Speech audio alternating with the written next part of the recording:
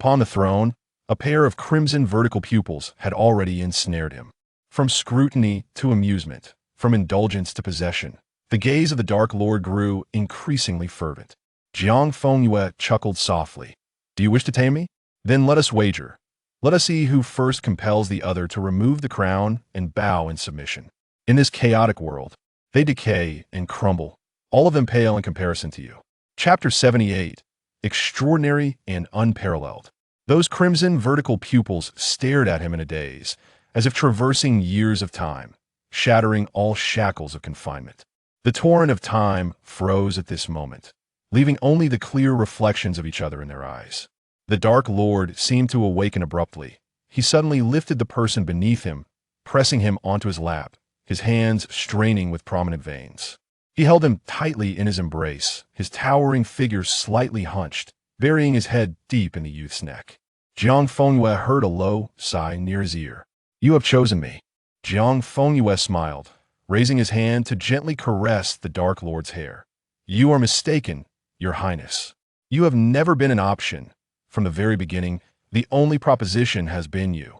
The arm restraining his waist tightened abruptly, and Jiang Fengyue let out a muffled groan. Pain surged at his neck as the Dark Lord bit down fiercely, with such intensity and madness. Only when he gasped in pain did the Dark Lord slowly release his grip, raising his head to lock his red gaze onto the one in his arms, a storm brewing that could drown a soul. Jiang Fengyue panted, his fingertips brushing against his eyelashes, suddenly realizing how astonishingly beautiful Voldemort's eyes were, akin to an endless expanse of a crimson sea. He curled his lips into a wicked smile, leaning in fiercely with a declaration of possession, biting down hard on Voldemort's pale neck, feeling the vibrant life force and the pulsating heartbeat beneath that cool skin. The Dark Lord indulgently allowed him to brand his mark. That crimson sea surged violently as the platinum-haired youth stirred up a tempest within. Only when a metallic taste filled his mouth did Jiang Fengyue gradually release his grip. Their gazes remained locked for an extended moment, each bearing deep, bloody bite marks on their necks, blood trailing down their pale skin, a hauntingly vivid hue. Voldemort suddenly declared, You shall kneel for nothing and no one ever again. He pronounced solemnly, I promise. He no longer needed the person before him to kneel in the cold corridor to plead, for at this moment, they stood at the center of each other's destinies, jointly choosing this path, irreversible and relentless until death. The Dark Lord leaned down, affectionately rubbing against his nose, his warm breath brushing against his lips. May I kiss you now? He whispered. As you wish. Voldemort commanded imperiously, sealing Jiang Fenyue's lips with a heavy kiss, the acrid scent of blood erupting violently between their mouths. The kiss from Voldemort was forceful and penetrating. He pried open Jiang Fenyue's teeth with relentless vigor, plunging deep within, driven by a greedy desire to seize every breath and response from the youth. Jiang Fengyue showed no signs of retreat. Instead, he advanced boldly, even more aggressively, voraciously entwining and consuming, claiming the flickering flame of the soul hidden beneath Voldemort's frigid exterior. It was only when Jiang Fengyue felt a tightness in his chest from a lack of air that he gradually withdrew his head, seeking a moment to breathe. Yet Voldemort, savoring the flavor, pursued him relentlessly, following with fervent intent. He abruptly lifted the young man entirely into his arms and strode towards the four-poster bed, supporting the boy's body with one hand while the other deftly pulled aside the drapery, gently tossing him onto the velvet sheets. Jiang Fengyue instinctively attempted to retreat, only to be yanked back by the grip on his ankle. Your Highness, he exclaimed in astonishment. Voldemort leisurely shed his outer robe, his long black hair swaying before his crimson gaze, causing Jiang Fenyue's eyes to involuntarily drift downward, trembling in shock. Oh, how utterly breathtaking. The tall figure slowly descended upon him, and Jiang Fengyue raised a foot to press against the man's shoulder in a futile attempt at resistance, only to have his slender calf firmly grasped by Voldemort. The silk sheets dipped slightly under their combined weight as the Dark Lord knelt upon the plush bedding, advancing slowly, his imposing form casting a shadow over the boy. Jiang Fengyue felt a searing warmth radiate from above, cascading downwards, brushing over his nose, flushing cheeks, and slightly parted lips. The drapery of the four-poster bed was tightly gripped by a hand, the fabric taut, producing a faint sound. His vision already blurred, Jiang Fengyue's unfocused gaze could only trace the shimmering crystal chandelier above, its cold brilliance dancing in his eyes, blurring into a mesmerizing sea of stars. Just as an involuntary whimper escaped the platinum-haired youth's throat, Voldemort abruptly halted all movements. The bewildered boy widened his eyes, gazing at the source of his oppression, his eyes glistening with unshed moisture, reflecting a yearning that shimmered like water. A sigh laden with anguish escaped Voldemort's throat as he extended a hand, gently covering those captivating eyes, his voice a deep, trembling murmur, laden with restraint. "Grow swiftly, my precious." Hissing, Jiang Fengyue bit down hard, tearing away the hand, lifting his gaze to the strikingly handsome man before him, greedily sweeping over the exposed skin of Voldemort's collar, the muscle contours faintly visible. Truly enchanting, utterly beguiling. He licked his slightly swollen lips, suddenly reaching up to caress Voldemort's Adam's apple, feeling it pulse beneath his palm, an invitation potent enough to ignite a saint and drive a dark lord to madness. "Since you've come in, I will likely be half dead. Then it would be a pity for you two. Remain outside for now."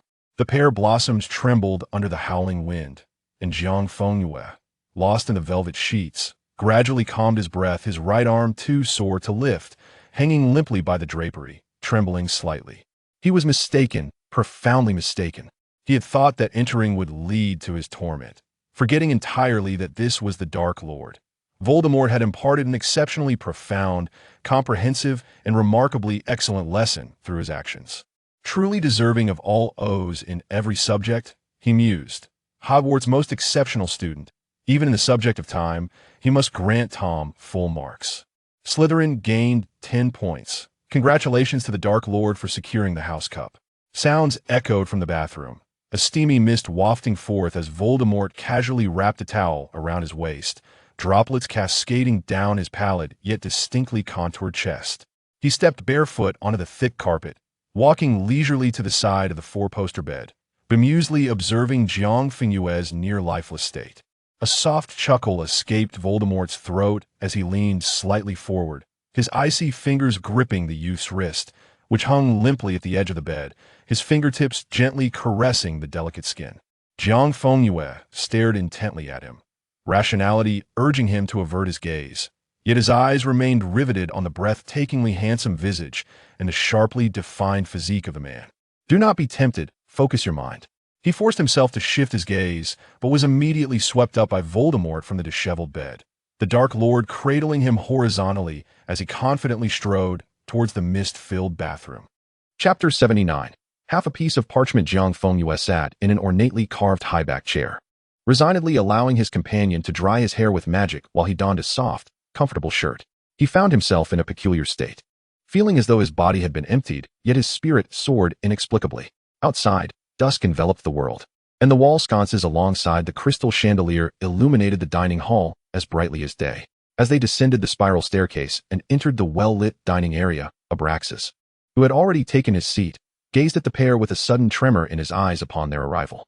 Jiang Fengyue, feeling guilty, sat down at the dining table, while the Dark Lord appeared oblivious, gracefully taking his place at the head of the table. Throughout the meal, Jiang Fengyue felt his father's gaze repeatedly grazing his neck, causing his hand, which held the silver knife and fork, to tremble slightly. Unable to resist, he glanced towards the Dark Lord, who was elegantly tilting his head back, sipping red wine, the smoothness of his pale, elongated neck glaringly apparent. Jiang Fengyue gritted his teeth in frustration. The cunning Dark Lord had healed only himself. He lowered his head in anger, listening to his father, who was usually so meticulous about etiquette. As the sharp sound of knife and fork glided across the plate while cutting the steak, wishing he could bury his face in the food. As the dinner neared its conclusion, Voldemort elegantly dabbed at the pristine corner of his mouth with a napkin, just as Abraxas cleared his throat, preparing to respectfully usher the beast back to its lair. But before he could speak, the Dark Lord's voice resonated with an undeniable authority, interrupting Abraxas. "Abraxas, deliver the original documents submitted by the Elder of the Fairies to Voldemort Manor." After speaking, Voldemort rose with composure, the hem of his black robe slicing through the air with an icy grace as he strode directly out of the dining hall, the heavy carved wooden door closing softly behind him. Abraxas slowly turned his head, his lips trembling slightly.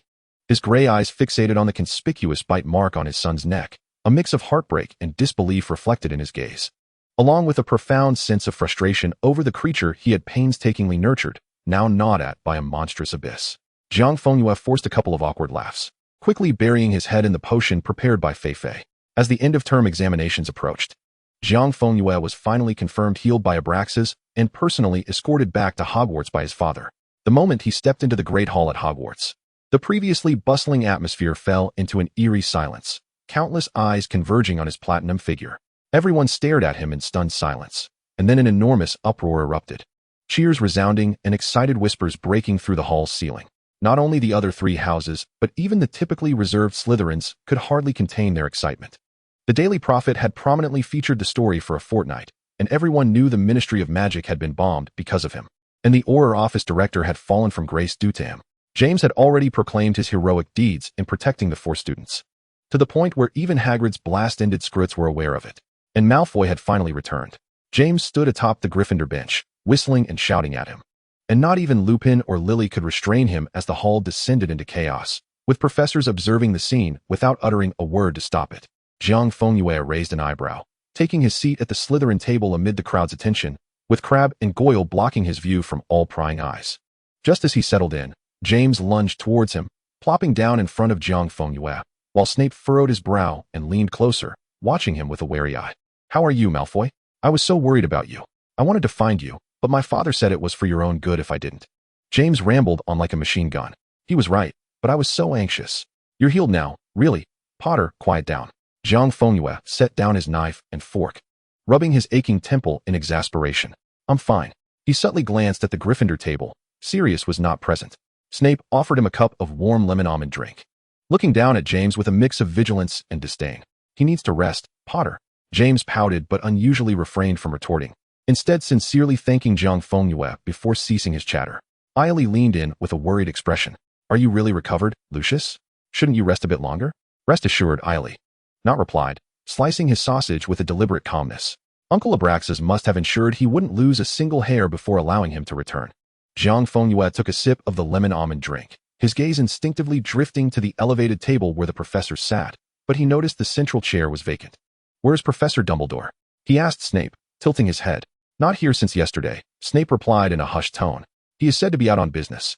Jiang Fengyue's fingertips lightly tapped the table as his eyes narrowed. He methodically cut the lamb chop, and the basilisk, sensing the aroma, crawled up onto the table, its mouth agape in anticipation of being fed. Deep within the Austrian Alps, at the pinnacle of a soaring black tower, young Barty sat on the ground, a Durmstrang robe beneath him, bent over a stone bed, furrowing his brow as he diligently wrote his ancient runes essay. Nearby, a tall figure leaned against the wall, silver hair stark against the dim light. "Incorrect," the man intoned, his eyes sweeping over the parchment with an undeniable authority.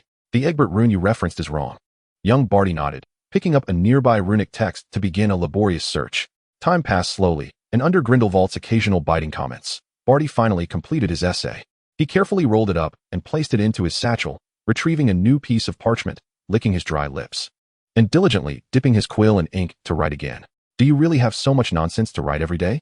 Grindelwald said impatiently. "How long has it been since your esteemed senior last replied to your letter? He must be in trouble." Young Barty exclaimed suddenly, a hint of panic in his voice.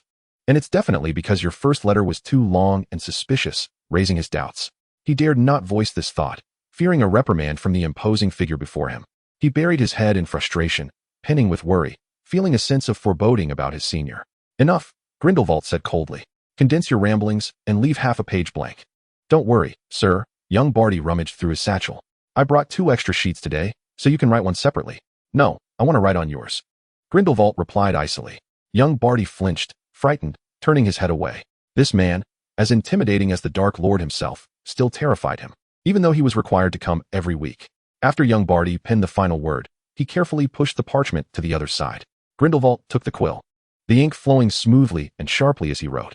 The only sound in the room was the scratching of the quill against the parchment until finally, Grindelwald placed the quill down after inscribing the last letter. Young Barty meticulously stored the letter in a pre-prepared envelope, just as he was about to seal it with wax. A sudden noise echoed from the doorway. The enormous stone door swung open unexpectedly, and Grindelwald snapped his head up, his blue eyes locking onto the figure at the entrance. Young Barty stared at the newcomer in shock, nearly dropping the seal in his hand. Professor Dumbledore. A figure clad in purple robes stood quietly at the entrance. As Dumbledore's cerulean eyes swept through the dense darkness of the room and rested finally upon young Barty, he did not cast a glance at the shadowy figure in the corner. Chapter 80, Roses and Straw. Dumbledore gazed gently at young Barty, reminiscent of the soft breeze of early spring, wafting through the frigid confines of this chilling prison cell. His gaze traversed the envelope in Barty's hand and the seal upon the ground, without uttering a word, yet making Barty feel as though he were being scorched beneath the sun's relentless rays. Mr. Crouch, Dumbledore's voice was calm and clear. I believe it is time for you to return to Durmstrang. This is not a place for you. Barty nodded vigorously, almost instinctively, casting a furtive glance at the man in the corner, before swiftly turning away, his voice tight and dry. Yes, Headmaster Dumbledore, I shall leave at once. He fumbled to stow the envelope and books into his bag, nearly tumbling as he rushed to the door. Dumbledore observed as Barty hurried past him and exited the cramped chamber, slowly turning, the hem of his purple robe brushing lightly against the frigid stone threshold. Just as he was about to step away, a low, hoarse voice emerged from the shadows, imbued with a sense of void, forgotten in the dust of time, yet piercingly clear to his ears. Albus. Dumbledore halted, but did not look back, nor did he respond. He remained facing away from the darkness, like a statue frozen in time. Grindelwald stirred in the shadows, the heavy clank of chains echoing in the stillness. It has been 33 years since we last met, he self-mockingly remarked, and after all this time, you cannot even spare me a glance? The room fell into a profound silence, and Dumbledore slowly turned, his azure eyes finally meeting that dark corner. Grindelwald leaned slightly forward, allowing the light to illuminate his face, his golden eyelashes shimmering. He gazed at Dumbledore, his eyes greedily tracing the familiar yet alien contours of a face marred by the passage of time. After a prolonged moment, he murmured, "You have grown thinner." Dumbledore remained silent. Yet Grindelwald chuckled softly, "You are still the same. You refuse to speak when angered. Despite the years that have passed, you remain obstinate." "Gellert." Dumbledore finally spoke. "What is it that you wish to say?" Grindelwald raised his hand, amidst the clinking of chains, and tapped the stone bed. "Sit with me, and let us converse for a while, shall we, Albus?" "Just for a moment. I must take my leave," Dumbledore replied coldly. "Albus." Grindelwald suddenly raised his voice, then softened it. "I am here to confess." Dumbledore's intention to depart abruptly faltered as he beheld the dark wizard who had once turned Europe upside down, now leaning back against the cold stone wall, his gaze seemingly penetrating the low stone ceiling to a distant place that existed only in memory. "Albus, I have hated you for 33 years. Grindelwald's voice drifted like a dream, yet I often recall the first time I met you. In that moment, the frigid prison cell atop the Alps, perpetually enveloped in biting winds, seemed to transport them back to the sun-drenched rose fields of Godric's Hollow during summer. You were 18. Grindelwald smiled, his blue eyes narrowing slightly, while I was but 16. Do you still take afternoon naps? He suddenly inquired, his laughter brief and fragmented. Back then, you would lie in the straw, curled up in my arms, asleep. Gellert. Dumbledore interrupted sharply. We both bear irredeemable sins. He turned away, no longer gazing at the figure shackled by chains, resolutely facing the exit, determined to leave. Just as he was about to step out of the stone chamber, Grindelwald's voice rang out. Is there anyone out there who loves you, Dumbledore? Dumbledore did not pause, nor did he look back. The stone door slammed shut, leaving behind a silence enveloped in darkness. After what felt like an eternity, the sound of chains dragging across the cold stone floor echoed once more in the darkness. As Grindelwald hunched over, inching his way across the ground, ultimately finding the parchment and the solitary quill that young Barty had left behind. The hands that had once clasped the deathly hallows and the blood pact trembled slightly, the quill hovering above the parchment, its tip spiraling downwards. Is there anyone, apart from me, who loves you, Dumbledore? The snow of the Alps, laden with frost, clung to the spires of Nurmengard, enduring without respite. Meanwhile, in the distant Scottish Highlands, Hogwarts Castle basked under the starlit glow of a summer night. The final examination week was a veritable purgatory, the library transformed into a sanctuary for students. Parchment piled high as mountains, the flickering firelight in the common room casting shadows of those who burned the midnight oil. Jiang Fengyue traversed the various examination halls, most subjects coming easily to him, save for divination, where he once again endured the nausea of foreseeing his dismal future for an O. When the last exam bell tolled, an overwhelming sense of exhaustion and relief swept through Hogwarts, yet the final thread of unresolved tension remained with the coveted house cup. Amidst the cacophony of the farewell banquet, Headmaster Dumbledore rose, his blue eyes behind half-moon spectacles sweeping over the 4 long tables. Under the eager stares of all present, Dumbledore's resonant voice declared, "The House Cup goes to Slytherin." No sooner had the words left his lips than the Slytherin table erupted in exuberant cheers. A volcanic eruption of jubilation marking their 3rd consecutive victory, as countless silver-green serpent-like streamers and twinkling stars cascaded from the ceiling. Jiang Fengyue found himself engulfed in this fervent sea of silver and green, a lazy yet joyous smile gracing his lips, his eyes narrowed in reflection of the falling streamers. He lifted his gaze, only to meet Dumbledore's warm glance, the blue eyes gently winking at him.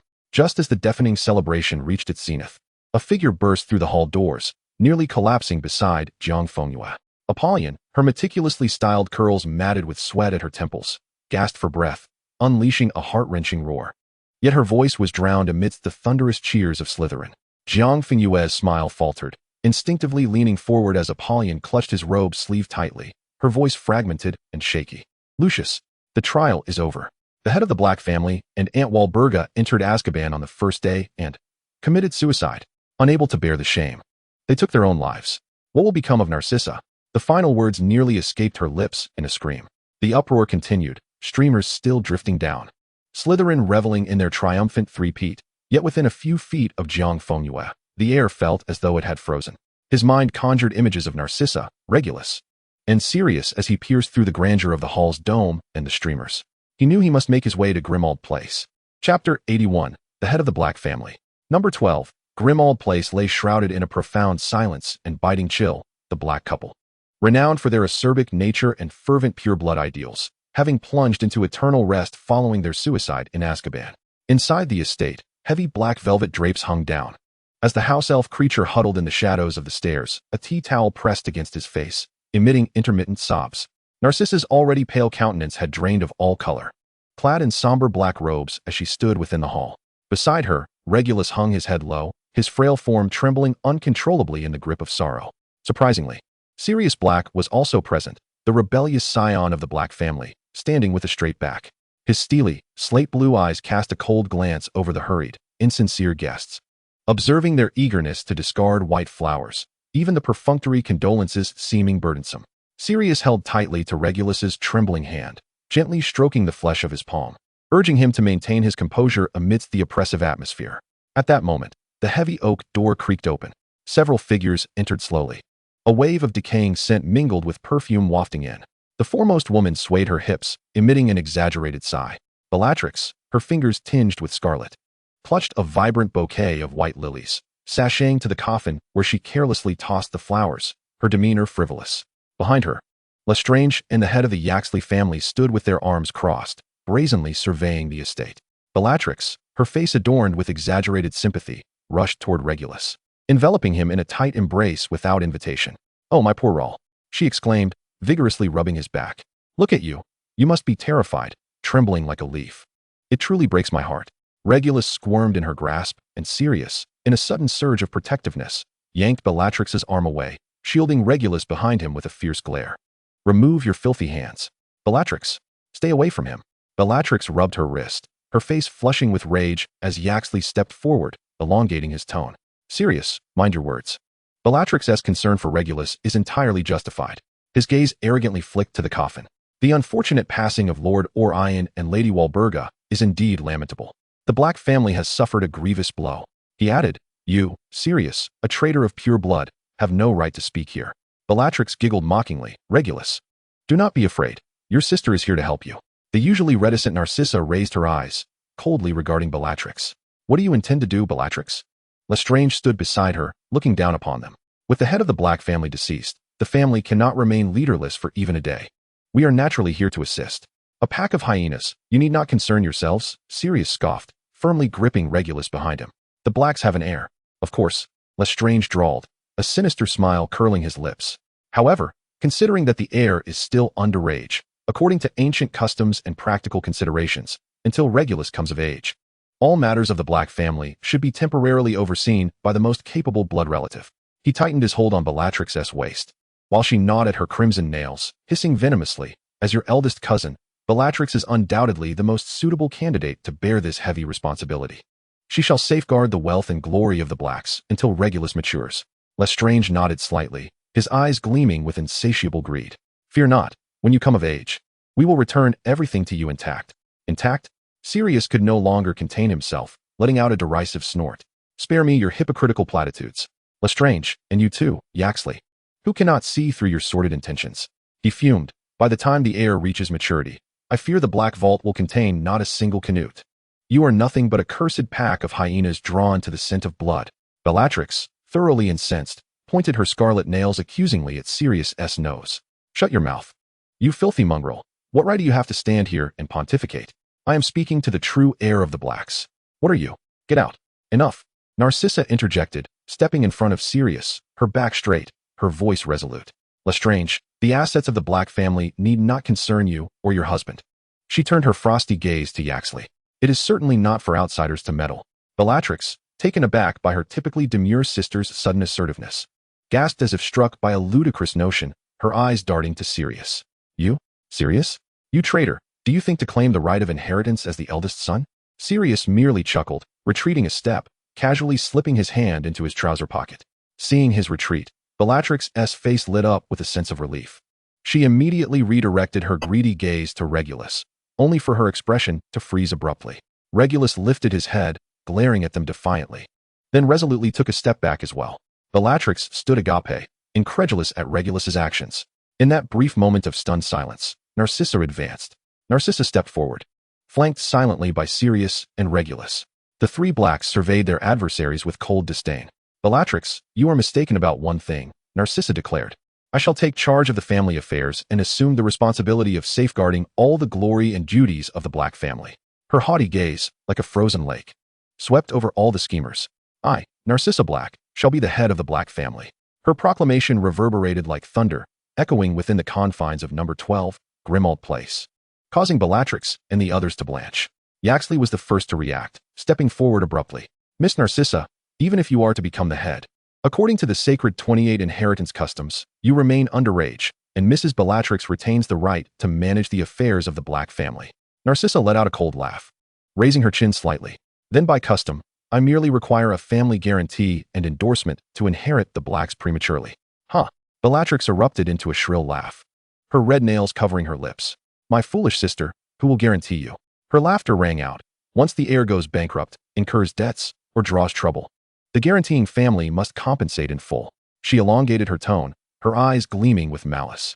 Furthermore, should anything occur, the blood contract magic will backfire on the guarantor. Who could you possibly find? The esteemed Miss Narcissa has no shortage of supporters willing to step forward for her. A voice suddenly broke through the thick air from a distance. Everyone turned abruptly, astonished at the sight of several figures standing silently at the open oak door. Avery adjusted the white flower pin to his chest and flicked his meticulously styled waves, scoffing. Who do you look down upon, Bellatrix? Not sighed, leisurely smoothing the creases of his cuffs. This time, my father will truly break my legs. Crabbe patted his stomach, grumbling. I didn't even get to eat lunch. Goyle clapped him on the shoulder. Malfoy said he'd cover the bill today. We can indulge in a feast later. Under the astonished gaze of the room, the four stepped forward, heads held high, performing an elegant salute in unison. Heir of the Shafik family, at your service. Heir of the Crabbe family, at your service. Heir of the Knot family, at your service. Heir of the Goyle family, at your service. The room fell into an eerie silence, Bellatrix's disdain frozen on her face, quickly replaced by a more furious rage as she stepped forward, her voice sharp enough to pierce eardrums. You little brats, what right do you have to guarantee for her? Better go back to your father's study and cry. Such words are for you to say once you sit in the head's seat. They certainly have the right. A sudden voice pierced the air, drawing the attention of all present. A spark of brilliance ignited in Sirius's eyes, while Regulus abruptly lifted his gaze. Narcissa's taut lips finally relaxed, blooming into a confident smile. Amidst the scrutiny of the assembly, behind the four heirs, a platinum figure ascended the steps with an air of tranquility. Severus Snape silently trailed beside him, his dark robes billowing without a breeze. Jiang Fengyue stood resolutely at the grand oak door, with 5 individuals like steadfast rocks behind him. His gaze swept over the furious Bellatrix, along with the wary faces of Lestrange and Yaxley, and a slight smile graced Jiang Fengyue's lips.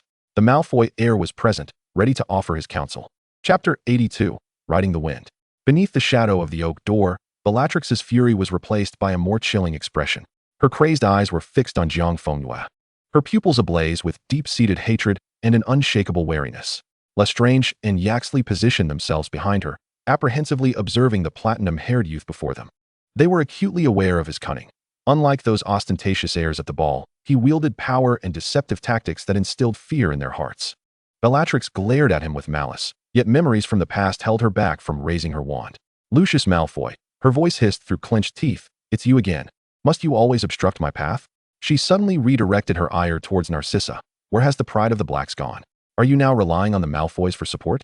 Her disdainful glance brushed over Jiang Fengyue, her eyes revealing raw jealousy and hostility, though her tone remained defiant. "Little Malfoy, your reach exceeds your grasp. Do you truly believe you can protect this blonde girl? The weight of the Black family is too great for her to bear. You are endangering her." Bellatrix's words, laced with twisted concern, urged Narcissa to relinquish her delusions and recognize reality, for her own good, rather than standing foolishly here to ultimately shatter into pieces. "Bellatrix," Jiang Fengyue observed her from above, "your words hold no weight against a true witch and head of the family." Lestrange stepped forward slightly, emitting a sticky chuckle. "Bellatrix, one cannot say that. I see our dear Narcissa is quite clever," he leered, surveying Narcissa with a lingering gaze. "Look at her, she's climbed to a high branch. The Malfoy heir is making a significant sacrifice for her. It's truly a tale of deep affection, a hero rescuing a damsel." His revolting laughter echoed, his gaze shifting between Jiang Fengyue and Narcissa with insidious familiarity, his tone dripping with distasteful insinuations. "It seems the Malfoys are nearing a fortunate turn, the future misses. Malfoy has already made her entrance, has she not?" Bellatrix snorted coldly, shooting him a venomous glare but remaining silent. Narcissa's complexion turned ashen, icy fury igniting in her eyes as she fixed her gaze on Lestrange's loathsome face. Regulus trembled with rage, and Sirius stepped forward, fists clenched, roaring, "Shut up, Lestrange." Yet, more powerful than Sirius's outburst was another cold voice. "Enough. Bellatrix, is this how you indulge your kin, defaming your own sister?" Jiang Fengyue slowly turned his head, the terrifying aura radiating from him, silencing Lestrange's laughter. "Rodolphus Lestrange," he intoned, his voice low yet resonant. "Who gave you the audacity to tarnish the reputation of the head of the Black family?" Stepping forward, his robes billowed ominously. "I vouch for the Black family because I recognize the inherent value and strength within Narcissa. Her power does not reside in whom she may marry, but in her unwavering spirit amidst the lurking wolves and tigers, and her resolve to shoulder her family's responsibilities." He declared fiercely, "Narcissa Black does not need to cling to anyone. She stands here today as the head of the Black family, defending her lineage, not as a mere commodity to be bartered." Lestrange fell silent, intimidated, while Yaxley stiffly forced a smile. "We meant no disrespect towards Miss Narcissa. Merely envy for her ability to rely on you, for having taken an enviable shortcut. And so what? Who dares claim that anyone in this world stands alone?" Jiang Fengyue scoffed. "Yaxley, did you not choose long ago to kneel at the feet of the Dark Lord, becoming a sycophantic dog?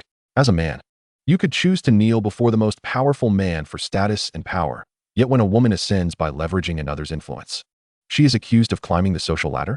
To shun available paths and refuse to rely on others is sheer folly." Jiang Fengyue expressed disdainfully. "Soaring to power. Why should it matter whether one is a man or a woman? Riding the winds to the heavens, everything in this world can be utilized for my gain. Why should that be a problem?" The hall fell into a profound silence. Yaxley's face flushed crimson, his hand trembling in anger as he pointed at Jiang Fengyue. Unable to utter a word, Lestrange tightly sealed his lips, Jiang Fengyue's words tearing through their shared veil of hypocrisy. Sirius, watching Jiang Fengyue boldly espouse such a philosophy of utilitarianism, couldn't help but whistle in admiration. Regulus's eyes sparkled, while Narcissa closed her eyes, swallowing the bitterness that threatened to surface. When she reopened them, she met the equally astonished gaze of Ephemera, both recognizing the roaring ambition ignited within each other. Crabbe and Goyle instinctively sought to applaud, only to be restrained by Nott, who understood that clapping in this moment would utterly undermine the gravitas of the occasion. Bellatrix's face contorted in extreme rage and humiliation. Jiang Fengyue's utter humiliation of her and her husband had shattered her self-esteem, obliterating the superiority she relied upon to exist. Her controlling tendencies as the elder sister and her greed were all torn apart and trampled beneath foot. The fury and suppressed resentment compelled her to seek a power capable of utterly crushing her adversary, and a fervent, almost pathological delight flickered across her face. "Enough!" Bellatrix erupted in a hysterical scream. "What does your grandiose rhetoric matter? I am here to ensure that the power of the Blacks does not fall into the hands of the worthless." I am here to assist the master in reclaiming what rightfully belongs to him. Everything belonging to the Black family shall return to the master's control." She let out a sharp, mocking laugh, brimming with a frenzied pride. "Are you obstructing the master by meddling in Black affairs? Everything you have done today, I will report in full to the master. I will let him know how the Malfoy heir, whom he held in high regard, has betrayed his expectations." She extended a trembling finger, pointing directly at Jiang Fengyue. Leaning slightly forward, Bellatrix continued in a voice laced with a sickly familiarity. "Only the most loyal servants prioritize their master's interests. Lucius, the master will only trust and rely on me more, while you—" Her face flushed with excitement. As if she had already envisioned Jiang Fengyue being ruthlessly punished, what expression will the master wear upon hearing this news? Before the last triumphant note of Bellatrix's voice could fade, a torrent of chilling magical energy erupted, centered around Jiang Fengyue. The expensive Persian carpet beneath him disintegrated into countless black particles, and the massive oak door creaked ominously, sending Severus, closest to him, reeling back in shock. Chapter 83, Dissownment. Jiang Fengyue slowly lifted his head, his voice resonating with a sickly ferocity, with each word dripping with menace. "Bellatrix, what do you believe yourself to be?" A chilling calmness emanated from his visage. "Do you presume yourself worthy to speak of him in that nauseating tone? Do you dare to fantasize about using him to threaten me? Very well, go ahead, relay every word to him. Spare not a syllable of what I have accomplished today." The magical aura surrounding Jiang Fengyue coalesced into a palpable black mist, his gray eyes fixated on Bella with an intense gaze, his voice barely above a whisper. "Bella, should I ever again catch you regarding him with that repulsive look, or uttering his name in that disgustingly vile tone, I shall ensure your demise." A ghastly smile crept across his face. "I will surely kill you." The entire hall fell into an oppressive silence, and Narcissa instinctively tightened her grip on her skirt. Sensing the foreboding implication of his words, she involuntarily glanced at Apollyon, who mirrored her own shock.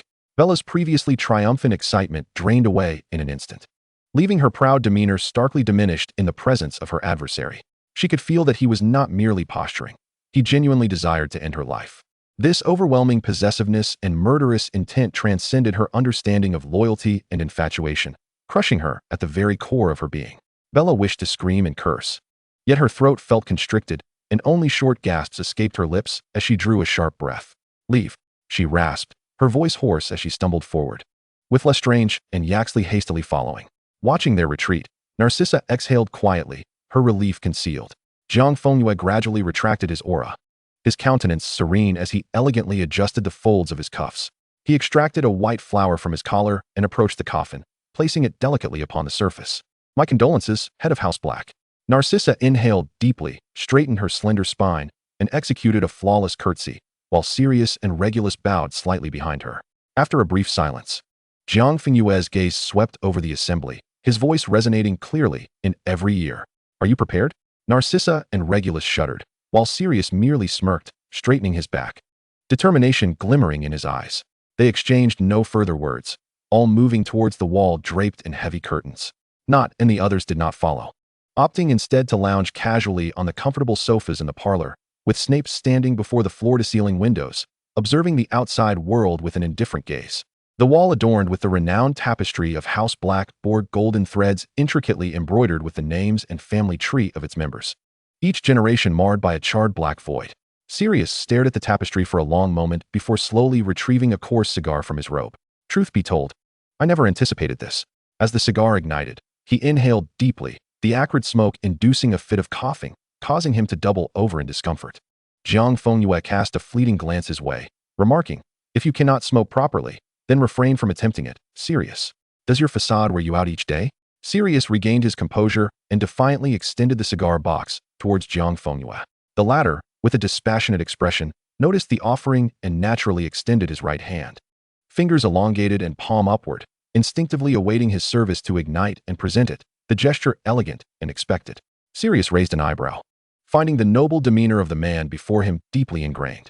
However, he refrained from comment, merely letting out a scoff as he withdrew a fresh cigar and placed it firmly in Jiang Fengyue's hand. Jiang Fengyue accepted it with poise, bringing it to his lips, slightly tilting his head. Sirius, with his own lit cigar clenched between his teeth, leaned closer, the orange-red tip of his cigar aligning perfectly with the end of Jiang Fengyue's, the flame dancing and merging between them. Jiang Fengyue took a shallow puff, the grayish-white smoke escaping from his thin lips in wisps. Narcissa stood quietly beside him, and Sirius offered her a cigar as well. The elegant lady accepted it, her crimson lips enveloping the rough end. Regulus leaned in, only to be met with a glare from Sirius, who concealed the cigar box within his robe. The four of them gazed intently at the heavy family tapestry, and Narcissa exhaled a plume of smoke, stepping forward slightly. "Wait, sissy." Sirius's voice broke the silence, disturbingly calm. All eyes turned towards him. But Sirius did not meet anyone's gaze. His focus remained locked on his own name. "Allow me, sissy."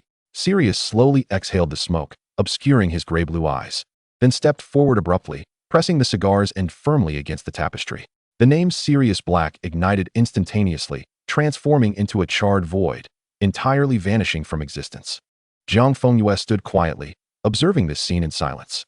Narcissa flicked the ash from her fingers, her red lips parting, to the blacks. Sirius stared at the blackened hole, his voice hoarse, to the blacks. Regulus lingered between them, murmuring, to the blacks, forever pure. Tomorrow, Narcissa will publish the announcement in the Daily Prophet, removing Sirius's name from the family.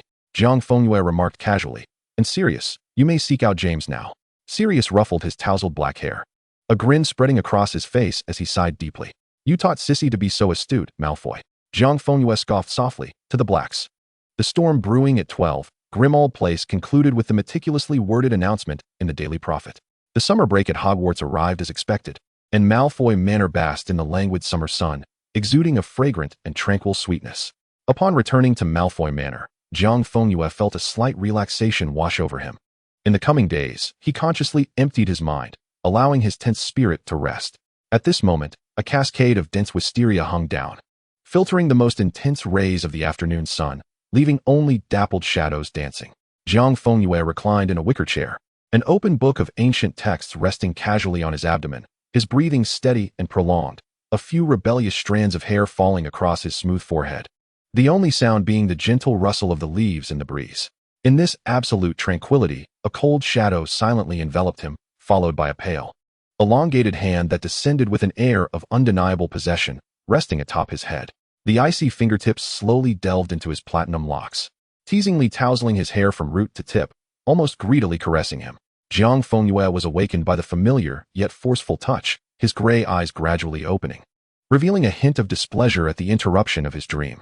He remained still, merely tilting his face slightly to nuzzle against the hand that was playing in his hair. "Awakened, are you?" Voldemort's deep voice resonated, his handsome features betraying a hint of obsessive undercurrents, as his bony fingers trailed down, pressing heavily against Jiang Fengyue's earlobe in a punishing manner. Jiang Fengyue pressed his face fully into the cool palm. "My lord, what brings you here?" Voldemort casually leaned against the armrest of the lounge chair, trapping him beneath the shade of the wisteria, his fingertips playfully sinking into his waist. The crimson slits of his eyes narrowed dangerously. "Here to see my little moon, who, for others, disregards everything?" Chapter 84. The King Speaks No Falsities. The unique sweet scent of the wisteria mingled with the stone carvings in the corners of the courtyard, the long cascades of blossoms forming a natural curtain, enveloping the corners of the courtyard in a tranquil intimacy. The man's fingertips remained entwined with a strand of platinum hair, gently tugging at it, imbued with the intimacy and playful banter of lovers.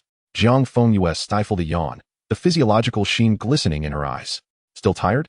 The Dark Lord leaned closer, his chilling breath nearly caressing the shell of Jiang Fengyue's ear. "Sleeping so soundly. It seems you had quite the revelry at the Black household. Did Bellatrix speak of you?" Jiang Fengyue casually remarked, relishing the contact of his inherently cold hand. "Ah." Voldemort's tone dripped with unabashed disdain and a hint of amusement at the mention of that name. "She wailed in my ear, frantically lamenting how you threatened to kill that little Black." His voice suddenly dropped, gripping Jiang Fengyue's chin, piercing into her depthless, blood-red eyes that now surged with a perilous possessiveness. "Standing so defiantly against me?" The corners of Jiang Fengyue's lips curled slightly, her gray eyes shimmering. "Did you punish her?" "Your Highness? I taught her to be quiet," the Dark Lord replied nonchalantly. Voldemort closed the distance between them again, his fingers trailing slowly along the pulsing vein at Jiang Fengyue's neck, tightening in a slow yet menacing manner. "Tell me, did you truly pay a price for someone else?" The pressure at her neck intensified, yet Jiang Fengyue remained unfazed. "Wrongly accused. I was merely sharpening your blade, Your Highness. Moreover, what price could there be?" Jiang Fengyue chuckled lightly, eloquently referencing the sacred 28 inheritance regulations. "But ultimately, isn't the power of life and death within your grasp?"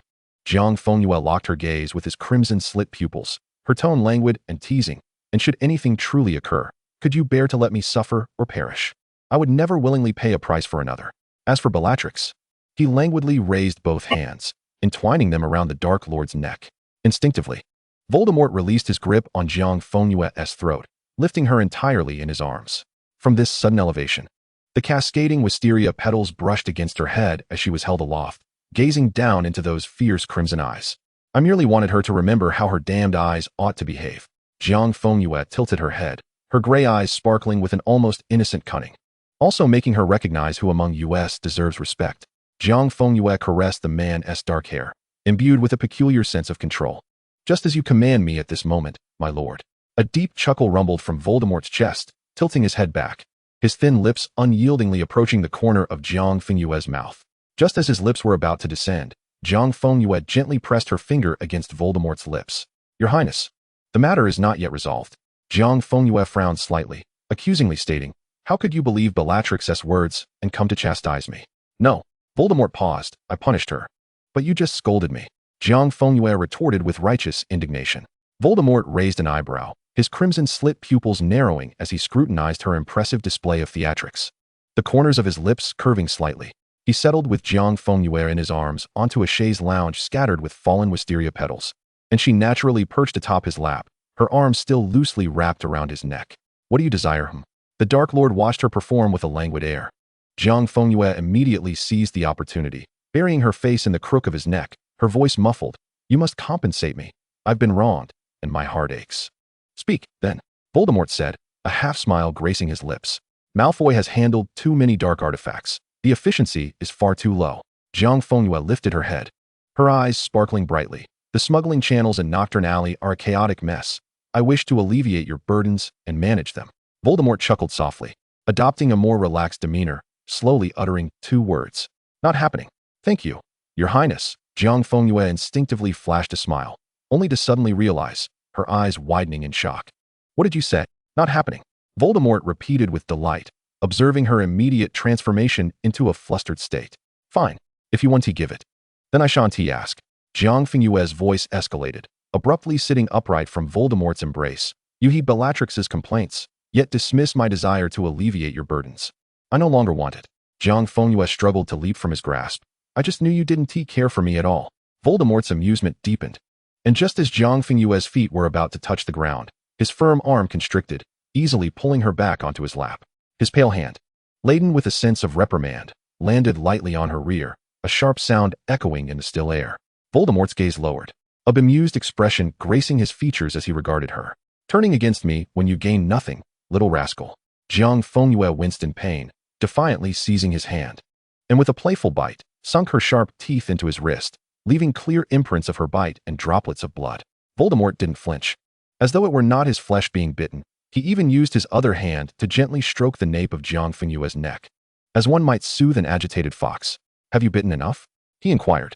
Jiang Fengyue released her bite, observing the bloodied imprints without a trace of remorse, her hands gripping his shoulders as her upper body swayed recklessly in his embrace. Give it to me, Your Highness, please, I want it. Otherwise, I will create a ruckus. Such unruliness. Voldemort's wounds healed instantly, and he playfully flicked her nose. Spoiled and proud, why are you such a little miser? Jiang Fengyue lifted her chin defiantly and retorted. Then will you give it to me? Voldemort tightened his hold around her waist, nonchalantly stating, the smuggling channels in Nocturne Alley are now under your control. Should there be any obstacles, feel free to seek me out. He affectionately pinched her cheek. Jiang Fengyue's triumphant smile blossomed as she leaned in to peck the corner of his lips. You are the best, Your Highness. A chuckle rumbled from Voldemort's throat as he caught her lip, gently nibbling and teasing. I had originally intended to present you with another gift, but since you desire Nocturne Alley, that will suffice. Jiang Fengyue's eyes widened abruptly, her gray irises sparkling, her tongue pushing against his lips, breathlessly interjecting, Your Highness? How can one prepare a gift only to retract it? I want that too. I wouldn't mind having an extra. Voldemort chuckled deeply, teasingly remarking, greedy little child. Wanting everything? You once promised to give me everything. Jiang Fengyue pressed her face against his crimson-slit pupils, feeling his lashes flutter against her lips. You do not jest. A deep, unreserved laugh poured from Voldemort, devoid of anger, instead filled with a sense of complete satisfaction and a twisted, almost pathological admiration. His crimson eyes churned with an unfathomable depth. reflecting the most intense possessiveness and the most distorted affection for the cunning, clever little fox before him. This was his proud, spoiled child. Voldemort suddenly pressed against the sensitive base of her spine, watching as she let out a muffled moan, her body softening. Just as the air was pierced by a sudden explosion. Chapter 85, Time Difference.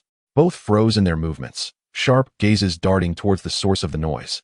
Discovering Fei kneeling on the ground, trembling uncontrollably, her ears pressed tightly against the floor, daring not to glance at the two on the chaise. The little master seeks you. Jiang Fengyue's daze dissipated, gesturing for her to leave, assuring her she would be there shortly, lest she faint from the Dark Lord's pent-up desires. Your Highness, I must go. My father is calling me. Jiang Fengyue quickly pecked his tightly pressed lips, lest they be discovered. The Dark Lord raised an eyebrow, his raven locks swaying in front of his indistinct crimson gaze. I did not call for you. Jiang Fengyue was utterly taken aback by his audacity. Gazing at the man beneath her, whose chiseled features resembled a sculpted masterpiece, and the unrestrained allure evident in his scarlet pupils prompted her to whistle playfully. Wow, truly deserving of that adage. Any man can become a father. Jiang Fengyue's tongue grazed her full lower lip, her fingers tracing the muscular contours of his chest, feeling the thrilling power concealed beneath his garments. Yet, only a seductive man could truly embody the role of daddy. The Dark Lord's Adam's apple bobbed violently, pale veins protruding as he seized the nape of her neck, compelling her to lower her head, their breaths intertwining. Let Abraxas wait. Jiang Fengyue felt a jolt from the sensations radiating from beneath her, instinctively yearning to flee from his lap, yet she found herself firmly ensnared by his grip. Your Highness, considering my father's unwavering dedication to you over the years. Jiang Fengyue's voice softened, awkwardly suggesting. You surely wouldn't want your servant to witness this scene and be driven to St. Mungo's, would you? Voldemort's gaze remained locked on her face. Whether Abraxas would be provoked to enter St. Mungo's was of no concern to him, but he would never allow anyone to treat his little moonlight so carelessly. Voldemort retracted his hand with restraint, gripping the armrest tightly as he observed the serene smile that graced her lips, watching her depart like the wind. Her platinum locks swirling in the air, lilac petals trailing behind her. As he beheld her vanish from sight, the air still lingered with the unique warmth of youth. He lifted the hand that had gripped Jiang Fengyue's nape, his pale fingers absent-mindedly twisting. His striking features appeared even more shadowy beneath the floral shadows. One day, he would reclaim what was rightfully his, with interest. In the next moment, the figure on the chaise lounge abruptly vanished, leaving only a few lilac petals, swirling gently as they descended onto the empty seat. The leaden gray sky loomed low, heavily pressing upon the vast, desolate expanse, where decay and silence reigned supreme. The withered grass presented a morbid yellow hue, sprawling across the parched, cracked earth. Amidst this forsaken land, two figures strolled leisurely across the wasteland. Jiang Fengyue pulled her hood down, calmly surveying the terrain, her peripheral vision glancing at the man beside her. Voldemort's hood hung low, nearly obscuring his entire face, revealing only a sharply defined jawline, as the cold wind seemed to fearfully veer away from him, the edges of his robe remaining still. When Voldemort had declared he would bestow upon him a second gift, he brought him here, glancing around this evidently Muggle territory with a slight frown. At the edge of the wasteland stood a dilapidated structure at the swamp's edge, more decrepit than anticipated, its low walls having long collapsed into scattered stone heaps. Voldemort's stride showed no sign of hesitation as he bypassed the filthy front door, and Jiang Fengyue froze upon noticing the mark upon it. Suddenly, he realized where this place was. Following in Voldemort's footsteps, he entered the house, where the dust and the pungent smell of mildew were nearly suffocating. Voldemort stood in the center of the hall, exuding an aura of chilling authority even amidst the ruin. Where is this, Your Highness? Jiang Fengyue inquired softly. The last echo of Slytherin bloodline. Jiang Fengyue fell silent, moving behind him, watching as Voldemort stood with his hands clasped behind his back, his voice clear and icy. The Gaunt family, descendants of Slytherin, my grandfather Marvolo, has trampled Slytherin's legacy into the mire. Are you the last of Slytherin's descendants? Jiang Fengyue asked. Voldemort slowly turned his head, a cold, humorless smile gracing his lips. Indeed, the purest and noblest bloodline remains solely within me. Did you grow up here? Jiang Fengyue stepped closer, studying the man's visage. No. Voldemort's voice was devoid of emotion, as if all of this was irrelevant to him. London, a Muggle orphanage. Hunger was a frequent visitor, as were beatings and confinement. He paused, unconsciously feeling for the wand within his robe, his tone remaining nonchalant. Those Muggles feared my power, just as they feared anything they could not comprehend. There, I learned one thing. The essence of power is not to beg, but to seize. Voldemort's recounting was delivered with casual indifference, Yet Jiang Fengyue was taken aback.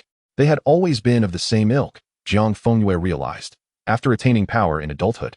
He seldom reflected on the haunting hunger and isolating fear of his youth. He discerned the metaphor hidden beneath Voldemort's casual demeanor. It was not a complaint, but a stark, understated reality. A wave of indescribable bitterness gripped him. Jiang Fengyue surveyed the dust-laden hall, yet it felt as if he transcended time. Witnessing a boy struggling for survival amidst coldness and malice, alone, licking his wounds, his gaze having already been tempered into ice. "Your Highness," he suddenly called out. Voldemort slightly tilted his head, his eyelids lowering, his eyes resembling the depths of the ocean. Jiang Fengyue extended his arm, yearning for an embrace. Voldemort hesitated momentarily, then swiftly enveloped him in his arms, his low voice resonating in Jiang Fengyue's ear, accompanied by a sigh tinged with resignation, an inescapable possessiveness and affection entwined. "So relying on me, what would you do without me?" Jiang Fengyue nestled within his voluminous black robe, quietly listening to the steadiness of his heartbeat. Tom Riddle had long since transformed those past experiences, burning away the humiliation and pain, ascending to the throne of power. Jiang Fengyue too had emerged from the mire, surveying the world from atop a pile of bones, and this shared experience allowed him to comprehend Voldemort's past, to understand his blood-soaked childhood. A feeling of discomfort began to stir within him, a burgeoning sympathy for the Dark Lord, this formidable arm he had aspired to climb. Beneath the elegance and authority lay an obsession as dark as madness. Yet, everything has its latency. Those wounds that once bled his youthful soul had long since scabbed and fallen away throughout the years. This represented the most significant temporal disparity between them, yet also the closest proximity. Jiang Fengyue could not grasp this sensation, just as he could not understand that love is born from a profound compassion stemming from admiration. Chapter 86. The Ring. The moonlight was dim, filtering through the sagging dome. Amidst the ruins of dust, the Dark Lord tightly encircled the platinum figure in his embrace. Jiang Fengyue looked up at Voldemort, yet his gray eyes remained cast down. "Your Highness, why have we come here?" Voldemort brushed his fingers across the top of Jiang Fengyue's hair. A powerful magical force surged forth like an invisible tide, instantly enveloping the entire structure. Dust swirled in the air, yet could not penetrate the space around them. In but a moment, Voldemort lifted his lashes. A silent surge of magical energy precisely shattered the protective enchantment he had cast. A dusty small box floated steadily into his outstretched palm. Jiang Fengyue lowered his gaze, quietly observing the scene, knowing well what lay within. Voldemort began to chant an exceedingly obscure incantation, dark red magical threads piercing the curse runes on the box with precision.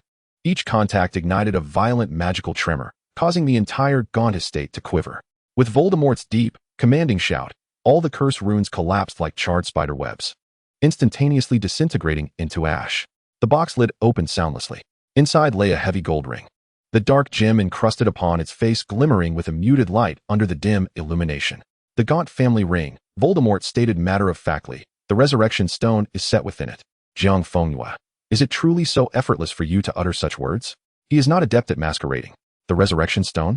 Jiang Fengyue endeavored to feign astonishment. "The resurrection stone from the Deathly Hallows?" Voldemort offered no reply, merely taking his time to produce the ring. Raising his hand, Jiang Fengyue swallowed hard, obediently lifting his left hand, where the Malfoy heir's ring gleamed subtly on his middle finger.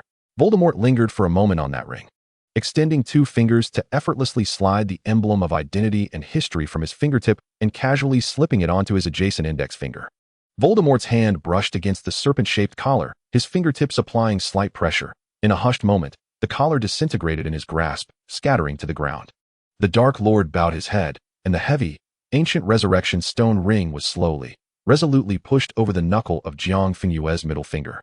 The Dark Lord himself crushed the collar that symbolized bondage, adorning him with the ring. He did not immediately release his grasp. His fingertips softly caressed the tender flesh of Jiang Fengyue's palm, his crimson gaze fathomless. "From this moment forth, death shall not dare to separate you from my side." Jiang Fengyue's gaze lingered on the ring for a prolonged period, his eyelashes casting shadows that obscured his expression. After a moment, he lifted his head to meet the Dark Lord's proximity. "My lord, why bestow this upon me?" A slight curve graced his lips. "Do you not wish to keep it for yourself?" "I require no stone to grant me opportunity," Voldemort replied coolly. "My power is sufficient to conquer death itself." He cradled the youth's cheek, his nose affectionately brushing against Jiang Fengyue's, their breaths intertwining in an intimate embrace. "No matter where you venture, even into the deepest abysses of death, your soul shall return to my side." Jiang Fengyue's breath hitched, his heart quaking at the ominous implications veiled within such tender words. He acutely sensed Voldemort's chilling possessiveness and control within his words, transcending any physical restraint. The ring bestowed by the Dark Lord was a more resolute shackle. It signified that not only did he belong to him in life, but even the allegiance of his soul was irrevocably marked. Through life and death, Voldemort would never relinquish his hold. Yet, Jiang Fengyue lightly closed his eyes, surrendering to the Dark Lord's overwhelming presence, being kissed, stirred, and inexorably entwined. Suddenly, thunder rumbled ominously in the distance, and the vast expanse of the wasteland was swept by a fierce gale, yet only this ruin stood unwavering amid the tempest. So you were saying, the Dark Lord has granted you the entire Nocturne Alley smuggling network? Apri's scream reverberated through the study, her typically striking visage contorted in sheer disbelief. Jiang Fengyue was lost in contemplation of the ring on his middle finger, responding nonchalantly. The room fell utterly silent, all gazes fixated intently upon Jiang Fengyue. The smuggling network of Nocturne Alley, while seemingly innocuous, was far from just a mere backstreet business. It coursed as the lifeblood through the shadows of the wizarding world, serving as the nexus of all taboos within the British magical community.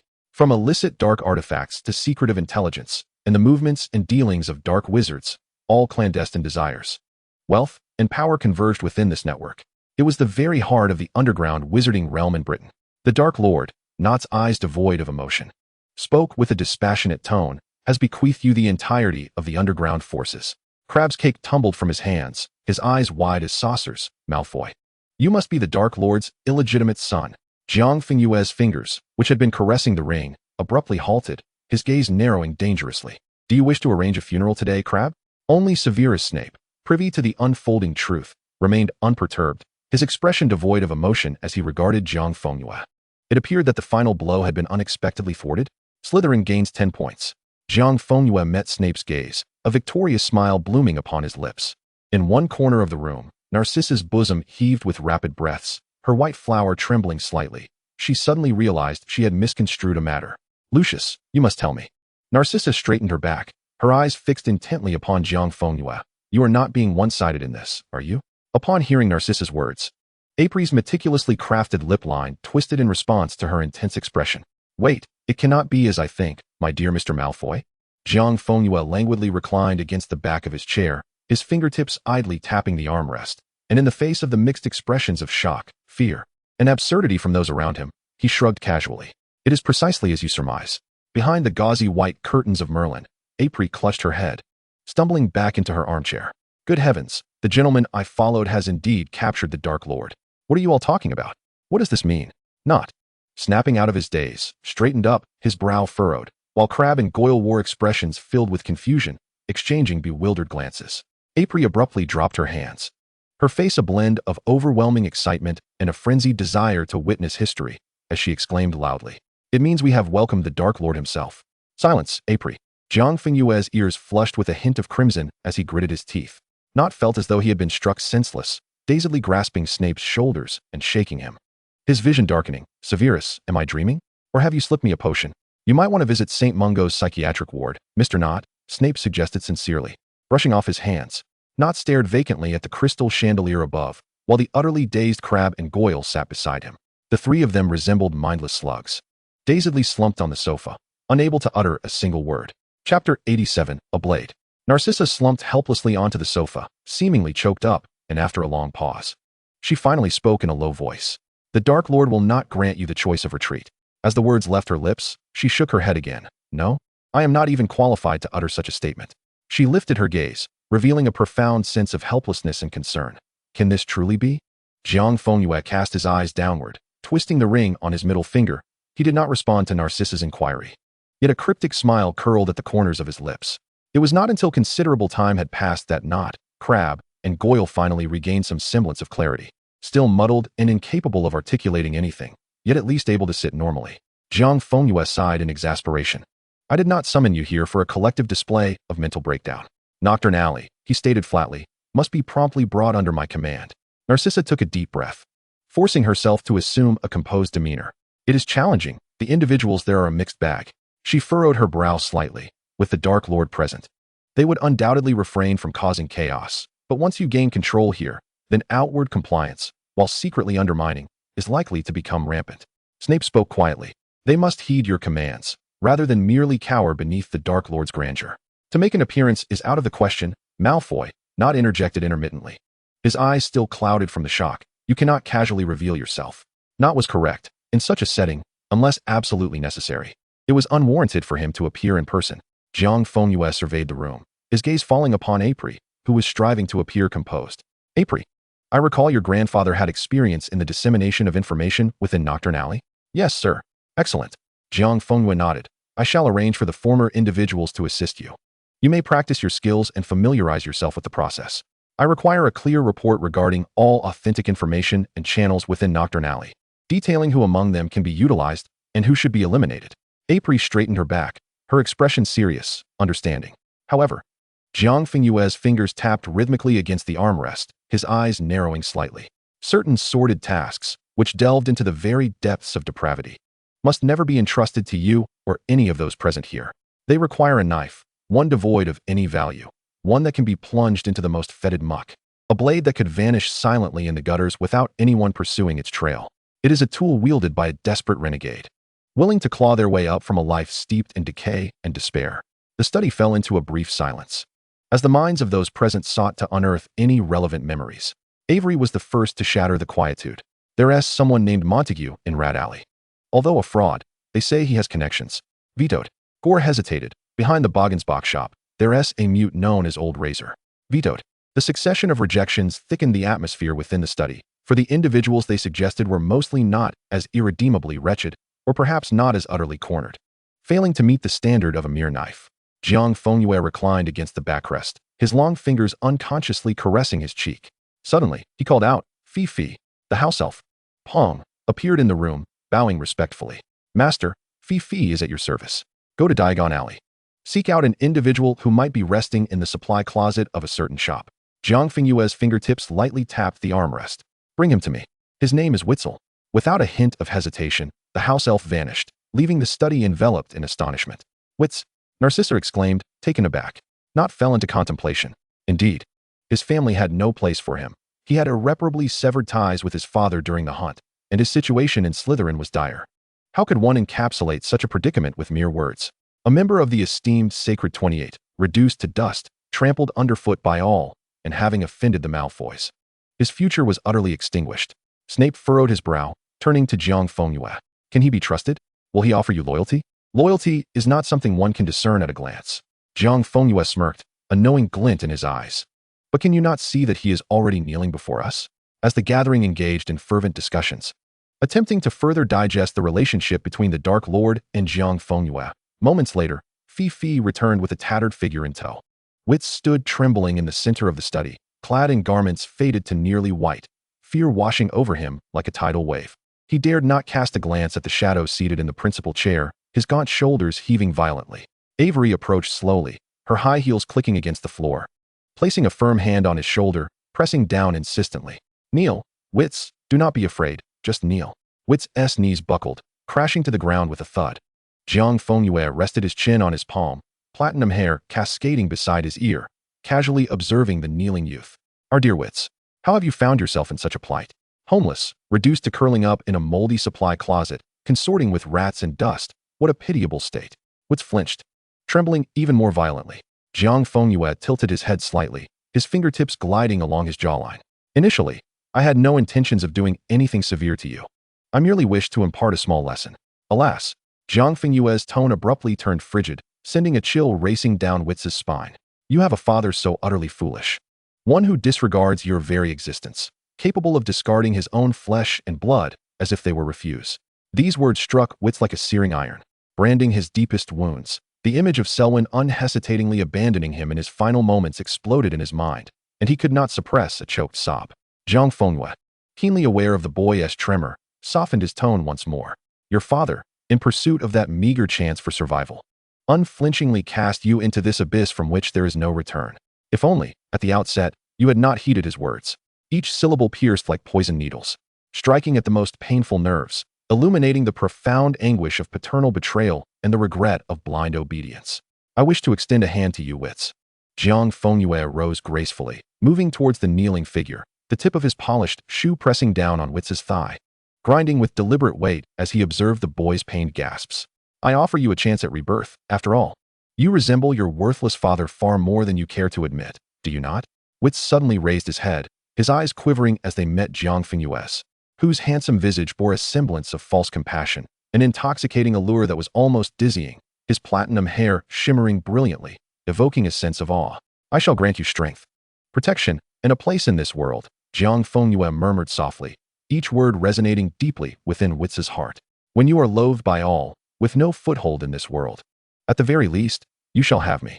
These words shone like a singular beacon in the encroaching darkness, causing Wits's cracked lips to tremble violently as he rasped. What must I give in return? Jiang Fengyue's lips curled into a slow smile, akin to a deity surveying a wayward supplicant, his gray eyes unfathomably deep. Become my dog. Wits's entire being quaked, trembling like a leaf caught in a tempest, curling into himself in the center of the room. Jiang Fengyue strode back with measured poise, the veneer of false tenderness vanishing entirely. He slightly tilted his body, his icy gray gaze looking down upon the pitiful heap. You are nothing but useless, insufferable refuse. Does a place still exist for you in this world? Jiang Fengyue paused, his voice softening once more. Like a serpent coiling around its prey. It is not what you must sacrifice, but rather an opportunity you have to finally be imbued with worth. That is to become my dog. Wits's mind went utterly blank. The despair of being forsaken by the world and the agony of sinking to the depths overwhelmed him, leaving him breathless. He lifted his gaze to meet the figure radiating potent charm and lethal allure before him. He was the very embodiment of the abyss, yet also the sole lifeline within reach. The instinct for survival and the warped yearning for redemption eclipsed all else. With a shattered whimper, Wits crawled inch by inch towards Jiang Fengyue. I am willing. I am willing. Jiang Fengyue, his expression impassive, lowered his gaze without a ripple of emotion. From this day forth, who are you? Wits's forehead struck the ground fervently, his entire body curling into the dust, offering a devout bow. I am Mr. Malfoy's dog. Chapter 88, The Wedding. On that vast, boundless expanse of emerald grass, the wedding ceremony was solemnly conducted.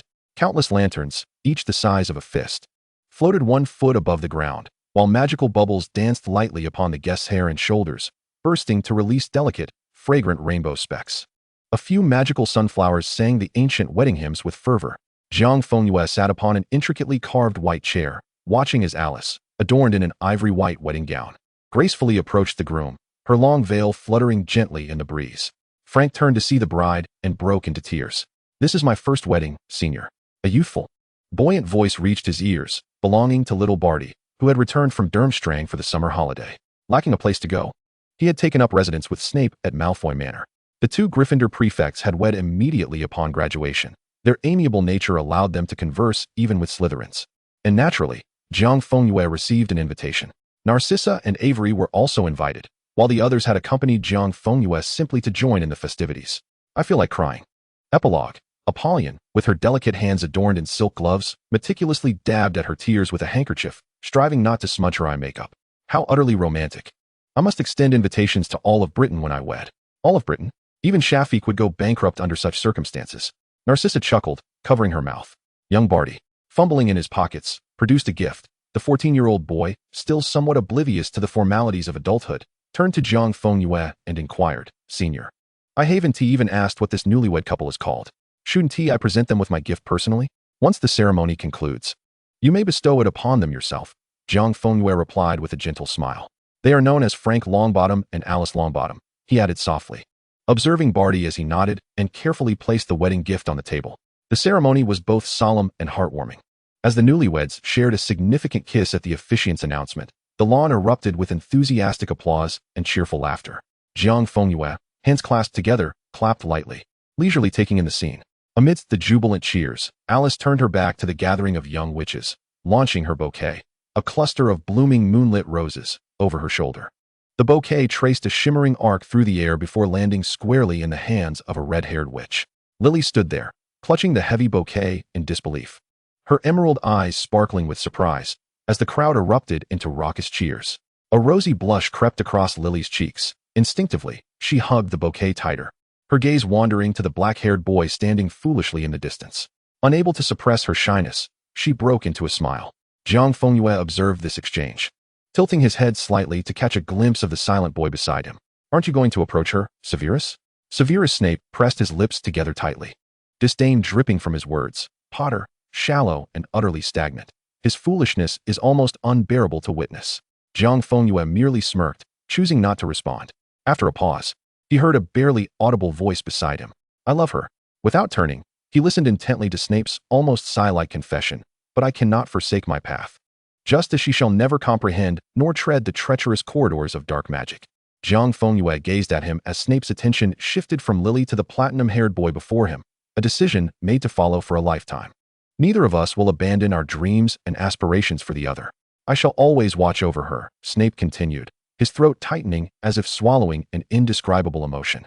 To witness her basking in happiness under the sun, Jiang Fengyue paused, tilting his head. How do you know you love her? How do you discern this as love? Perhaps it was Snape's voice, soft as a whisper, that resonated within him. If one day her life were in peril, I would protect it at any cost. Jiang Fengyue pondered. Even at the cost of your own life? Snape fell silent, closing his eyes ever so slightly after a prolonged moment. Jiang Fengyue's gaze drifted to the horizon, where the sun blazed with endless light and warmth, squinting against its brilliance. Ah, so this is love, he mused calmly. It appears he does not love Voldemort, nor will Voldemort ever love him. How fair. Midway through the wedding, Alice, brimming with excitement, retrieved a camera, beckoning everyone to gather for a photograph. Barty was eagerly pulled along by Apollyon, while Narcissa and Snape remained seated, observing the scene with a relaxed demeanor. Jiang Fengyue retained his posture, his elbow resting on the chair's back, reclining comfortably as he observed the unfolding tableau from a detached perspective. Many guests hailed from the four houses, alumni and current students, from Slytherin and Gryffindor alike. Shyly, Barty, hand in hand with Apollyon, presented his gift to Alice, prompting a hearty laugh from Frank as he playfully ruffled Barty's hair. Amidst the clamor, Sirius, clad in a suit, strolled leisurely to Jiang Fengyue's side. Squatting next to him with an air of nonchalance, his arms draped over his knees, resembling a great canine. Why don't you go, Malfoy? Jiang Fengyue replied without even lifting his eyelids. And what of you? Isn't this the perfect occasion for your overzealous self to frolic? Sirius chuckled, rummaging through his pockets only to discover he had forgotten to bring cigarettes, exhaling a dramatic sigh, as if it were the greatest misfortune. Frank has been pursuing Alice for quite some time. He remarked, you may not know, but during that train ride, we were singing. Frank had already noticed, deliberately delaying until everyone had gathered to summon the prefects. Jiang Fengyue raised an eyebrow, slightly taken aback.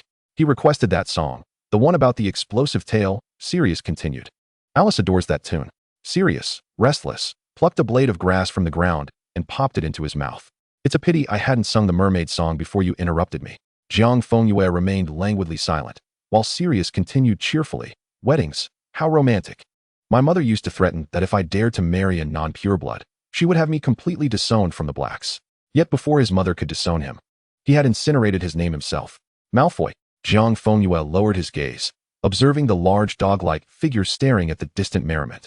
A hollow melancholy reflecting in his slate-blue eyes for the first time. I no longer have a mother, Malfoy. Not anymore. Jiang Fengyue remained silent, reaching out to gently stroke the dark dog's fur. Is it Lucius Malfoy? A bright, testing voice interjected from beside them. Both turned to find a red-haired woman, accompanied by two young boys, watching them curiously. Molly? Sirius sprang to his feet, his face breaking into his usual roguish grin, and without hesitation, he scooped the two boys under his arms, exclaiming, Hey, Bill. Charlie. Long time no see. Giggling, the boys wriggled under Sirius's embrace. Long time no see, Sirius. Jiang Fengyue stood gracefully, only to see Molly approaching him, her expression brimming with excitement. He instinctively tried to sidestep, but her movements were remarkably swift. Before he knew it, he was enveloped in a warm embrace. Lucius, I must thank you. You saved Fabian, and our entire family is grateful. Molly trembled with excitement as she released Jiang Fengyue, her tears soaking her freckled face, with several drops even landing on his expensive attire. Thank you, truly, thank you. If it weren't for you. She struggled to continue, nearly overcome with emotion. The Pruitt family, the Weasley family, will forever owe you an immense debt. Jiang Fengyue's body stiffened, his expression quickly morphing into a perfectly measured smile. Mrs. Weasley, please, calm yourself. He gently patted her trembling shoulders. Your gratitude is excessive. His words were drowned out by Molly's louder sobs, her hands gripping him tightly as he glanced helplessly towards Narcissa, who merely covered her mouth, stifling laughter. Pretending not to notice, the two young boys clambered down from Sirius, racing to Jiang Fengyue's side, each clutching one of Molly's legs, pulling with all their might until they finally rescued him from her embrace. Jiang Fengyue, somewhat disheveled, extricated himself from that embrace. Before he could catch his breath, two small boys stood upright, their rosy faces beaming as they uniformly called out to him, "Thank you, Brother Lucius." Jiang Fengyue managed to muster a grin reminiscent of a ghoul, swearing that this was undoubtedly a phrase taught to them repeatedly by Molly at home. He had never felt so mortified. After he and young Sirius endeavored to placate the woman before them, Molly finally relented and even attempted to invite him to her humble abode. It was only when Jiang Fengyue agreed to visit at a later time that she leaned in and whispered softly, "Dumbledore sends his regards, Lucius." Jiang Fengyue lowered his gaze, meticulously adjusting non-existent creases in his sleeves. The morning light at Malfoy Manor streamed through the towering window frames, casting dappled shadows on the opulent corridor floor. He reclined languidly on a deep purple sofa, barefoot and curled up, his platinum hair cascading casually over his chest as he idly perused the catalog of dark magical artifacts delivered from Nocturne Alley. Snape was absorbed in his notes, while young Barty diligently penned his potions essay, occasionally directing a question or two towards Snape. Jiang Fengyue lifted a fine china teacup to his lips, his gray eyes drifting from the catalog to the meticulously trimmed rose garden outside, his right hand unconsciously rotating the ring on his left hand, over and over, the band grazing against his knuckles, imparting a peculiar sensation. At that moment, the black gemstone on the ring suddenly flickered and erupted without warning, striking directly at his soul core. Jiang Fengyue emitted a muffled groan, the color draining from his face, and the china teacup slipped from his grasp, shattering upon the carpet. In the next instant, he toppled from the single armchair to the floor. Young Master, Fifi, who had been standing respectfully, let out a heart-wrenching scream, her small body bursting forth with astonishing speed towards the fallen Jiang Fengyue. Snape and young Barty practically leaped from their seats, rushing to his side as screams and sobs filled the air, plunging the study into complete chaos. Meanwhile, Jiang Fengyue felt no sensation of falling, nor could he hear any screams. It was as if he had plummeted from a great height into an endless expanse of dense fog. The mist so thick it was suffocating, with a frigid marble floor beneath him, devoid of visible boundaries or walls. He warily scanned his surroundings, confronted only by a haunting emptiness of pure white. Just as he attempted to step forward to explore, the fog parted silently like the curtains of a stage. "Are you Mr. Malfoy?" a gentle voice inquired, prompting Jiang Fengyue to turn and behold a figure whose pupils constricted to pinpricks. The speaker donned a violet robe adorned with celestial motifs, his long silver beard flowing and half-moon spectacles perched upon his nose. Those blue eyes, sparkling with wisdom, regarded him with evident surprise. Jiang Fengyue squinted slightly, stepping forward. "Professor Dumbledore?" He surveyed the thick, white beard. "You appear to have aged considerably. It truly is you." Dumbledore replied, a warm smile gracing his features, tinged with astonishment. "You differ slightly from the Lucius the First once knew." Jiang Fengyue refrained from engaging, his gray eyes like ice boring into Dumbledore. "Where am I?" "Dumbledore, did you bring me here?" "Young man, it would be prudent to exercise some courtesy." A voice suddenly echoed from behind Dumbledore, causing Jiang Fengyue's pupils to constrict sharply. The newcomer was tall, exuding an air of defiance, his golden hair strikingly vibrant even in this void. He approached Dumbledore's side, his scrutinizing gaze falling heavily upon Jiang Fengyue. Such presence, such appearance. "Gellert Grindelwald?" Jiang Fengyue raised his chin slightly, maintaining an icy composure as he delivered a sardonic quip. "I believe this is not Nurmengard."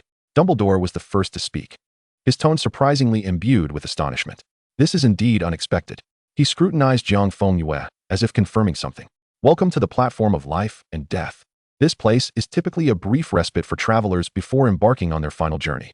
As his words hung in the air, the fog dissipated, revealing the platform beneath them, with tracks materializing and a deep crimson steam engine train quietly stationed at the platform, unmistakably resembling Platform 9 3/4.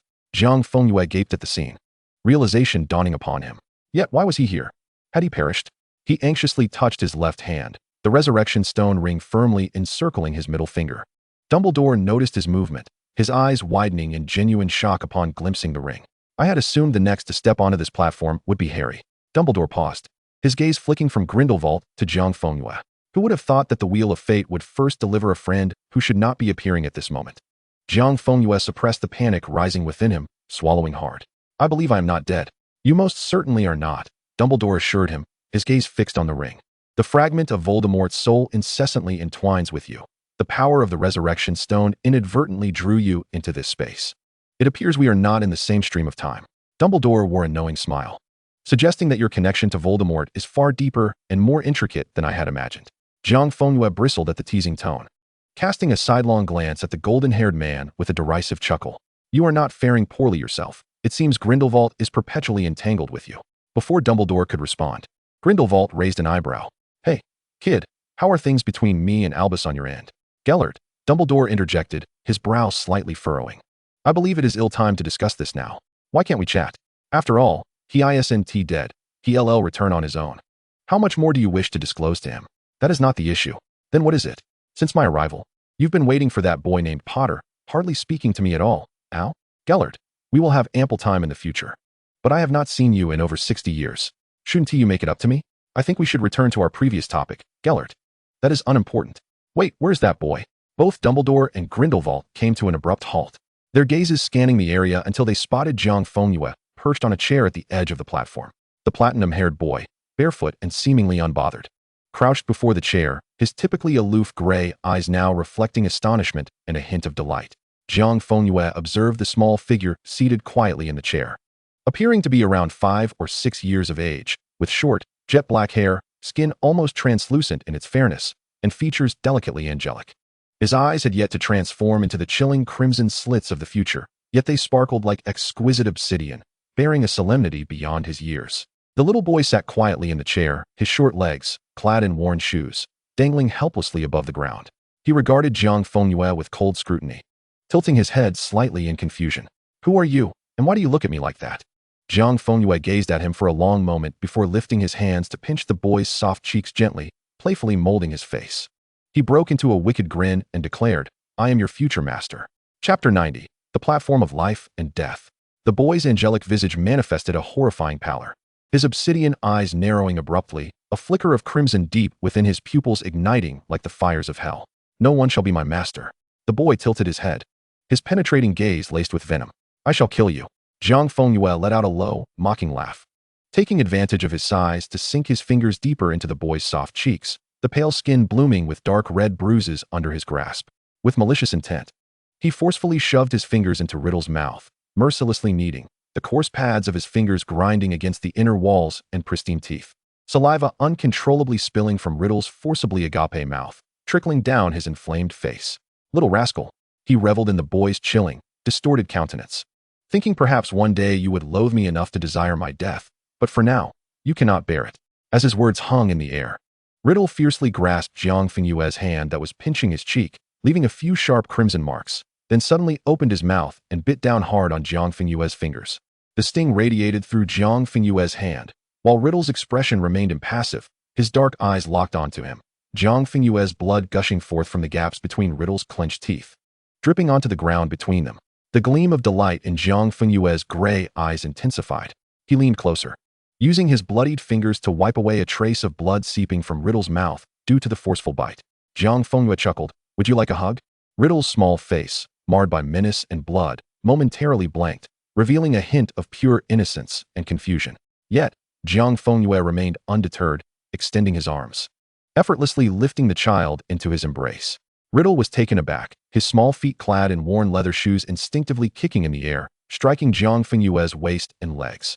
In the next moment, Jiang Fengyue raised his arms high, lifting the diminutive Dark Lord above his head.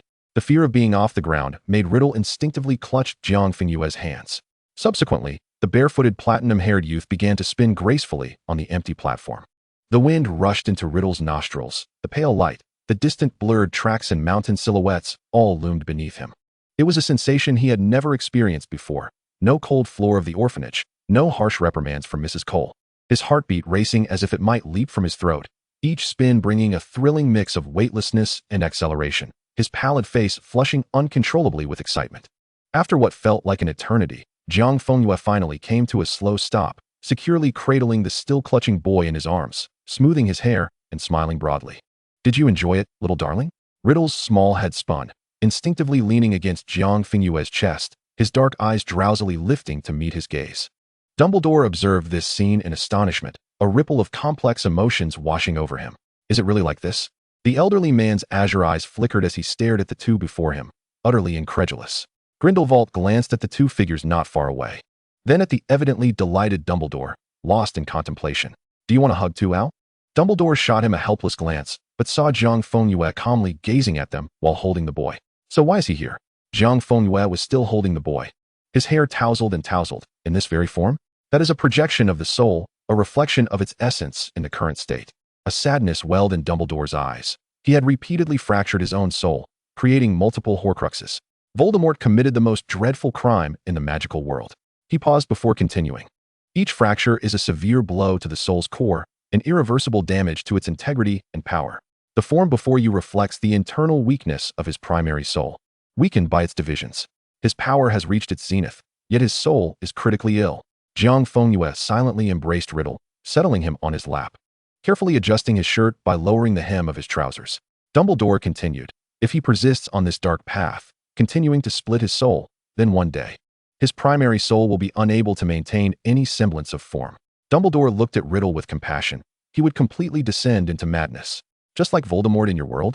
Jiang Fengyue inquired, recalling the moment Harry encountered Voldemort's soul during the final battle, that tiny, trembling life beneath the chair, as fragile as an infant. Dumbledore silently nodded. Jiang Fengyue gazed down at the boy in his arms, Riddle looking up at him, confusion fading only to be replaced by a renewed malice. Jiang Fengyue pinched the soft flesh of his belly, and the boy's face instantly flushed crimson, slapping Jiang Fengyue's hand away vehemently. He chuckled, his gaze drifting to the cold iron tracks extending into the endless fog beyond the platform. The train bound for death stood at the dock. A youthful Riddle sitting alone on a bench, awaiting the fate known to all. I do not wish for him to board, Jiang Fengyue murmured. I want to take him away. Dumbledore paused, then understood, gesturing towards the tracks outside. Those tracks, each fork represents a possibility. But whether the tracks can shift depends on whether the train is willing to change course. Voldemort refused to turn. He never chose love, nor would he ever repent. Jiang Fengyue scoffed, a rebellious fire igniting in his gray eyes. Who cares? I decide. At this declaration, not only Dumbledore, but even Grindelwald looked at him in astonishment. The youth's untamed demeanor elicited a flicker of admiration in Grindelwald's eyes for the first time. Jiang Fengyue abruptly turned his gaze to Grindelwald. Grindelwald, I recall you possess the gift of prophecy. Help me see his fate. He lifted Riddle's small hands and shook them at the blonde wizard. Grindelwald crossed his arms, a cold sneer on his lips. Boy, why should I help you? Jiang Fengyue remained unfazed, tousling Riddle's puffy cheeks, shoving his fingers into the boy's mouth for him to gnaw on. I have a bit of a connection with you from my world. He attempted to send a message to Dumbledore through me. He chuckled maliciously. If you agree, I won't burn his letter. It'll all go to Dumbledore. What does it matter to me? Grindelwald scoffed, his fingers unconsciously rubbing the fabric of his clothing, hesitating for a moment, and under Jiang Fengyue's determined gaze. He irritably closed his eyes, squeezing out a few words through gritted teeth. Just this once. His vision began to blur, drifting into the chaotic river of time. Moments later, he jerked back to reality, his icy blue gaze sweeping over the two, his words resolute. He will die? Chapter 91, Growing Up. The words pierced through the deathly silence of the platform. Dumbledore stood with his hands clasped behind his back, slowly closing his eyes, sealing away the tumult of compassion and understanding. He was all too aware of the weight of prophecy, especially when it came from Grindelwald's lips. Jiang Fengyue quietly watched him, unconsciously tightening his arms, as if he wished to merge the boy in his embrace into his very being. Nonsense, Jiang Fengyue whispered. This coarse denial instantly drew everyone's gaze toward him. Riddle's reaction was particularly intense, even though he did not fully grasp the implications. The deep-rooted fear had already seized his small heart, and his cheeks, previously flushed from being pinched and having fingers stuffed into his mouth, drained of color. Turning as pale as paper, he seized Jiang Fengyue's collar with fervor, akin to a young beast biting down on his finger. His obsidian eyes locked onto the platinum figure before him. Death. Will I die? I refuse. The sharp cry shattered the platform's silence, his youthful voice brimming with the most fervent resistance against extinction. All eyes turned towards him, and Jiang Fengyue pressed his hand against the back of his head, guiding his trembling little head onto his shoulder. Do you not wish to live, my dear? Jiang Fengyue inquired softly. Riddle struggled violently from his grasp. Gazing intently into his eyes, a mixture of despair and defiance etched upon his face. I don't want to die. I refuse. Jiang Fengyue regarded him quietly. Very well. Then you shall not perish. The seemingly casual declaration bore the weight of 1,000 burdens. Dumbledore suddenly opened his eyes wider, instinctively looking towards Grindelwald, whose fingers, crossed over his arms, tightened unconsciously, as if he had heard the most absurd yet irrefutable proclamation in existence. Riddle was utterly stunned, his frantic breaths caught in his throat, desperate tears clinging to his lashes. He stared at the person before him, the one he had encountered for the very first time amidst countless rivers of time. The only one. Silence enveloped them. The cold iron tracks stretched into the mist, the silhouette of the death train blurred in the distance. In the midst of their frozen gazes, Jiang Fengyue lowered his head, his warm lips pressing a mark upon Riddle's forehead. You will not die? To the best of my abilities, Jiang Fengyue asserted heavily. I promise. This audacious statement echoed on the platform of life and death. Yet it bore a strange quality that rendered it beyond ridicule. Dumbledore stepped forward, his brow furrowed. You wish to alter fate? Child. Those who attempt to forcibly twist another's destiny must inevitably pay a price beyond imagination. Moreover, he sighed.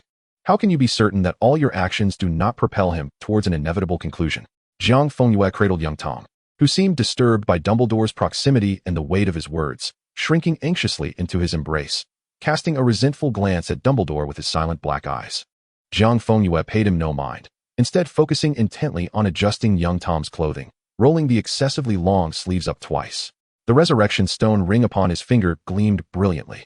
Grindelwald could not help but steal glances, his words laced with fervent regret. Why did you not appear while I lived? How did you come to be here? Grindelwald questioned. Jiang Fengyue replied nonchalantly. He granted me passage.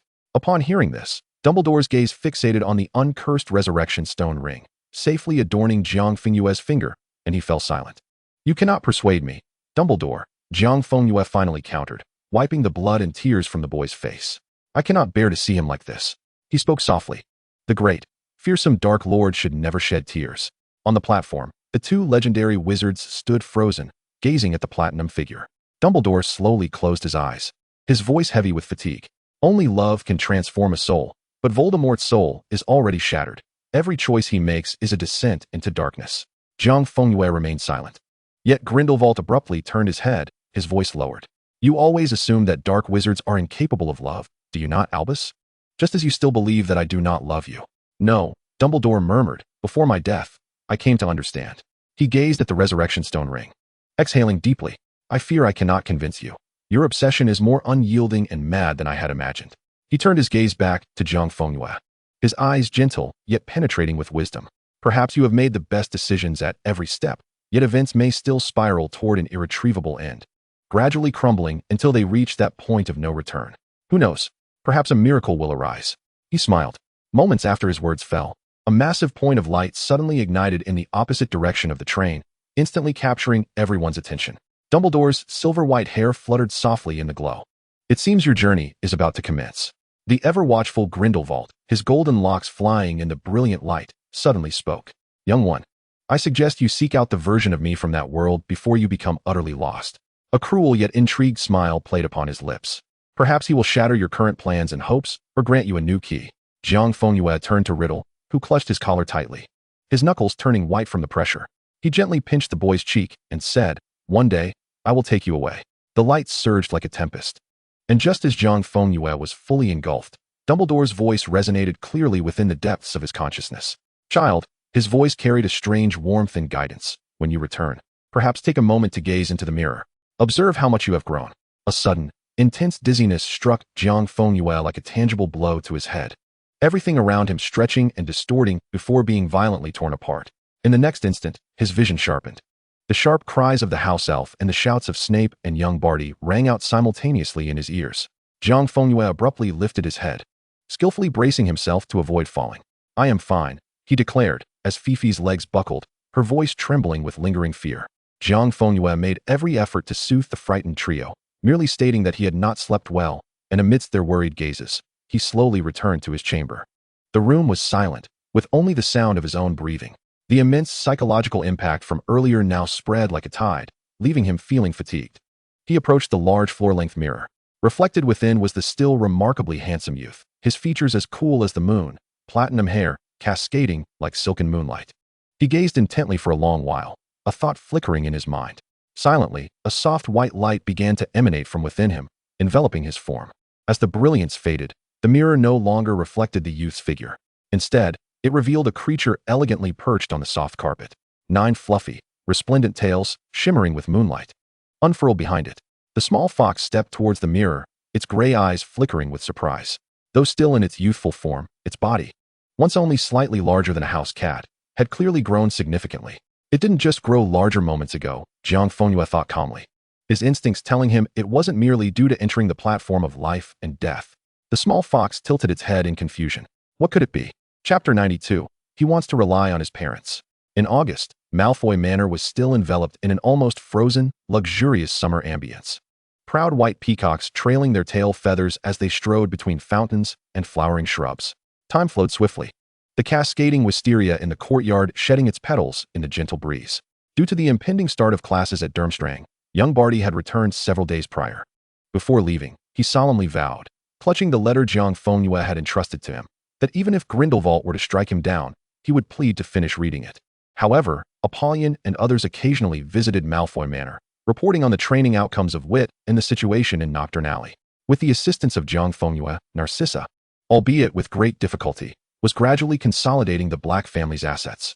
Unfortunately, Nott had already entered the Ministry of Magic, tragically becoming a proud cog in the machine, diligently paving the way for his promotion under the smiling threat of the Malfoy heir. Each day was spent either boasting to his superiors or ingratiating himself with his colleagues. As the day of Hogwarts commencement drew near, Abraxas took a day out of his schedule to accompany him and Snape to Diagon Alley. Ever since that incident at the Ministry, Abraxas had kept a close watch on him. At the entrance of Gringotts, two stern-faced Aurors stood guard. Upon seeing their group approach, the Aurors briefly lingered on him before quickly averting their gaze, the deliberate avoidance etched on their faces as if they had not seen him at all. Gringotts had been astonishingly rebuilt by the goblins, now more formidable than ever, with the goblins gritting their teeth as they established stringent security measures. In response to the previous rebellion by some of their kind, the Department of Magical Law Enforcement had already issued new and severe regulations. Jiang Fengyue surveyed the bustling hall, his fingers absent-mindedly stroking the surface, in stark contrast to the indifference shown towards the wizards entering and exiting. Every goblin attempting to access the internal passages or counters was subjected to repeated searches, their diminutive forms forced to raise their hands, their sallow faces twisted in humiliation as their scarlet and gold-trimmed uniforms were searched one by one. Jiang Fengyue observed this scene with cold disdain and quietly inquired, "Deliberate, father?" The absurd farce preordained by others. Abraxas elegantly tapped his serpent-headed cane on the ground, indicating that this was a task Selwyn had been instructed to carry out before the harsh winter of this year. Jiang Fengyue raised an eyebrow, instinctively asking, "Where has he gone, father?" Since the last incident at the Gunter estate, Voldemort had not appeared before him, and the inner circle of Death Eaters was unervingly calm. This abnormal silence filled him with unease. "What do you ask him for?" Abraxas shot him a glare, filled with disappointment. Jiang Fengyue smiled awkwardly, and Abraxas, seeing his expression, retorted sharply, "He has gone to Northern Europe to consolidate the giant factions. Such weighty matters require his personal oversight. He will not return in the short term." The corners of Abraxas's lips curled slightly. Jiang Fengyue nodded in understanding, while Snape silently followed behind them, feigning ignorance of their conversation. The cold cart came to a halt deep within the Malfoy family's most secret vault, and the heavy silver safe opened, revealing magical contracts and seals. The goblin elder silently produced a document that had long been prepared. Abraxas stamped it with the seal symbolizing the head of the Malfoy family. A droplet of blood materializing on his fingertip, his fingerprint pressed at the document's end. Jiang Fengyue casually glanced at it. The blurred Nordic runes were printed on the document, which was an investment document, detailing a colossal sum of galleons flowing through the goblins' underground channels directly to the front lines where Voldemort was subduing the giant factions. It was fuel for the Dark Lord's ambition to conquer the world. In the next moment, the goblin elder presented a second document, and Abraxas stamped it as well. Jiang Fengyue keenly noticed the goblin elder's obscure gaze, the suppressed dissatisfaction concealed within. He slightly turned his head. The document revealed an unfathomable sum of galleons being withdrawn from Gringotts in batches, to be transferred to vaults around the world and to Muggle banks. A financial strategy for wartime risk mitigation. Jiang Fengyue calmly turned away, knowing that the Dark Seed was planning something monumental. For now, he need not worry, as he awaited Abraxas to escort him to school the following day. The undercurrents of Gringotts vaults seemed to be isolated in another realm. 3 days later, the bustling noise of Platform 9 3/4, alongside the steam engine's white smoke, painted a starkly different picture. Abraxas personally saw them to the platform, only departing once he witnessed Jiang Fengyue board the train. As the train gradually pulled away, Jiang Fengyue stood at the carriage connection, adorned with a brand new badge as the student council president, his platinum hair cascading elegantly, complementing his fair visage. "Prefects, gather," Jiang Fengyue stated coolly, and the boisterous carriage fell into an immediate hush. The prefects, clad in various robes, swiftly emerged from their compartments and lined up, 24 of them standing at attention. After Narcissa confirmed their numbers, she inclined her head slightly towards him. Jiang Fengyue slowly surveyed all present, his voice low yet easily overpowering the rumble of the train and the distant clamor of the carriages. Prefects, take note. According to the Board of Governors' authorization and Hogwarts management regulations, there will be no routine safety inspections during train operations this academic year. The prefects listened intently, their expressions solemn. As he methodically detailed each inspection focus until he rolled up the parchment, his tone growing colder and more businesslike. Now, pair up for cross-checks of our house's carriages to ensure comprehensive coverage without omissions. Report any incidents to me. Once the task was assigned, Jiang Fengyue turned and walked towards his designated compartment, isolating himself from the external noise, while Snape silently moved in the opposite direction. The train traversed the Scottish Highlands, with the prefects darting about the compartments to execute the president's orders. As the castle's great hall remained brilliantly illuminated for long tables filled with students, the Sorting Hat's song resonated until the final note faded. Jiang Fengyue occupied the most esteemed position in Slytherin, his gray eyes calmly surveying yet another batch of first years awaiting their sorting. The atmosphere of Hogwarts' 7th year had already been thickened by the looming shadow of the Newt's examinations, with professors assiduously unloading course material one after another, and the common room filled with the scent of stimulating potions and the rustle of parchment since the year's onset.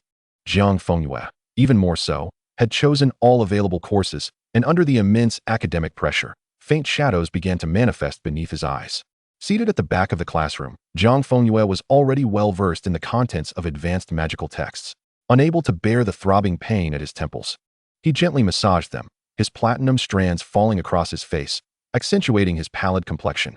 While the faint shadows beneath his eyes did not diminish his beauty, but rather outlined a fragile allure, he furrowed his brow, oblivious to the fact that he had become a breathtaking sight. The subdued students in the classroom, regardless of gender, found their gazes drawn to him, captivated by his paradoxical charm of aloofness and vulnerability.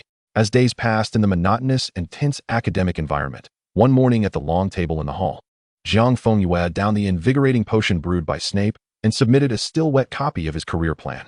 Lucius, let me see what your career plan entails.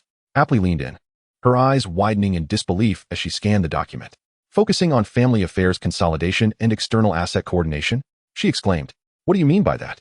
Jiang Fengyue delicately sipped his lemon almond drink, not sparing her a glance. "It means I intend to be a stay-at-home son." "What do you mean? You aren't going to work?" Aptly shrieked, "I refuse to accept that. How can you not go out to work? What about the Ministry of Magic? You aren't going there either." "I believe my intentions are quite clear," aptly, Jiang Fengyue replied, his voice as calm as a still pond. "I have no desire to navigate the confines of the Ministry of Magic, playing the promotion game that requires compromise and reading others' expressions." "Then what do you plan to do?" Aptly grasped his shoulders and shook him. "How can you not go to the Ministry? That is the center of power." Chapter 93, Slytherin is Haunted. Jiang Fengyue brushed her hand away, a smile gracing his lips. "Who says power only resides beneath the dome of the Ministry of Magic?" His gray eyes finally turned to her, reflecting a calmness that saw through everything, coupled with boundless ambition.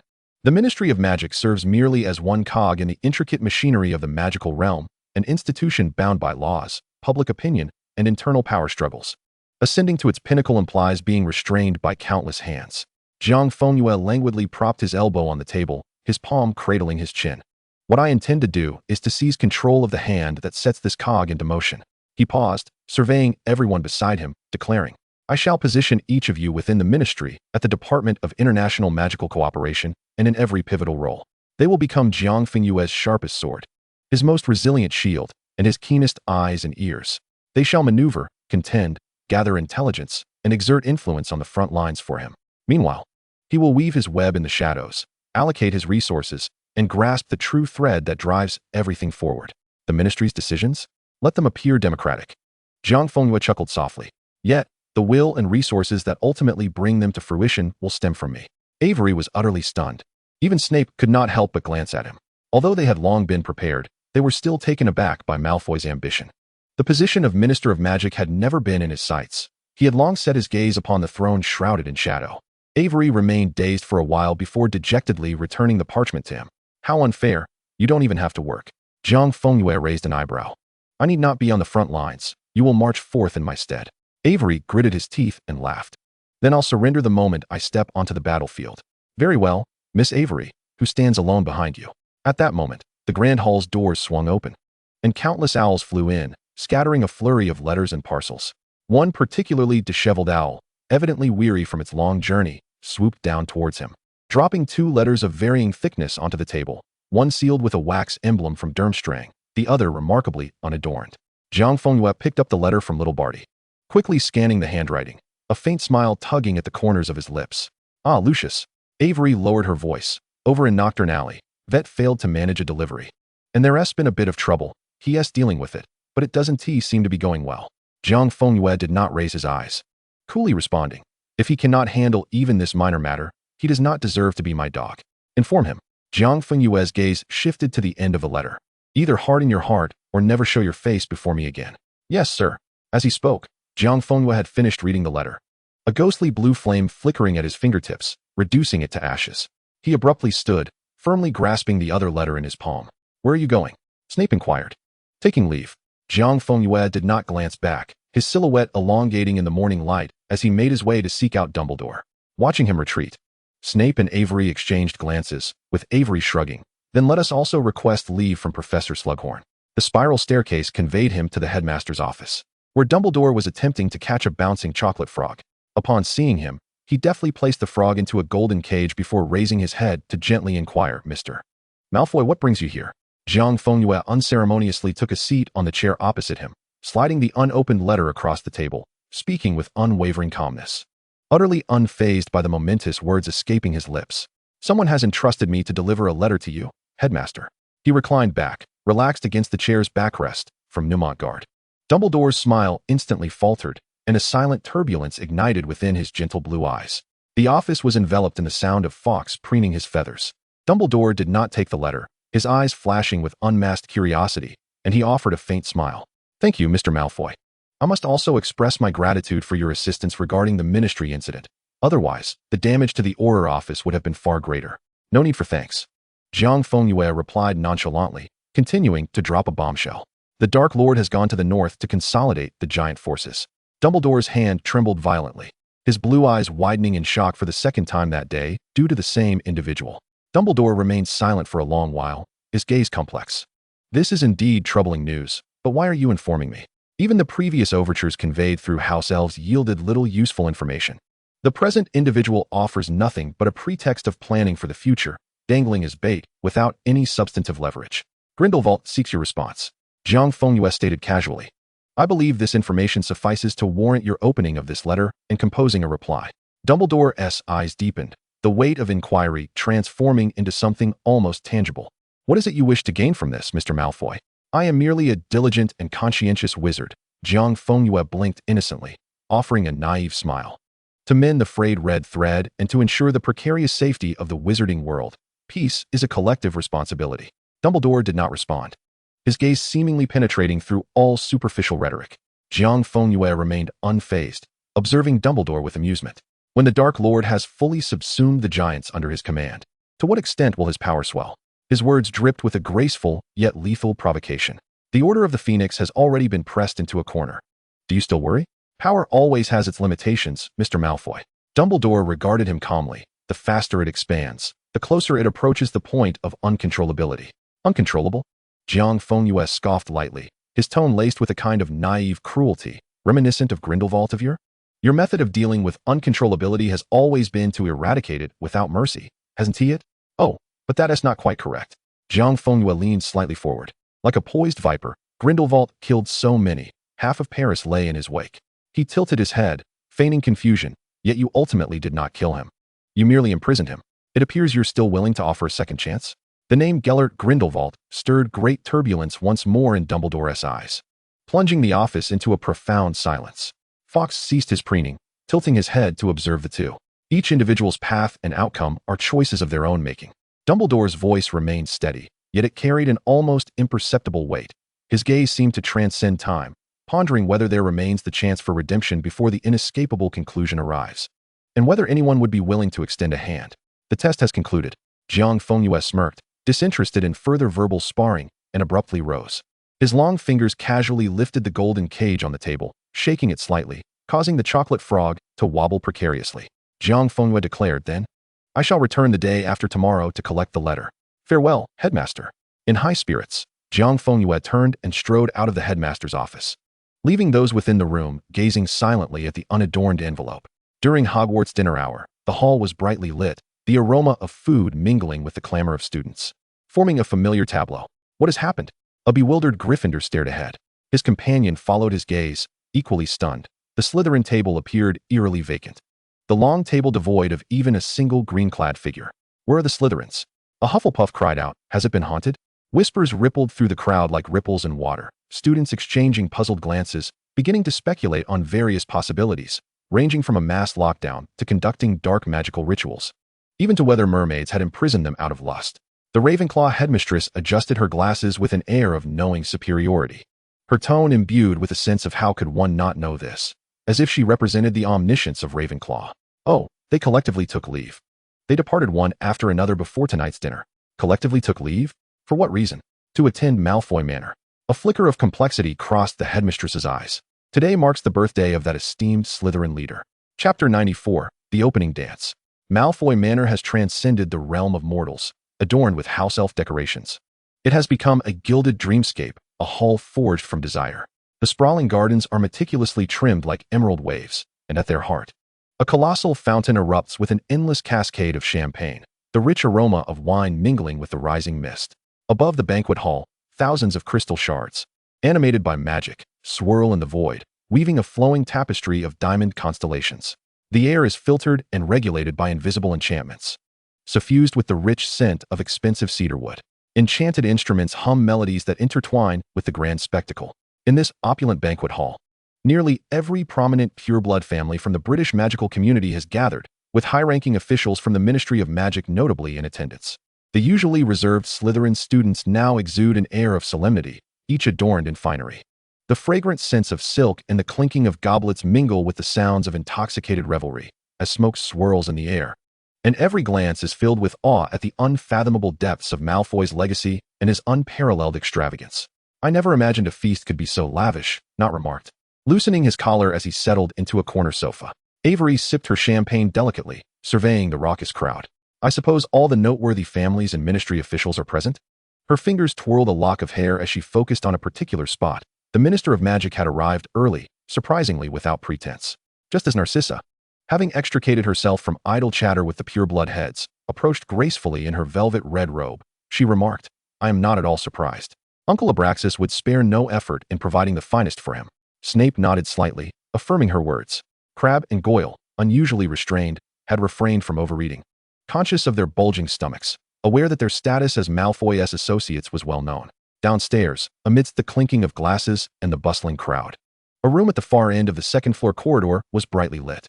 Jiang Fengyue lounged languidly in a velvet chair, facing an enormous floor-to-ceiling mirror, his gray eyes casually observing the platinum-haired boy reflected within. The young man in the mirror wore a silver-white robe, opulent to the point of being overwhelming, crafted over 3 months by 12 witches from the exquisite attire boutique. Abraxas had even sought out a fairy artisan to weave gold threads from phoenix feathers into the fabric, creating dizzying patterns adorned with emeralds and jewels, each inch a breathtaking display of magnificence. Fifi stood behind him, carefully arranging his long hair and weaving a dazzling array of gemstone chains into the strands. The house elf, tears of excitement streaming down her face, vowed to make her esteemed young master the brightest moon in the magical world tonight. The door was silently pushed open, and Abraxas, clad in an exquisite black robe, slowly approached Jiang Fengyue from behind. He leaned slightly, his gray eyes tenderly observing every detail of the boy in the mirror. This attire barely befits you, Abraxas remarked in a low, affectionate tone, my little prince. Jiang Fengyue shrugged, chuckling. That's rather sentimental, father. Abraxas straightened up, carefully brushing his fingertips against the meticulously styled sideburns of Jiang Fengyue. Your father awaits you downstairs. Without lingering, he elegantly turned and departed the room. At the very moment he stepped out, a figure that had been waiting in the shadows outside shivered slightly under the indifferent gaze of the Malfoy patriarch, until Abraxas's form vanished at the corridor's end, at which point a box was quietly brought into the room. Jiang Fengyue maintained his calm gaze in the mirror, oblivious to the commotion behind him. The footsteps halted beside him, and the mirror reflected the silhouette of a figure kneeling silently at his feet. White knelt, humble and subservient, raising a sandalwood box high above his head. Sir, I have taken care of it, White declared respectfully. Jiang Fengyue did not even blink. White opened the lid, revealing a severed head resting on deep red velvet, congealed blood outlining a gruesome dark red boundary at the neck, the lifeless eyes reflecting the brilliance of the chandelier above. Jiang Fengyue cast a disinterested glance. Take it away, it's revolting. White trembled, swiftly closing the box while still maintaining his kneeling position, burying his head deeply in submission. His knuckles turning white from the effort. Jiang Fengyue slightly tilted his head, turning toward the figure at his feet, as humble as dust. Tell me, why did such a trivial matter regarding the flow of goods require such an extensive resolution? He paused, his fingertips unconsciously tapping the armrest of the velvet chair. Is it that you cannot manage that group of incompetent fools, or do you believe my orders can be neglected? No, sir. Please believe me. White suddenly raised his head. His face drained of color. I would never slack off. It is my incompetence. I have failed in my duties. Please grant me another chance. A chance? Jiang Fengyue surveyed the sandalwood box, leaning forward slightly. Fifi mirrored his motion, continuing to tend to his hair. What opportunity could I possibly offer a dog that moves as sluggishly as this? I think you should simply vanish from my sight. Sir, White babbled incoherently, repeatedly banging his forehead on the ground. He lifted his head, his forehead swollen, despairing tears brimming in his eyes, nearly fervent in his pleading. Please, do not cast me aside. I swear, from now on, I will be swifter. I will execute your every command to perfection. I will prove my worth. Please, grant me one more opportunity to demonstrate that I can still be your faithful servant. Allow me to continue serving you. He prostrated himself on the ground, humiliated in the dust, repeating the word dog as if it were the sole purpose of his existence. That renewed loyalty transforming into a visceral fear and tail-wagging supplication in the wake of Jiang Fengyue's casual remarks. Jiang Fengyue straightened, leaning back against the chair's backrest, elegantly adjusting the cuffs of his robe. Remember your words, White, he said with a condescending tone. You must be a useful dog, not a discarded piece of refuse. White felt as though he had been granted a reprieve, his forehead once again bowing deeply. Yes, sir. I will certainly be a useful dog. Jiang Fengyue's gaze returned to the flawless image of the exquisitely divine platinum-haired boy in the mirror. Just as White prepared to exit with the box, Jiang Fengyue's nonchalant voice rang out once more. Dispose of that disgusting thing, he commanded, watching as Fifi affixed an emerald gem to the end of his hair. Let the house elf clean you up and change into appropriate attire. Now go. White abruptly raised his head, disbelief and ecstatic joy evident in his eyes. Thank you for your generosity, sir. The sudden bestowal of reward overwhelmed him more than the earlier reprimand, akin to a tarnished object being polished back to value. He scrambled to his feet, remnants of tears on his face, yet his eyes burned with an almost sacrificial loyalty and sickly satisfaction. Tightly clutching the box to his chest as he exited the room in a near-crawling posture, utterly subservient. In the banquet hall, the air resonated with the melodies of orchestral music and the delicate clinking of crystal glasses, accompanied by the jovial banter of the pure-blood patriarchs and dignitaries. Suddenly, the sound of footsteps reverberated through the space. All commotion and flickering shadows ceased as countless gazes, filled with varying degrees of curiosity and scrutiny, were drawn to the apex of the grand spiral staircase. There, a figure of platinum emerged. Chapter 95, A Wish Bound to be Realized. His long platinum hair, intricately woven with a chain of jeweled gems, framed a face of exquisite and breathtaking beauty. As his gray eyes slowly surveyed the speechless multitude below, time seemed to elongate within the vast Malfoy Manor banquet hall, where only the sound of his steady footsteps echoed, descending the spiral staircase. Abraxas stood not far below, his gray eyes betraying unmistakable pride and satisfaction. Jiang Fengyue appeared oblivious to the myriad of gazes upon him as he descended the final step. Standing before one of the most powerful assemblies in the magical world, Abraxas gently tapped his serpent-headed staff against the ground, instantly capturing everyone's attention. Behind him, a colossal magical portrait adorning the high wall depicted a scene strikingly similar to the one unfolding before them, with generations of Malfoy ancestors gazing fondly at the composed platinum youth. Thank you all for gracing us with your presence at my son, Lucius Malfoy's birthday celebration. The Malfoy family is immensely honored to possess such an extraordinary heir. Abraxas's gaze softened on him. Happy birthday, my son. As the words left his lips, thunderous applause erupted like a tidal wave, and the faces of the attendees were adorned with sycophantic smiles, each person either demurely or exuberantly offering their congratulations. Jiang Fengyue stood amidst the throng, nodding slightly in acknowledgement to each well-wisher. Once the congratulations subsided, Abraxas formally declared the commencement of the evening's festivities. Before the collective gaze of the assembly, he extended his hand towards Jiang Fengyue, who gracefully placed his hand upon his father's wrist. Together, they glided into the center of the dance floor, a radiant circle of crystalline starlight enveloping them. Gasps of astonishment filled the air.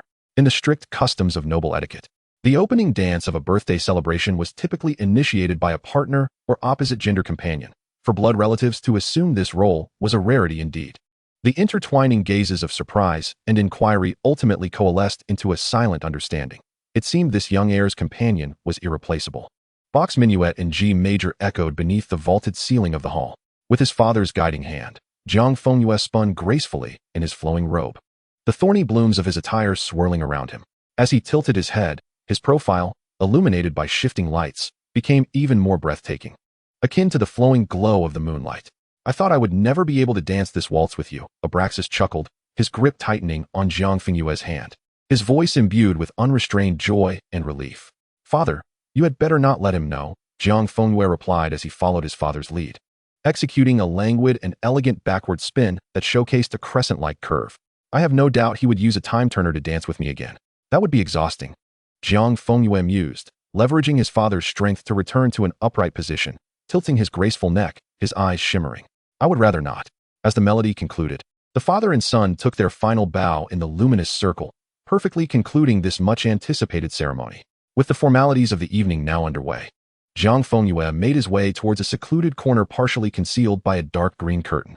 As he approached, Nate exaggeratedly clapped his hands twice, declaring, I can guarantee that tomorrow's Daily Prophet headline will undoubtedly feature the extravagant birthday soiree of the Malfoy heir. Why did Uncle Abraxas dance the opening waltz with you? Apollyon giggled. Honestly, if you had invited me, I wouldn't have minded. Jiang Fengyue sank into a sofa, exhaling deeply, fatigue evident as he rubbed his temples and lazily addressed Apollyon. Do you wish to be killed by the Dark Lord himself? That might be a kind of accomplishment. Apollyon rolled her eyes, and Narcissa gently patted her hand, curiously asking, honestly, where has that esteemed gentleman gone? What urgent matter could have caused him to miss your birthday celebration? Even Severus, typically disinterested in gossip, regarded him with curiosity. This was not characteristic of the gentleman's behavior towards Jiang Fengyue. The affairs of the king are not my concern, Jiang Fengyue replied nonchalantly. Apollyon chuckled. Perhaps he is on his way back. You might see him appear at that grand door any moment now.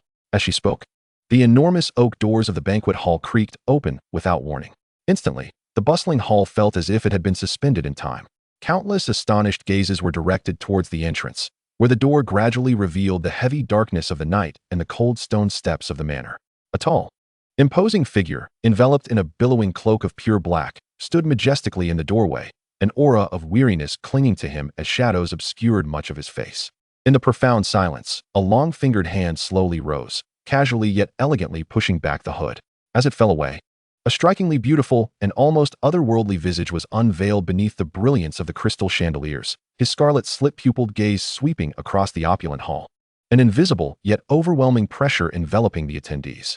In the suffocating silence, a crystal glass slipped from someone's grasp, shattering upon the floor with a piercing sound. Yet no one dared to move. Merlin's mosquito, Apollyon murmured, I feel as if I might possess a prophetic bloodline.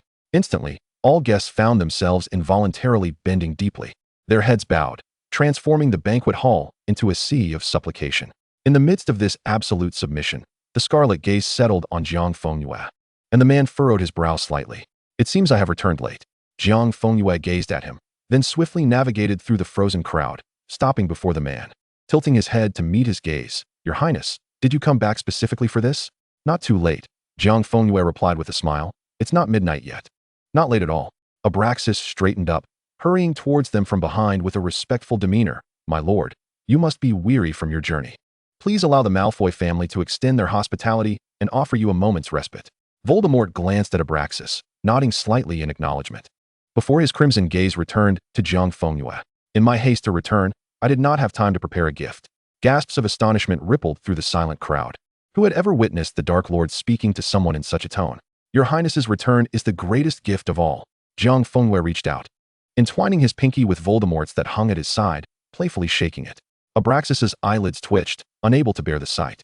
Voldemort's lips curled into a faint smile, his red eyes reflecting the figure before him. Have you made a wish for your birthday?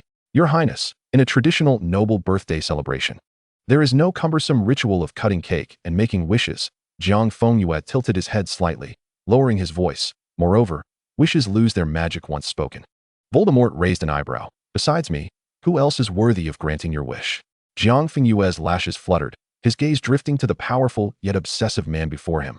His eyes clouded with a complex array of emotions, and ultimately, he let out a barely audible sigh. Am I to wish for something with you? There's not even a cake. He slightly turned, glancing around. It's almost midnight. Asking the house elf to prepare one now would be futile. Not to worry. Voldemort straightened, his deep red eyes locking on to Jiang Fengyue. Then he lifted his pale hand towards the grand doors that had just opened behind him, without incantations or gestures, only an extension of his will. In the next instant, the heavens erupted into brilliance. Countless astonished gazes converged at the entrance. Behind the Dark Lord, that heavy cloak of night was suddenly illuminated. A single star fell from the sky, followed by 10, then 100, and then thousands upon thousands of stars cascading down in a dense shower. The stilled sky seemed to begin spinning, with the moon suspended at its center, and a multitude of shooting stars cascading like a magnificent meteor shower, rushing toward the earth. Jiang Fengyue stared, entranced, at the Dark Lord and the celestial river that poured forth for him alone. The Dark Lord, with his back to the breathtaking meteor shower, stood as countless stars descended behind him. His crimson-slit pupils regarded the young man before him with tender attention. Now, make a wish. I shall fulfill it. The sky twirled, the stars fell, awaiting a wish that was destined to be realized. Chapter 96. Before all things. The world was enveloped in profound silence, save for the dazzling splendor of Malfoy Manor. Jiang Fengyue gazed blankly at the Dark Lord as he slowly inhaled, closing his eyes amidst the myriad of stars. All onlookers held their breath, quietly awaiting, as time flowed in silence. Jiang Fengyue gradually opened his eyes. What had he wished for? Voldemort's scarlet gaze rested upon the figure before him.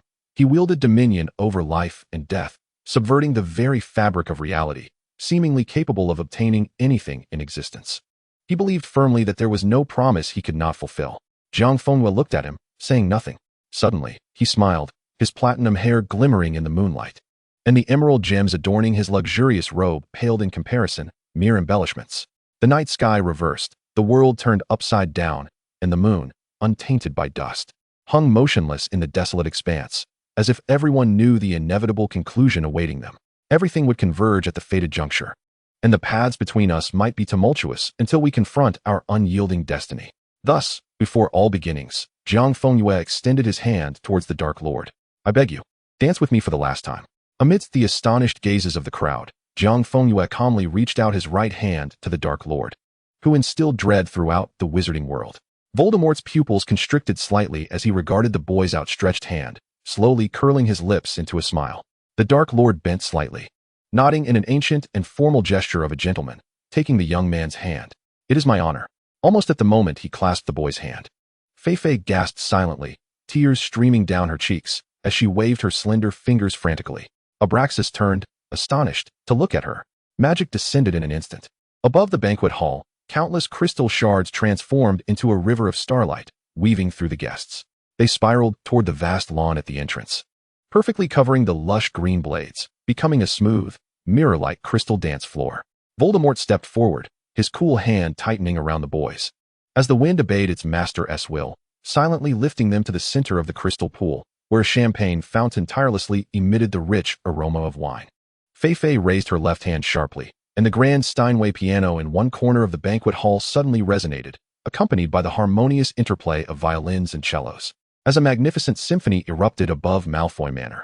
The sound of the wind accompanying the shooting stars became the overture, with the moonlight serving as the sole spotlight. The Dark Lord embraced Jiang Fengyue's waist. Amidst the grand prologue, the platinum-haired youth leaned back slightly, initiating the first swirl of a vibrant waltz. The Dark Lord assertively guided the spin, the boys' robes billowing, the black and white garments tracing deafening arcs in the meteor-lit night. Several house elves positioned themselves behind Feifei, collectively waving their fingers. In the next moment, the luscious petals of roses in the garden were swept up by the wind. Thousands of red petals swirling and falling from all directions, weaving a grand, yet melancholic floral ring. The roses intertwined with the shooting stars, gently blanketing the entire crystal pool, brushing against Jiang Fengyue's hair and gliding over Voldemort's robe. Everyone stood frozen in place. Abraxas's pupils trembled as the onlookers gaped in astonishment at the scene, oblivious to the expensive wine soaking into the carpet. The 12 heads of pure-blood families slowly approached Abraxas, and someone broke the silence, their voice deliberately lowered. Abraxas, I truly bow to your brilliance. Another stepped beside him, feigning a smile while their eyes betrayed shock and suppressed anger. Indeed, the boy was a surprise. Yaxley strolled to Abraxas's rear, sneering quietly. No wonder he is a Malfoy. He has raised a fine son. Just as he was about to say more, he saw Abraxas suddenly turn, his usually refined face contorted into a ghastly grimace, resembling a demon. Calm down, Abraxas, Yaxley scoffed, fanning the flames. Don't ruin your precious son's birthday celebration. His murky gaze remained fixed on the platinum figure in the center. Recalling how he had sensed something extraordinary in young Malfoy at their first meeting, his youth belied his cunning. His unfinished words abruptly halted as he collapsed to the ground. Just as Abraxas was about to draw his wand, he suddenly hesitated, then twisted his wrist, casting a powerful disillusionment charm and a silencing charm over the area. Within the spell's effective radius, the pureblood heads stood rigid, watching Yaxley kneel before them, his eyes nearly bulging from their sockets, mouth agape yet unable to utter a sound. His entire body convulsing in a frantic spasm, as excruciating torment pierced his very soul. Abraxas slowly turned back, his gray eyes fixed on the distance. The crimson-slit pupils that were observing the platinum youth now coldly turned toward them for but a second before returning to the boy. Abraxas sneered, straightening his back. Enjoy the show, gentlemen. Don't be surprised if tongues are cut out later. This corner of power fell into a profound silence once more, the air thickening as no one dared to make a sound. Good heavens, Not thought blankly, the front page of the Prophet is about to change. Goyle, he muttered. Is it still the kind that hangs for 10 years? Will Malfoy be on the Wisengamot? Crabbe wondered foolishly. Why? For dancing with the Dark Lord? He scratched his head. Will Dumbledore immediately sentence him to Azkaban? Fear not, Narcissa replied calmly, taking a delicate sip of her drink, though her hand trembled uncontrollably. Uncle will ensure everyone's mouths are sealed tight before letting them go. Snape silently observed the scene, not uttering a word. I'm going to cry, Aprilly whimpered, wiping her tear-stained eyes with a handkerchief. Who could do this to me? I'd marry him on the spot. That might be a bit difficult, Not replied dryly. There are hardly a few in the wizarding world capable of influencing celestial phenomena. Crimson petals gently cascaded down, covering Jiang Fengyue's head, then spiraling down in a whirl. Yet millions of petals fell in succession, ceaselessly blanketing him, as if draping a layer of red veil upon him. The symphonic melody concluded in a grand finale as the last curtain fell, the crystal shards glimmering with fragmented starlight, and Jiang Fengyue suddenly froze in the final swirl, his silver-white robe blooming like an ice lotus. Voldemort held him tightly at the waist, his scarlet-slit pupils fixed unwaveringly upon him. Amidst the myriad stars and countless roses, the final dance of this birthday celebration was immortalized in resplendence. From this moment forth, the Dark Lord's intentions were known to all. Chapter 97, A Thief in the House. The resounding echoes of a grand symphony seemed to tremble within the shattered crystals, as the verdant lawns of Malfoy Manor lay blanketed in rose petals. As the clock struck midnight, amidst the flawless facade of the Malfoy patriarch's smile, all guests stiffly vowed that the events of this evening would remain forever locked within their hearts. The opulent birthday celebration, destined to be etched into the annals of magical history, concluded, while the house elves diligently began to navigate through the remnants of shattered plates and fallen blossoms. The Dark Lord had departed even before the last dance ended, his voluminous black cloak merging seamlessly with the shadows of the night, vanishing without a trace. Much to Abraxas's relief, after bidding his father good night, Jiang Fengyue returned to his chamber, standing before the dressing mirror as Fifi deftly unfastened the intricate clasps of his resplendent silver robe. As the sumptuous garment was shed, Fifi tightly closed her eyes, her ears twisting shyly into a knot, her face blushing a shade of deep green reminiscent of matcha. Jiang Fengyue, unburdened of his finery, stepped into the lavish bathroom, where warm steam enveloped him in a delicate haze. He languidly leaned against the edge of the bath, while Fifi gently unraveled the chilling gemstone necklace from his form, and applied a thick mask to his silky platinum hair. Once her tasks were complete, Fifi silently withdrew, closing the bathroom door behind her. Jiang Fengyue stifled a silent yawn, droplets of water clinging to his long lashes. After soaking until his bones felt pliable, he pushed against the bath's edge to rise, letting the water droplets cascade down his pale form, disappearing into obscurity. The droplets evaporated autonomously as he nonchalantly tied the belt of a dark green silk robe around his waist, stepping barefoot into the misty bathroom. In this moment, the once vibrant Malfoy Manor succumbed to slumber, the moonlight spilling onto the cashmere carpet, as the young man's fair foot gracefully touched the illuminated patch, leading him to the open, intricately carved window. The moon hung high outside, casting a frost-like glow, while the petals of the pear tree gently drifted down in the breeze. Gracing the windowsill, Jiang Fengyue stepped barefoot onto the ledge, the night wind whispering around him, his robe clinging to his lean figure, his platinum hair dancing in the air. He squinted towards the moon before leaning forward without hesitation. The sensation of weightlessness lasted but a moment. A pair of arms, nestled within the dense shadows of the trees below, caught the descending youth with an ease that bordered on languidness. A deep, amused sigh resonated in the shadow of the falling pear blossoms.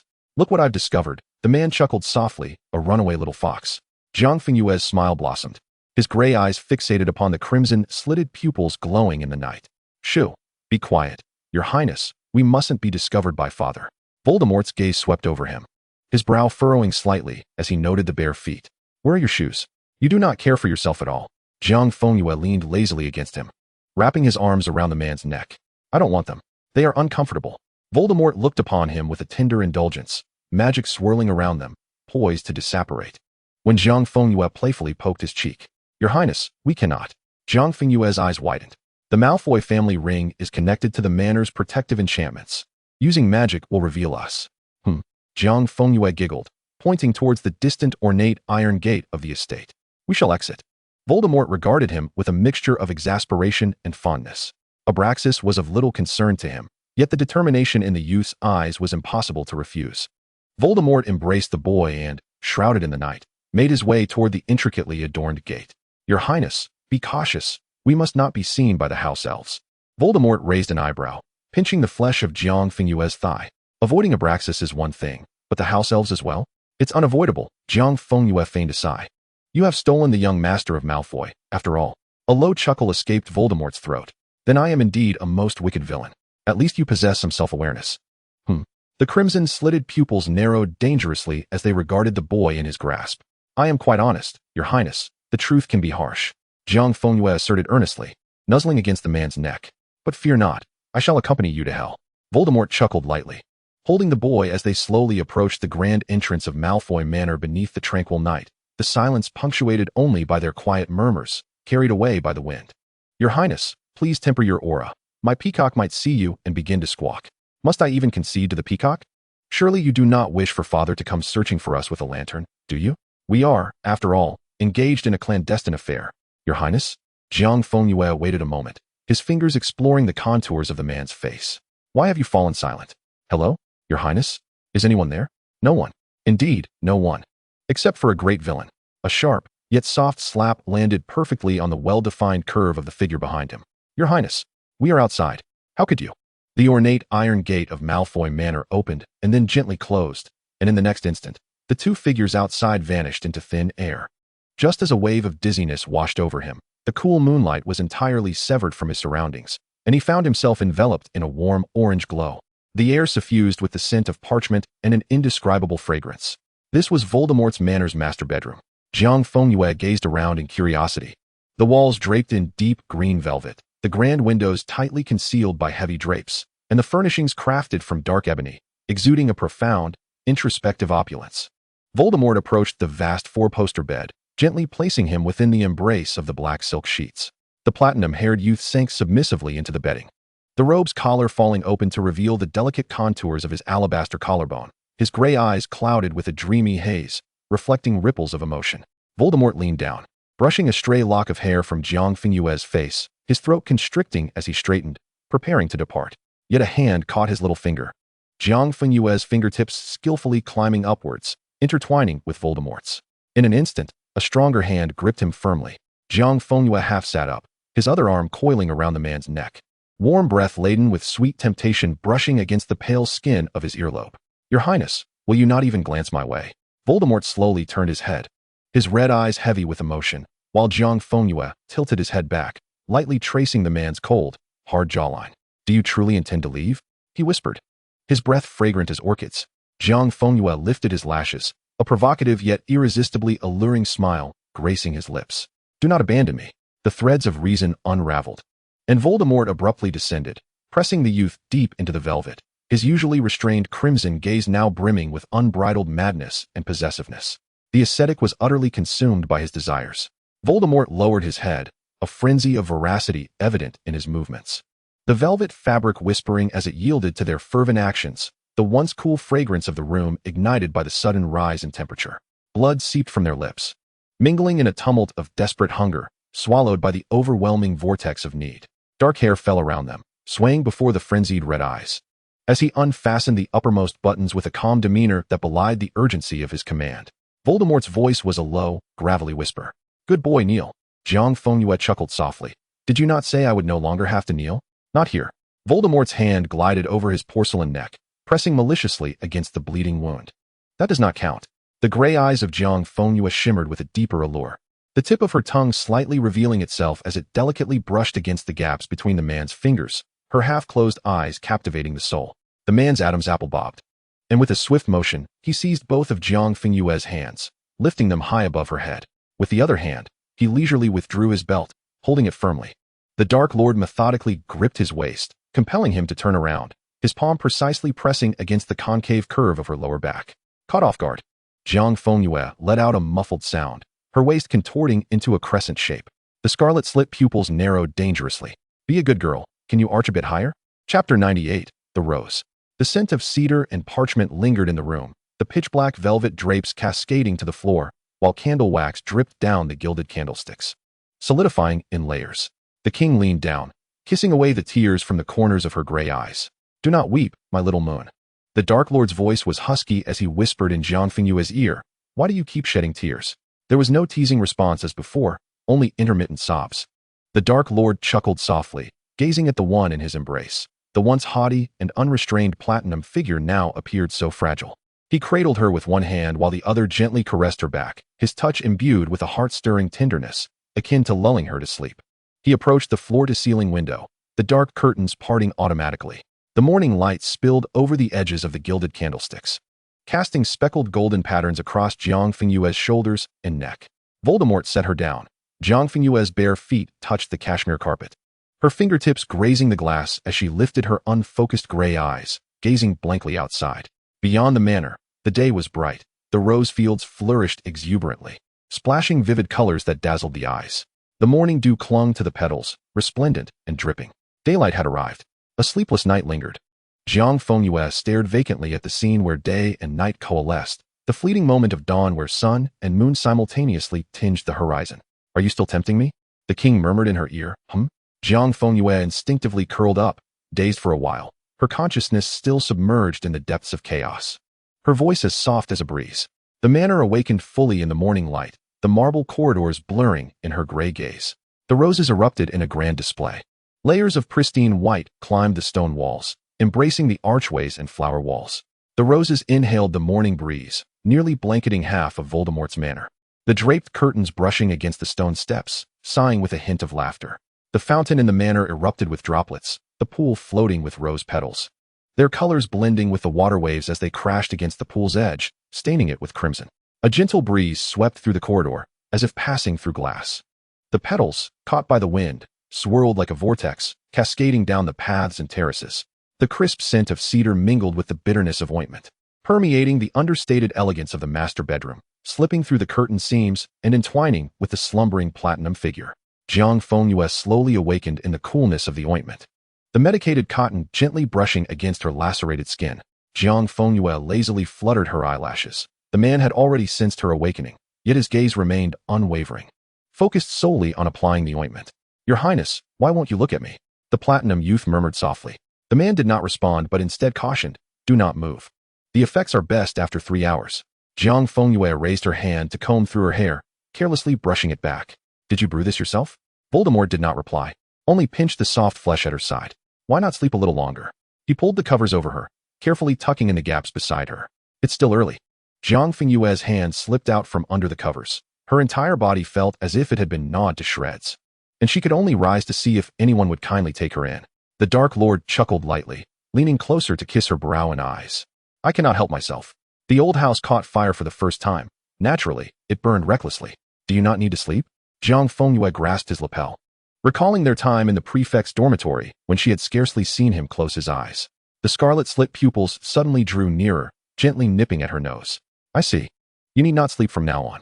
The Dark Lord straightened, clad in a finely tailored black shirt and trousers, the collar casually unbuttoned, revealing sharply defined collarbones. He leisurely adjusted his cuffs, the azure veins on his long hands unmistakably visible. Jiang Fengyue, unable to contain herself, licked her lips. "Where are you going, Your Highness?" An invisible spell smoothed out the wrinkled shirt, and his red eyes glanced at her. There is a meeting today. I must preside over it. Jiang Fengyue blinked, her gray eyes brimming with feigned grievance, resembling an abandoned little beast. Oh, you have taken my body and stolen my innocence. You devoured me whole. And now you wish to leave alone, leaving me here all by myself. A thin layer of anger tinted her pale face. Are you planning to consume me entirely and then run away? The Dark Lord, observing her mischievous expression, chuckled softly, deliberately leaning down to ruffle her hair, teasingly saying, Be good. Wait for my return to satisfy you. Jiang Fengyue reached out, tugging at the hem of the Dark Lord's shirt, persistently pulling and shaking it. Her voice soft and clingy. Your Highness, you cannot leave me here alone. It is too dark, and I am so afraid. Voldemort looked at the brilliant sunlight streaming through the vast floor-to-ceiling windows, nearly filling the entire room, then back at her innocent face. A hint of helpless amusement flickering in his red eyes. That is a meeting of the Death Eater hierarchy, he replied slowly. And it seems you are not yet permitted to attend. Who says I want to attend? Jiang Fengyue retorted indignantly. I merely want to take a look. Voldemort chuckled, watching as she defiantly propped herself up, wrapping her arms around his waist, her platinum head rubbing against his chest like a kitten in desperate need of comfort. Will you truly abandon me here alone? The little fox lamented. We are like a married couple. A night of love deserves 100 days of grace. The Dark Lord's eyes darkened as he abruptly enveloped her in the velvet blanket, wrapping her tightly, sighing softly. How can you go? Aren't you afraid of being seen by others? Chapter 99, The Meeting Plan. Who says I am going like this?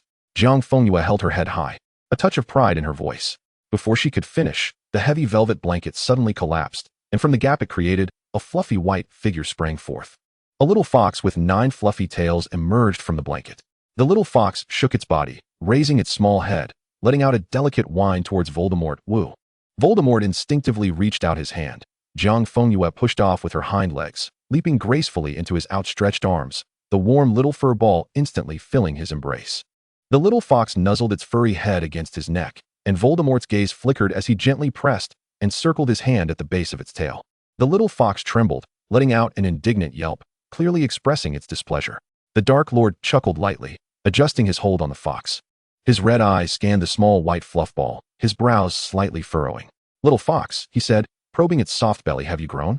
Jiang Fengyue nestled into his arms, finding a comfortable position, yawning lazily, and nodded. Suddenly, she halted, her head snapping up.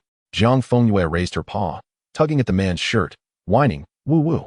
Voldemort raised an eyebrow, and a mirror appeared behind him, reflecting their image as he turned to face it while holding the little fox. In the mirror, a clear reflection of a man and a fox emerges. Voldemort stands tall and austere, while Jiang Fengyue examines his reflection, glancing left and right, even making a futile attempt to raise his hind leg. Ultimately, his small head instinctively tilts upward to gaze at the man before him. Indeed, he has matured once more, having grown a tad larger since their last encounter. The little fox raises its tail high, finding a comfortable spot nestled in the arms of the Dark Lord. Its small head fixated on Voldemort's crimson eyes, lost in contemplation. What, one wonders, has prompted this growth? Within the conference hall, silence reigns, so palpable that one could hear a pin drop. 12 stone chairs are arranged on either side, occupied by the heads of 12 pureblood families, while behind them, 2 circles of black stone chairs host the powerful Death Eaters. Those without seats stand like statues at the periphery, heads bowed in solemnity. Amidst this profound stillness, the heavy door of the meeting room slides open soundlessly. Everyone rises abruptly, heads bowed low, backs hunched. Voldemort strides in silently, his strikingly pale visage devoid of expression, directly ascending the 9 stone steps to take his place upon the high throne. Seated upon the throne, the man parts his lips slightly. Be seated. The assembly obeys, and as they lift their gazes to regard the throne, the entire hall seems to freeze.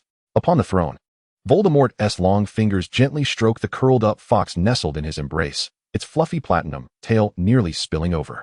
To his right, Ablaxus stares rigidly at the fox in Voldemort's arms, his gray eyes instinctively closing, then reopening. The little fox pokes its head out, wagging its tail cheerfully at him. Ablaxus feels a wave of darkness wash over him.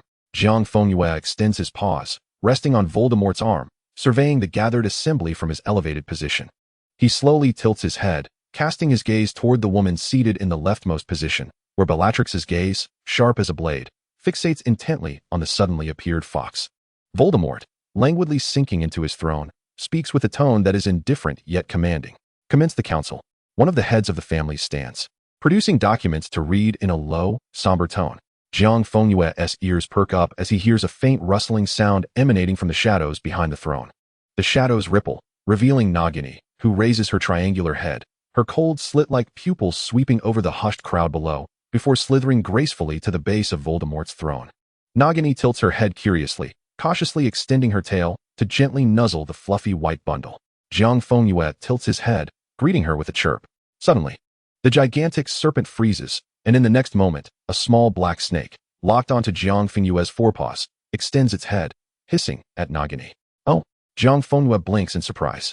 Nagini, tilting her head, leans closer to Jiang Fengyue, exclaiming, "You can talk, my master's offspring." Oh! Jiang Fengyue stares wide-eyed in astonishment. In his animagus form, he comprehends the conversation between Nagini and the serpent.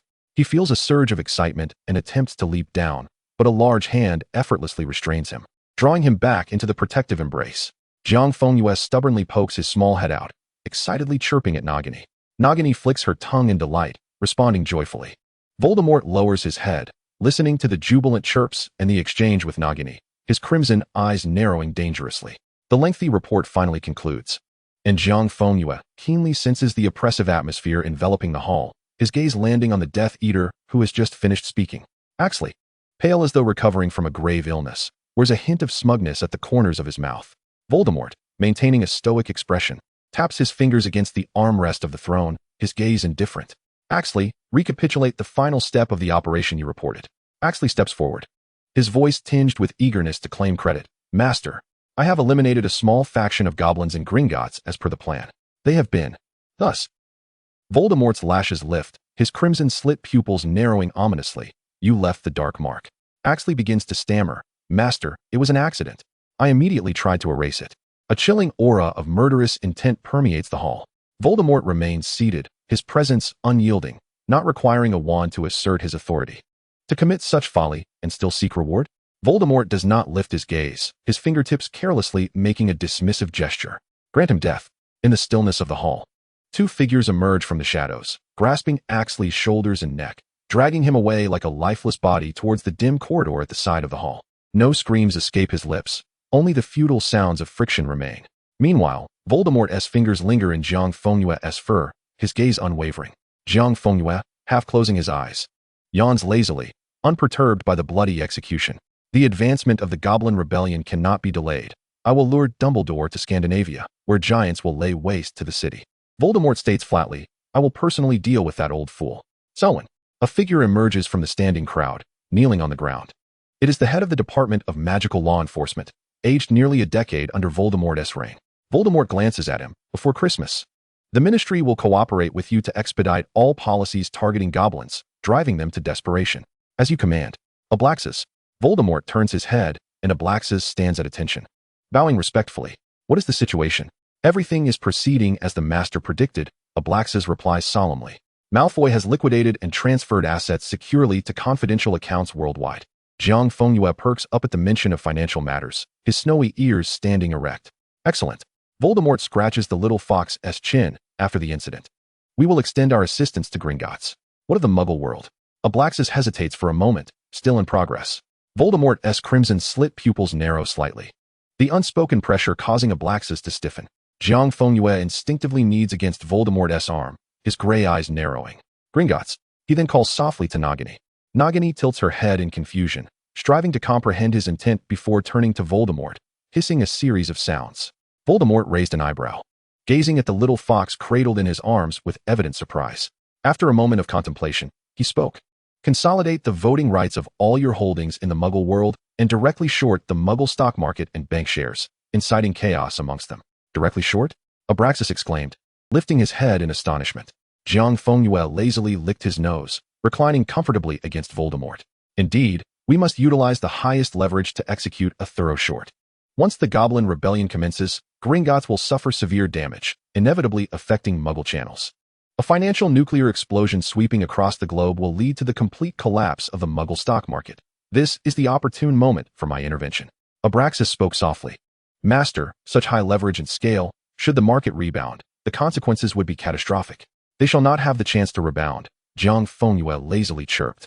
Voldemort gently rubbed his belly, his hand descending. only for the little fox to tightly shield his tail, shooting him a glare. Voldemort smirked. Do not worry about the execution channels. Nocturne Alley will clear all obstacles for you. Understood. Voldemort then turned to his left, continuing, Bella, ensure the movements of the Department of Magical Games and Sports.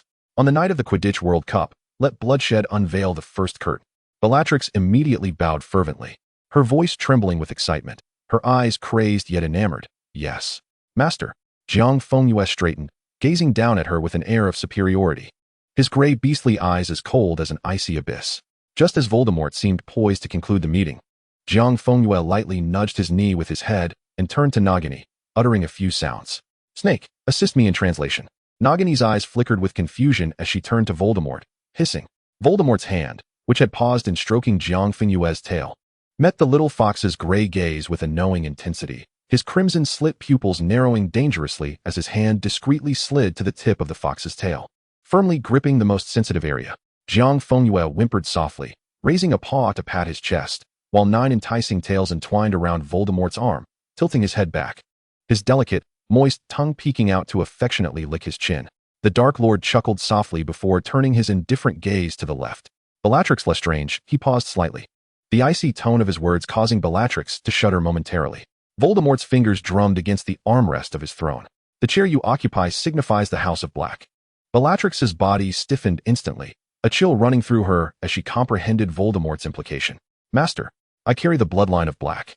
Bloodline is bloodline. Identity is identity, Voldemort stated coolly. The true heir of House Black requires a clearer representation. Jiang Fengyue squatted on Voldemort's knee, looking down at Bellatrix with an air of aristocratic disdain. The head of House Black, Narcissa Black, is still pursuing her studies. Voldemort's gaze swept downwards. Abraxas will vouch for her, and naturally, he will oversee her until her graduation. A distinct swallowing sound echoed in the hall, cloaked in silence. This arrangement publicly affirmed Narcissa's identity and future while temporarily associating actual power with the Malfoys, serving as a balance. Most importantly, it was the will of the Dark Lord. The Death Eaters below bowed their heads, their expressions varied and their eyes inscrutable. They observed the Dark Lord and the evidently extraordinary fox, the more astute among them feeling the tumult in their hearts, vaguely discerning the identity concealed beneath the fox's snowy fur. Yet, none dared to cast another glance, fearing to meet the gaze of the throne. At our next meeting, Voldemort stated indifferently, I expect to see the head of House Black seated in her rightful place. Bellatrix stood rigidly, the Dark Lord's stance inflicting profound distress upon her. A wave of humiliation and terror made her tremble, yet she dared not meet Voldemort's gaze, turning to retreat. The scrutiny of the 12 heads weighed heavily upon her, making her steps laborious. Upon reaching the Lestrange position, her husband met her frenzied expression of hatred, immediately rising in alarm to offer her a seat. As the meeting concluded, the heavy doors opened silently. The 12 heads rose first, bowing deeply to the throne before departing in sequence, while the surrounding Death Eaters exhaled with relief, bowing their heads and exiting in a line. Abraxas rose slowly, remaining the last, his heart heavy as he gazed up. Voldemort paid no heed to Abraxas' presence, slightly lowering his head to press his thin lips against the little fox's fluffy head, causing the soft, pointed ears to quiver sensitively. The Nordic matters are not yet resolved. Voldemort whispered in his ear, his voice low, I shall personally oversee it. You must behave at Hogwarts, understand? Jiang Fengyue nodded his small head, his barbed tongue gently licking Voldemort's cheek, his tail affectionately entwining around his arm and waist. A flicker of amusement passed through Voldemort's eyes as he descended the 9 stone steps, smoothly handing the furry bundle to the respectfully waiting Abraxas. Abraxas, take good care of him, Voldemort commanded coldly. Abraxas lowered his gaze, a forced smile upon his lips as he gently accepted the little fox, cradling him in his arms. Voldemort said no more, casting one last glance at the little fox, who gazed at him unwaveringly from his father's embrace, before turning away. Nagini silently followed, and the man and snake vanished into the shadows behind the throne. Abraxas carried Jiang Fengyue out, the wind carrying the sounds of their bewildered conversation. When did you run over to him? Chirp. He didn't do anything to you, did he? Tell father. No, right? Uh-huh. Why don't you transform back? Oh, woo. Chapter 101. Shall we chat, Dumbledore? Jiang Fengyue returned to Malfoy Manor, resting for another day before heading back to Hogwarts. Taking his seat at the long table amidst the eager gazes of the Slytherins, Snape placed a distant lemon almond tart before him, while Aprelli leaned in to observe him closely. Something is amiss, Lucius. You seem off, Narcissa remarked calmly, ladling salad with a glint in her eyes. You've even taken 2 extra days off. Let me guess, what transpired in those 2 days? Jiang Fengyue forced a smile. Ladies, do not indulge in wild imaginings. It's not wild imaginings if one can see something is amiss at a glance, Aprelli retorted. What seems off? Aprelli pondered, tapping her chin seriously. A palpable sense of languor mixed with allure. Cough, cough, cough. Snape clumsily grabbed a napkin, desperately covering his mouth as his shoulders shook violently. Suppressed coughs emanating from beneath the fabric. Is Hogwarts undertaking funeral duties now? Jiang Fengyue sneered. Do you wish to become a footnote in school history, Aprelli? Choosing to ignore Aprelli's words, Jiang Fengyue finished his meal and headed directly to find Dumbledore. The great white wizard, upon seeing him, calmly pushed a letter toward him. Jiang Fengyue raised an eyebrow, accepting it with gratitude. Thank you, Professor Dumbledore, he said, shaking the envelope with a smile. I believe another happy individual has been added to this world. Think nothing of it, Dumbledore replied peacefully, revealing no hint of emotion. I heard from Professor Slughorn that you will need to take a few more days off. Of course, I imagine you are also concerned. Jiang Fengyue casually settled into a chair, for after all, this was correspondence between 2 legendary adversaries. I believe it is more prudent for me to deliver it personally. Dumbledore remained noncommittal, a glimmer of light flashing in his azure eyes behind the half-moon spectacles. After a moment, he spoke gently. I have yet to wish you a happy birthday, Mr. Malfoy. Jiang Fengyue scoffed softly, languidly leaning back against his chair. Do not attempt to test me, Dumbledore. Dumbledore's eyes narrowed slightly, taken aback by the audacity of the statement. With so many high-ranking officials from the ministry present, I cannot believe the greatest white wizard is oblivious to any information. Jiang Fengyue propped his elbow on the table, 2 fingers resting against his chin. His gray eyes coldly fixed upon him. There is no need for haste, Dumbledore. After my meeting with Grindelwald, I shall seek you out for a thorough discussion. Dumbledore's fingers, arranged in a steeple, trembled slightly, and for the first time, his blue gaze sharpened in clarity as a flicker of genuine surprise and deeper vigilance crossed his expression. Such boldness, such candor. This young man appeared to have made a resolute decision, unlike their previous exchanges filled with cautious maneuvering and cunning. After a brief silence, his voice remained steady yet tinged with gravity. Then I shall await your return, Mr. Malfoy. Jiang Fengyue rose, turning towards the bitter cold. The snow of Nurmengard would never melt, a solitary black figure standing against the endless snowy peaks, eternally frigid. Young Barty lay on the stone bed, half a hard rock cake stuffed in his mouth, diligently scribbling notes with a quill. Grindelwald reclined casually in the corner, a vibrant package in hand, coolly extracting the contents and placing them in his mouth. Not bad this time. You know how to show me some respect. The crunch of the chips echoed as Grindelwald bit down. Next time, bring the tomato flavor. You took them from me, young Barty muttered, rubbing the bump on his head where he had been struck, chewing on the rock cake, and silently grumbling. Why isn't he your senior? Replied. Grindelwald leaned forward slightly, his languid demeanor transforming into an oppressive intensity, his voice deepening with impatience and a hint of danger. Did you not send it? Or has he changed his mind? I did send it, sir, young Barty exclaimed, eyes wide with alarm as he instinctively shielded his head. I even fed the owl premium food. Grindelwald squinted, suddenly lifting his gaze towards the doorway. The stone door creaked open, revealing a platinum figure standing in the entrance. The newcomer was wrapped in a silvery fox fur coat, half of his face buried in the fur collar, leaving only a pale visage exposed, gray eyes scanning the dim, confined space. Young Barty paused for a moment, then sprang up excitedly. Senior, you came in person. Upon hearing the title, Grindelwald leaned back with an air of casual arrogance, his chin slightly raised as he scrutinized the unexpected guest at the door. Jiang Fengyue nodded at young Barty, the thick fur collar obscuring most of his features, only a hint of a smile discernible from the upturned corners of his eyes. His gaze shifted to the man in the corner, radiating an intangible aura of pressure. As a gloved hand emerged from the fox fur, fingers pinching a piece of parchment, the corner of his eye catching the man's slight movement. I come bearing a message. He turned his head, a meaningful smile gracing his lips. I have long admired your name, Mr. Grindelwald. Grindelwald regarded the letter, slowly extending his hand, his expression stern. Yet an urgent intensity flickered beneath the surface. Hand it over. Jiang Fengyue made no pretense, turning to young Barty. You wait outside for us, young Barty. Young Barty obediently nodded, clutching his bag and rock cake as he hurried out of the room, ensuring the stone door was securely shut behind him. Jiang Fengyue stepped forward and handed the letter to Grindelwald, who snatched it and began reading the parchment word by word. Jiang Fengyue observed as Grindelwald's expression shifted from urgency to joy, then to an inscrutable blend of confusion and disappointment, his brow slightly raised. Grindelwald's gaze ultimately fell upon the signature at the bottom of the letter, a cold, formal full name. Jiang Fengyue produced his wand, the clock magic manifesting between the wand's length, furrowing his brow as he disregarded the emotions of the man before him, speaking directly. "Shall we begin, Mr. Grindelwald?" Grindelwald smoothed the letter, tucking it securely against his chest. He slowly lifted his eyelids, his blue eyes carrying a cold detachment as they pierced through Jiang Fengyue. "What is the rush, young man? It seems you are rather invested in that, Tom." Jiang Fengyue's expression remained calm as he met Grindelwald's gaze, silent. Grindelwald seemed unperturbed by his lack of response. The mockery vanished from his face, replaced by a profound solemnity.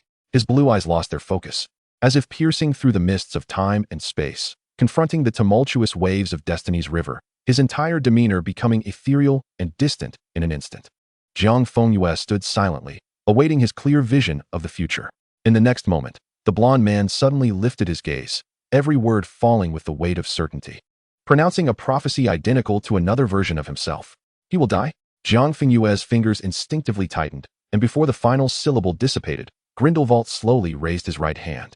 His blue eyes refocusing, burning with the calmness of foresight. He extended 2 fingers. "He will die twice. Turn to ash." Chapter 102. Too wretched. In the dimly lit cell, only a small aperture above allowed a sliver of daylight to filter through, dust swirling silently in the beam. Jiang Fengyue stood as still as a statue, his form unmoving, his face concealed within the heavy fox fur, rendering him indistinguishable. After a long while, he spoke, his voice hoarse. "What did you see, Grindelwald?" he inquired. "I need to know every detail, the content, the source." Grindelwald let out a cold scoff, his ice-blue eyes rising with offended displeasure, but paused as they met the trembling dragonhide gloves, narrowing his eyes before slowly straightening. He raised 1 finger. The first time, he died because of a prophecy, struck down by his own killing curse rebounding. He raised a 2nd finger. The second time, he died like a mortal at Hogwarts. In his attempt to kill that boy again, Jiang Fengyue silently regarded him, gradually removing the glove from his right hand to reveal a pale, slender hand. He retrieved a metal cigarette case from his pocket, trembling as he extracted a slender cigarette and lit it. The ethereal blue flame licked the tobacco, and as the smoke swirled, his gray eyes sharpened. His voice remained hoarse. "Grindelwald, look at my fate. Our transaction allows but one." Grindelwald replied coolly. Jiang Fengyue took a deep drag from the cigarette, his features obscured in the haze. "Is this all you desire, to endlessly gaze upon this letter?" Grindelwald stiffened, his hand resting on his knee twitching nervously. He regarded Jiang Fengyue deeply, then his blue eyes once again drifted into a void. Jiang Fengyue waited in silence, the nicotine stimulating his mind into rapid thought. Voldemort's prophecy resonated too closely. But what of his own? He needed to use his destiny to discern whether Grindelwald's prophecy had been affected. What consequences would it yield for him? Azkaban. Or, the ember of the cigarette burned to its end, releasing a charred scent, and Grindelwald abruptly raised his head, his blue eyes snapping into focus, radiating a terrifying brilliance. Jiang Fengyue stared vacantly as the man before him uttered a different prophecy. Supreme, utterly solitary. The flames had already consumed his fingertips. Yet he remained oblivious to the pain until the acrid scent of charred flesh permeated the air, jolting him from his stupor. "It is different. It is different. It is different." Jiang Fengyue, with an expression of impassivity, donned his gloves anew, disregarding the mangled state of his hands as he pressed them to his chest, seeking a semblance of warmth. "Supreme, how splendid." This was not the fate originally destined for him. Everything unfolded according to his former designs. He envisioned himself ascending to the pinnacle of wizardry, with everything progressing in meticulous order. How utterly wretched it was. He abruptly raised his head and took a bold step forward. "How to alter it, Grindelwald?" Grindelwald narrowed his eyes suddenly, straightened his posture, and displayed a look of astonishment. "You wish to change? What do you wish to change? The inevitable fate of that person?" Grindelwald laughed, a sound laced with scorn and disdain. "Do you truly understand what fate is, boy? Throughout history, countless individuals, upon hearing prophetic utterances, have endeavored to alter their destinies. And they have either achieved nothing or met their demise in obscurity. From the very first glance, I saw through you. You appear virtuous, yet are willing to employ any means, selfish and ruthless, indifferent to the cost, all in pursuit of your desires. You wish to change?" Grindelwald sneered. "Are you prepared to bear the backlash that change entails? Such a person as you, for whom would you sacrifice? Are you ready to shoulder the consequences that follow? Are you willing to risk everything?" Grindelwald. The roar echoed like thunder, shattering his words.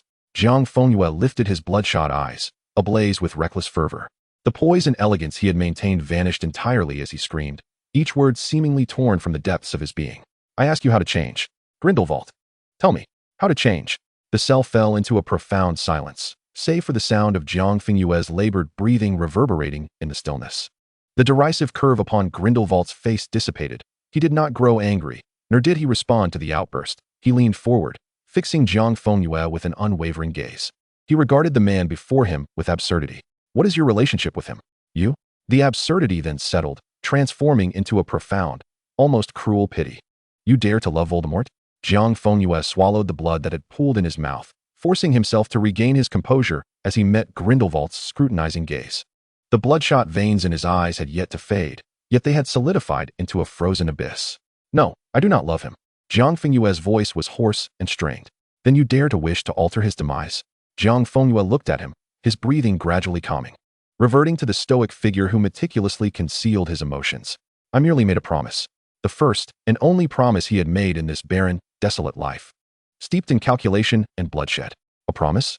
He had made a promise to Tom Riddle, standing upon the precipice of life and death, the child awaiting his fate alone upon the platform.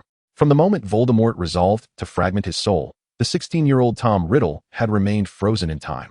In the realm of reality, the Dark Lord grew ever more powerful, while the boy on the platform silently withered with the passage of time. For decades, he sat alone upon the platform's bench, while the riddle of reality became Voldemort, crowned as the fearsome Dark Lord, ruling with overwhelming might. Yet the riddle upon the platform gradually transformed back into the child huddled alone on the bench. In a world shrouded in white mist, he awaited day after day, year after year, for a train leading to death, until decades later, Jiang Fengyue's figure pierced through the void, embracing him with a promise to take him away. Jiang Fengyue exhaled a hollow breath. Tears are indeed lethal weapons. The mere drop of a tear from Tom Riddle was enough for him to resolve to risk everything to take him away, regardless of the odds. He simply wished for the great Dark Lord to live recklessly and defiantly in this life. He yearned for Voldemort to survive. Chapter 103. He does not want you. Grindelwald observed him quietly, one leg casually bent, his demeanor seemingly relaxed, yet his blue eyes concealed a cold scrutiny and cunning, his words laced with temptation. Why should I assist you? What can you offer in return? Jiang Fengyue did not answer. He slowly raised his gaze, retorting with a mocking tone. In 33 years. Have you prophesied Dumbledore's fate? Grindelwald's spine stiffened almost imperceptibly, his eyes cold as ice. He did not respond. It seems your prophecies have not been to your liking. Have they?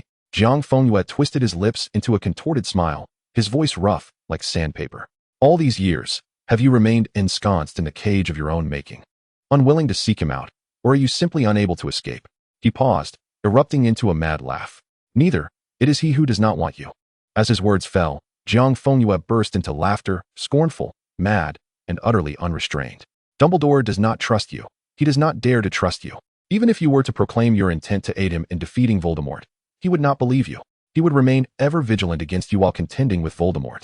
He wielded the sharpest words to strip away Grindelwald's deepest fears, a sickly delight igniting in his eyes. You have broken Dumbledore's heart, have you not? Jiang Fengyue's voice shifted to a gentle tone, delighting in the complete shattering of Grindelwald's elegant facade, revealing the grotesque beneath. Relishing the sight of the man before him suffering as he did. An invisible pressure of magical force erupted like a tangible tsunami, sending dust cascading from the prison walls. Grindelwald lifted his eyelids, a tempest of murderous intent surging within him. You wish for death, then I shall grant it to you. Jiang Fengyue remained unfazed, facing the overwhelming fury with urgent, yet crystal clear words. Dumbledore's death is inextricably linked to Voldemort. If you assist me, Dumbledore need not perish. Grindelwald's icy gaze bore into him, his curled fingers whitening with tension as Jiang Fengyue continued. I will ensure your messages are delivered consistently. They will reach Hogwarts without fail. He emphasized, trust me. Dumbledore will respond to every letter you send from this moment on. Jiang Fengyue keenly sensed a flicker of movement from the man leaning against the wall and seized the opportunity, his voice imbued with enticing warmth. You wish to be free, Grindelwald? You long to seek him out, to witness him no longer resist you. He softly painted a picture. You desire to see those blue eyes devoid of weariness, disappointment, and pain, but filled with something else, even if just a trace. You help me, and I shall compel Voldemort to relent, ensuring Dumbledore is no longer troubled, allowing him to truly breathe. He spoke of burdens and breaths with an ambiguous tone, subtly hinting at a future where a liberated Dumbledore might reevaluate certain relationships.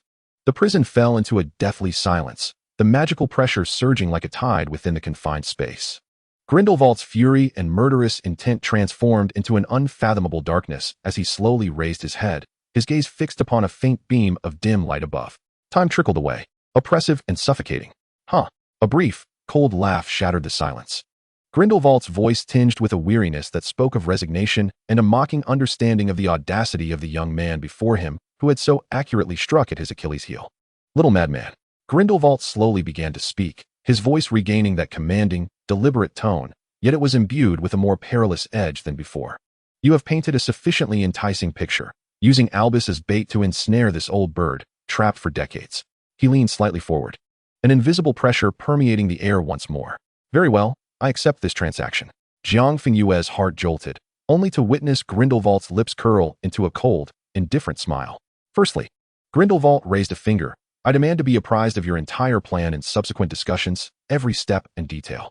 We are temporary allies. Do not presume to act in secrecy. Secondly, he raised a second finger, an unbreakable vow. Grindelwald's voice turned chillingly grave. You must pledge everything concerning Albus, his survival, correspondence, and all that you assert must be within your capability, executed with utmost effort, by any means necessary, and at any cost. Without a moment's hesitation, Jiang Fengyue chuckled softly and raised his hand towards Grindelwald. May our collaboration be fruitful, Grindelwald. Little Barty was summoned as a witness to the vow and, under Jiang Fengyue's gaze, he established an unbreakable oath, vowing never to disclose anything regarding today's events. Subsequently, Little Barty was dismissed back to Durmstrang. The coldness of the cell enveloped Jiang Fengyue as he wrapped his fox fur tighter around himself and settled onto the stone bed. Now, let us clarify the course of action. Grindelwald sighed deeply. Trelawney's prophecy fundamentally differs from mine. I perceive the future, while she foretells it. The essence of her prophecy lies not in what is said, but in who believes it and acts upon it. If Voldemort heeds the prophecy and casts the killing curse upon Harry, then their fates entwine as the prophecy illustrates, culminating in an inescapable outcome for both. Jiang Fengyue tilted his head and inquired, what if he dies the first time? I shall imprison his soul, severing all ties to the external world. That would be futile. Grindelwald reclined slightly, choosing his words with care, his eyes reflecting a profound melancholy. The moment he casts the killing curse at Harry, the machinery of fate is set in motion. His life and death become irrevocably linked to Harry's. Imprisonment? Jiang Fengyue countered. Fate excels in unexpected twists and the manipulation of the heart.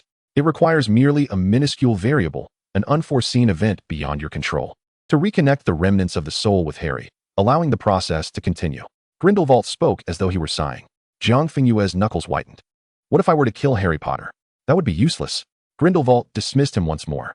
The crux of the matter is not Harry Potter himself, but Voldemort's choice to believe in the prophecy and his act of murdering a child. If you slay one, fate will merely redirect toward another child born in the 7th month, whose parents have thrice defied him, in accordance with the prophecy. As long as Voldemort chooses to believe, regardless of whom he kills, the cycle of death will commence. Can you eliminate all the children born in July? Even if you succeeded, fate would conjure another. Jiang Fengyue sat rigidly on the stone bed, as stiff as a statue. How absurd. The more Voldemort attempts to refute the prophecy, the more he inadvertently validates the inevitability of fate. What is the solution, Grindelwald? Jiang Fengyue asked softly. Grindelwald regarded him with a complex expression. The only glimmer of hope lies in his choice at that moment, not to believe or to refrain from action. Jiang Fengyue let out a sardonic laugh. His gray eyes nearly frenzied, finding it utterly ludicrous. It is more challenging than scaling the heavens to persuade a tyrant wielding immense power, who believes he is on the brink of world domination, to abandon what he perceives as the eradication of a threat, an endeavor even I could not accomplish. Were I the protagonist of this prophecy, I would annihilate every potential threat, rendering the world silent, ensuring no one could shake my resolve. It was indeed intriguing. As if the world could not accommodate Voldemort. In the silence that enveloped the room, a raspy voice broke through. Jiang Fengyue slowly spoke. There exists another method. He unconsciously touched his left hand. As long as I do not kill the child he has chosen on that fateful night. Grindelwald, shrouded in shadow, silently nodded. Jiang Fengyue braced himself against the frigid stone bed, summoning all his strength to rise unsteadily. He needed to return. He had to see Dumbledore immediately. Nurmengard was far too cold. He never wished to return. Chapter 104. He had no choice. Jiang Fengyue hastened back to Hogwarts, and upon bursting into the headmaster's office, the cold air clung to him, startling even Dumbledore. Jiang Fengyue, disinterested in pleasantries, sat directly in the chair opposite Dumbledore. as a warm cup of tea floated conveniently to his side. A glimmer of insight flickered in Dumbledore's azure eyes. It seems you have concluded your conversation with Grindelwald, Mr. Malfoy. Jiang Fengyue cast a weary glance at him, leaning back in his chair. The Christmas World Cup. The Dark Lord will orchestrate actions by the Death Eaters. After Christmas, the Giants will lay waste to towns in Scandinavia. He withheld further details regarding the Goblin Rebellion. Dumbledore's hand, gripping the quill, trembled ever so slightly before he clenched it tightly, his blue eyes behind the lenses widening with unprecedented shock and gravity as they fixed intently on Jiang Fengyue's face. You are telling me this? Dumbledore's incredulous tone was laced with inquiry. Was he deciding to side with the Order of the Phoenix? No. Jiang Fengyue met his gaze. I require but one promise from you. Dumbledore scrutinized him, astonishment and doubt swirling within him. What precisely did you discuss with Gellert? Or rather, what did you trade? Jiang Fengyue, his eyes downcast, smiled coldly. I have brokered something that will undeniably benefit you. So take solace in that, Dumbledore. Dumbledore narrowed his eyes. What is it you wish to obtain from me? Jiang Fengyue abruptly lifted his gaze, meeting Dumbledore's eyes with unwavering intensity, speaking each word deliberately. I want you to promise me that if Voldemort fails one day, you shall not seek to eradicate him entirely. The air instantly thickened. Fawkes stirred uneasily on his perch, and Dumbledore remained silent for several seconds, gradually leaning back in his high-backed chair, fingertips pressed together. Voldemort has committed heinous crimes. He has torn apart the peace of the magical world, trampled countless lives. His nature is twisted, his soul irrevocably shattered. Even if the future remains uncertain, I cannot acquiesce to your request. A Voldemort consumed by hatred will only bring forth endless darkness and suffering. That is why I am sharing this information with you. Jiang Fengyue erupted, his fingers emphatically striking the desk. This is why I stand here, divulging his city-slaying plans to you. Isn't this enough to demonstrate my sincerity and resolve? Dumbledore, I am not defending his past crimes. I am here to prevent him from committing further irreparable murders, to ensure his hands are stained with less blood, so that you at least give him a chance. Dumbledore gazed at him in silence, his eyes deep and icy. Yet his nature was unyielding. He had already ventured into the abyss. I will drag him out, Jiang Fengyue shouted. Do you think I risk betraying him to tell you all this for no reason, Dumbledore? His hand slammed heavily on Dumbledore's desk. The once elegant youth now appeared wild, his eyes aflame with emotion, exuding a palpable aura of fury. Dumbledore, I wish to dispense with idle chatter. I am utterly fatigued. So much so that all I desire is a brief respite in slumber. Jiang Fengyue's voice suddenly grew somber as he leaned slightly forward, his pale visage nearly bridging the distance to Dumbledore, his gray eyes reflecting the elder's astonished countenance. How old are you, Dumbledore? The elderly man was momentarily taken aback, gazing at the youth he perceived to be on the brink of collapse, before abruptly forcing a ghastly smile, his voice airy yet laden with malice. Without waiting for a response, Jiang Fengyue chuckled to himself. You are far older than I concede, even until the day of my demise. My magical prowess shall likely never rival yours. He paused, the malice in his grin intensifying. Esteemed leader of the White Wizards, I possess a remarkable talent. Each word was articulated with deliberate precision. I excel at rendering individuals destitute, stripped bare of all possessions. Dumbledore's gaze sharpened instantaneously, piercing Jiang Fengyue with an intensity akin to a blade. In the face of this fierce scrutiny, Jiang Fengyue's sickly smile blossomed even brighter, radiating a frenzied abandon. I am not like Grindelwald, who can incite hearts with ideals, nor like the Dark Lord, who can crush all beneath the weight of fear and power. He shook his head. I lack the capacity to take so many lives. That is beyond my abilities. His tone grew increasingly flippant, however. I can incite the entire wizarding world, from the high-ranking officials of the Ministry of Magic to the lowest of the low in the alleys, to fight over a loaf of bread or a sip of milk, driving them into utter destitution, transforming abundance into a living nightmare, even if the cost is total annihilation. He tilted his head slightly, embodying the essence of a naive yet cruel child. You have devoted half your life to contending with Grindelwald, and now you expend every effort to combat the Dark Lord. He regarded Dumbledore's blue eyes, chuckling softly. Do you still have time to deal with me? Boom. The pressure of magical force suddenly erupted within the office, the instruments upon the walls spiraling madly, and the tomes upon the shelves crashing to the ground. Dumbledore's pupils dilated sharply, his hand tightening upon the armrest, knuckles whitening. Do you comprehend the gravity of your words? Are you threatening me? Threatening the entire wizarding world? Dumbledore's voice lost its customary gentleness, now edged with a chilling sharpness. Do you truly believe I would not act against you this very moment? Yet Jiang Fengyue suddenly relaxed, leaning back into his chair, a tired yet tranquil smile adorning his features. Stop me? Kill me? Headmaster? He mocked. I have yet to do anything. I have even provided you with crucial intelligence, Dumbledore. You would not resort to violence against a young man merely for uttering a few provocative words. Moreover, Jiang Fengyue continued, with just a single utterance from you, everything could be averted, and I do not genuinely wish to relinquish all that I currently possess. Dumbledore fell silent, his piercing gaze attempting to penetrate the depths of Jiang Fengyue's soul. Finally, he spoke again. The essence of Voldemort is devoid of love, even if he retains his life. He is but a hollow shell of darkness. His voice faltered, and a tempest brewed within his eyes as the youth before him raised a hand. On his middle finger rested a ring. You recognize what this is, do you not? The resurrection stone. Jiang Fengyue rubbed his aching neck. He gifted it to me. Concealing the truth of the Horcruxes, he merely added, you are aware of the events at my birthday banquet. You were present at the ministry that day. He personally adorned my finger with this ring. Leaning slightly closer, under Dumbledore's astonished gaze, he continued, I am the sole exception in his protracted existence. His voice softened. If you could extend an opportunity to Grindelwald, why not to him? The office sank into a profound silence. Fawkes ceased his song, and the golden-eyed phoenix silently observed the standoff between the two. Dumbledore gazed intently at Jiang Fengyue's resolute face and the resurrection stone ring, his mind waging an internal battle over the unprecedented circumstance he beheld. After a prolonged moment, Dumbledore sighed heavily, averting his gaze, his voice imbued with an unprecedented weariness and a hint of concession. Mr. Malfoy, you have unveiled to me a possibility I had never envisioned. It was as though he whispered to fate. I cannot offer you an absolute assurance. Voldemort's future ultimately rests upon his own choices.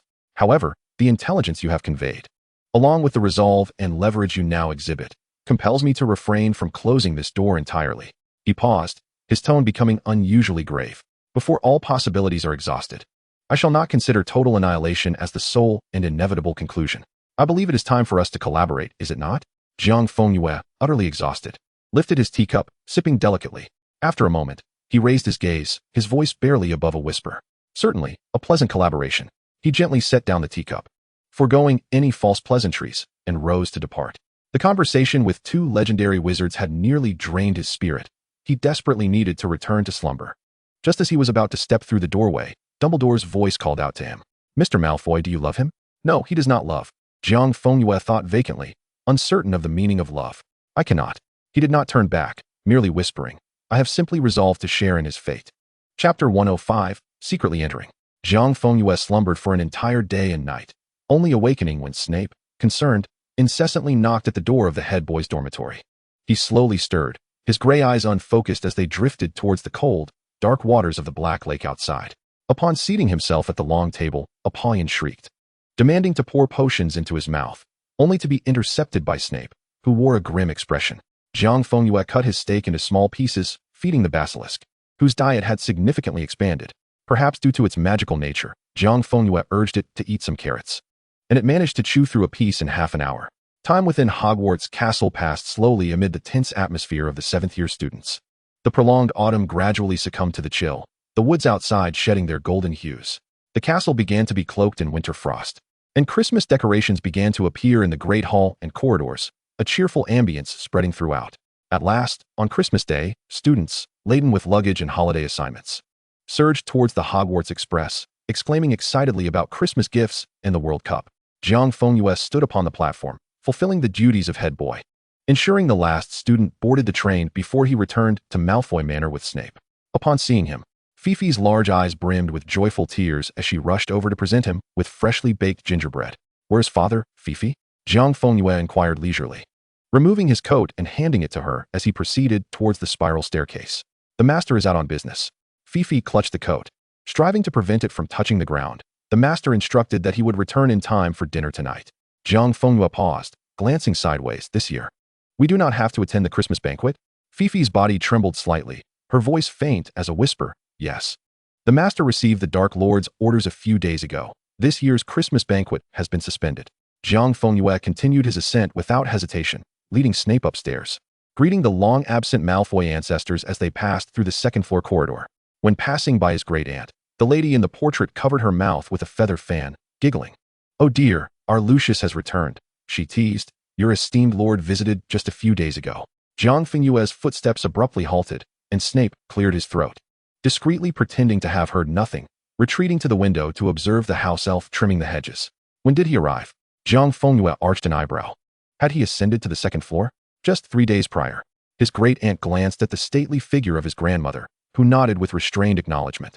Abraxas had been in attendance throughout, presumably to discuss significant matters. Was it truly necessary to ascend to the second-floor corridor for such discussions? A smirk tugged at the corners of Jiang Fengyue's lips. He slightly lifted his chin, his gaze shimmering. Had he, indeed, entered my chamber? His great-grandmother chuckled, her crimson nails dancing with mirth, her eyes sparkling with teasing delight. Indeed, he entered alone. Abraxas could only stand respectfully at the door. Jiang Fengyue lowered his eyes, merely nodding slightly to the two ladies, and continued toward the intricately carved wooden door at the corridor's end.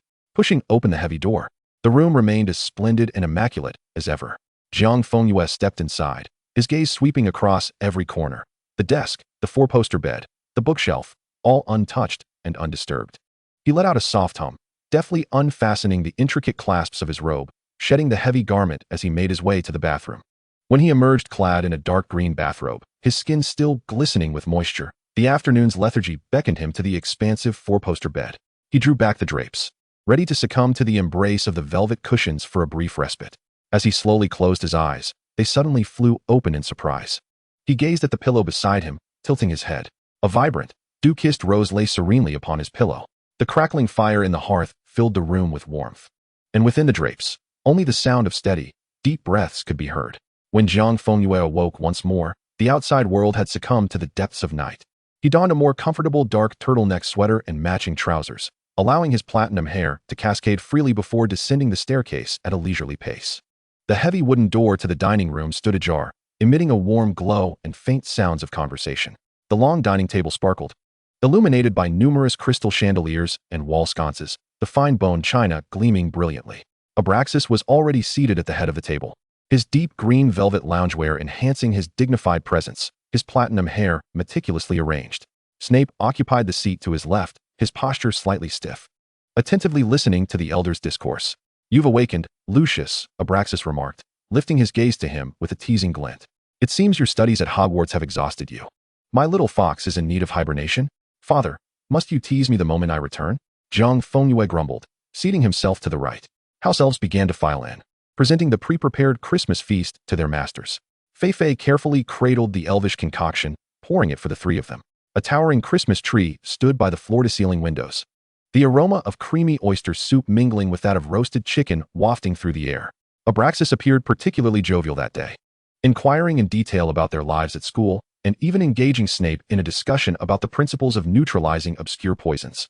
Midway through dinner, as Abraxas's spirits soared, he requested Fei to fetch a treasured bottle of wine from the cellar, eager to share a toast with the two of them. Seizing the opportunity, Snape cast a furtive glance at Jiang Fengyue.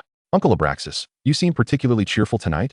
"I'm finding it somewhat overwhelming," the dark-haired boy replied, his usual expressionless demeanor betraying a flicker of distress and confusion. It was quite a challenge for him to engage in such prolonged conversation with a suddenly talkative elder.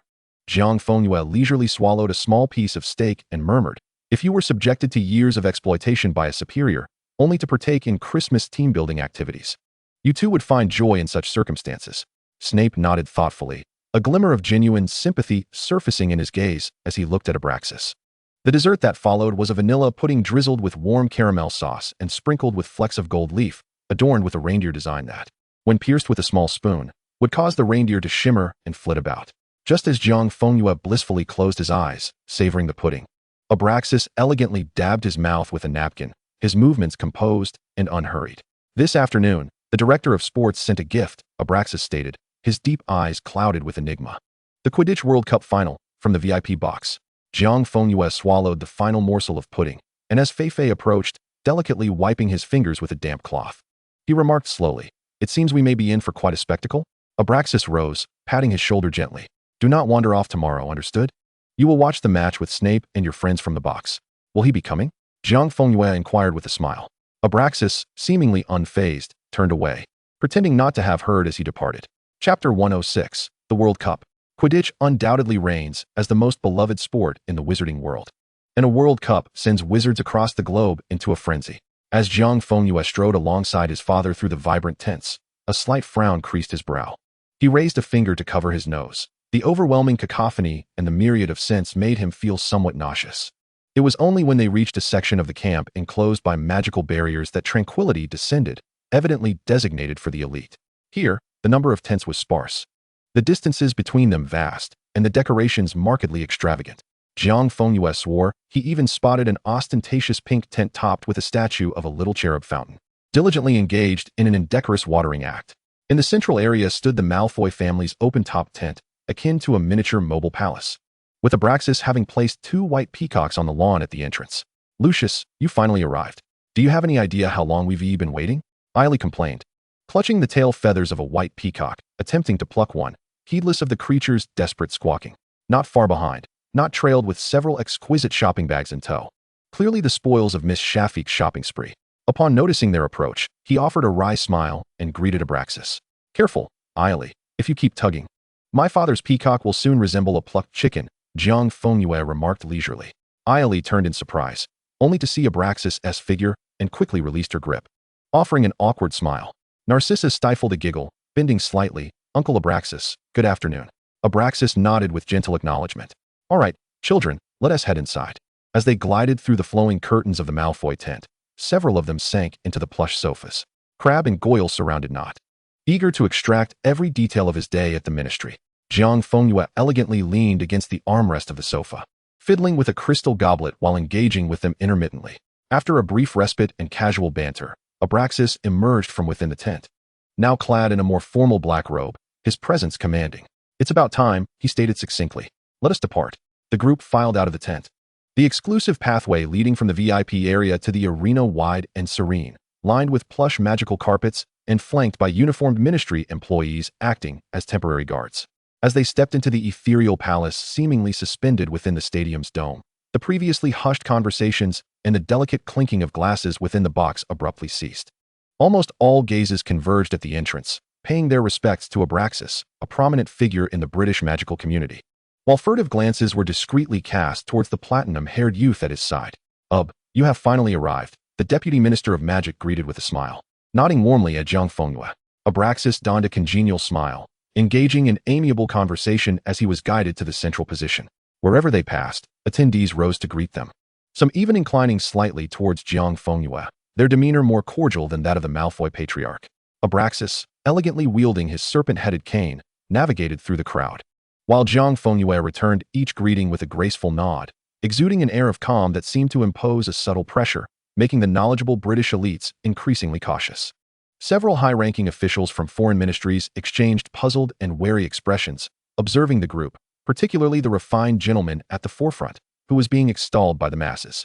The youth, evidently his son, was strikingly handsome yet remarkably silent, evoking a sense of almost fearful reverence among the top British dignitaries, planting seeds of doubt in their minds. While the Malfoy heir held a prestigious status, it was not enough to warrant such heightened caution from these seasoned elites. An instinctive trepidation arose, compelling them to exhibit a more respectful demeanor towards the elegant youth than even towards Abraxas himself. Abraxas appeared oblivious to their apprehension, exchanging brief pleasantries with several key figures before leading Jiang Fengyue and others to the reserved seats with the best view. As they passed, the crowd parted like a tide, bowing respectfully and murmuring greetings. "Mr. Malfoy, good day." "Young Master Malfoy, good day," they called. Euphemia scoffed softly, her lips pursed. What an insufferable display of privilege. Severus Snape retorted coldly, "You lack the standing to make such remarks, esteemed heir of Shafiq." The head of the Black family stifled a laugh, linking arms with Euphemia, while Crabbe and Goyle stood like sentinels behind them.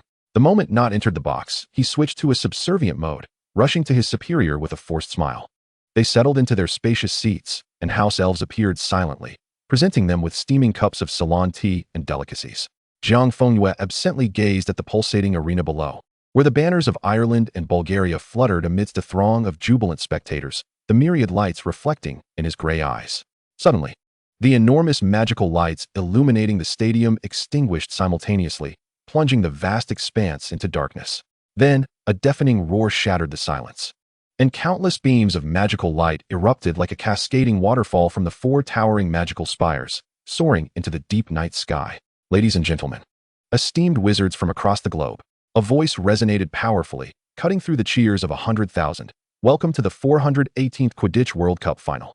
As the announcer's words fell, hundreds of gleaming suited Irish leprechauns materialized, tossing shimmering galleons into the air, which floated towards the audience, igniting waves of excited screams and frenzied grabs. The sound of Irish bagpipes filled the air, and the entire stadium erupted into a frenzy of tap dancing. Next, let us welcome the Bulgarian Phantom Dance Troupe. The lights dimmed, and to the rhythm of deep, pulsating drums, a group of dancers cloaked in black glided into the center, their capes billowing and emanating scarlet magical effects. As the dance reached its zenith, the performers unveiled their cloaks, transforming into a swarm of enormous vampiric bats, shrieking as they soared upwards. At the pinnacle of this electrifying atmosphere, two beams of dazzling light burst forth from the players' tunnel. Amidst the euphoric screams of the crowd, two teams charged onto the field. 14 of the world's finest Quidditch players hovered mid-air, bathed in the glow of magical lights. The collective roar of hundreds of thousands surged like a tidal wave, reverberating through every heart and eardrum. Euphemia squealed softly, shaking Narcissa's hand excitedly.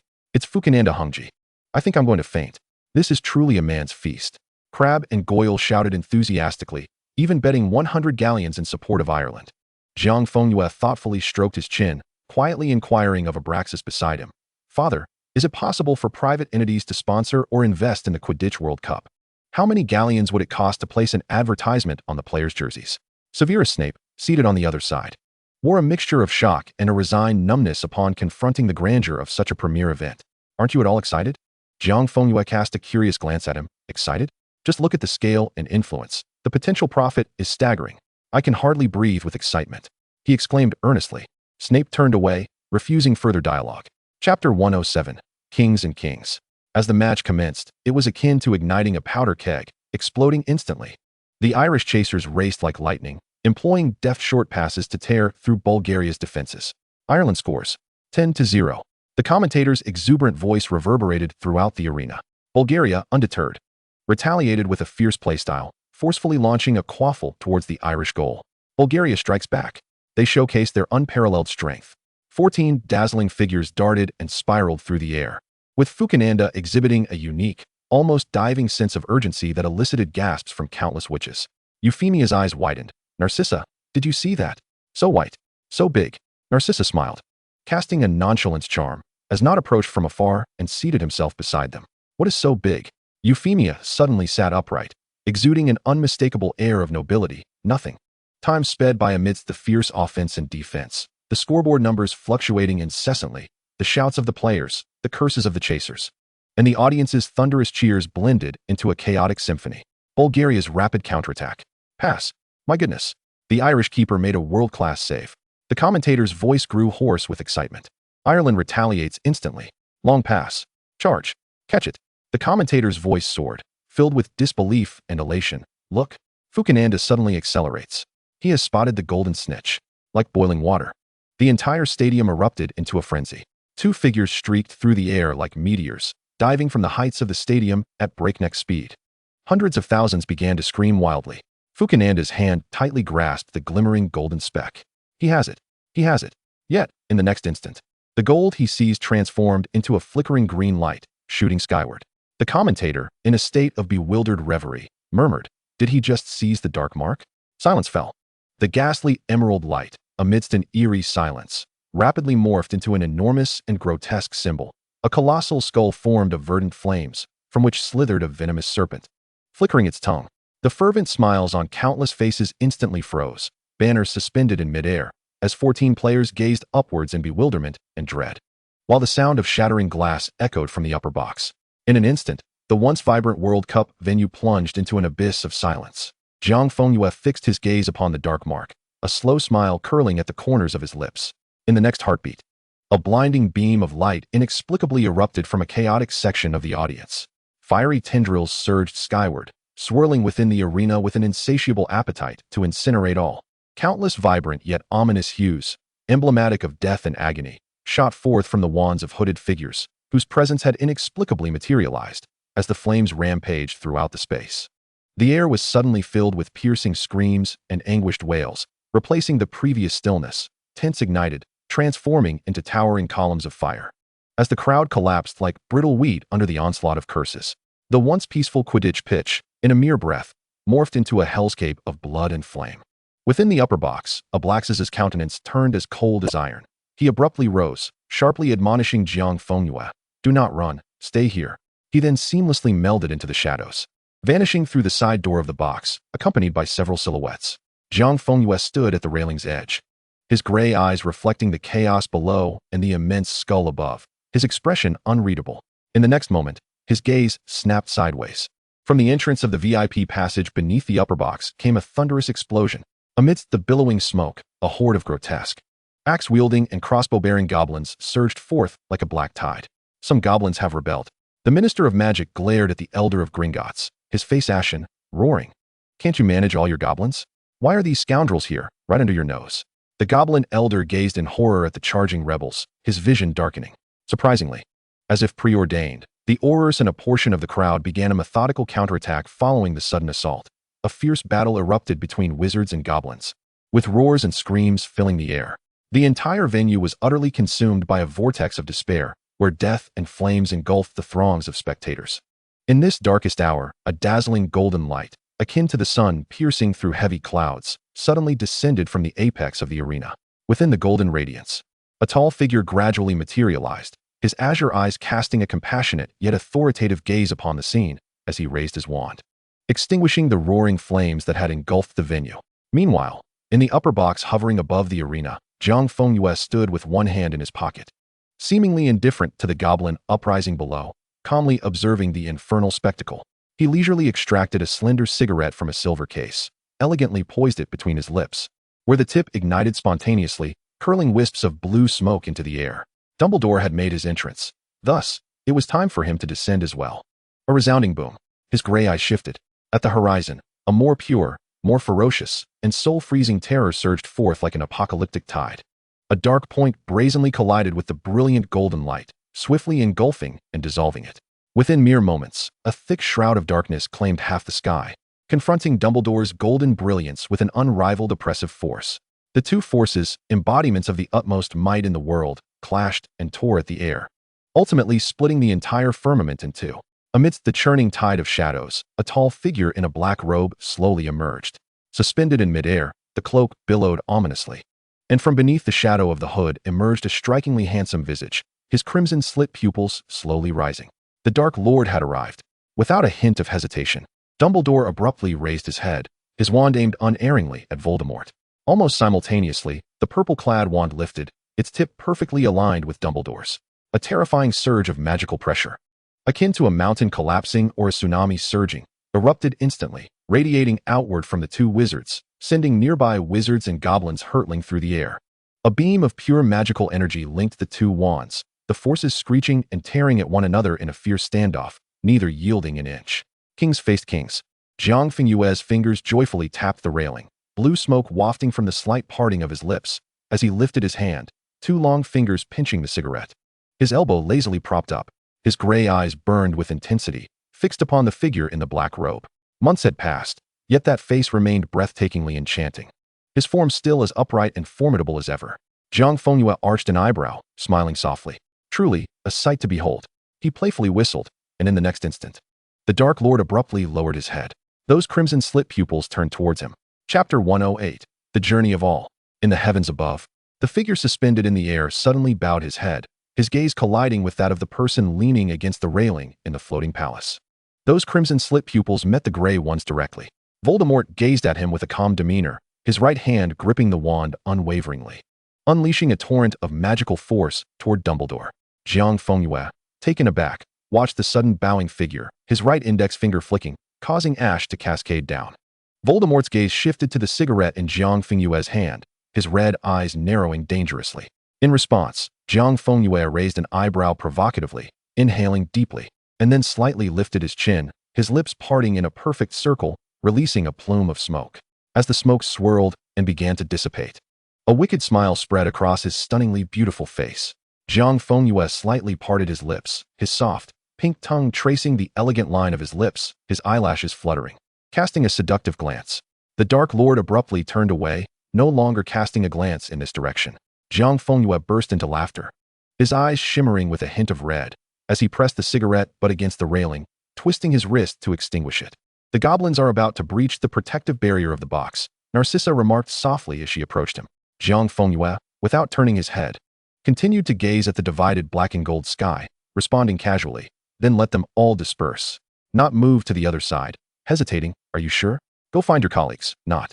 Jiang Fengyue replied coolly. Someone will undoubtedly step down within a month. Not fell silent for a moment before promptly complying, while Apollyon watched his retreating figure, biting her lip. Let Crabbe or Goyle stay with you. Apollyon, Jiang Fengyue turned his head slightly, revealing only half of his enigmatic face. Follow my orders. Apollyon swallowed her words. Understood, sir. Snape stood silently behind him, not uttering a word, yet his wand had already slid into his hand. In the next moment, a deafening crash resonated from directly below the box, accompanied by the shrill sound of twisting metal and the shattering of stone, as the floor and stairs nearest the exit of the box collapsed instantaneously. The rebellious goblins had already broken through the protective barrier and surged upward. Wizards within the box raised their wands, desperately stabilizing the falling debris, while dignitaries from various nations were ushered away to safety. The foremost goblins unleashed beams of light from their golden weapons, forcing the wizards to hastily raise their shields in defense. Jiang Fengyue remained unfazed, commanding, now act.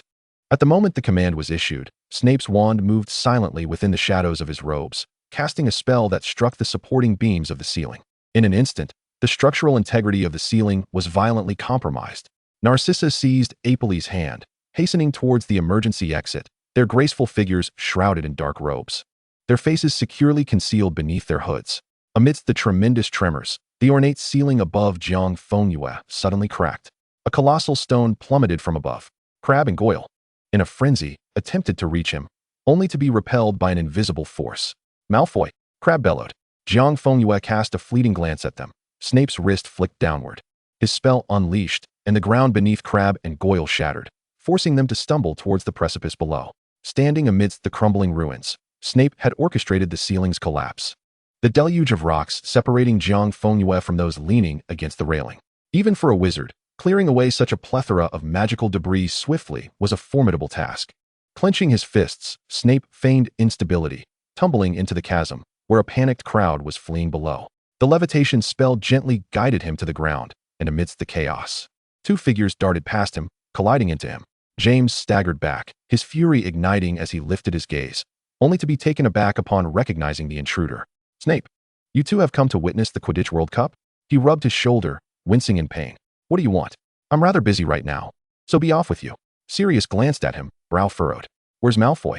You surely came here with him, didn't you? You're not separated, are you? You didn't keep him safe? Snape glared at them, suppressing the hatred simmering within, and coldly commanded, leave. Sirius, brow still knitted, eyes flickering, nodded slightly, while James, bewildered, hurried to follow the two. The trio departed, exchanging curses and insults as they made their way out. Debris fell like rain, the piercing wails of precious metal clashing against the screen mingling with the screams of wizards, as hundreds of rebellious goblins surged towards the upper box's passage. The crowd stumbled in their flight, intent on pursuit, when a shrill, piercing female voice cut through the air, penetrating the ears of all goblins. It's all Malfoy's fault. Two figures cloaked in robes melded into the crowd, their voice tinged with sorrow yet crystal clear. Damn Malfoy. They were the first to shift the assets of Gringotts.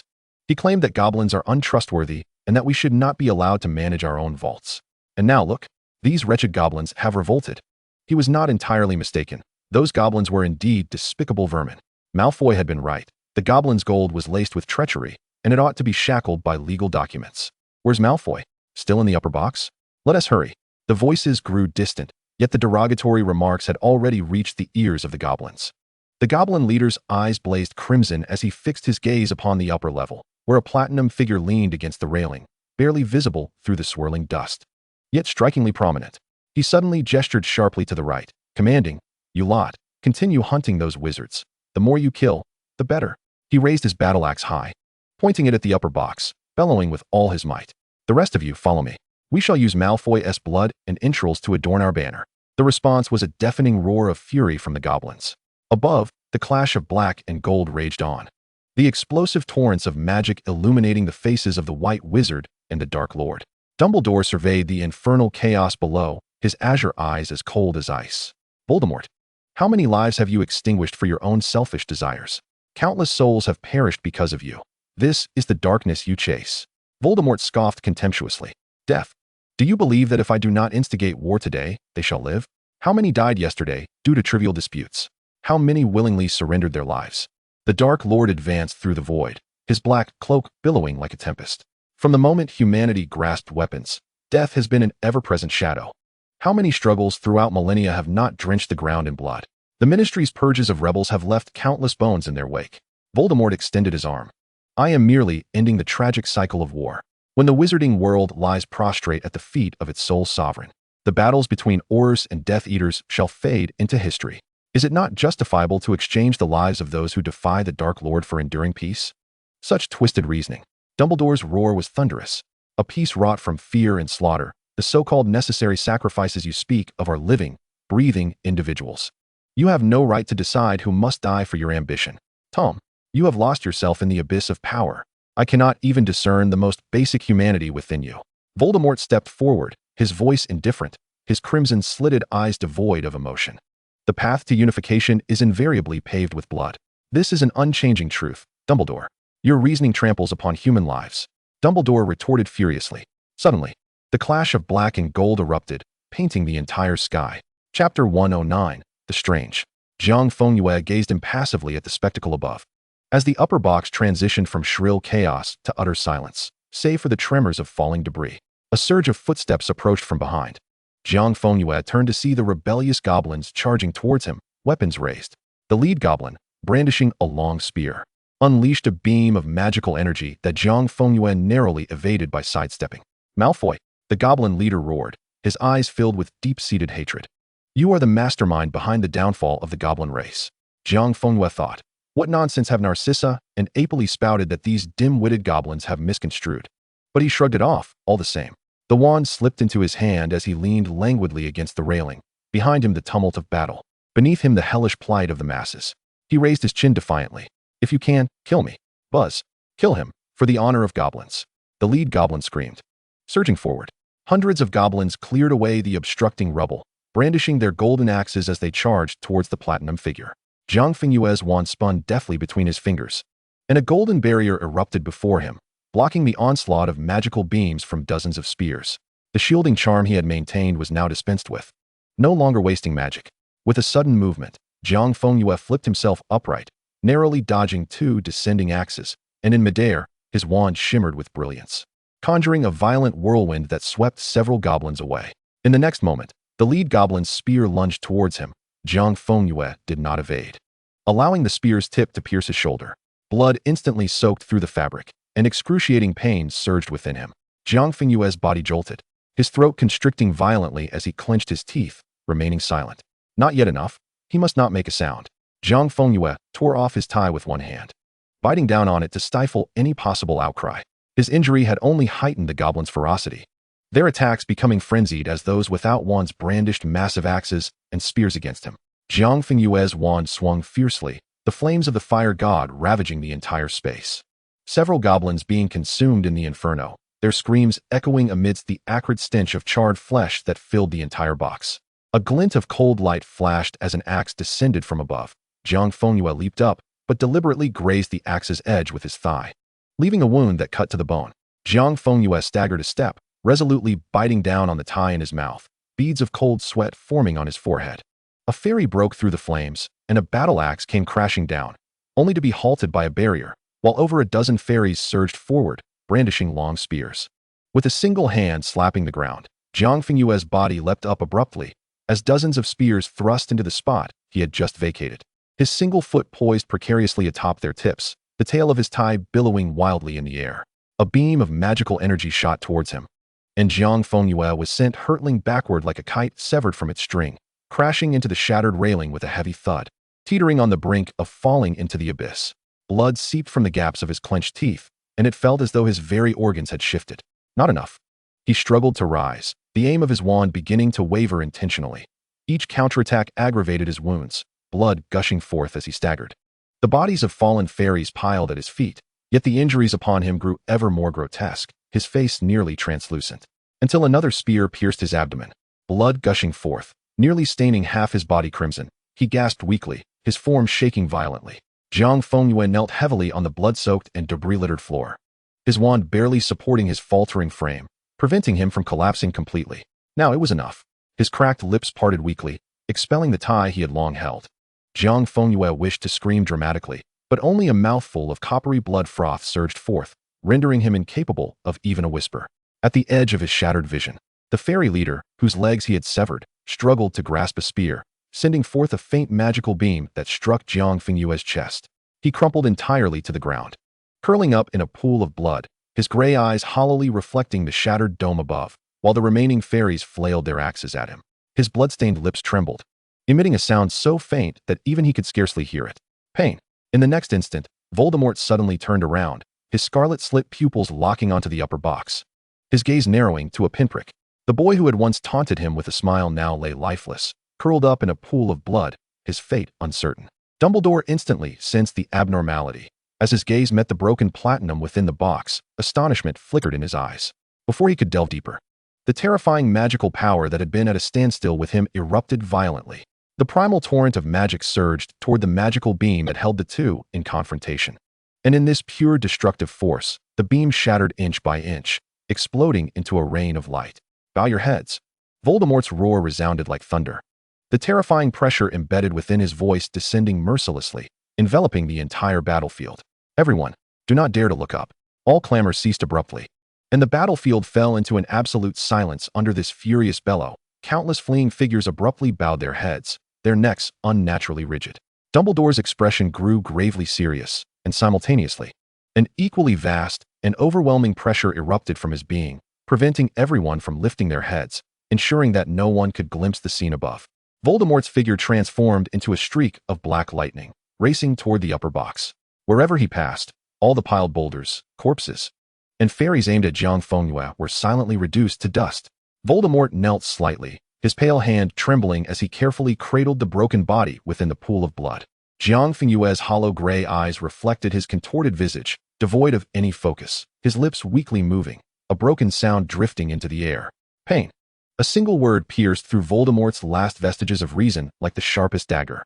A sound, suppressed to the utmost, reverberated within his chest, causing the entire upper box to suddenly cave in, the remaining floor creaking under the unbearable weight, large chunks of rubble and dust cascading from the ceiling.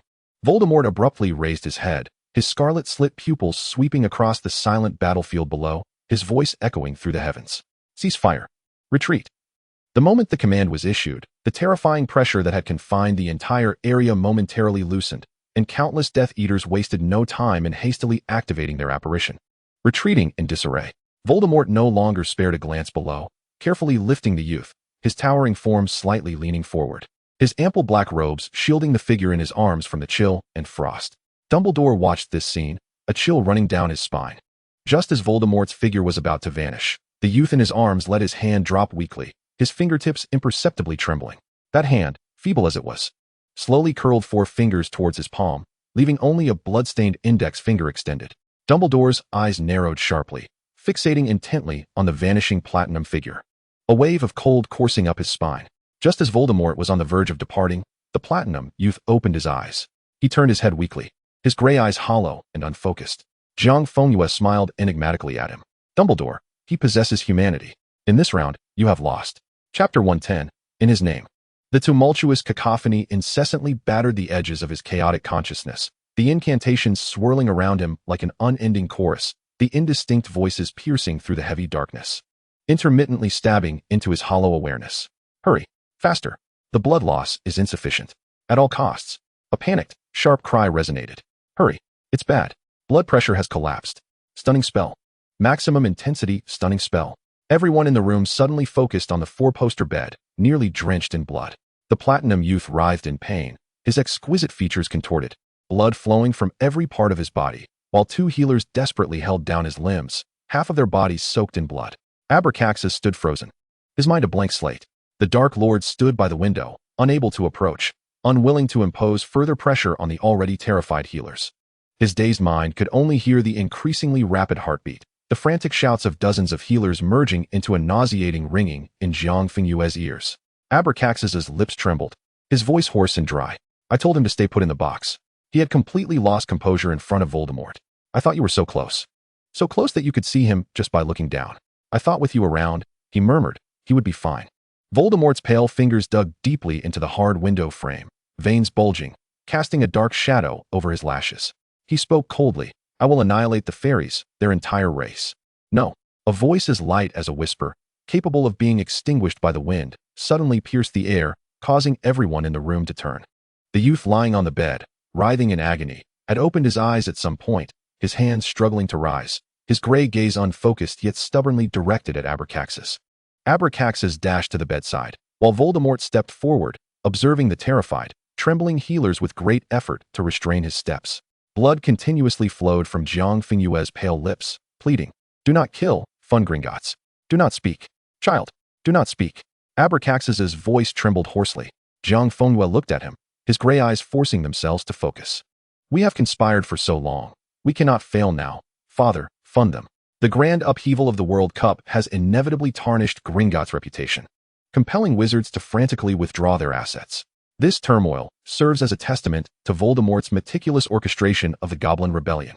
The prospect of establishing an additional Gringotts is akin to scaling a mountain. The white-robed wizards will never passively witness the creation of a new financial artery.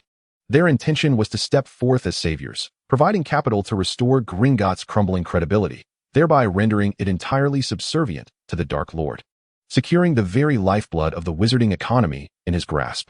The moment is critical. We cannot afford to recreate another Gringotts patriarch. Jiang Fengyue suddenly coughed up blood, his fingers convulsing as they clutched the bed linens, while healers desperately cast spells to stabilize him. Abraxas watched with a heart torn asunder. He understood Jiang Fengyue's intent, to persuade the Dark Lord to permit only the Malfoy family to invest, ensuring that regardless of future events, the Malfoys would remain steadfast and ascend to greatness. But how could he resign himself to such a fate? Enough. Father knows. Father will decide. Stop speaking, he rasped. Yet, Jiang Fengyue resolutely clenched his jaw, his unfocused gaze drifting toward the tall figure by the window. My lord. At that moment, Voldemort strode forward, heedless of the blood staining his robes, his arm gently encircling Jiang Fengyue's shoulders, allowing him to breathe more easily. My lord, do not slay all the goblins. You promised to invest according to our plan. Voldemort remained silent, his lips sealed. Blood continued to spill from Jiang Fengyue's mouth as the healers, battling their own fears, endeavored to maintain his vital signs. Voldemort attempted to wipe the blood from his lips, but was halted by Jiang Fengyue's raised hand. You have waited for this moment for so long. Now is our best opportunity to act. Jiang Fengyue's frail hand reached for the Dark Lord's robes, his gray eyes locking onto Voldemort's crimson-slitted gaze, blood spilling forth as he implored, My lord, do not jeopardize your grand ambitions for my sake. Voldemort lowered his eyes, gazing at the broken figure in his embrace. Jiang Fengyue's bloodied hand caressed his face, leaving a mark of his essence upon Voldemort's skin. I beg of you, consider this as a favor for me. It hurts so much. How could one be so considerate? Even at this juncture, he still sought to safeguard his dominion. Voldemort suddenly turned, his voice a commanding decree. Abraxas, attend to it.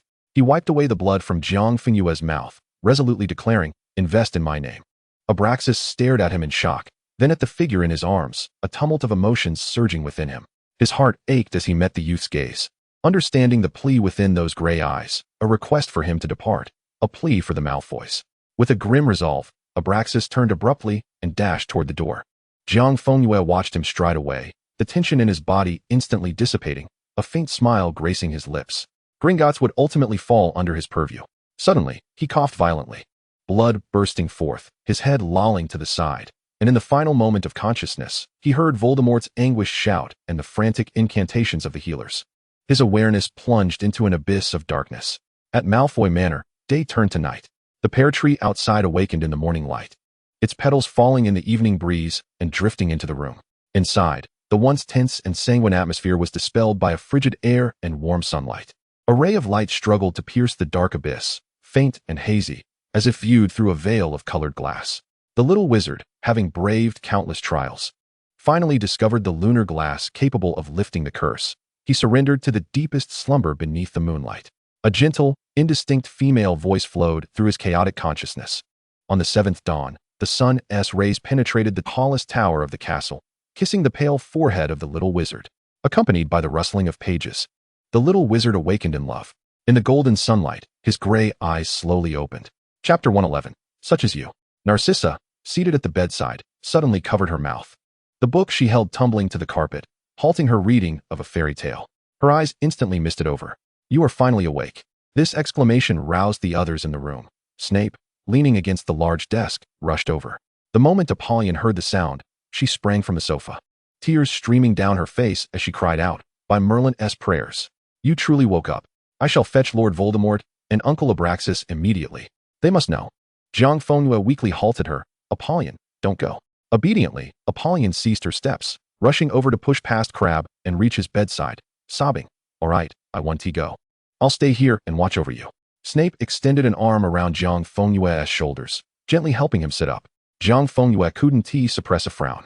The pain in his body had not wholly dissipated. After taking a steadying breath, he asked, "Where's Father? What of the Dark Lord?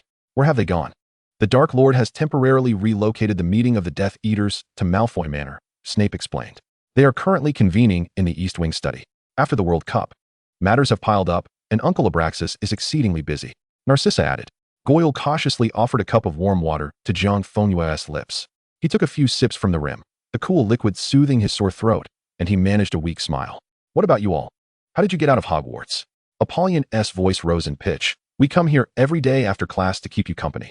Do you know how many days I watched you lie still?" I thought. Narcissa dabbed at the corners of her eyes with a handkerchief. Her voice choked. "Lucius, we were truly frightened." Snape spoke softly. "There are too many matters left in the wake of the World Cup. The Dark Lord and Uncle Abraxas have had to deal with them. They feared you might be frightened lying alone in your room. And the Dark Lord specifically permitted us to come and accompany you." "Did Dumbledore also agree for you to come every day?" Jiang Fengyue inquired. "He did," Crabbe exclaimed, sniffling heavily into a handkerchief. "As soon as we mentioned it, he agreed. He even allowed us to use the fireplace in the headmaster's office." Goyle nodded vigorously in affirmation. Jiang Fengyue pondered for a moment, then turned his gaze toward Snape. "Severus, what has become of Gringotts?" Snape adjusted his support for Jiang Fengyue. "In the aftermath of the World Cup, Gringotts has been besieged, with assets being withdrawn en masse. Almost every pureblood family has prioritized relocating their holdings." Jiang Fengyue shivered at the thought, and Narcissa, noticing, waved her wand to intensify the fire in the hearth. "What of my father?" Jiang Fengyue inquired, his tone laden with implication. "Uncle Abraxas, following the Dark Lord's orders, has already invested in Gringotts at the earliest opportunity. The Daily Prophet has featured the Malfoy family's benevolence on its front page since the second day, and even today, it remains the lead story. At Gringotts' most dire moment, the Malfoys proactively returned their assets, extending a hand to the goblins, who are otherwise shunned, thus averting a financial collapse in the wizarding world. Everyone is lauding Uncle Abraxas for his foresight and sense of responsibility." Narcissa handed him a copy of the newspaper, which Crabbe snatched first and eagerly flipped through to show Jiang Fengyue. Jiang Fengyue meticulously scanned the content. A photograph capturing the moment when Ablaxa and the elder fairy shook hands at Gringotts was prominently displayed. The elegant and handsome visage exuded an air of stern authority, immortalized by the camera's lens. Beneath the photograph, grandiose praises lauded Ablaxa as a benevolent financier, commending his efforts in restoring trust among the fairies and his audacity in facing adversity alongside the entire wizarding community. Adversity? Where did this notion of hardship arise? Jiang Fengyue raised an eyebrow and chuckled softly, clearly aware that Ablaxa and the elder fairy had merely made a public announcement. The Malfoy family had simply returned their assets to Gringotts rather than investing to become shareholders, historically disconnected from any wizarding factions. Gringotts had ultimately accepted a significant investment from the Malfoys at a time when their century-old enterprise teetered on the brink of collapse. As for Ablaxa's demand for discretion regarding the investment, the fairies were eager to keep it under wraps, fearing exposure. Snape cast a penetrating glance at him. "The Dark Lord invested in your name. Congratulations. Now, the true power behind Gringotts, holding 51 of the shares, is none other than the young Master Malfoy." A smile crept onto Jiang Fengyue's lips, faint yet imbued with the essence of a game nearing its conclusion. Snape observed him, his eyes glistening with suppressed emotion, his voice trembling with uncontainable inquiry. "Was this your intent all along?" His gaze swept over Jiang Fengyue's entire being. "You have inflicted such grievous wounds upon yourself." Jiang Fengyue parted his lips, but only a sigh escaped. How could he evoke such compassion in me? And how could he willingly entrust Gringotts to me without this suffering? Closing his eyes, he exhaled softly, uncertain of the depth of his affection for me and the value of the stakes at play. He could only gamble on pain. Since hearing about the World Cup and the Fairy Rebellion in the meeting, he had resolved to leverage this situation to his advantage. First, it would allow Voldemort to hand Gringotts over to him after the matter was resolved. Second, it was a chance to prove to Dumbledore that he deserved an opportunity. Third, it served as a test for Voldemort. 3 birds with 1 stone, it was quite worthwhile. In the room, only Ipula's suppressed sobs remained. She suddenly lifted her head, her tear-filled eyes glaring at Jiang Fengyue. "Is this all for that?" Do you realize how you look lying in bed? She pointed at his trembling fingers, while Narcissa swiftly cast multiple shielding and ignoring charms, attempting to restrain her, only to be forcefully rebuffed by Ipuli. I thought your plan would only result in some superficial injuries. I never imagined you would be hurt so gravely. She cried. I check your breath every day? Ipuli's emotions finally unraveled. She shouted at Jiang Fengyue. You can treat us as pawns, sending us into battle. But why must you also place yourself as a piece on the board, and the most tragic one at that? Snape abruptly interrupted her, his voice erupting in fury. Enough. Ipuli, pawns. When did he ever send you, or any of us, to risk our lives? His fists clenched tightly. He had always charged forth alone. Why was she now shouting at him? Ipuli, taken aback by his outburst, burst into tears. That's not what I meant. I just... Her words tumbled out incoherently, as Narcissa immediately stepped forward to embrace her, offering gentle reassurances. I'm sorry. Ipuli, gasping through her sobs, gazed with tear-filled eyes at the figure on the bed. Jiang Fengyue lowered his eyelids, the dense lashes casting a faint shadow beneath his eyes. He lay quietly, making his frail form appear even more delicate and vulnerable. I apologize. I assure you it won't be like this again. The onlookers stared at him in stunned silence. And Ipuli, in tears, collapsed onto his bed, while Crabbe and Goyle, the two hulking figures, emitted muffled whimpers akin to injured bears, their large heads resting against the bed's railing. Narcissa sat beside him, brushing the hair from his forehead, tears cascading down her cheeks. Snape remained frozen for a moment before slowly crouching down, burying his head beside the bed, as though wishing to entomb all emotions in the silent shadows.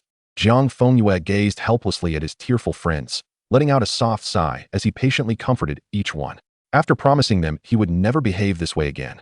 A heavy weariness enveloped him. His eyelids grew too heavy to hold open, and his gray eyes gradually closed, surrendering to a steady rhythm of breath.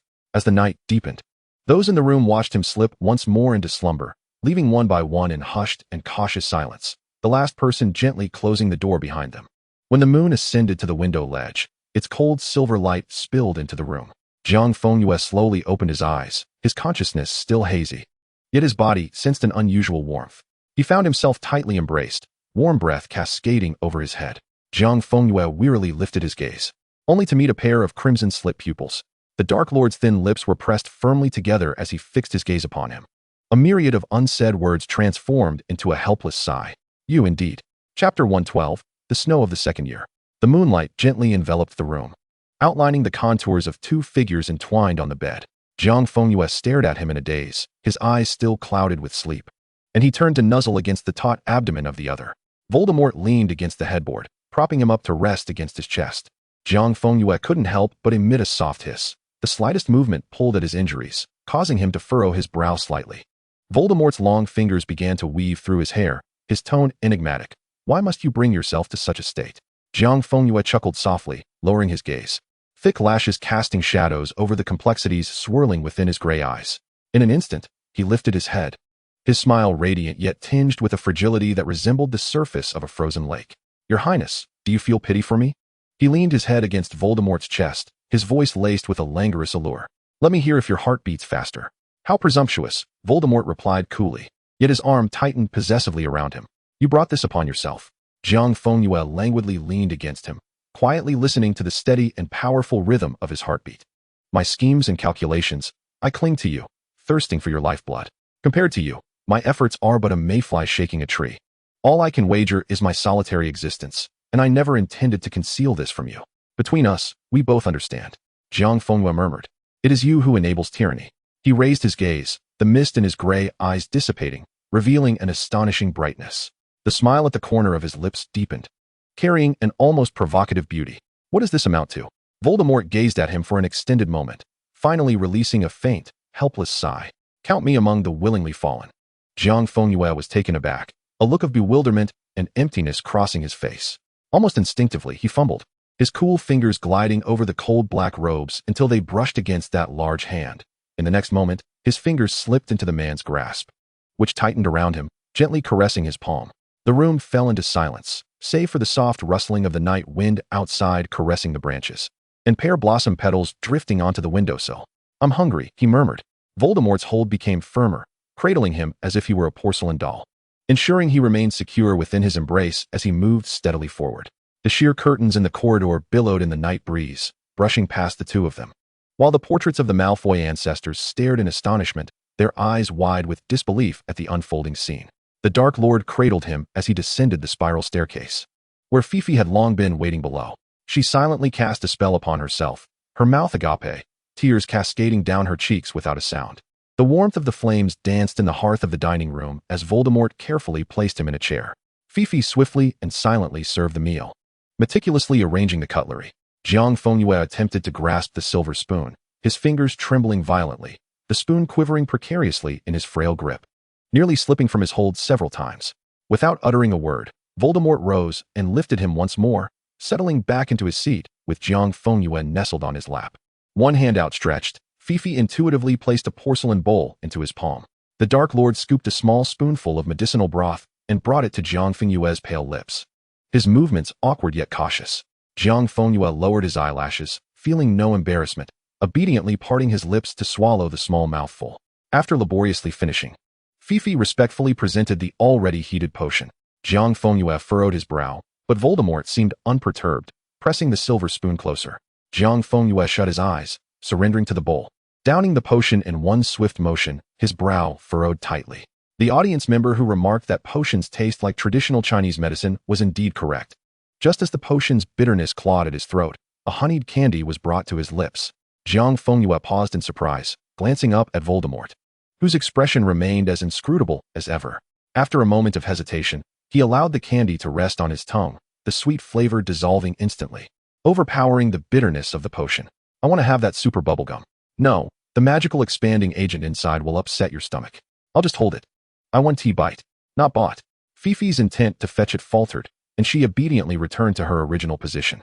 Voldemort carried him into the living room, settling onto the expansive velvet sofa, picking up a document presented by a Death Eater to peruse. Jiang Fengyue curled up in his embrace, squinting his eyes as he joined him in reading. The night deepened, and at some point, delicate white crystals began to flutter down from the inky blackness above. Jiang Fengyue gazed out the floor-to-ceiling window. It's snowing, Your Highness. Voldemort followed his gaze, his crimson eyes reflecting the swirling snowflakes outside. His voice low and devoid of emotion. Would you like to see? Jiang Fengyue nestled his face into his neck, giving a soft affirmative. Voldemort stood, holding him close. And as they reached the door, Fifi hurried over, cradling a heavy, soft black fur coat trimmed with snow-white fox fur. The coat flew up and draped over Voldemort's shoulders, clad only in a black shirt. Voldemort meticulously wrapped Jiang Fengyue within his embrace, sealing him securely against the chill. A warm magic enveloping them without pause. The icy air, mingled with crisp snow, struck them, causing Jiang Fengyue to instinctively shiver, yet he was held even tighter. The gentle snow transformed the entire courtyard into a pristine white, blanketing the perennial garden. Jiang Fengyue extended his hand, and the snowflakes melted just shy of his fingertips, as if colliding with an invisible barrier. He raised an eyebrow, turning to look at Voldemort, whose red gaze appeared even deeper in the snowy night. After a moment of silence, the protective charm enveloping them rippled away like water, allowing the drifting snowflakes to fall freely upon them, adorning their shoulders and hair with delicate embellishments. Jiang Fengyue smiled at the sight of Voldemort's dark hair dusted with frosty white. Your Highness, last year, it seemed to snow at this time as well. Yes, back then, I walked beside you, but now I can only be held by you. You still dare to speak. Voldemort's hand tightened around his waist, prompting a muffled sound of discomfort from him. Jiang Fengyue nuzzled against his face. This is our second snowfall together. Are you happy to watch the snow with me, Your Highness? He gently pecked the corner of the man's lips. Voldemort remained silent, lowering his head to deliver a light, punitive bite to those endlessly chattering lips, as the soft snow silently settled upon their hair and shoulders. Jiang Fengyue's eyes sparkled with mischief as he extended his soft tongue, teasingly licking at Voldemort's thin lips, testing the waters as he ventured inward, only to be gently ensnared. Will you continue to watch the snow with me in the future? Yes. Chapter 113, The Most Ordinary Day. When Abraxas returned, dusted with frost and snow, the living room was brightly lit. Voldemort held Jiang Fengyue on the sofa. The platinum youth curled within his embrace, his complexion still pale to the point of translucence. One arm encircled Jiang Fengyue's waist while the other shielded his delicate, icy feet, which remained cold even in the warmth of the living room. Voldemort's crimson gaze lowered, his deep, magnetic voice flowing in the room. What considerations were taken into account for the proportion of moonflower in the improved calming potion? Well, it will be neutralized by the strong purification of sneezewort, requiring a transition of unicorn hair. Jiang Fengyue languidly leaned against him, responding to the questions at a leisurely pace. Voldemort listened, a flicker of satisfaction crossing his red eyes. Not bad, 12-0 is fine. Voldemort pinched his cheek. I've condensed a few key topics for you. Just remember them. The living room door swung open. Pulled by a house elf, and Abraxas stepped inside, his footsteps halting abruptly, his gray eyes narrowing. He hurried forward, his gaze solely reflecting the vibrant platinum figure. Father. Upon seeing him, Jiang Fengyue instinctively attempted to rise from Voldemort's embrace, but the arm around his waist tightened, restricting his movement. He turned, gazing helplessly into the displeasure and possessiveness reflected in Voldemort's crimson-slit pupils, softening his eyes in silent appeal. Voldemort furrowed his brow, and after a moment of tense stillness, he finally released his hold. Jiang Fengyue struggled to sit up, sliding off Voldemort's lap and flashing a smile at Abraxas. Barefoot, he took a few steps, but the pain in his legs caused him to falter, and he collapsed forward. Abraxas swiftly caught him, effortlessly lifting him and gently placing him on the nearby sofa. He did not loosen his grip, merely encircling Jiang Fengyue's waist lightly, gritting his teeth as he finally managed to utter a suppressed whisper. Please don't let your father worry any longer. He can't bear it. Jiang Fengyue blinked, feeling a dry ache in his throat. I was wrong, father. It was father who was wrong, Abraxas murmured. Jiang Fengyue observed the pained and restrained expression on his father's face, unable to withstand the weight of his own guilt, which washed over him, drowning him in a sea of regret and suffocating despair. It will never happen again. He choked out, Father. I was wrong, I was wrong. He repeated, his voice breaking, I was wrong, father. Jiang Fengyue felt as if struck by a sudden blow, realizing that during his moments of suffering, he was never alone. There was always someone enduring even greater torment. The flames in the hearth flickered silently, casting an orange glow over the three of them. Voldemort's fingers drummed against the armrest. His crimson-slit pupils fixated on the figure cradled in Abraxas's arms. He endured the tension until the clock chimed clearly, before slowly standing and walking toward them. He should sleep. As soon as the words left his lips, Abraxas's embrace around his son was effortlessly dispelled by an irresistible magical force. Voldemort bent down, lifting Jiang Fengyue securely, who settled within his arms, turning to gaze intently at Abraxas. Master. The voice of Abraxas resonated from behind, deep and hoarse. You must keep a close watch on him. Voldemort's steps did not falter, yet his grip on the person in his arms tightened abruptly. In the opulent study, a fierce flame blazed. Jiang Fengyue sank into the velvet sofa, observing Not with a slight furrow of his brow. The deputy director has arranged for your transfer? Indeed. Not replied. Pay him no mind, he added nonchalantly. Just await your appointment as chief secretary of Visingamo. Not raised an eyebrow. It seems my rapid promotion might attract some scrutiny. Apollyon shot him a curious glance. Haven't you always been viewed as someone who got in through the back door? Not was momentarily speechless, leaning back. I've been working diligently, you know. My face has grown stiff from all the forced smiles. Jiang Fengyue cleared his throat softly, instinctively shrinking back. Noticing this, Not frowned slightly and draped a silver-green blanket over him. The door swung open abruptly, and Narcissa entered. Having just emerged from a meeting in the eastern wing, her face visibly weary. Finished with the meeting? Jiang Fengyue inquired. What are your thoughts? Narcissa sighed lightly. Facing the pressure of the Dark Lord is truly. It's all right, Jiang Fengyue interjected. Power is the finest elixir. It will nourish you. Don't tease me. Narcissa replied with a smile. I suspect the Dark Lord will soon come looking for you. It is you who is to be nourished. Not nearly spilled his red tea. Coughing violently, his expression one of sheer disbelief at such audacious words. Apollyon laughed heartily, playfully slapping Severus's shoulder, who disdainfully lifted her hand and set it aside. Crabbe and Goyle scratched their heads in confusion, bemused by the raucous laughter surrounding them. Jiang Fengyue fell momentarily silent, his ears flushed with embarrassment, casting a glare at Narcissa, who merely stifled a giggle and tucked the blanket around him more snugly. By the way, Not. Jiang Fengyue endeavored to steer the conversation back. Selwyn's dismissal report should be in by now, right? I recall it was drafted in your office. It was just finalized and submitted the day before yesterday. Not awkwardly dabbed his lips with a handkerchief. It will take effect in a week. Jiang Fengyue tapped his fingers lightly. Apollyon, please summon wit to see me shortly. Severus lifted his gaze from his potion tome, frowning deeply. What is it? A desperate last stand before death is typically the act of a rabid dog. Jiang Fengyue replied coolly. Though I cannot ascertain his courage, I must take precautions. Wow. Apollyon winked at him. You now resemble the Dark Lord in your intimidating demeanor. Is that so? Jiang Fengyue chuckled. Care for a taste of heart-wrenching torment? I'm frightened. Apollyon feigned a high-pitched voice, leaning forward. But tell me, do you love him? Severus did not lift his head. Do not inquire of him. He is at a loss. Yet this is indeed a perplexing matter, Apollyon mused, stroking her chin.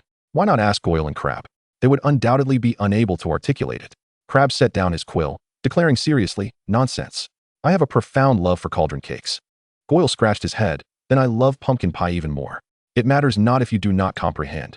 After all, none of them will relinquish their hold. Narcissa sighed.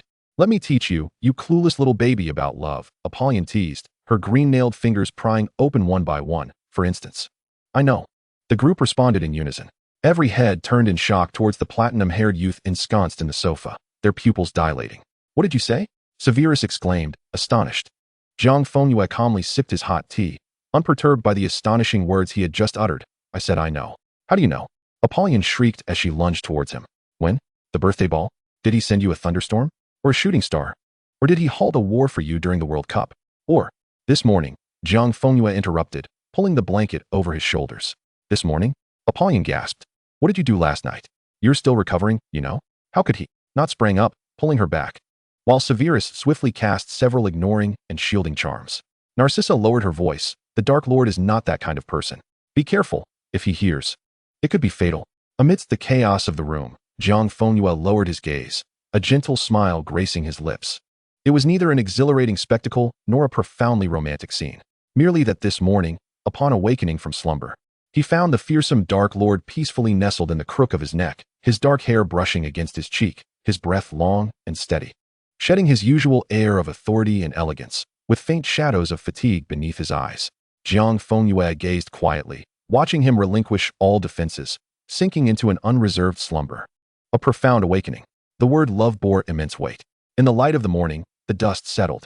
The most ordinary day, the most mundane morning. He loved him. Chapter 114, Meeting Matters. The air was chillingly frigid, mingling with the scent of aged dust and the remnants of burnt metal. The ghostly blue glow of mining lamps flickered in the vast underground cavern, casting a multitude of indistinct, endless shadows of fairies against the jagged rock walls. Driven to such extremes, must we continue to endure? A raspy voice shattered the silence. No one responded. A barrage of legal clauses dictated that we must be searched upon entering our own territory, our generations of amassed gold subjected to the damned ministry of magic-esque scrutiny. And for a millennium, we were forbidden from possessing wands. A millennium hence, 18 laws shackled around our necks. A young fairy stood, his voice sharp and fervent. Those wizards, those wolves of the ministry, they have driven us to this extent, and you still wish to endure, elder? The elder, witnessing some fairies rebel during the World Cup, remained silent, his face lined with creases, his murky gaze sweeping across the impassioned youthful faces. The clan is paramount. The clan? Will we even have a clan in the future? Gringotts has been lost. Upon uttering this, the underground cavern erupted into turmoil, like sparks igniting in grease. Is Gringotts still our Gringotts? We, who have had no dealings with wizards for centuries. Yet, the true power lies in the hands of others. The elder's voice was laden with endless fatigue and hoarseness. We have failed to manage our kin. The previous 2 rebellions have shattered the wizard's trust in us. Rage will only consume everything, including ourselves. Do you even believe what you just said? A burly fairy stepped forward, bellowing. We will not allow anyone to rob us of our glory and wealth. Look at those decrees. They aim to take away all our gold. 18 articles of legislation. They seek to cut every fairy's throat. Will there not be more to come? He raised his arms in a rallying cry, his furious roar reverberating against the cave walls. It is time. For a millennium, we have resisted. This time we shall make the wizards pay dearly.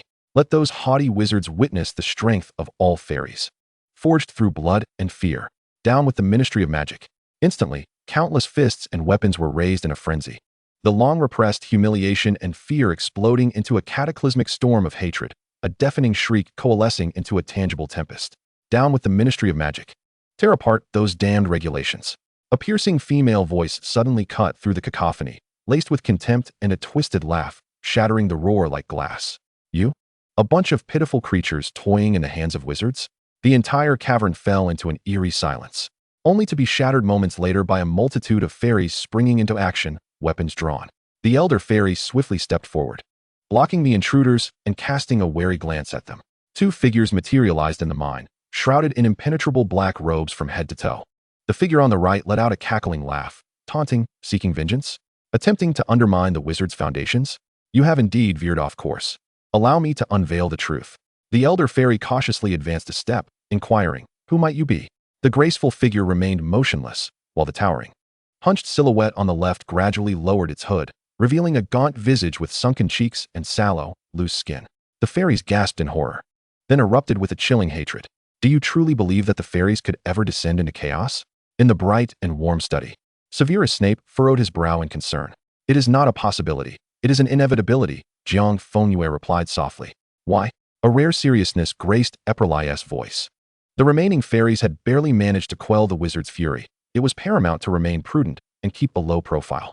Gaul scratched his belly in confusion, adding, moreover, Malfoy just used an astronomical sum of galleons to prolong Gringotts' existence. Shouldn't they be grateful and diligently continue their work? Grateful? Jiang Fengyue scoffed, a cynical smile curling at his lips. Just then, the oak door swung open, and Narcissa entered with an elegant demeanor, a frigid aura surrounding her. How did the meeting proceed? Narcissa nodded coolly. As you anticipated, my lord, the Dark Lord has no intention of sparing the fairies. Although the large-scale extermination plan has been rescinded, regulations targeting the fairies will be perpetually enacted. And what does that have to do with rebellion? Crabbe remained perplexed. They are fairies, not wizards, Jiang Fengyue patiently elucidated. The fairies are inherently etched with centuries of hatred towards wizards and an insatiable greed for gold. And now that the control of Gringotts has largely shifted, the 18 statutes remain intact. They will only multiply, never diminish. A brief silence enveloped the study, punctuated only by the crackling of the fireplace, the flickering flames casting shifting shadows across the faces of those gathered. Snape's Adam's apple bobbed as comprehension dawned on him. The Dark Lord intended to corner the fairies, leaving them no escape, using them to erode the defenses of the White Wizards. He had never relinquished the notion of war. He aims for total warfare, Epperly murmured. Jiang Fengyue regarded them with approval. The giants had already knelt before the Dark Lord, and he had disclosed this information to Dumbledore. When the giants unleashed chaos across the Nordic plains, Dumbledore would inevitably rush to that stormy realm to staunch the inhuman calamity, while the Dark Lord would confront him directly. That day would herald the meticulously orchestrated uprising of the fairies. Where will the fairies strike? Epperly furrowed her brow. Snape inhaled deeply, the Ministry of Magic. The implementation of these laws has ignited the spark for the previous 2 rebellions, and it is only natural for the fairies to target the Ministry. This is the dead end chosen by the Dark Lord for the fairies. Snape shot a glance at Jiang Fengyue, who understood that the Ministry was the financial heart of the wizarding world. If the fairies were to rise, it must be safeguarded, Jiang Fengyue replied with a light laugh. The fairies' expertise in gold production is irreplaceable. Are you going to intervene? Intervene? Why would I? Jiang Fengyue chuckled softly, only to be interrupted by a series of suppressed coughs. Narcissa stepped forward to pat his back, casting a reproachful look at his bare, pale feet. Snape frowned deeply, hastening to drape a heavy cashmere blanket around him. Why are you barefoot again? Jiang Fengyue waved his hand dismissively, signaling that he was fine. Even if I become a major shareholder of Gringotts, the fairies will remain discontented and unwilling, responding with indolence and invisible resistance. Chapter 115, The Cost of Enveloped in Smoke. He leaned slightly forward, his form wrapped in the blanket appearing increasingly frail, akin to a bamboo bent, but still standing against the snowstorm. His platinum hair cascading beside his face, illuminating his burning gaze. Only when they have completely plunged into the abyss, with nowhere else to turn, will they finally comprehend. A smile graced his lips, tinged with crimson. Aside from me, there is no one else, and no one else can offer them their last glimmer of hope. At that time, the obstinate fairies will truly bow their heads, willingly becoming my subservient tools. Suddenly, he erupted into a fit of coughing, far more violent than before, his fragile body curling and trembling on the sofa, racked with agonizing coughs. Narcissa, closest to him, anxiously patted his back, while Epperly hastily brought over a potion in hopes of coaxing him to drink it, and Gaul retrieved a handful of sweet candies. Snape observed as Jiang Fengyue pursed his lips tightly, accepting the potion from Epperly's hands to reconfigure it. Jiang Fengyue furrowed his brows, striving to suppress his coughs, gradually calming down under the gentle pats on his back. Exhausted, he leaned deeper into the soft sofa, breathing heavily, his gray eyes gazing beyond the worried and anxious glances of those around him, fixating on the resplendent light outside the window. After the fairies' full-scale rebellion, the Dark Lordess would become unstoppable, utterly seizing control of the Ministry of Magic, enveloping the entire European wizarding world and extending its reach across the globe. All dissenting voices would be suppressed, and all sparks of rebellion would emit mournful cries. He would suffocate the entire White faction. After this battle, the Dark Lord would reign supreme. Jiang Fengyue suddenly grasped the significance of a particular prophecy, one that, regardless of who tried to dissuade or obstruct it, could not be altered in the slightest. The Dark Lord would inevitably fulfill it himself. No one in this world could kill Voldemort, except for himself. The prophecy of the Harbinger signified that this world was destined to bring about Voldemort's demise. Jiang Fengyue felt as though a gaping wound had been carved into his heart, cold winds rushing in to fill the void. An indescribable sense of confusion and emptiness gripping him, a desperate need for something to soothe his hollow heart. His slender fingers instinctively curled into claws. And the drawer of the desk opened in response, a silver cigarette case soaring through the air, landing perfectly in his palm. He didn't even glance at it. Deftly opening the case with his fingertips and hastily retrieving a slender cigarette, pressing it against his scarlet lips. "What are you doing?" Narcissa, her lips painted with rouge, reached out urgently to snatch it away. "You mustn't smoke." Jiang Fengyue turned aside to evade her grasp, speaking through the cigarette, his words muffled. "I'm already healed." "Sissy." Snape, quick to react, attempted to seize it from him, but Jiang Fengyue leaned back, sinking deeper into the sofa, exposing his delicately contoured collarbone and skin. He helplessly replied, "Just one puff." "Not even one." Eperly interjected, hands on her hips, glaring at him. "You think you can smoke now? Do you believe I want to inform the Dark Lord?" Jiang Fengyue stared at her incredulously, clearly taken aback that she would dare invoke the Dark Lord to intimidate him. "You're still glaring at me," Eperly shouted. "Just wait, I'll go tell on you. When the Dark Lord arrives, you'll see." Suddenly, the door swung open, and the room fell into a tense silence. The individuals who had just been surrounding Jiang Fengyue to admonish him were now, as if pressed by an unseen force, bowing their heads in unison, their voices trembling as they addressed him respectfully, "My lord." Jiang Fengyue huddled on the sofa, his gray eyes staring blankly at the figure in the doorway. The Dark Lord, freshly disengaged from his weighty responsibilities, stood quietly at the entrance, his crimson slit-like eyes peering through thick lashes, impassively regarding him. In the biting cold, he donned a flawlessly tailored pure black silk shirt and sharply creased trousers. The collar of his shirt casually unbuttoned to reveal his chiseled collarbones and elongated neck. Jiang Fengyue felt a tremor in his heart under his gaze.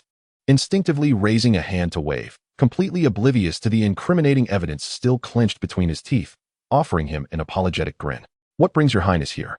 Voldemort towered above him, silent, his gaze drifting slowly over his pale visage and fair, bare feet, finally settling with an intimidating intensity on the cigarette dangling from his lips. His crimson-slit pupils narrowed dangerously. With a languid motion, Voldemort raised his left hand, and the occupants of the room promptly filed out. Jiang Fengyue watched as his friends abandoned him without a second thought. When Snape closed the door, he shot him a glance that unmistakably conveyed a warning to fend for himself. Click. The heavy door was gently shut. Jiang Fengyue swallowed instinctively, offering an ingratiating smile to the Dark Lord, retracting his feet back under the blanket, settling obediently in place. The Dark Lord remained stationary, leisurely rolling up the sleeves of his shirt, the muscular contours of his forearms exposed to the chill, veins winding beneath the surface, gleaming like cold jade. He approached the platinum-haired youth, extending 2 fingers to pluck the cigarette from his mouth, which instantly disintegrated to ash in his grasp. His scarlet eyes locked onto Jiang Fengyue, brimming with possessiveness and ire. "Who taught you to smoke?" Jiang Fengyue snapped back to reality, raising his gray eyes, sparkling with a teasing smile. "Is it forbidden, your highness?" Voldemort's eyes narrowed dangerously, a predatory glint surfacing. "What transgressions are you willing to commit?" Jiang Fengyue chuckled lightly, extending his fingertips to gently scratch the man's palm. "Why are you being so fierce with me?" He lifted his head, his long neck accentuating his innocent tone, though his gaze bore a hint of sweetness laced with mischief. "Will you punish me?" Voldemort's hand encircled his unruly one. Then he leaned down, effortlessly lifting him, and in just a few strides, arrived at the 4-poster bed. Laying the young man atop the velvet covers, Jiang Fengyue braced his palms against the fabric, his brows arching slightly in surprise as he regarded the figure before him. The man straightened, exuding an air of calm authority, yet his scarlet eyes remained fixated on him. "You do not recognize your faults." His voice was cold, like ice shards falling to the ground. Jiang Fengyue felt a chill run through him, grasping the hem of the Dark Lord's garment. He spoke in a hushed tone. "I acknowledge my mistake. I shall not smoke again, I promise." The Dark Lord inclined his head, gripping Jiang Fengyue's chin. "Little liar, you certainly won't smoke in my presence?" "Oh, you are rather astute." Jiang Fengyue playfully tugged at his hem, swaying back and forth. "I will definitely smoke less." The atmosphere thickened, as if leaden. The imposing figure of Voldemort cast a shadow that nearly engulfed him. Voldemort regarded him, enunciating each word with chilling precision. "Who corrupted you?" Jiang Fengyue felt a pang of guilt, licking his lips, rendered speechless. "Speak." Voldemort advanced a step, towering over him. "Look at me, answer. Is that filthy muggle creation so irresistibly tempting?" Each word dripped with icy fury and a subtle inquiry. He detested the lack of control, and even more so, the foreign aura that clung to Jiang Fengyue, one that was not nurtured by him. Jiang Fengyue wrapped his arms around the man's waist, nuzzling him like a small beast. I only smoke because you were absent. The Dark Lord paused, slightly taken aback. Jiang Fengyue tightened his embrace, his fingertips grazing the toned muscles at the man's side. In a whisper, he continued, I missed you so much. It's been too long since we last met. He rubbed against Voldemort's clothing. Two delicate white fox ears suddenly appearing, shyly tilting away. Please stay with me a while longer, and I promise I won't smoke again. The Dark Lord gazed down at him, his dark hair swaying before his crimson eyes, an inscrutable expression cloaking his features, remaining silent. Jiang Fengyue seized his hand, placing it atop his head, the fox ears trembling slightly, brushing against the man's palm with a familiar, affectionate reliance. Voldemort's fingers caught the fox ears, kneading them with force, provoking a soft whimper from Jiang Fengyue, yet he felt no relief from the tension. You have erred. You must be punished. Who allowed you to engage in such reckless behavior? Jiang Fengyue bit his lip, tears glistening on his lashes, then slowly turned away, his glimmering gaze meeting Voldemort's. He grasped the man's hand, guiding it to his cheek, nuzzling against it like a small creature, his ears perked up like a forlorn little fox. Has your highness truly grown angry? May I be seen now? Voldemort's throat bobbed as he suddenly grasped Jiang Fengyue's chin, a hint of amusement in his tone. Look, the last time we met was 6 months ago. You've been too busy conquering the world to remember me. He voiced his grievance. I have longed for you. Voldemort's throat moved again, his eyes casting a shadow of uncertainty, his voice hoarse. You have just recovered from a grave illness. Your Highness, Jiang Fengyue interjected, his eyes sparkling with a hint of mischief. Come. Chapter 116, Rain Against the Window Pane. The curtains were half drawn, revealing the pear tree outside, its blossoms drifting down like snowflakes. Too gentle, not enough. He pouted, his every whim catered to, yet the Dark Lord treated him as if he were fragile porcelain. The everlasting rose on the low table emitted a cool, sweet fragrance in the dim light, now seeming so distant and trivial. Damn it! Jiang Fengyue suddenly extended a finger, gently tapping the Dark Lord's chin. The man froze, narrowing his eyes at him. Jiang Fengyue gazed at his breathtakingly handsome face, a low chuckle escaping his lips. He lazily reached out, forming a claw-like grip, and the metal cigarette case that had fallen to the ground instantly returned to his hand. With nimble fingers, he flipped open the lid, retrieving a cigarette to dangle from his lips, looking down imperiously at the man beneath him. Voldemort leaned against the headboard, his eyes narrowing dangerously, his hands seemingly engaged in some clandestine act. Jiang Fengyue let out a muffled sound, stubbornly refusing to relinquish the cigarette from his mouth. The cigarette tip ignited silently. Jiang Fengyue inhaled deeply, the flame rapidly consuming most of the cigarette, illuminating his pallid, yet strikingly captivating visage. He leaned down, drawing close, defiantly exhaling a cloud of thick white smoke into the handsome face before him. The smoke rose, obscuring the chiseled features, yet the crimson pupils remained vivid amidst the haze. Jiang Fengyue chuckled softly, murmuring, Your Highness, will you indulge me once more? He extended the cigarette towards Voldemort's lips. Voldemort squinted at him for an extended moment, and eventually, his chin dipped imperceptibly, his thin lips enveloping the slender smoke. The Dark Lord inhaled sharply, then forcefully grasped Jiang Fengyue's neck, pressing his lips against him. The sharp scent of tobacco mingling with his cold breath, clashing fiercely. Smoke was forcibly inhaled into their lungs. Jiang Fengyue broke free, erupting into a fit of violent coughing. Laughter intertwining with his gasps, the intensity bordering on delirium, his gray eyes shimmering like water, ablaze with a wild, almost frenzied light. He lowered his head, pressing the glowing ember against Voldemort's chest, twisting his wrist to grind it down. Voldemort seemed impervious to pain, languidly observing him as the remnants of the cigarette were methodically extinguished in Jiang Fengyue's grasp. The world suddenly spun, everything upside down. Jiang Fengyue laughed heartily, wrapping his arms around the Dark Lord's neck, recognizing that he was plunging into an abyss, but only for him. The long-awaited tempest unleashed upon Malfoy Manor, as torrents of rain battered the window panes with an intensity akin to frantic drumming. The crystal chandelier, caught in the violent sway of the curtain shadows, appeared fragmented, while the roses on the bedside table danced wildly in the gusty drafts, casting enormous, distorted silhouettes upon the walls.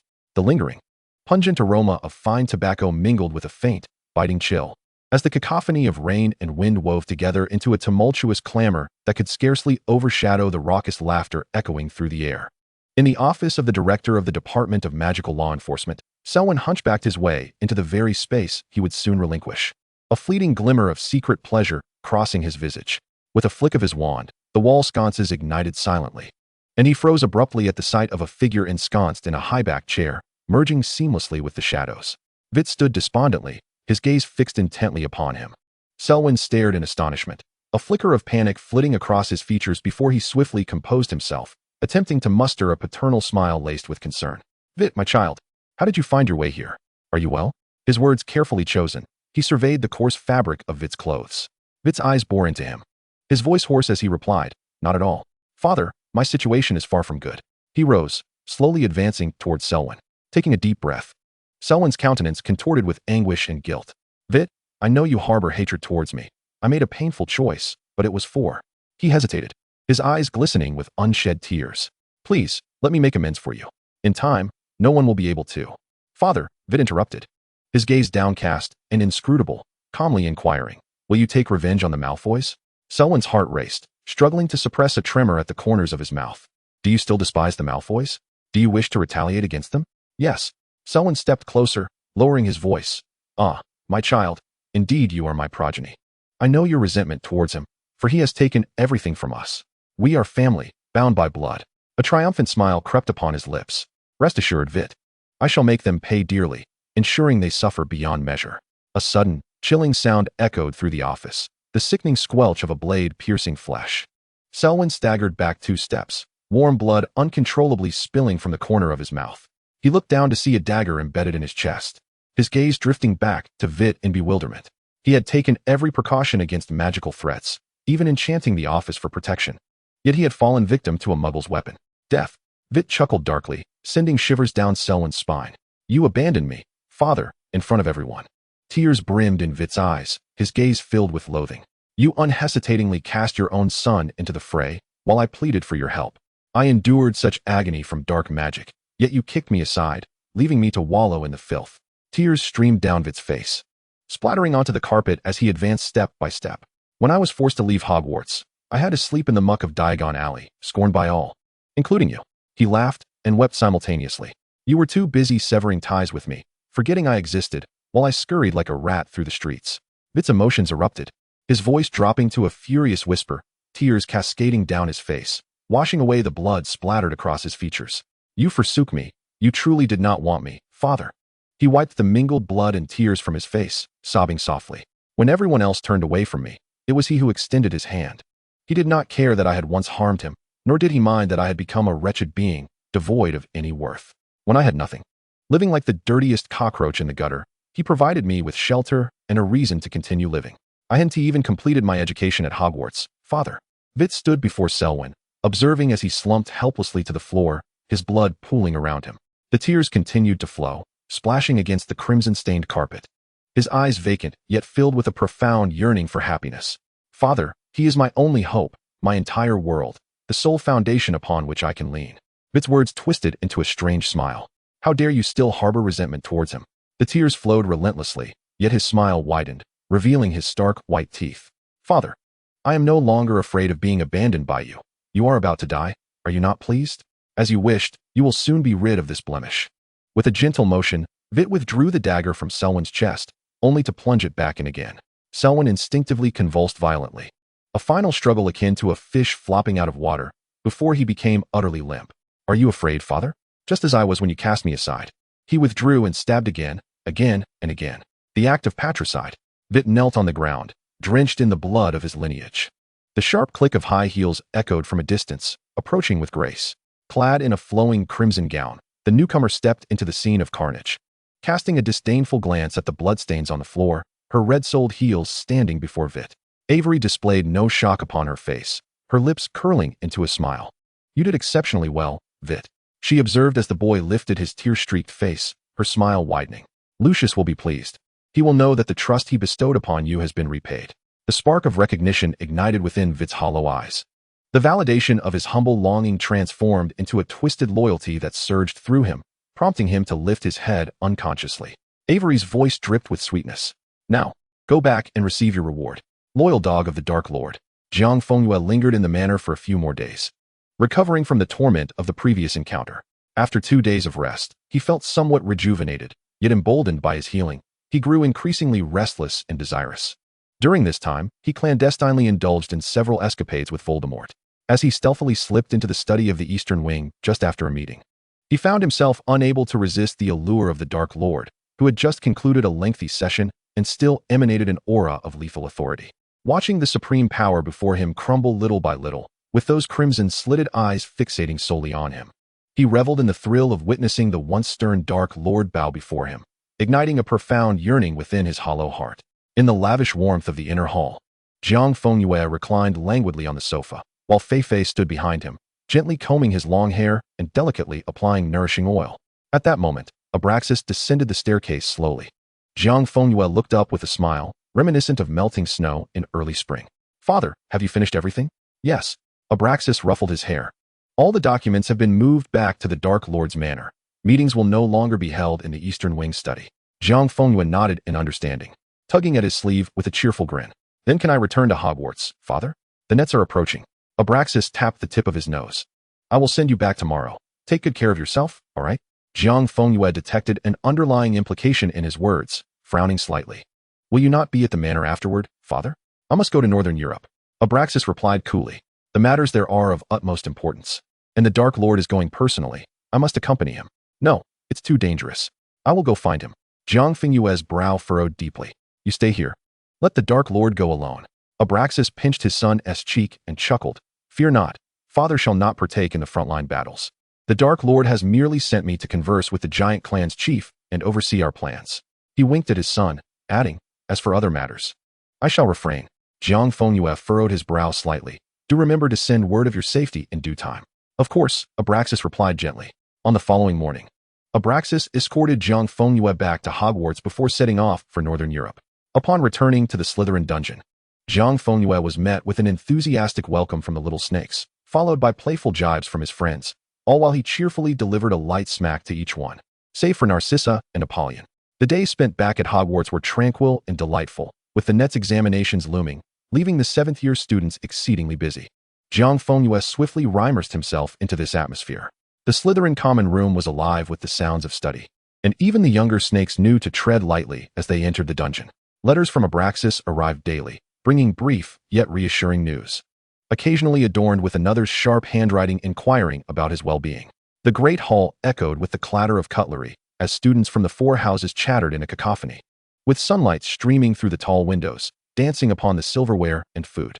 Jiang Fengyue fed the basilisk a morsel of smoked salmon, noting its newfound preference for pumpkin juice, which was decidedly unbasilisk-like. Jiang Fengyue's gaze swept over the bustling students, casually brushing past the professor's table at the front. The gilded high-backed chair in the center sat vacant. He discreetly withdrew his gaze, sipping on his lemon almond drink. This was an ordinary yet heartwarming day at Hogwarts, where students fretted over exams, reveled in Quidditch, and basked in the tranquility sheltered by the castle. On this day, Nate was promoted to chief secretary of the Wisengamot. On this day, within the Black Tower atop the frozen snow-capped mountains, Grindelwald honored his promise and commenced the prophecy. On this day, the giants in Northern Europe declared war. On this day, the greatest white wizard arrived in Northern Europe to seize control of the situation. On this day, the Dark Lord appeared above the battlefield, confronting his foes. On this day, the fairies initiated a full-scale rebellion, abandoning their original target, the Ministry of Magic, to assault Hogwarts, the very heart of the wizarding world. Chapter 118, United in Purpose. What could be more excruciating for wizards than an assault on Hogwarts? A woman's piercing laughter echoed through the depths of the cavern, her visage obscured beneath a dark cloak. You fight against the Ministry, but those officials feel no pain. Yet Hogwarts stands as the symbol and bastion of wizards, housing the very heart of the White Wizards. What could be swifter than an attack on it? Dumbledore will not be at Hogwarts today. This is a divine opportunity. Indeed, even that little Malfoy, your major stakeholder, is within, she continued. Eliminate those wretched students, slay that accursed Malfoy. Not only can you exact revenge upon the wizards, inflicting pain upon their beloved children, but you can also dispose of young Malfoy. In the end, Gringotts will still belong to you, and the wizards will taste the bitterness of your wrath, will they not? Sunlight filtered through the grand stained glass, casting mottled shadows upon the tables laden with sumptuous fare in the Hogwarts Great Hall. Jiang Fengyue poured a bit of pumpkin juice for the basilisk, serving himself a portion of seafood risotto. Narcissa had already finished her meal and was engrossed in a document. Jiang Fengyue glanced over, raising an eyebrow. What are you studying now, Narcissa? My academic load is quite heavy, and I can only spare time to look at this now," she replied, setting down the financial report from the Black Estate and rubbing her temples. "If you don't mind, I could offer you some advice tonight," Jiang Fengyue responded. "Of course, I don't mind." Narcissa's face brightened. "I've been waiting for you to say that, Mr. Malfoy." "I wanted to." Apollyon chimed in. "The transaction records from Weasley are giving me a headache." Jiang Fengyue narrowed his eyes. "I can advise, but I cannot do the work for you." "Of course," Apollyon laughed. "Just giving it a glance is sufficient." Jiang Fengyue shot her a resigned look. "If you cannot lead a team, you will work yourself to the bone. But the baby team still requires Mr. Malfoy's guidance." Crash! The great hall doors were flung open with a force. A tall figure strode in, silhouetted against the doorway's light. He was a robust human man above, with the lower body of a magnificent chestnut horse, its hooves nervously clattering upon the stone floor. The entire hall fell into stunned silence, gazing in shock at the uninvited guest. "A centaur?" Snape exclaimed, bewildered. "They have never." The centaur's voice interrupted. Resonating clearly through the hushed hall, "The sparks have risen. The forbidden forest trembles in agony." He gasped, his chest heaving, and after a moment of incoherent rambling, took a deep breath and bellowed, "A large number of armed fairies are approaching Hogwarts. All creatures in the forbidden forest have heard their roars." A heavy silence enveloped Hogwarts as they stared at him, the color draining from every face, disbelief frozen upon their features. Then, a wave of panic and discussion erupted, drowning the hall in chaos, utensils clattering, and terrified cries echoing. "Fairies, aren't they supposed to be at the ministry?" Apollyon shrieked in a hushed tone. "Yes, why? Why are they here at Hogwarts?" Jiang Fengyue was astonished to realize that events were spiraling out of control. He forced himself to remain calm, allowing the basilisk to coil around his wrist. "Nothing is absolute," he exclaimed. "Stay calm, listen to the professors, heed what the centaur is saying." After a brief, stunned silence, the professors erupted into frantic discussion. "Fairies? Have they gone mad? Why would they attack Hogwarts?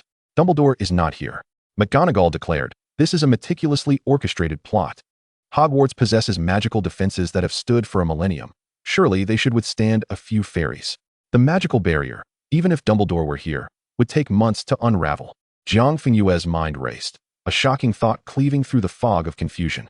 The Dark Lord had disguised himself and infiltrated Hogwarts a year prior. Could this be his true intention? Before he could lead the Death Eaters into battle, the fairies had seized the opportunity.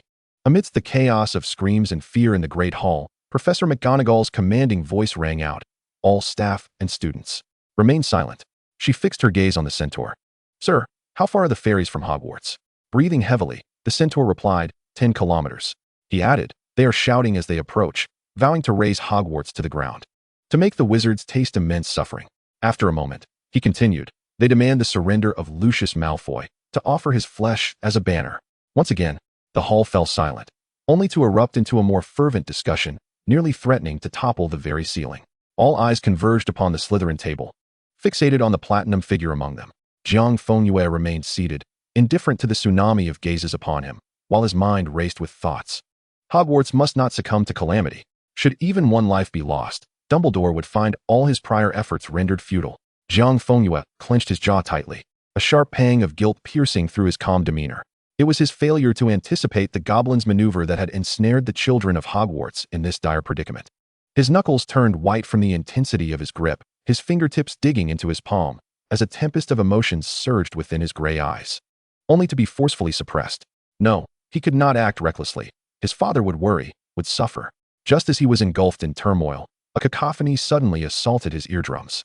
Jiang Fengyue turned in a daze, realizing that while he was absorbed in thought, the entire Slytherin table had descended into a frenzy of rage. The serpent's usual elegance, composure, and aloofness were utterly shattered in this moment.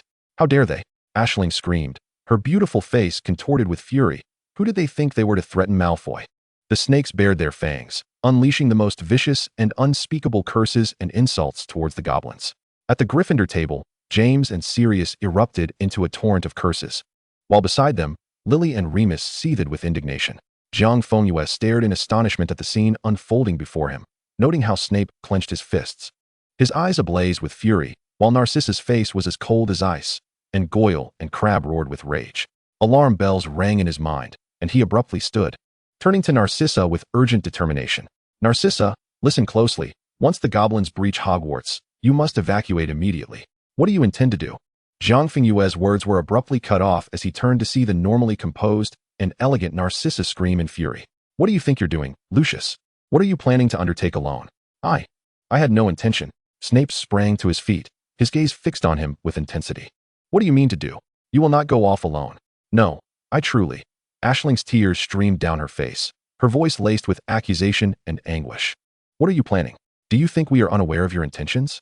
You wish to abandon us. You want to hide us away. Not a chance. Goyle and Crabbe stood defiantly behind him, yelling, What do you intend to do, Malfoy? I genuinely do not wish to do anything, Jiang Fengyue murmured softly. At the pinnacle of this chaos, a female voice thundered like a clap of thunder, silencing the din in the hall. All sounds abruptly ceased, and 1,000 gazes turned in unison. Professor McGonagall stood before the staff table, this rigorous and graceful lady, now consumed with fury at the threat posed to her students. Resembled an enraged lioness, her eyes sharp as daggers. Hogwarts will never abandon a single student. She inhaled deeply. Hogwarts, prepare for battle. Following her proclamation, the hall was enveloped in absolute silence. Fear, trepidation, and anxiety permeated the students' eyes. Yet amidst this backdrop, another, even more fervent light ignited within countless pairs of eyes. In the next instant, the suffocating hush was violently shattered. James swept a tray of dishes aside and leapt onto the long table. Raising his arms and bellowing with all his might, "Defend Hogwarts!" Sirius agilely vaulted onto the table, his roar echoing like thunder. "Protect Malfoy!" Jiang Fengyue was utterly stunned, his gray eyes reflecting the breathtaking tableau. Soon after, the serpents, who had always maintained their distance from the lions, began to rise one by one, their fury palpable as they raised their hands, erupting into fervent cheers. This was akin to a signal igniting a conflagration. At the Gryffindor table, the lions erupted in a chorus of roars, their voices surging like a tidal wave. At the Hufflepuff table, loyal badgers sprang to their feet. At the Ravenclaw table, wise eagles set aside their books and raised their wands. Jiang Fengyue stood transfixed, witnessing this heart-stirring scene, countless wands raised high, coalescing into an unyielding sea of righteous fury. He beheld thousands, arms raised in unison. Hogwarts, 1,000 students. The four houses, united in purpose. Chapter 119, Survive. Beneath the vaulted ceiling of the hall, the enormous floating candles trembled violently. Mr. Filch had already dashed away, and Professor McGonagall stood, commanding silence over the uproar. "Silence," she declared, her wand held high, its tip radiating a dazzling silver light. "All fifth-year prefects, lead all students below the fourth year to the 8th floor. To the room of requirement. Evacuate to safety. All professors, cast the strongest protective spells around the castle. Professor Flitwick, proceed to the West Tower. Take control of the highest lookout." McGonagall's voice was rapid and resolute, her determined gaze sweeping across the hall as she issued commands. In an instant, all fifth-year prefects sprang into action, ushering the younger students out of the hall. Once the fervor of the crowd had subsided, the younger students' faces now bore expressions of panic and fear, but under the decisive leadership of the professors and older students. The chaos was swiftly contained as they were organized into small groups and led out of the hall. Professor McGonagall's voice rose again, addressing the remaining older students still within the hall. "All those unwilling to fight, immediately follow the younger students' exit. Once all children have safely entered the room of requirement, destroy the bridge." Silence fell. At the four long tables, no one moved. McGonagall took a deep breath and turned her gaze to Jiang Fengyue. "Mr. Malfoy." Jiang Fengyue lifted his head, meeting the unprecedented gravity in the headmistress's expression. "You are the student council president personally chosen by Headmaster Dumbledore." Each word felt like a brand upon Jiang Fengyue's heart. "If the professors fall, the duty will fall upon you to protect the remaining students and lead them to survival." She paused, her voice firm. "If the professors' defenses collapse entirely, then you will command and lead." Jiang Fengyue nodded vigorously, understanding. "Professor." McGonagall gazed deeply at him, her eyes filled with complex emotions, before she abruptly turned to address everyone. "Children, survive." As her words echoed, the entire hall fell silent. The students still striving for their final exams finally revealing the fear in their eyes. Yet above that, a profound courage and determination emerged, their diverse-colored eyes reflecting humanity's greatest anthem. Under the gaze of all, McGonagall's wand danced like the wind. Pyre Totem Locomotor. The statues that had stood silent for centuries along the hall's sides erupted into life, the voiceless guardians of Hogwarts, after centuries of silence, now prepared to engage. Countless stone figures emerged from the castle, wielding axes, their silence as formidable as mountains. "How cool." James gaped at the sight, astonished that they could move. "I even nibbled grass beside them." McGonagall struggled to suppress a smile as she whispered to Professor Flitwick, "I've longed to try this spell." The professors filed out in succession, raising their wands high as numerous protective spells coalesced into a semi-transparent torrent of magic that surged skyward, forming a crystalline dome that enveloped the entire Hogwarts castle. Just as this transparent sky was on the verge of coalescing entirely, Slughorn's wand erupted in brilliant silver light, shooting into the heavens. A flash of silver darted skyward, then exploded like 1,000 silver stars, dazzling magical fireworks illuminating half the sky. Beyond 100 miles, the lingering might was visible, as countless wizards gazed in astonishment at the very heart of the magical realm, Hogwarts, sending out a signal for aid amidst the turmoil of war. All the students emerged from the Great Hall, standing at the entrance, their eyes fixed upon this scene. Not far away, on the rocky cliffs, a throng of fairies brandished their alchemical weapons, charging forth. Slughorn hastily retrieved 3 or 4 vials of Felix Felicis from his pocket, draining them all at once. While 12 professors stood resolutely at the forefront, their wands tirelessly conjuring a protective barrier. The first horn sounded. Following, it was an overwhelming tide of piercing shrieks from the fairies, merging into a cacophony that rolled forth from the edge of the forbidden forest. Their hands wielding alchemical arms, their battle cries echoing to the heavens. Destroy Hogwarts. Let all oppression and exploitation vanish. Reclaim the glory and dignity of the fairies.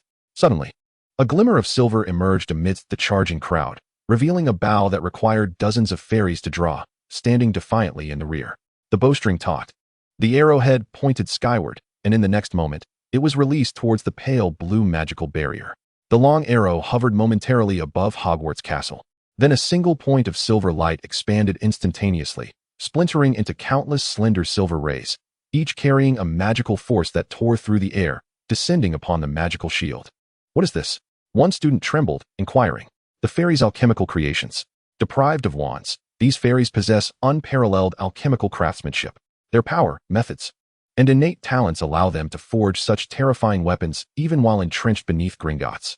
The silver rain ferociously struck the magical shield, which, despite being constructed by the professor's combined efforts, rapidly thinned under the relentless barrage.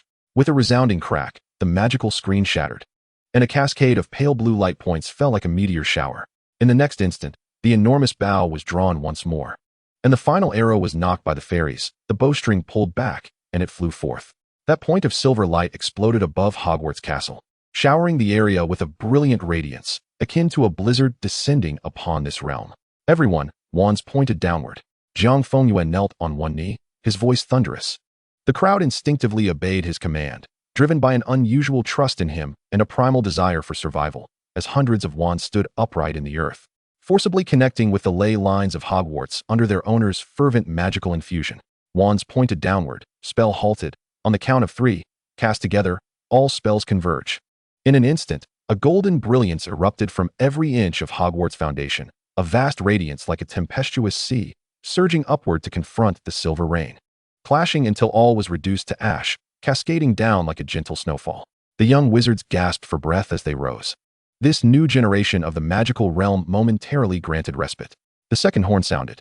The fairies, armed with spears and axes, charged down the mountainside towards the castle in a desperate onslaught. Children, listen. Jiang Fengyue fixed his gaze upon the menacing black clouds, proclaiming loudly, the fairies lack wands. But their weapons are forged from pure gold, their shields capable of withstanding many spells. Do not fear sudden death curses, but be wary of entering their attack range. If confronted with an unyielding foe, flee immediately, do not engage. Everyone, survive. Jiang Fengyue turned to face those behind him, his voice sharp. Today at Hogwarts, not a single soul shall perish. Chapter 120, Dragonfire. The entirety of Hogwarts transformed into a battlefield. Thousands of wands emitted faint or brilliant light, crimson as Gryffindor flames, clear as the starry skies of Ravenclaw, warm as Hufflepuff's earthy hues, tranquil as the silver-green waters of Slytherin's lake, interweaving, merging into a surging tide of boundless magical splendor.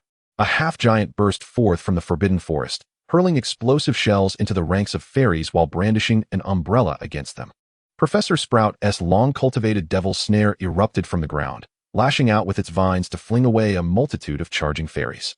The golden spears and axes swung madly against the stone warriors, sending shards tumbling down. Peeves darted through the battlefield, hurling stones at the faces of fairies.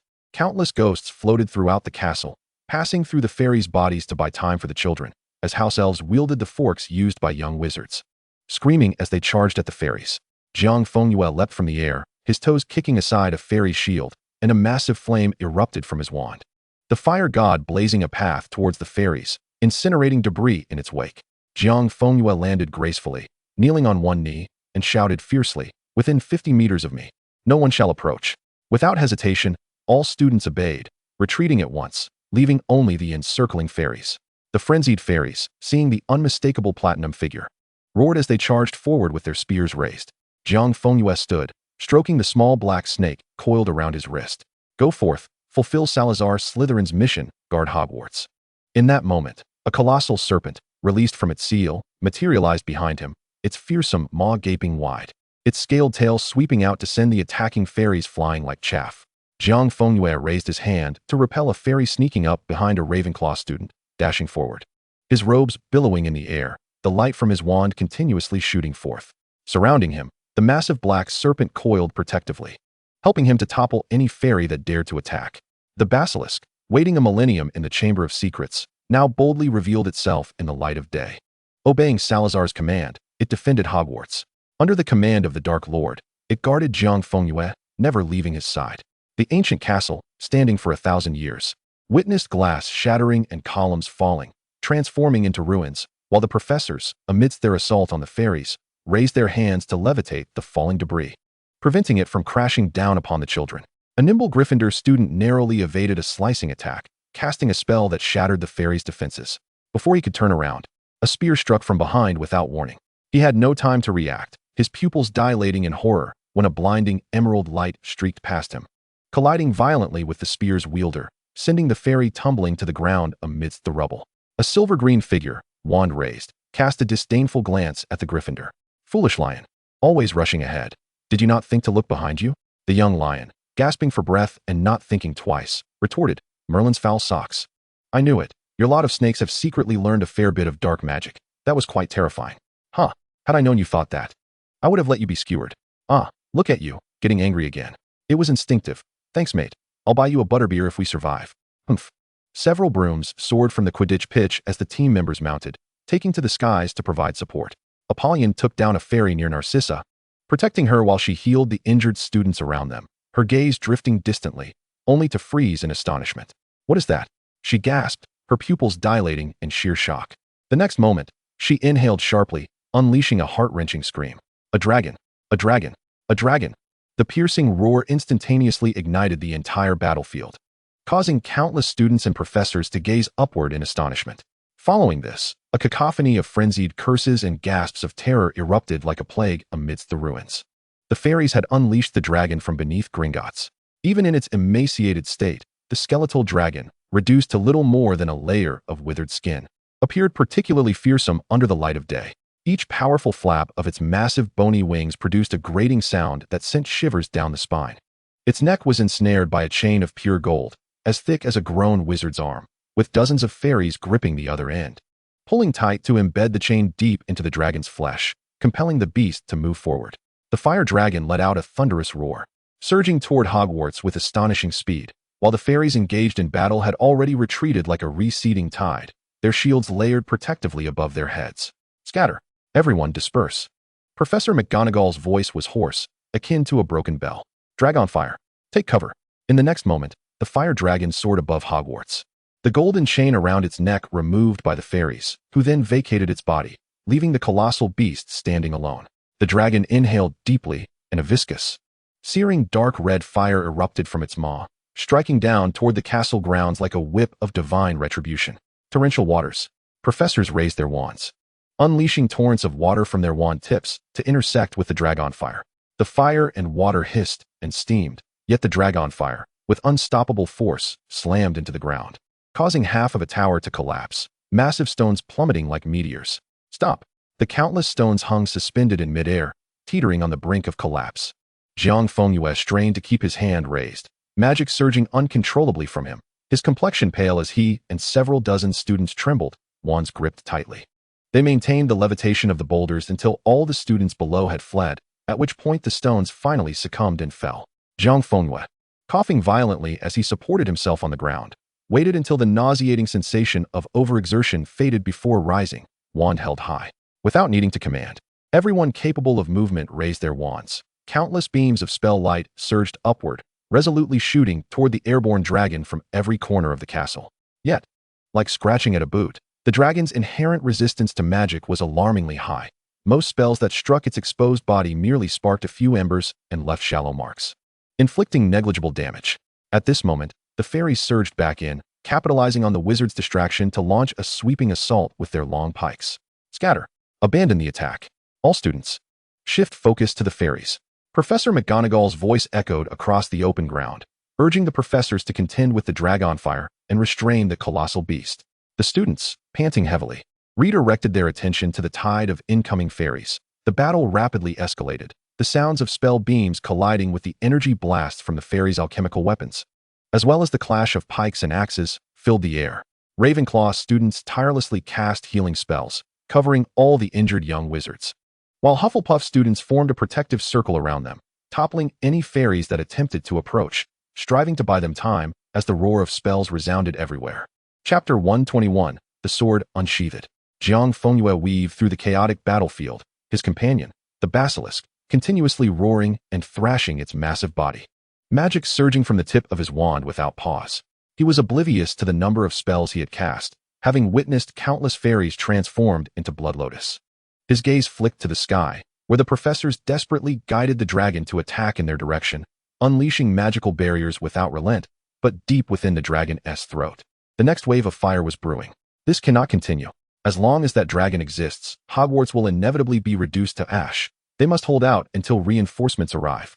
Jiang Fengyue leaped onto a crumbling tower remnant, his voice penetrating the din of the battlefield. Is there anyone?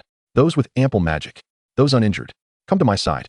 No sooner had he spoken than Snape came sprinting from afar, his expression frantic, followed closely by Narcissa, Ephemera, Crabbe, and Goyle, who rushed in from all directions. Malfoy. Sirius's voice rang out, the handsome young man with bloodstains on his face sprinting toward him with fervor. And us. Behind him, James and Lupin charged forward, soon joined by Travers from Ravenclaw and Diggory from Hufflepuff, all converging at his side. In an instant, a makeshift team from all four houses had assembled around Jiang Fengyue. Listen, as long as that dragon remains, we are doomed. Jiang Fengyue declared sternly. We must render it completely immobile. Huh. James scratched his head. Are we killing the dragon? Me? Snape clicked his tongue in annoyance. Idiot. Did you not see the chain around its neck when it arrived? Jiang Fengyue pointed his wand toward the golden magical chain gripped by the fairies in the distance. The basilisk will clear our path. We must obtain that chain at all costs. With that, the basilisk surged forward with a roar, its massive body toppling fairies in its wake, its tail reducing them to pulp. Go! Jiang Fengyue leapt forward, his robes billowing, as countless figures resolutely followed in his wake, charging ahead. In the north, the biting cold wind swept across this cursed battlefield, where towering giants over 20 feet tall wielded siege hammers, rampaging through this small nation, as innumerable spells rained down upon them like a tempest. With each step they took, cloaked figures shrieked and surged forward. The entire expanse of ice was filled with writhing shadows, the air thick with a nauseating blend of scents. Yet, facing the onslaught of giants and hooded figures, countless wizards stood their ground, refusing to yield. Amidst this chaotic and bloody battleground, two figures hovered in midair, colossal beams of magical energy connecting them, one radiant in gold and crimson, the other in all-consuming chaos of darkness. Tom, how many plans of destruction have you woven? Dumbledore's voice cut through the clamor of battle. You nearly obliterated an entire city. How many more innocent souls must your ambition devour? Do you seek to drag the entire world into your frenzied and dark abyss? Facing his inquiry, Voldemort merely emitted a low, chilling laugh. Abyss? Dumbledore. This is but a predetermined step toward the birth of a new order. The Dark Lord's voice dripped with a sinister elegance. And did you not arrive ahead of time? His scarlet-slitted eyes shimmered with cold curiosity and fury. That is precisely what intrigues me. How did you arrive in Northern Europe before everything even began? Voldemort's gaze bore into the man opposite him, a glimmer of murderous intent flickering in his eyes. His plan was for Dumbledore to arrive at the battlefield only after the giants had commenced their massacre, leaving him exhausted and unable to manage both ends. Yet now he had come to Northern Europe ahead of schedule, already prepared. The most potent force in this world is love, Dumbledore declared, his voice resolute. It enables me to prevent further bloodshed and to stop you from descending into a complete abyss, losing even the last vestige of your humanity. TSK. The Dark Lord regarded him with a chilling stare. Old fool, do you ever answer a question directly? Always prattling on about love. Have you become so senile that you cannot even comprehend speech? Voldemort narrowed his eyes, no longer expecting any useful information from his lips. and unleashed a torrent of magical energy from his purplewood wand. Screech! A piercing cry of despair erupted from the phoenix, abruptly shattering the cacophony of the battlefield. At that moment, Fawkes was engulfed in a wild dance of flames, his gem-like eyes brimming with anguish and trepidation. Dumbledore's countenance shifted dramatically. The profound connection between him and Fawkes transmitted a torrent of crimson visions. In the next instant, those compassionate azure eyes transformed into an embodiment of utmost fury and urgency. He surveyed the standoff below, then turned his gaze towards the Dark Lord in the distance. He could not depart alone. Leaving Voldemort on the battlefield would instantly turn the North into a hellish inferno. Dumbledore abruptly raised his head, his voice laced with deliberate guidance. Tom, Hogwarts is under siege by goblins, and the bloodshed is already overwhelming. I have no desire to engage with you. Voldemort's slit-like pupils contracted to pinpricks. Dumbledore noted his reaction, a glimmer of insight flashing in his eyes. He averted his gaze from Voldemort and resolutely vanished in a swirl of shadows. Voldemort gripped his wand tightly, a cold, violent intent igniting in his eyes. Instinctively, he prepared to pursue, but halted mid-stride, his attention drawn to the battlefield below. He could not leave Abraxas behind. Otherwise, the little fox would surely cause chaos. Abraxas! Voldemort's voice thundered across the battlefield. A figure materialized from the ground behind him, and without uttering a word, Voldemort swept his robe, and the two figures vanished. The massive serpent unleashed a deafening roar as it charged wildly towards the chains. Sirius and James streaked like two crimson bolts of lightning alongside the open corridor, their spells disrupting the goblin formations. Lupin's protective charms flickered constantly, while Narcissa and Apollyon's healing spells and shields enveloped everyone without pause. Crabbe and Goyle transformed into fearsome weapons, ruthlessly scattering the goblin horde. Diggory and Travers firmly held the rear of the charge, thwarting the goblin encirclement.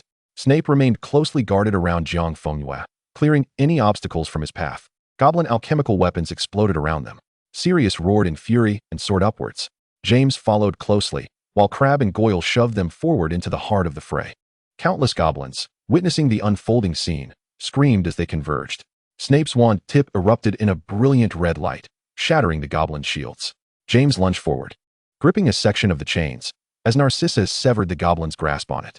In the next moment, James leveraged the momentum to roll and hurled the chains skyward. Malfoy, now! Jiang Fengyue leaped into the air, tightly grasping the golden chains. In the next heartbeat, a broomstick, spiraling above, dove down, and Ravenclaw seized his hand, immediately ascending. Other riders followed suit, grasping the hands of those on the ground. Up! Jiang Fengyue shouted. The riders braved the tempestuous winds and fiery rain unleashed by the dragon. Resolutely climbing towards its neck, Jiang Fengyue aimed his wand downward, leveraging his ascent, and leaped onto the dragon's formidable neck. He swiftly wrapped the chains around it, exerting all his strength to tighten the grip. Snape and the others descended onto the dragoness back, each grasping an end of the chain, shouting as they pulled it back. The dragon howled in agony, its colossal body twisting and rolling in the air. Jiang Fengyue gritted his teeth, observing the impenetrable dragon hide. The chains dug into his hands, leaving deep, bone-exposing wounds, while the fierce winds lacerated his brow, blood streaming down, causing excruciating pain. He tightened the chains around the dragon's neck twice more, blood flowing from his arm, exposing the bones of his fingers. A sudden whoosh pierced the air.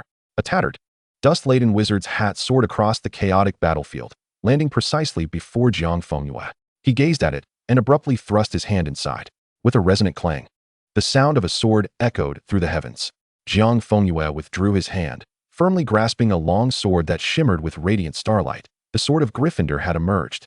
Simultaneously, a roar akin to a tsunami erupted from the nearby cliff. Figures clad in aura uniforms surged like a flood, racing down the steep slope, their wands ablaze as they unleashed spells upon the goblins. Sir, I have arrived.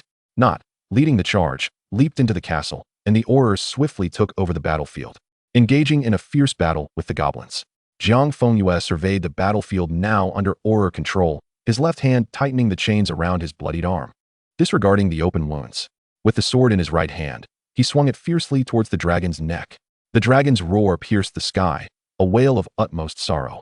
The frenzied sound waves resonating throughout Hogwarts, threatening to shatter eardrums and contort faces. A melodious phoenix call broke through the tumult, dispelling all violent echoes, painting the sky in a resplendent golden glow.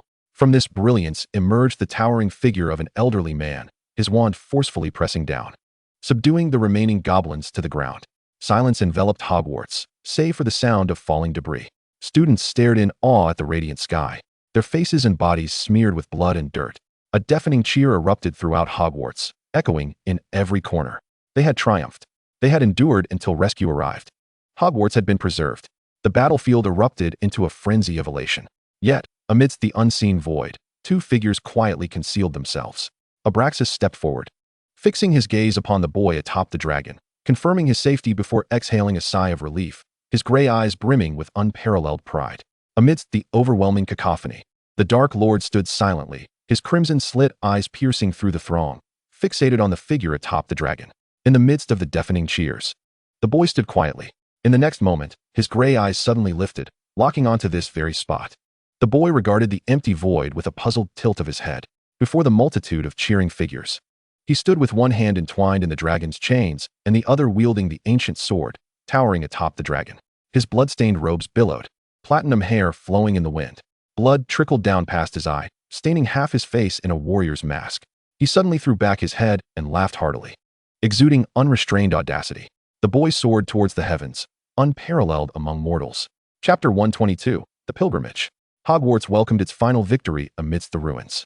Dumbledore's return and the Auror's support decisively altered the tide of battle, as the remaining few hundred goblins were shackled and taken away, while the injured dragon was handed over to the Ministry of Magic. If you bring them here any slower, I truly might perish right here, do you understand? Apollyon yelled at Nod, frantically smearing the blood on his face. I'm hurrying, my lady. Nod replied helplessly, allowing her to act as she pleased. The ministry's personnel took half a day just to verify the news. It was I who caused a ruckus in the office, leveraging my name to compel them to come. He sighed, lowering Apollyon's hand. My reputation as a new official has certainly spread. Narcissa let out a cold laugh. What a fine procedure indeed. Where is he? Weasley looked around, puzzled by his absence. Crabbe turned left, Goyle turned right, and both scanned for the platinum figure, scratching their heads in confusion. Something must have arisen. Snape remarked coolly. Otherwise, he wouldn't have left. Narcissa offered a faint smile. Very well, the cellar should have sustained minimal damage. Let us return and rest. Albus will take care of the matters ahead. The group nodded in agreement, stretching lazily as they made their way to the cellar. On the 6th floor of the castle, the potions classroom, largely unscathed by the ravages of war, basked in the golden glow of the setting sun. Jiang Fengyue stood by the window, quietly observing the throngs below as they were either whisked away for treatment or detained, the cacophony of chaos gradually dissipating. From his elevated vantage point, Hogwarts appeared nearly in ruins, strewn with shattered stones and enveloped in a cloud of dust. A rustle of wind stirred behind him, and Jiang Fengyue smiled lazily, turning around. I knew my instincts were correct. At the end of his gaze stood a man in black robes, his silhouette sharply defined in the dim light, with lashes casting shadows over his eyes, rendering his expression unreadable in the twilight. You have indeed returned, came the slow, deliberate approach of the Dark Lord, his presence oppressive. Like a tide swelling, he seized Jiang Fengyue's left hand, gazing intently at the wound from which blood flowed in rivulets. In an instant, the injury began to mend, flesh knitting together until fresh skin enveloped the wound. Once again, you have injured yourself, the Dark Lord murmured hoarsely. This time, I was quite obedient. Jiang Fengyue replied with a smile. It is merely a surface wound. And my father? Jiang Fengyue asked, his brow furrowing slightly. You did not come back alone, did you? His gaze turned suspiciously towards Voldemort. You haven't left my father behind in Northern Europe, have you? Certainly not, the Dark Lord rasped. Hogwarts must be rebuilt. I have sent him to find Dumbledore. Relieved, Jiang Fengyue nodded, then teasingly raised his eyes. So, you came here carrying him on your back? Not in secret. Voldemort replied nonchalantly. Jiang Fengyue's brow arched, a trace of blood at the corner of his eye. Voldemort noticed the wound on his forehead, blood droplets trailing down to stain the boy's lashes, evidently the result of a hasty wipe before his arrival, leaving no time to tend to his own injuries. Suddenly, the Dark Lord lifted his hand and pressed it forcefully against the boy's forehead, blood gushing forth once more, staining one side of Jiang Fengyue's face with a sinister red hue. Jiang Fengyue did not flinch, allowing him to act.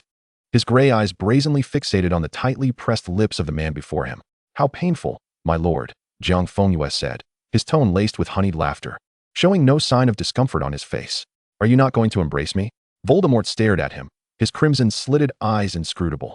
He stepped forward abruptly, pinning the boy against the windowsill, leaning down close. The cold window frame pressed against Jiang Fengyue's lower back, eliciting a soft hiss from him. Before he could fully comprehend the situation, the man had lowered his head, his face mere inches away. Jiang Fengyue froze, his gray eyes narrowing in surprise at the man's evidently strange demeanor. The Dark Lord began a fervent, almost reverent kiss, traveling from his chin, lips, cheeks, lashes, to brow, erasing the blood that marred his features. A chuckle escaped Jiang Fengyue's throat as he observed the Dark Lord raise his head, thin lips now stained with his blood. Crimson eyes locked onto him, his Adam's apple bobbing. Jiang Fengyue laughed unabashedly, tilting his head to whisper in the man's ear, "Are you longing for me that desperately?" With a sudden grip on his waist, Voldemort pressed him against the balcony, his voice gravelly, "Do not provoke me, little mischievous fox." "Why not?" Jiang Fengyue murmured softly. He suddenly met the man's fiery red gaze, his gray eyes sweeping across the potions classroom. "My lord, did you not attend classes here as well?" He glanced at the cabinet containing potions. "What thoughts crossed your mind while brewing potions in your youth? Did you contemplate your next steps or ponder improvements? Could you even recall your time at Hogwarts?" Jiang Fengyue laughed lightly. "Back then, you were so focused in this classroom, and now, over 20 years later, you find yourself here with me?" Voldemort raised a hand, pressing it firmly against Jiang Fengyue's lips. Silence. Jiang Fengyue wrenched free from his grasp, his lips brushing against the man's throat. "Why not listen?" he teased, leaving a mark with his tongue. "What say you, senior?" Voldemort abruptly lifted him, seating the boy on a nearby table, leaning against it as he sealed Jiang Fengyue's soft lips with an insatiable kiss, conquering and laying waste to his rationality. Jiang Fengyue's gray eyes fluttered half-closed, intoxicated, as he beheld the man's frenzied loss of control. As the air grew thin, Jiang Fengyue leaned back, evading his onslaught. But the man relentlessly pursued. Jiang Fengyue raised a hand to block his chest. "Do you wish to stay here?" Jiang Fengyue surveyed the classroom. Voldemort chuckled, a glint of mischief in his eyes. "Are you afraid?" Jiang Fengyue laughed softly, wrapping his arms around his neck. "The timing is rather poor. What if Dumbledore arrives to repair the building and sees us?" He winked. "Though I wouldn't mind. What are your intentions, my lord?" Voldemort gazed into the boy's provocatively bright eyes, his red pupils narrowing suddenly, before he vanished in a burst of apparition. As the world spun, Jiang Fengyue found himself standing on the tiles of the head boy's bathroom, the magic whisking away the bloodied robes, a chill enveloping his back, causing him to shudder involuntarily. The sconces in the head boy's bathroom glowed warmly, the gilded faucet embedded in the wall, water flowing instantly to fill the vast tub, steam rising to envelop the space. Jiang Fengyue observed Voldemort's impeccably neat robes, not a single silver button out of place, narrowing his eyes in dissatisfaction. "How unfair, my lord." He locked his gaze with the mesmerizing crimson-slitted eyes, a smile curving his lips as he extended a slender finger to hook the man's waist sash. Step by step, he retreated, drawing Voldemort closer to the tub. Both plunged into the water, the man lifting him to the surface, only to press him onto the cold tiles. Jiang Fengyue erupted in laughter as he surfaced, wrapping his arms around Voldemort's neck, tilting his head to whisper in the man's ear. "Long ago, when you were in the head boy's dormitory, did you ever wish to be with me like this?" Chapter 123. Value. In the Ministry of Magic's courtroom, beneath the cold, dark stone dome, the atmosphere of Wizengamot was suffocatingly solemn. High upon the judgment bench sat members draped in crimson robes, with Not positioned prominently among them, while Dumbledore stood at the center of the expansive seat. Below, a throng of high-ranking officials gathered, the Minister of Magic seated prominently in the front row. This trial had not permitted any public or press attendance. Silence. Not rapped on the golden bell before him, the clear chime silencing all whispers. "Now, representing the Ministry of Magic, I shall read the charges against the defendants. The fairy faction involved in the rebellion and the attack on Hogwarts School of Witchcraft and Wizardry." A young Auror rose, unfurling a lengthy scroll of parchment, his voice ringing out. "The charges are as follows. First, the brazen attack on Hogwarts School of Witchcraft and Wizardry, an act tantamount to the desecration of the very foundation of magical civilization and an act of terrorism. One by one, the accusations were declared, like cold iron chains intended to fasten the fairies to the pillar of shame. The officials below nodded slightly in agreement. A dozen or so fairy leaders, the instigators of the rebellion, were confined to specially designed seats, defiantly holding their heads high, their eyes ablaze with unyielding resentment. When the ministry official finally concluded the last charge, a peculiar silence enveloped the hall. A judge turned to the defendants. "Do you plead guilty to the aforementioned charges? Or do you have any defense?" The elder fairy rose slowly, speaking each word with deliberation. "Guilty. Defense? Our voices have never been woven into the laws of wizards. They have only ever crafted shackles for us." His withered fingers gestured toward the judgment seat, slowly sweeping over the faces of the powerful below. "The crimes you proclaim are that we have set foot in Hogwarts. We acknowledge this. He paused. Yet you inquire only as to the why, neglecting the underlying reasons. We have steadfastly guarded Gringotts for centuries, but what of you? Have you shown us the slightest measure of leniency? You have stripped us of our rights, trampled upon our dignity, enacting law after law targeting goblins. This is your doing. It is the Ministry of Magic that has forced our hand. Obfuscation. The judge interjected sharply. No justification can serve as an excuse for attacking Hogwarts and endangering the safety of children. This is the line we shall not cross. The Goblin Elder did not meet the prosecutor's gaze. An excuse? He echoed the word, a bitter smile surfacing upon his face. We are not seeking excuses, wizard. We are in search of a path to survival. A path that you have systematically obstructed with your legalities. His frail hand trembled as he raised it. In the mere span of a year preceding the rebellion, just 1 year, your ministry has enacted 18 laws against us. Do you dare assert that more will not follow? The countenance of the ministry officials darkened. The gobliness voice rose abruptly, laden with a near-death accusation. You first issued 5 laws. Yes. A small faction of goblins could not endure and revolted at Gringotts. And what came next? Did you loosen the noose? No, you intensified it. In the subsequent year, you unleashed 13 more draconian edicts. In the face of a rebellion, we naturally must take measures to protect wizards. A ministry official stood, voice raised in indignation. Objection. The defendant is presenting inflammatory remarks unrelated to this case. The ministry prosecutor interjected sharply. Unrelated. The Goblin Elder roared, the anguish of the several goblin leaders behind him echoing in their cries. It is precisely your trampling of our generations of dignity, tenfold laws, restricting our freedom, treating us as mere talking livestock. His accusation struck like a blade.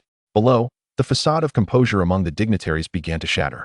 The Minister of Magic stared at the Goblin Elder, his expression inscrutable, eyes cold as ice. It is you who have crafted this rebellion with your own hands. The Goblin Elder's voice served as a final indictment. You judge us for attacking Hogwarts? Then first, judge yourselves. Judge the suffering you have imposed upon goblins. Judge your betrayal of the covenant. Judge your insatiable greed. Enough. A judge's gavel struck the surface with a resonant thud. His face was ashen, breath quickening. Defendant, your remarks have strayed significantly from the topic, replete with malicious slander against the ministry and Wisengamot. This court warns you, slander? The Goblin Elder stood resolute, eyes filled with profound sorrow. Every word I speak is steeped in the blood and tears of our kind, not interjected casually. And what of Hogwarts? What have the children of Hogwarts done? The Goblin Elder faltered, trembling, remaining silent as he sank into his chair. Your head of the Department of Magical Law Enforcement urged me to act. He murmured silently. He said it was not his intention, that he was coerced by others. At these words, the Minister of Magic shot to his feet, fear gripping him at the thought of a certain unmentionable name. Silence. He swallowed hard. Michael Selwyn had already taken his own life in guilt. No one had coerced him. Dumbledore slowly unfolded his hands, a somber gravity settling upon his features. Behind the crescent-shaped glasses, a tempest brewed in his azure eyes as he fixed his gaze upon Nott, a complex expression crossing his face before shifting to the goblin. You just mentioned a name. You claim the head of magical law enforcement persuaded you to attack Hogwarts? Dumbledore turned to the minister, his gaze calm, yet penetrating. Minister, what say you? Director Selwyn has met his end. The minister stared at him, paralyzed for a long moment, before rising to exclaim, Court adjourned. We will reconvene tomorrow. The ministry was engulfed in chaos. They sought to adjourn and strategize. Narcissa observed the turmoil and filth below with a cold eye, turning to the person beside her. Do you believe the goblin race will have a chance to breathe, Lucius? Jiang Fengyue replied coolly, yes. Why? Asked Apollyon, knitting her brows. Jiang Fengyue surveyed the flustered ministry officials and goblins below, his gaze resting on Dumbledore and the minister. He tilted his head slightly, for this is politics. This is the world. No faction can entirely eradicate the goblins. Snape narrowed his eyes. It seems you're preparing to intervene? Apollyon chuckled. Is our Mr. Malfoy set to save the goblins? Safe. Jiang Fengyue laughed softly. I am no savior.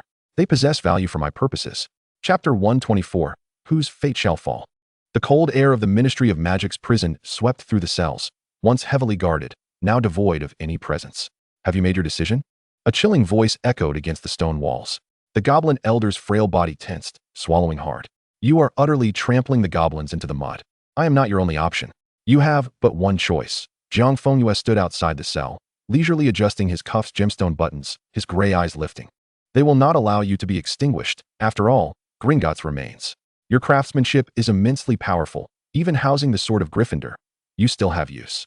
Jiang Fengyue stepped forward, tilting his head slightly. But how will they treat you?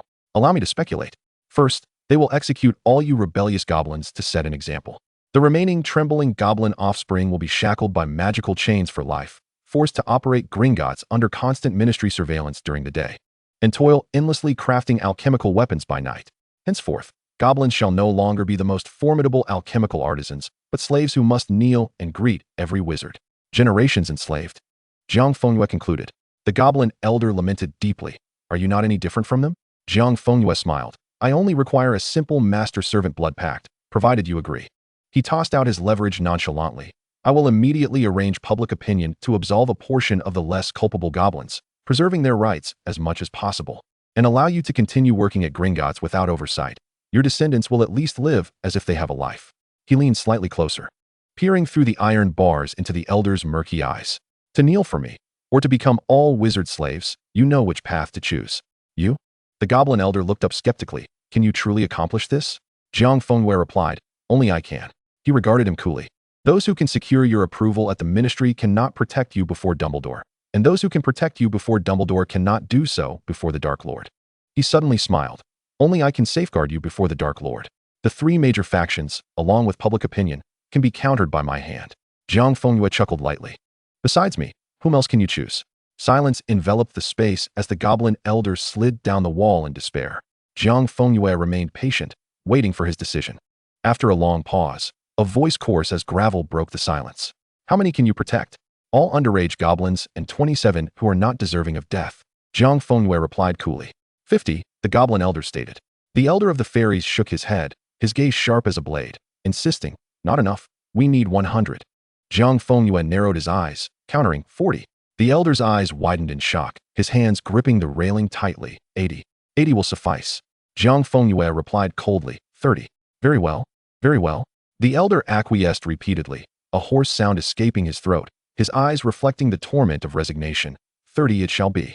Jiang Fengyue cast a glance at him, stating ominously, tomorrow I shall visit Gringotts and summon all the fortunate remnants of your bloodline to bind a blood curse with me. His tone was chilling. Not a single one can be absent. Without waiting for the elder's response, he turned and departed, the expensive dragonhide boots echoing crisply against the floor. His silhouette left a vast and distorted shadow along the corridor of the Ministry of Magic. On the following day, the front page of the Daily Prophet declared, shocking revelation. Former director commits suicide in fear of guilt. The true puppet master behind the Hogwarts war exposed, captivating the entire British wizarding community. Numerous anonymous letters laid bare the gruesome accusations against the fairies, accompanied by a large photograph of fairy infants shackled in chains, their large eyes shedding heart-wrenching tears, silently pleading with every reader. The article skillfully avoided direct criticism of the Ministry of Magic, instead honing in on the late Director Selwyn and the leadership of the Department of Magical Law Enforcement. As the entire Department of Magical Law Enforcement came under fire, the Chief Secretary of Wisingamot, Nod, stepped forward. In the silhouette of the photograph, a young man appeared resolute and upright, the first to bravely charge into the war-torn castle. At the press conference, he vowed to accept the responsibility of the Department of Magical Law Enforcement with the utmost integrity, pledging to uphold justice and fairness unwaveringly. Amidst the ministry's desperate need for cleansing and heroic figures to dispel slander, the youngest director in the ministry's history was born. Not. On the third day, the Ministry of Magic issued an official statement, revealing that a segment of the deceived fairies had been exploited. These fairies were paragons of peace and loyalty, fully aware of their wrongdoings and eager for redemption, standing in stark contrast to the mad rebels. Subsequently, in a show of magnanimity and a commitment to maintaining order, the ministry granted clemency to some of the fairies facing the death penalty. The Daily Prophet lauded the ministry for achieving a balance between justice and compassion with unparalleled praise. On the fourth day, the entire page of the Daily Prophet was consumed by two grand magical photographs of the platinum-haired youth, capturing the attention of the wizarding world. One depicted the youth during the Battle of Hogwarts, standing atop a dragon with Gryffindor's sword in hand, blood trickling from his temple, chin raised defiantly, undaunted. His rebellious gray eyes gazed defiantly at the heavens. This battle-hardened hero of the defense instantly became a fervent topic of discussion throughout the wizarding community.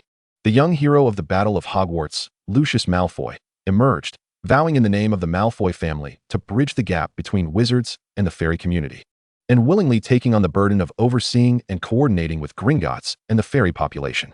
As readers turned the pages of the newspaper, they were met with a staggering visual shock. In the solemn conference hall of the Ministry of Magic, the youth, stripped of the battlefield's smoke and dragon's blood, stood with layers of white bandages wrapped around his slender neck, evidently still recovering from grave injuries, clad only in a thin white shirt that accentuated his pallor. His skin as white as the finest porcelain from the East, exuding a heart-stopping fragility. He stood quietly at the podium, resolute yet taciturn, his weak but unwavering voice pledging to the multitude of clamorous cameras. Everyone witnessed a significant chapter in the annals of wizarding history. The youth gazed into the lens, hand over his heart, gray eyes filled with compassion, resembling a celestial being descended to alleviate suffering. Chapter 125, Dragon Taming. While the Ministry of Magic believed it had merely surrendered oversight, feeling relieved to have cast off a hot potato, the entire financial lifeline of the wizarding world had irrevocably fallen into Jiang Fengyue's hands. The Fairy Rebellion and the subsequent explosive news eventually dulled after Hogwarts' reconstruction. The harrowing battle had yet to fade from the students' minds when the arrival of Newts plunged them into a frenzy. The summer came, filled with excitement and tension, as the crucial examinations became a nightmare for all seventh-year students. On the day of the exams, a composed figure navigated through 12 subjects, securing 12 outstanding marks under the approving gaze of proctors and external ministry officials, making Jiang Fengyue only the second student in Hogwarts history to achieve such a feat. As the smoke of Newts dissipated, it heralded the end of carefree days. Seventh-year students, carrying their dreams and confusion, scattered like dandelion seeds, reluctantly thrust into adulthood. Meanwhile, Jiang Fengyue, the exemplary graduate boasting perfect 12 O's, leisurely returned to Malfoy Manor, while his former classmates hustled through the ministry corridors, shouted in shops, and toiled in research institutes. He languidly reclined in a velvet chair, enjoying a meticulous grooming session and carefully crafted pastries. Each evening, Master Malfoy nestled on the sofa, welcoming the weary Abraxas home from work, presenting sweet smiles of encouragement and gentle reminders. He consistently urged his father to work diligently, asserting that if Abraxas, a wealthy second-generation heir, did not strive, then his own prospects as a third-generation heir would be bleak. Abraxas, gazing at his obedient and considerate son, shed tears of gratitude, feeling capable of continuing his employment for another 100 years. Master Malfoy sipped his red tea, gazing out at the vast expanse of Malfoy Manor and the countless galleons in the vault, letting out a sigh. Life, it seemed, was as easy as turning one's palm. Yet he was not as idle as he appeared. He tirelessly absorbed all critical information that arrived at home, sending Crabbe into the Department of Magical Sports, Goyle into the International Magical Cooperation Department, while Narcissa was directly placed in the minister's office. As for Apoly, when her father attempted to change the heir to his younger son, she decisively sent him to meet their mother in the afterlife, becoming the new head of the family, taking on family responsibilities and assisting Jiang Fengyue in consolidating the affairs of Nocturne Alley. I recall having issued an order for the head of the Australian smuggling line to meet with me. Jiang Fengyue tossed the parchment in his hand at Witter's feet, his gaze icy. Witter, I don't recall your movements being this sluggish. Witter picked up the parchment, advancing 2 steps on his knees, hands outstretched anew. Sir, he has a shipment still stuck in Australia. I have made contact with the Australian side, and he will return with the goods shortly. Jiang Fengyue leaned back in his armchair, narrowing his eyes, issuing another decree. In 3 days, I expect to see him at Malfoy Manor. Witter respectfully acknowledged, and after reporting all matters regarding Nocturne Alley, he exited Malfoy Manor. Severus set down his quill, observing Witter's retreating figure, feeling troubled. Apoly, blowing on her nails, remarked coldly, smuggling has always been difficult to control across regions. It is only natural that Witter struggles. I have reviewed the profit report from the start of the year. There are indeed issues. A man who directly intervened in matters by the master's orders, Witter would not face difficulties from the old guard publicly. But they also did not regard him with seriousness. Did they not take me seriously? Jiang Fengyue sank into his chair, his gray eyes glinting ominously. It appears I must pay that troublesome place a visit. The cool breeze of the river brushed against the handrail as Jiang Fengyue coldly remarked, lest they remain unaware of the true nature of his character. Silence enveloped the room. They understood that this young man, already wielding immense power, was genuinely incensed. At that moment, the soft patter of house elf footsteps echoed, and Feifei hurried over, breathlessly exclaiming, "Young master, a letter from Gringotts has arrived. The Ministry of Magic has returned the dragon." Jiang Fengyue slightly tilted his head, then rose to his feet, his robe cascading like a flowing stream, gliding over the polished floor. The air was stifling, saturated with the acrid scent of sulfur, metal, and the distinct musk of some colossal beast. In the depths of the underground center, the dim flickering of torches barely illuminated the central figure of a horrifyingly massive creature. The dragon that had wreaked havoc at Hogwarts was returned by the Ministry of Magic, its enormous body ensnared by a multitude of gilded chains, rendering it immobile. The deep, bone-revealing scars on its neck had healed, yet it roared furiously, its amber vertical pupils ablaze in the darkness, the sound reverberating through the cavern with a tremor. The entire subterranean space was on high alert. Dozens of goblins silently encircled the cage, clad in matching Gringotts uniforms, their heads bowed in deference. A solitary figure emerged from the passage, walking with an air of composure, causing the goblins to part like waves before an unseen force.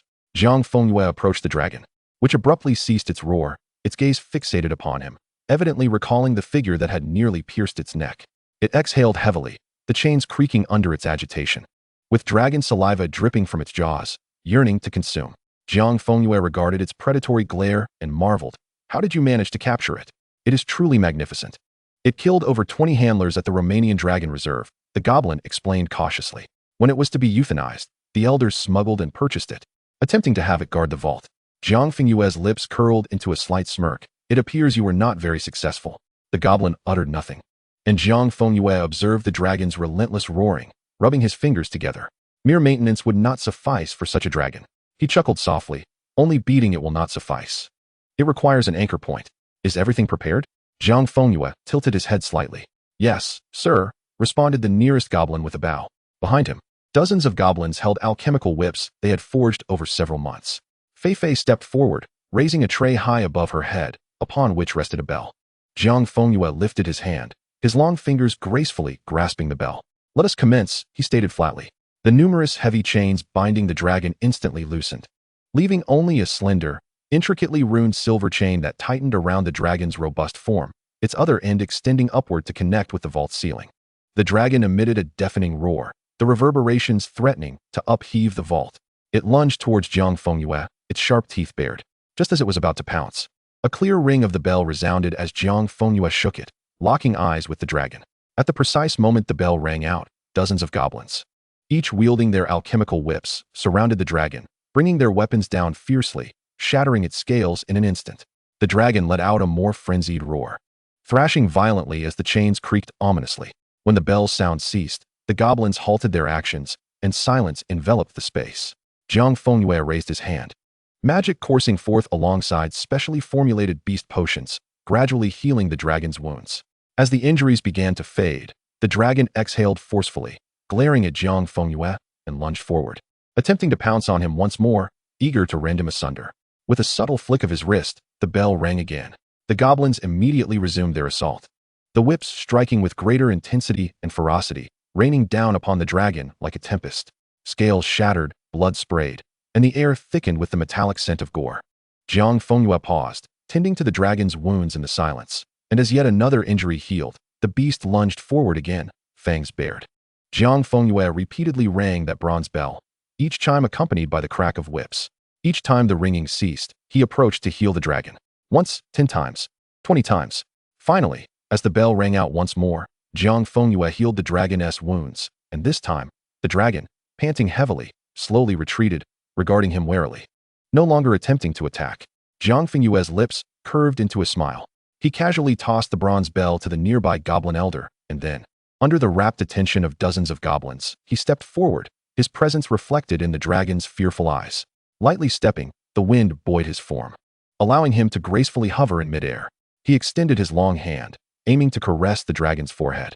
However, just as his hand was about to make contact with the dragon's cold scales, roar, the dragon suddenly snapped its massive jaws wide open, its razor-sharp fangs glistening with bloodlust, lunging at his delicate wrist. Jiang Fengyue's expression remained unperturbed, a smirk gracing his lips as he vanished, reappearing on the ground. Give it to me, he commanded, extending his palm, and the goblin promptly offered a gilded whip. Jiang Fengyue tightened his grip, soaring once more into the air. His defined fingers raised, then fell with tremendous force. A resounding, brutal crack echoed. The whip, akin to a streak of black lightning, struck precisely at the dragon's most vulnerable spot, the soft flesh at the corner of its gaping maw. A heart-wrenching wail erupted from the dragon, more anguished than any before. As blood gushed from the rent flesh, Jiang Fengyue lingered in midair, withholding healing, and again reached for the dragon's forehead. The dragon's throat emitted a threatening growl, attempting to rear back in defiance. Jiang Fengyue's gaze sharpened, and the whip lashed out once more. Another merciless crack rang through the air. this time striking the side of the dragon's neck as it attempted to rise. This cycle repeated countless times. When Jiang Fengyue extended his hand again to stroke the dragon's forehead, the colossal beast trembled violently, bloodied and battered, yet it remained still, coiling on the ground. Its orange-yellow eyes quivering as they regarded the descending hand. Jiang Fengyue's palm, unyielding, firmly pressed against the center of the dragon's massive head. His gray eyes lowered, gazing down at the creature beneath him, a flicker of amusement finally gracing his features. Now, that's a good dragon. He gently caressed the scales of its forehead, pure magical energy flooding forth, while Feifei and the goblins poured bucket after bucket of healing potions upon the dragon. Standing atop the dragon, Jiang Fengyue's voice was soft. A well-behaved dragon deserves a reward, does it not? In the next instant, the sound of a massive cart being dragged echoed, and the goblins appeared, hauling an enormous transport cart into the passageway. In the blink of an eye, the side of the cart burst open. Countless gold coins cascaded down like a golden lava waterfall, dazzlingly bright and accompanied by the thunderous clatter of metal, blanketing the space in a torrent of riches, unreservedly pouring forth. Gold coins, an uncountable bounty of gold. They rained down upon the dragon's freshly healed, still warm scales, accumulating around its immense body and swiftly transforming the very center of the vault into a flowing river of gold, several feet deep. The air was thick with the mingling scents of metal, dust, and the unmistakable essence of dragons, a fragrance synonymous with wealth. The dragon, a creature innately obsessed with gleaming treasures, stood utterly dumbfounded. A deep, ambiguous roar erupted from its throat, a sound imbued with disbelief. Viscous, crystalline dragon saliva flowed uncontrollably from the corners of its gaping maw, cascading down onto the searing gold coins beneath it. Its massive claws could no longer restrain themselves and began to clumsily sift through the mountainous piles of coins surrounding it. It frantically gathered the gold, stacking it higher, constructing a resplendent mountain of riches. Its colossal body writhed with excitement, emitting a contented, thunderous purring sound. How dilapidated its former lair had been, devoid of anything worthwhile. Jiang Fengyue gazed at it with a sigh, remarking, "Now, I have built you such a nest. Do you like it?" He descended to the ground, looking up at the magnificent dragon. "You adore gold, and so do I. We share a remarkable affinity, don't we?" This time, he remained grounded, extending his left hand toward the dragon with a gentle demeanor, while his right hand firmly clutched his alchemical whip. The dragon slowly turned its head towards Jiang Fengyue, its orange-yellow pupils fixated upon him against the backdrop of shimmering gold. Time seemed to freeze. The dragon let out a low hum before lowering its massive body to the ground, its head resting at Jiang Fengyue's feet. He reached out to stroke its snout, feeling the warmth of its breath, and smiled tenderly. "Good dragon, be sure to guard my ancient spirit pavilion well." Chapter 127, Rules. In the upside-down alley. Behind the gray rat alley, the ghostly axe bar stood empty, the bartender silently polishing glasses behind the counter. Meanwhile, nearly 30 individuals occupied the spacious hall on the second floor, where two sofas faced each other in the center. Vitor sat on one of the sofas, lifting his head, his youthful features now obscured by a sinister expression. "Brandon," he began ominously, "the shipment from Australia is marked at 240,000 galleons, yet only 190,000 has been accounted for. Where have the rest vanished to?" The man across from him, nonchalantly straightening his posture, bore a menacing scar that twisted grotesquely as he grinned. "Lord Vitor, you must understand, I was stuck at the port for quite a while. There are always losses on the road." "Losses?" Vitor interjected sharply. "Your losses weren't included in the budget I provided for your extravagant 18,000 chips spent at the casino last night." Brandon chuckled. "Lord Vitor, is it not normal to have some savings after braving storms for years?" He scrutinized the young man with a mocking gaze. "You'll come to understand in due time. After all, you're still quite young." A murmur of derisive laughter arose from behind Brandon, prompting anger from Vitor's entourage, who stepped forward, only to be halted by Vitor's raised hand. He lifted his gaze, a sinister smile revealing his sharp white teeth. "I have no desire for idle chatter. Hand over the galleons, and I shall overlook the matter." "Hand over?" Brandon laughed heartily. "Why should I part with my money?" "Your money?" Vitor whispered, suddenly locking his gaze onto Brandon, his eyes bloodshot. "The upside-down alley belongs to Mr. Malfoy. Every last coin that falls here is his." Brandon's expression darkened immediately, his voice dripping with menace. "You're quite audacious, aren't you?" He bared his teeth, squinting. "You're just a dog. What gives you the right to act so high and mighty here?" The atmosphere grew tense, and Vitor stared at him blankly, devoid of any emotion. As the temperature in the room plummeted, observing Vitor's unflinching demeanor, Brandon's amusement faded, replaced by a flicker of seriousness and caution. "Will you comply, or not?" Vitor softly inquired. Just then, a piercing voice rang out behind Brandon, dripping with unabashed flippancy and mockery. TSK, Lord Veter.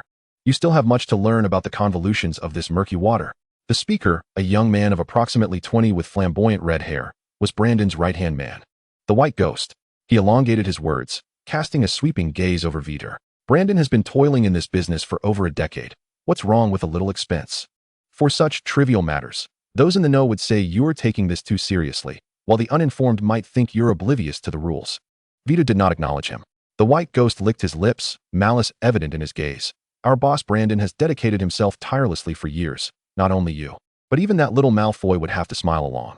Brandon's expression darkened, and he attempted to intervene, but it was too late. In an instant, the white ghost had moved from across the room to stand before Veter, his mocking demeanor abruptly freezing, his body stiffening as if paralyzed, his eyes unable to dart away. In the blink of an eye, Veter's right hand drew a dagger from his waist with lightning speed. Brandon quickly rose, but Veter's movement was even swifter. The blade fell without a hint of hesitation. A piercing scream filled the room as a portion of the white ghost's pinky finger flew from his hand, landing on the dust-laden floor, blood gushing forth. You mad dog. Brandon slammed his hand on the table, his scar contorting into a deep crimson hue as he pointed furiously at Veter. What do you think you are? Dare to touch my men? The upside-down alley is not a place for you to act recklessly. I'll have both your hands chopped off and fed to the dogs. At his furious shout, his followers rose in unison, wands raised menacingly against their adversary. Veter appeared unfazed, calmly wiping the blood from the dagger before sheathing it back at his waist, murmuring, "Will you comply, or not?"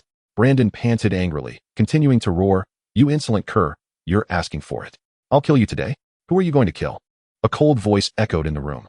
The bustling hall fell silent, all eyes turning towards the empty staircase. Brandon's words abruptly halted, uncertainty washing over him. "Who?" Clear, steady footsteps resounded from the stairwell, measured and unhurried, until two figures emerged from the dim, flickering light at the top of the stairs.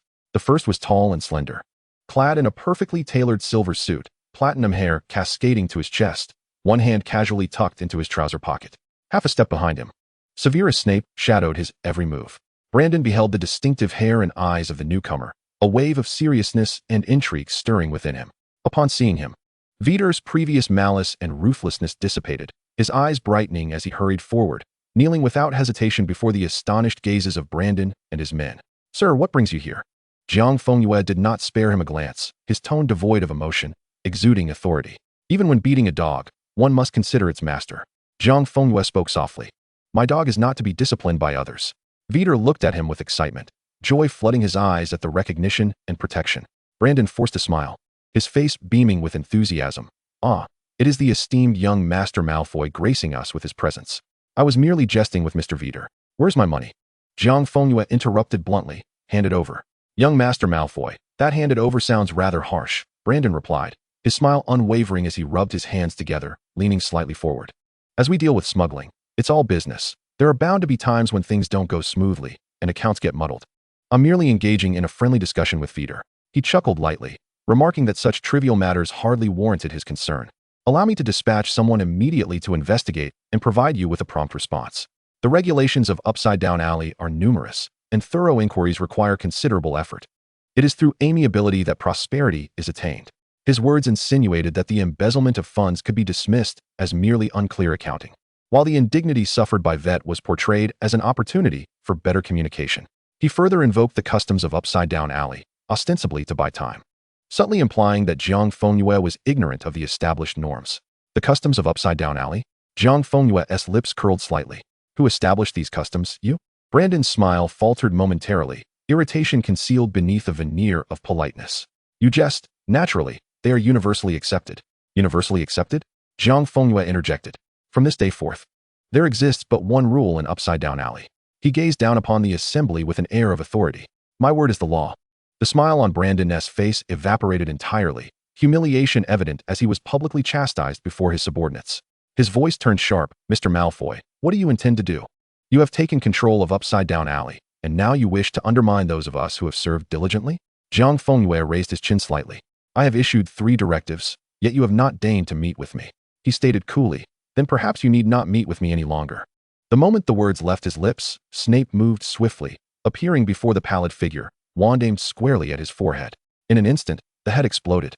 blood and brain matter spraying outward in a violent arc, the warm, viscous mixture releasing a pungent metallic scent as it splattered across the floor and, horrifically, onto the faces of several startled subordinates of Brandon. Snape remained untouched by the chaos, his expression impassive as he withdrew his wand and returned to stand behind Jiang Fengyue, his dark robes stirring as if moved by an unseen wind. Silence enveloped the room, the gruesome scene rendering everyone speechless. Brandon stared at the corpse, his face contorting in rage. "Little Malfoy, you go too far." Chapter 128, The Beginning. Jiang Fengyue had completely lost patience with such a seasoned trickster, his fingers idly rubbing together in irritation. Vet, perceiving the tension, swiftly produced a silver cigarette case from his pocket, using magic to levitate a stick of tobacco. He paused momentarily, conjuring an exquisite cigarette holder, the slender cigarette resting upon it. "Sir, please." He presented it with both hands. Jiang Fengyue raised an eyebrow, accepting it. "It seems you are not inclined to converse civilly." He inhaled deeply, the smoke curling upward, enhancing his already aloof demeanor. He glanced at the subordinates behind Brandon. The elder held his position firmly, making it difficult for those beneath to rise. One must consider the futures of their subordinates. His gaze fell upon the second closest individual to Brandon. "What is your name?" The man trembled, instinctively looking to Brandon, swallowing hard, his voice barely above a whisper. "Eden. Eden Zealand, sir." Jiang Fengyue nodded, replying coolly, "Vet, announce my orders to all of Upside Down Alley. Eden Zealand is to oversee 1/3 of the smuggling routes in Australia from this day forth." The declaration sent shockwaves through the hearts of all present. Vet responded immediately, while Brandon looked on in shock, his eyes wide as if they might pop from their sockets. Eden stared blankly at Jiang Fengyue, then was overcome with ecstatic disbelief. Scrambling to Jiang Fengyue's side with a humility surpassing even Vet's, his eyes sparkling with excitement. "Thank you, sir. Thank you, sir." Meanwhile, those subordinates behind Brandon exchanged frantic glances between the deceased figure and Eden, their bodies trembling, jealousy evident in their eyes. Jiang Fengyue redirected his gaze toward Brandon's face. "What? Have you finally grasped the situation?" he mocked. "Since the Dark Lord has bestowed this upon me, then Upside Down Alley is entirely under my dominion. Do you think I am merely a supervisor?" At the mere mention of the unspeakable name, fear washed over Brandon, his lips quivering uncontrollably as silence fell upon the room. Jiang Fengyue elegantly lowered the hand holding the cigarette holder, and Vet respectfully cradled it in both hands. Jiang Fengyue flicked his fingers, sending the ash tumbling into Vet's palm. He continued, "You, who clandestinely harbored a mute lover in London while deceiving your wife, took your son yesterday to buy his textbooks at the Leaky Cauldron." I chuckled softly. "Your son is quite adorable. Did you see him insisting on purchasing a fluffy creature from the magical menagerie when you visited?" Brandon staggered, his pupils dilating as the muscles in his face twitched uncontrollably. "What about my money?" Jiang Fengyue replied nonchalantly. "Since I took over, all funds belong to me." Brandon suddenly dropped to one knee, his voice hoarse and fragmented. "I shall deliver it personally to your residence today, sir. I beg of you, spare them." Meanwhile, Eden, kneeling on Jiang Fengyue's other side, trembled as if caught in a tempest, his elation replaced by awe and a fear akin to walking on thin ice. Even his breaths grew quieter. Jiang Fengyue looked down, his gaze coldly scrutinizing those below him. Having spent years in control of the Australian route, Brandon's greed, if he directly replaced him, would only incite unnecessary turmoil. By stripping him of a portion of his power, exposing his well-concealed secrets, and placing him against a former subordinate for mutual restraint, it would be sufficient to make this seasoned rogue understand his precarious position. "Vet," Jiang Fengyue called. "Yes, sir." "Keep a close eye on Brandon and Eden as they continue their devoted service. If they falter in their accounting, you shall instruct them." "Understood, sir." Jiang Fengyue suddenly donned a warm smile, speaking gently. "I am quite agreeable. There is no need to fear me. Brandon, I have granted you an opportunity." Brandon shuddered, sinking to both knees, gritting his teeth. "I understand, sir." Jiang Fengyue ceased speaking, turning to leave, with Snape silently following. The steady sound of their footsteps echoed as they descended the creaking wooden staircase, traversing the lobby, and exiting the corrupt establishment. As Jiang Fengyue stepped over the threshold of the bar, he paused momentarily, abruptly turning his head, gray eyes piercing the thick shadows at the corner of the alley. There. Nothingness lingered. "What is it?" Snape followed his gaze, brow furrowed. Jiang Fengyue slowly withdrew his gaze, having distinctly felt a lingering sensation of being watched just moments before. He narrowed his eyes, suspecting it was not merely a figment of his imagination. "It's nothing." He resumed walking, his figure melding into the shadows of Upside Down Alley, Snape trailing closely behind. In the master bedroom of Voldemort's mansion, the lush rose garden outside the expansive window swayed alluringly. Jiang Fengyue lay comfortably on a velvet sofa, feeling languid, holding a bowl of roasted bird meat in his hand. With enthusiasm, he picked up a piece and tossed it into the air.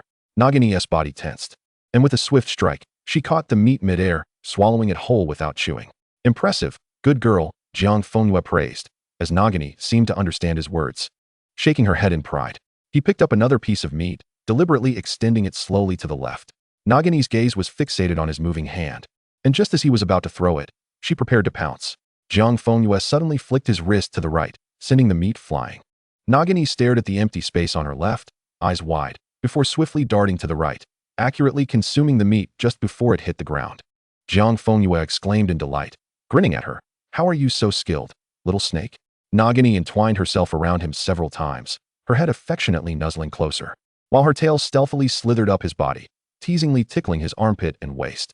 Jiang Fengyue could not contain his laughter at the unexpected ticklish sensation, recoiling slightly as he attempted to push away the mischievous tip of her tail. However, Nagini's substantial form coiled tightly around his arms, rendering him immobile.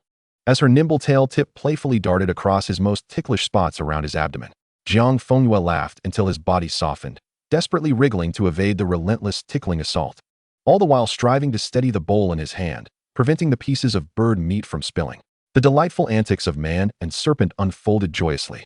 The bathroom door swung open, releasing a cloud of mist, yet neither the serpent nor the man noticed the intrusion. Jiang Fengyue, driven to tears of mirth by Nagini's antics, felt his grip on the bowl faltering when a large hand took it from him, placing it on the coffee table with a crisp clink.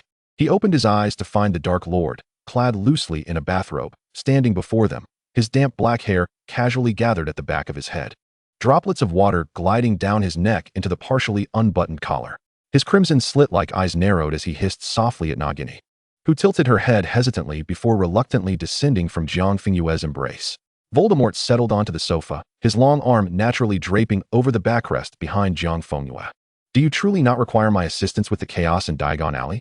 Jiang Fengyue grinned playfully, burrowing closer into him, deliberately nudging his collar aside, satisfied to feel the expanse of his solid, pale chest. You underestimate me, he chided, playfully squeezing the firm muscle, feeling quite pleased. Not at all. Voldemort replied with a light chuckle, ruffling his hair. I merely hope you will come to rely on me more. He lifted his hand, gently pinching the boy's nose. I shall not permit anyone or anything to harm you. Do not hesitate to seek my aid. There is nothing I cannot resolve. His words, soft and tender, carried an ambiguous weight. Jiang Fengyue lowered his gaze, his face alight with mirth, yet unconsciously squeezed the firm muscle once more. It was time to act. A clear thought emerged in his mind. He needed to prove himself, or at least attempt to. He had never shared his conversation with Grindelwald with Voldemort, not out of distrust, but simply because he did not fully believe in him. The prophetic dialogue with the former Dark Wizard pointed directly at the Dark Lord's mortality. Just as he did not wholly trust Voldemort, the latter's faith in him was likewise tenuous. Even if he entertained the notion that a child would be born a year and a half later to end his reign should he slay the child, it would be accompanied by waves of suspicion. For one who had yet to seize power, even a hint of doubt from the Dark Lord could prove fatal. Now, despite his predictions, he yearned to test the waters. He released his grip, caressing Voldemort's reddened chest, and with a raised chin, declared, Do you wish to see how I intimidate the denizens of Diagon Alley? Not particularly, Voldemort replied. Jiang Fengyue retorted with a smirk. Oh, but you do. Their eyes, one gray and the other a sinister crimson, locked. My lord looked down. Chapter 129, A Wedding Proposal, Severus? Golden sunlight streamed through the expansive windows, illuminating Nagini coiled beside the sofa, her head raised in curiosity towards the two seated figures. She shifted her body, nuzzling against Voldemort's bathrobe before obediently resting on Jiang Fengyue's lap. In that instant, as the crimson gaze met the gray, Jiang Fengyue summoned the memory of his conversation with Grindelwald to the forefront of his mind, overlaying it with thoughts of Diagon Alley, allowing his powerful yet frigid intellect to sift through it all. Time slipped by in silent exploration until that thread connecting them abruptly snapped, leaving Jiang Fengyue feeling a profound sense of mental exhaustion. Voldemort's slender fingers gently pressed against his temple, kneading with just the right amount of pressure as he chuckled softly. Well done, quite imposing. Jiang Fengyue closed his eyes, leaning against his shoulder, his voice barely a whisper, yet not enough, my lord. He absent-mindedly stroked Nagini's head, languidly leaning into the embrace of the Dark Lord, while warm sunlight generously bathed them. The three of them, one man and two serpents, nestled closely together, Jiang Fengyue stared vacantly at the twisted shadows on the floor, feeling no sense of loss, only an emptiness that resonated with the inevitability of fate. The prophecy of apocalypse imposed a cognitive shroud upon its target. Indeed, the Dark Lord could not perceive it, otherwise. The prophecy could not serve as the inexorable gear propelling destiny to crush all in its path. This world, it seemed, was determined to see his demise. Time passed quietly in the Malfoy estate's flower fields, where once a rain of roses had fallen, now tended to by house elves planting white calla lilies. Day after day, month after month, the Death Eaters suffocated the Order of the Phoenix, their grip tightening across Europe and even the Eurasian continent, nearly all falling under the Dark Lord's dominion. Jiang Fengyue observed Voldemort becoming increasingly occupied, amassing territory, strategizing from afar. Days with Nagini by his side grew more frequent, while Grindelwald's prophecies and letters arrived without fail, and Dumbledore's replies grew lengthier. Yet, the prophetic content directed towards him remained as steadfast as granite. Time flowed through long stretches of silence and tension, until another winter season arrived, with delicate snowflakes silently blanketing the Malfoy estate. This Christmas, the Dark Lord formally joined the Malfoy family's festive dinner, taking his seat at the head of the table amidst Abraxas's sardonic greetings.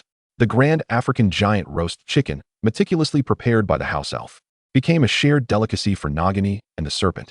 On this snowy night, the trio and their serpents celebrated their first Christmas together, as the midnight bells tolled. Heralding a new beginning, Voldemort held Jiang Fengyue close, traversing a seemingly endless expanse of silver snow in their shared fur coat. Nestled together as he quietly listened to Jiang Fengyue's ramblings, responding to each with intent, until the snow melted away and spring arrived. The pear blossoms outside bloomed like snow and quietly withered. The house elves bustled around the vast lake, planting carefully nurtured magical lotus flowers in the clear waters. The year Severus Snape graduated from Hogwarts, James and Lily celebrated their wedding amid the congratulations of all, initially reluctant to attend. Snape donned formal attire and silently followed in their wake. Jiang Fengyue sat with him on the last row of benches, watching as they walked hand in hand towards the priest, white petals drifting gracefully through the air. They pledged their vows under the gaze of many.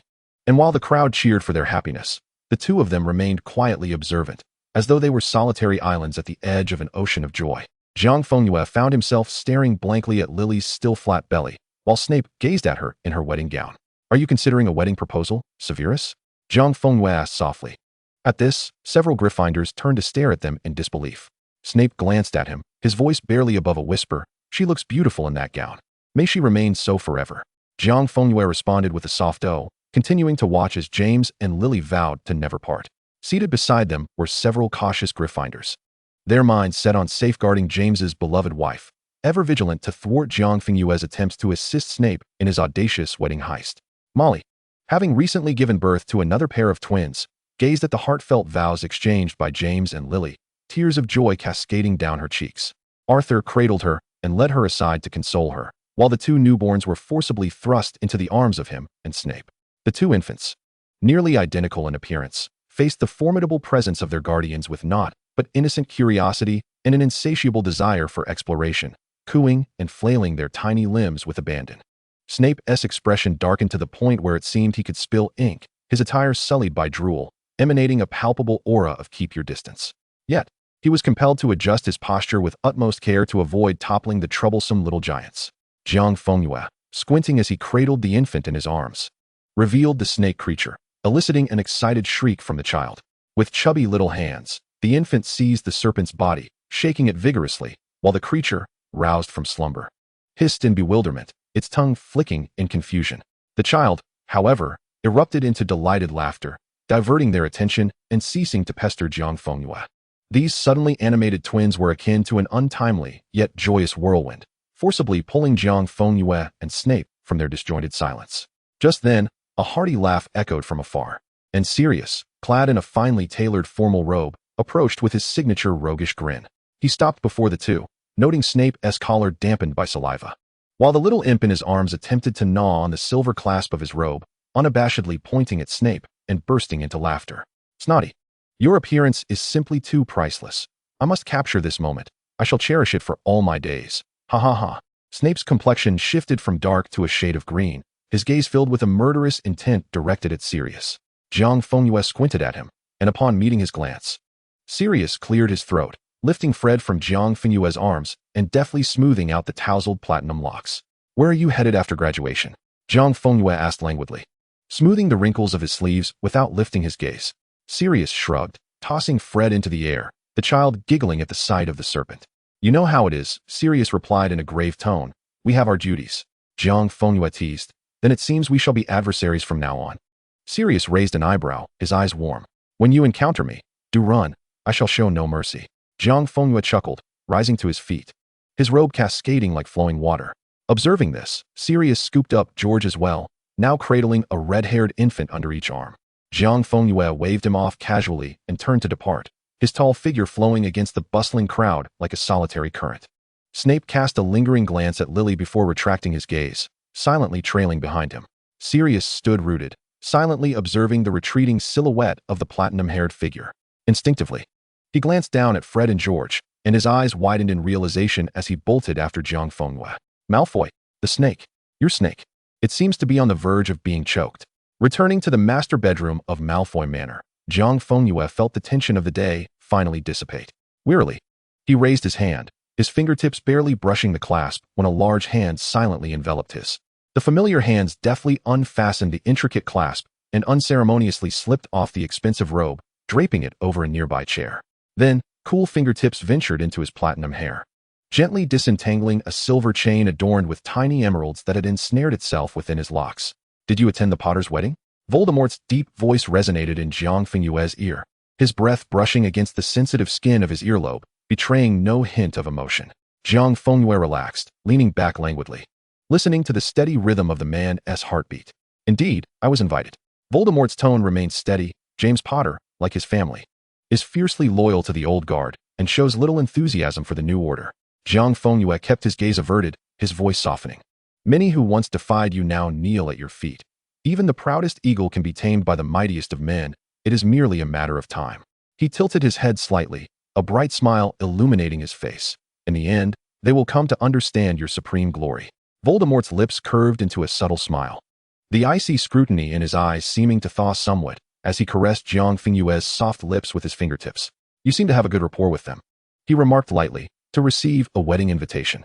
Jiang Fengyue paused, then turned fully to face him, wrapping his arms around Voldemort's neck, pressing himself close, and affectionately nudging his nose against the man's cheek. "Are you jealous, my lord?" he teased, tilting his head back to gaze up at him. "What do they truly signify?" Rising onto his toes, he pressed a gentle kiss to the corner of his lips, his voice sweet and soft. "In this world, you and I are the finest pair." This candid and fervent declaration quelled the flicker of doubt within Voldemort's heart, his crimson-slit pupils softening as he nearly crushed Jiang Fengyue against him. "Is that so?" Voldemort chuckled low, lowering his head to rest his forehead against Jiang Fenyue's, their breaths intertwining. "I shall remember this, little moon." The Dark Lord swept him into his arms, carrying him into the steamy embrace of the bathroom for a moment of indulgence. Time relentlessly marched on, the clamor and heat of summer gradually washed away by the autumn rains. In Gringotts, deep within the caverns, Jiang Fengyue lounged comfortably atop a dragon's head. The massive creature rested its colossal head on a mound of gold, heavy eyelids closed as it emitted deep, rumbling snores. The faint sound of footsteps echoed from the cave entrance, causing the dragon's eyes to snap open, lifting its head. Jiang Fengyue patted its skull, and the dragon obediently bowed its head, its icy golden eyes warily watching the newcomer. A young man, approximately in his 20s, entered with measured steps, his meticulously groomed red hair and clear, lake-like blue eyes.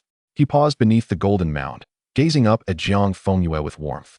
Jiang Fengyue glanced at him, remarking, "This style suits you quite well, Dumbledore." The man responded with a gentle smile. "Thank you for the compliment." "No need for that," Jiang Fengyue replied, retrieving a camera from behind him and aiming it at Dumbledore. "Let me take a photo to send to Grindelwald." Dumbledore's smile remained unchanged, and he offered no rebuttal, for past attempts to do so had proven futile. The click of the shutter echoed, accompanied by a dazzling flash of magic, prompting the dragon to sneeze in discontent, sending a small cloud of gold dust into the air. Jiang Fengyue surveyed the photograph with satisfaction, not lifting his gaze. "I've transferred the funds to the Muggle Bank on Diagon Alley. You can retrieve them. As always, your attentiveness is appreciated." "Thank you." Dumbledore nodded, then sighed softly. "However, I did not come solely for this today." Jiang Fengyue finally lifted his eyes, coldly regarding Dumbledore. "Last night, a surprise attack occurred in Poland. 3 pureblood families that had not pledged allegiance to him were annihilated. And then, Jiang Fengyue interjected, expressionless, I provided you with some intelligence in advance, Dumbledore. It was your inadequacy that failed to protect them. Jiang Fengyue leaned slightly forward, cruelly stating, it is your Order of the Phoenix that has proven ineffectual. It is your incompetence, your fault. Dumbledore remained unperturbed. Over the past 2 years, he had grown accustomed to the sharp, unyielding nature of the youth before him, who, when the topic of the Dark Lord arose, would shed his facade, revealing the piercing and obsessive core within. Jiang Fengyue observed his calm demeanor. As ennui prompted him to sit upright, the aura of hostility about him gradually dissipating. Do not forget your promise, Dumbledore, he said, languidly leaning against the dragon's horn. I shall not forget. A brief silence was filled by the heavy breathing of the dragon, before Dumbledore spoke again. Mr. Malfoy, to extinguish a raging inferno requires a complete severance of the source, rather than merely a few buckets of ineffective water. Dumbledore articulated slowly, we require greater assistance. A fundamental shift from the core. Jiang Fengyue scoffed. You expect me to fully join the Order of the Phoenix after I have already betrayed him? Dumbledore, are you mad? Or am I? He clenched his jaw. For 2 years, I have provided you with countless pieces of intelligence regarding the Order. The galleons I have given you could purchase a small nation. He rose, standing atop the dragon, his crimson eyes fixed intently upon the figure below. Night and day, he walked the tightrope of love and betrayal, all for a single promise, a glimmer of future. He meticulously calculated the weight of information, sufficient to enable the Order to prevent the most heinous atrocities, yet not so intrusive as to touch the very heart of Voldemort's essence. Yet, Dumbledore's flippant suggestion of a complete pivot was akin to demanding he suspend the sword of Damocles above Voldemort's head. In choosing to love him, his fear was equally boundless. It was the first time in his life he comprehended the taste of fear. From love arises sorrow, from love arises dread. Now, you come to me with a request for a shift, your stance so ambiguous, my struggles and sacrifices amounting to nothing more than a few buckets of water. He glared bitterly at the man before him. Dumbledore, what do you take him for? What do you take me for? His voice softened. Dumbledore gazed at him quietly, the depths of his azure eyes swirling with complex emotions. He slightly closed his eyes, and after a moment, reopened them, his voice imbued with a weary compassion. You are still too young, always believing there is but one path to tread. That is not the case, Mr. Malfoy. What path? Jiang Fengyue inquired softly. The path that leads him to death? Dumbledore sighed deeply. Look back. There has always been a retreat. Sometimes letting go is necessary. Letting go?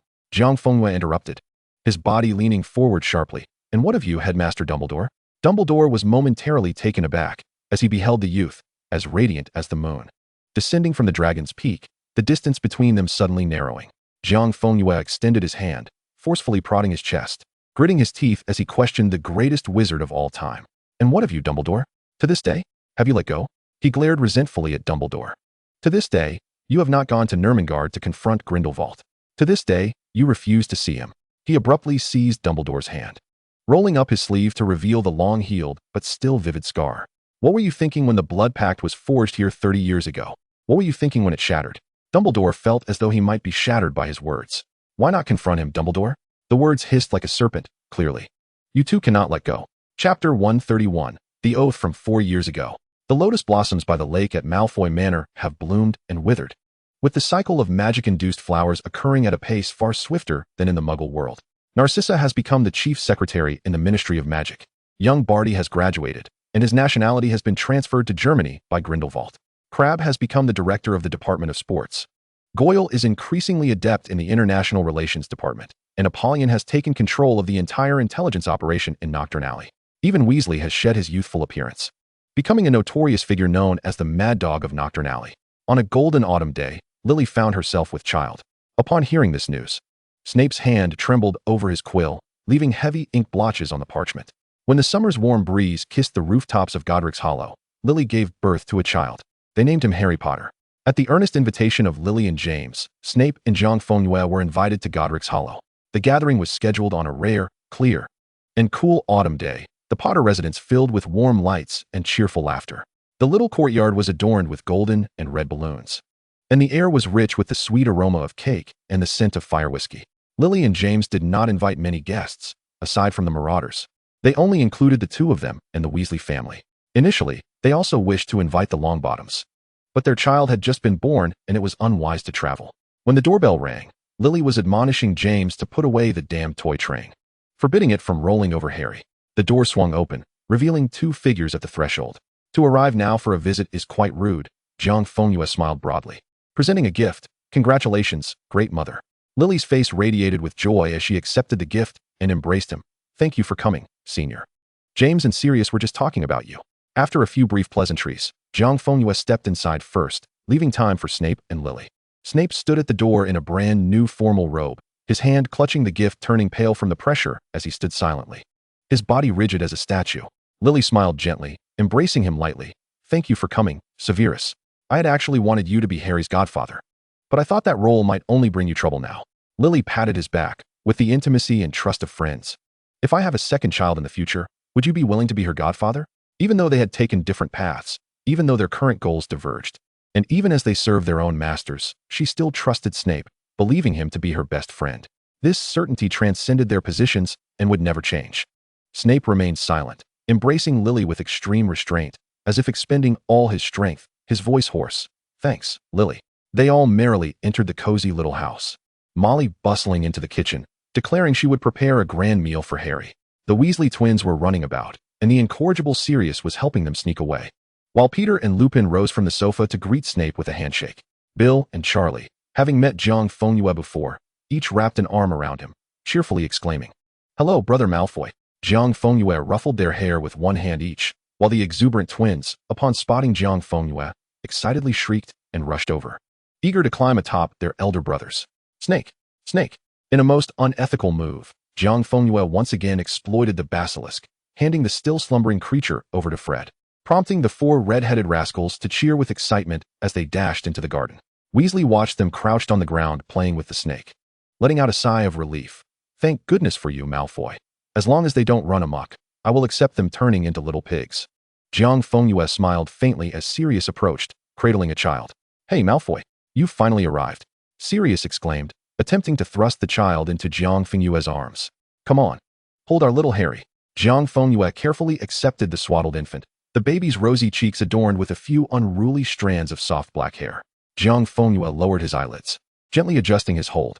Harry smacked his lips, slowly opening his eyes to reveal a pair of green orbs reminiscent of lilies, gleaming like resplendent emeralds. His small hand instinctively grasped a strand of platinum hair that hung down from Jiang Fengyue, causing her to stiffen momentarily and lower her head unconsciously. Oh, my little Harry. James hurriedly stepped forward, carefully extricating the hair from the child's grip. Jiang Fengyue gazed quietly at the child in her arms, her expression complex and inscrutable, ultimately settling into a tranquil abyss. He is quite healthy, Potter, she said softly, returning Harry to James. Thank you, Malfoy, James replied, taking his son and glancing at Snape as he entered, curling his lip in disdain. Under Lily's threatening glare, he gave a perfunctory nod, a mere acknowledgement. Lily took the child, gently placing him into Snape's arms. You hold him, Severus. Perhaps one day you might even teach him potions.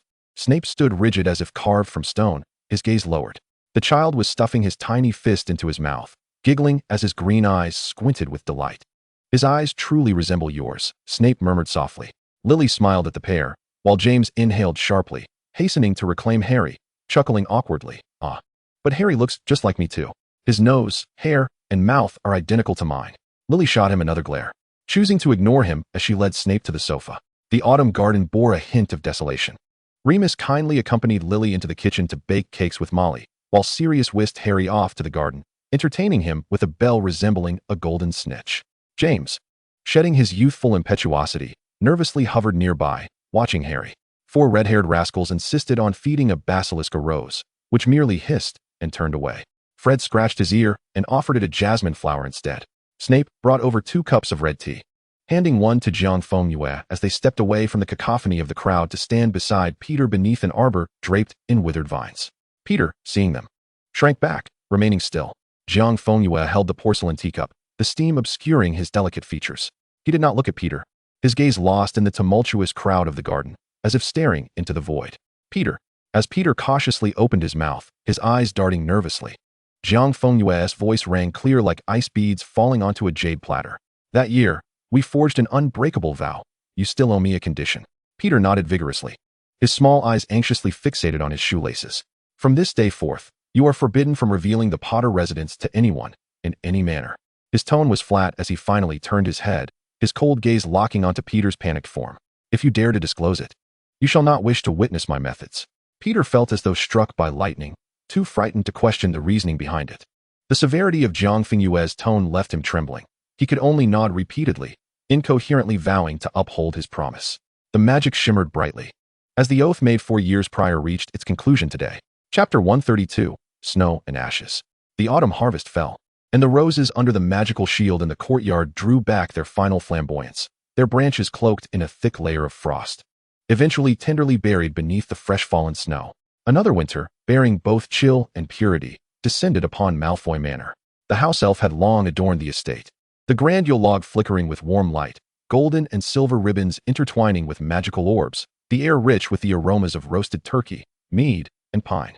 As the iron-fisted dominion expanded, the fearsome Dark Lord grew increasingly elusive, his burdensome affairs and conquests drawing him between clandestine meetings and treacherous journeys. At this moment, Jiang Fengyue gently caressed Nagini's slumbering head in the drawing room, while Abraxas sipped red tea, recounting amusing anecdotes about a certain pure-blood patriarch, their low laughter rippling through the warm air. The long-absent Dark Lord finally returned before the midnight chimes, trudging through the delicate snowflakes, weary yet purposeful. Into the brightly lit hall, Jiang Fengyue's eyes sparkled as he watched the tall figure stride in, immediately approaching him, enveloping him in a chilling embrace. At the Christmas dinner, Abraxas presented his Christmas gift to the Dark Lord, his face set in a grimace. Nagini, donning her basilisk guise, flaunted the jeweled tail ring Jiang Fengyue had gifted her, joyfully slithering about the room. As the commotion gradually subsided, Jiang Fengyue took Voldemort's hand, leading him outside the manor. He playfully stuffed a handful of snow into Voldemort's collar, the man indulgently allowing his antics, gently brushing the remaining snow from his hands. Voldemort watched as Jiang Fengyue sculpted mounds of snow, forming representations of himself, of Abraxas, of Nagini, and her serpent companion. Snowflakes danced down, suspended in the air like a frozen tableau, a family of 3 and 2 serpents, eternally united in the swirling snow. Voldemort lifted him, bestowing a cherished kiss in the serene, snow-clad world. The 4th year's snow. The snow at Malfoy Manor melted in the tranquility of their kiss. Spring buds unfurling, and the white peacock in the estate welcomed a new hatchling. As the weather gradually warmed, it nurtured yet another flourishing summer. The wisteria in the courtyard blooming with fervor under magical enhancement. On a sultry summer evening, Jiang Fengyue, draped in a heavy hooded robe, quietly entered the Pig's Head pub, forever steeped in the scent of goat and cheap spirits. The bar, already lacking patrons, felt even more deserted. Aberforth gloomily polished glasses behind the counter. In the dim light, Jiang Fengyue quickly noticed 2 figures in a corner booth. He silently slid into the seat beside Dumbledore, his movements as discreet as a shadow. The woman opposite, bespectacled and laden with beads, appeared anxious and dazed. Upon noticing his arrival, she nervously adjusted her glasses, her voice trembling. "Who is this?" Dumbledore's calm blue eyes turned to Jiang Fengyue. Then he offered a reassuring smile to Trelawney. "No need to be anxious. This is one of the Hogwarts governors, and he has a keen interest in divination.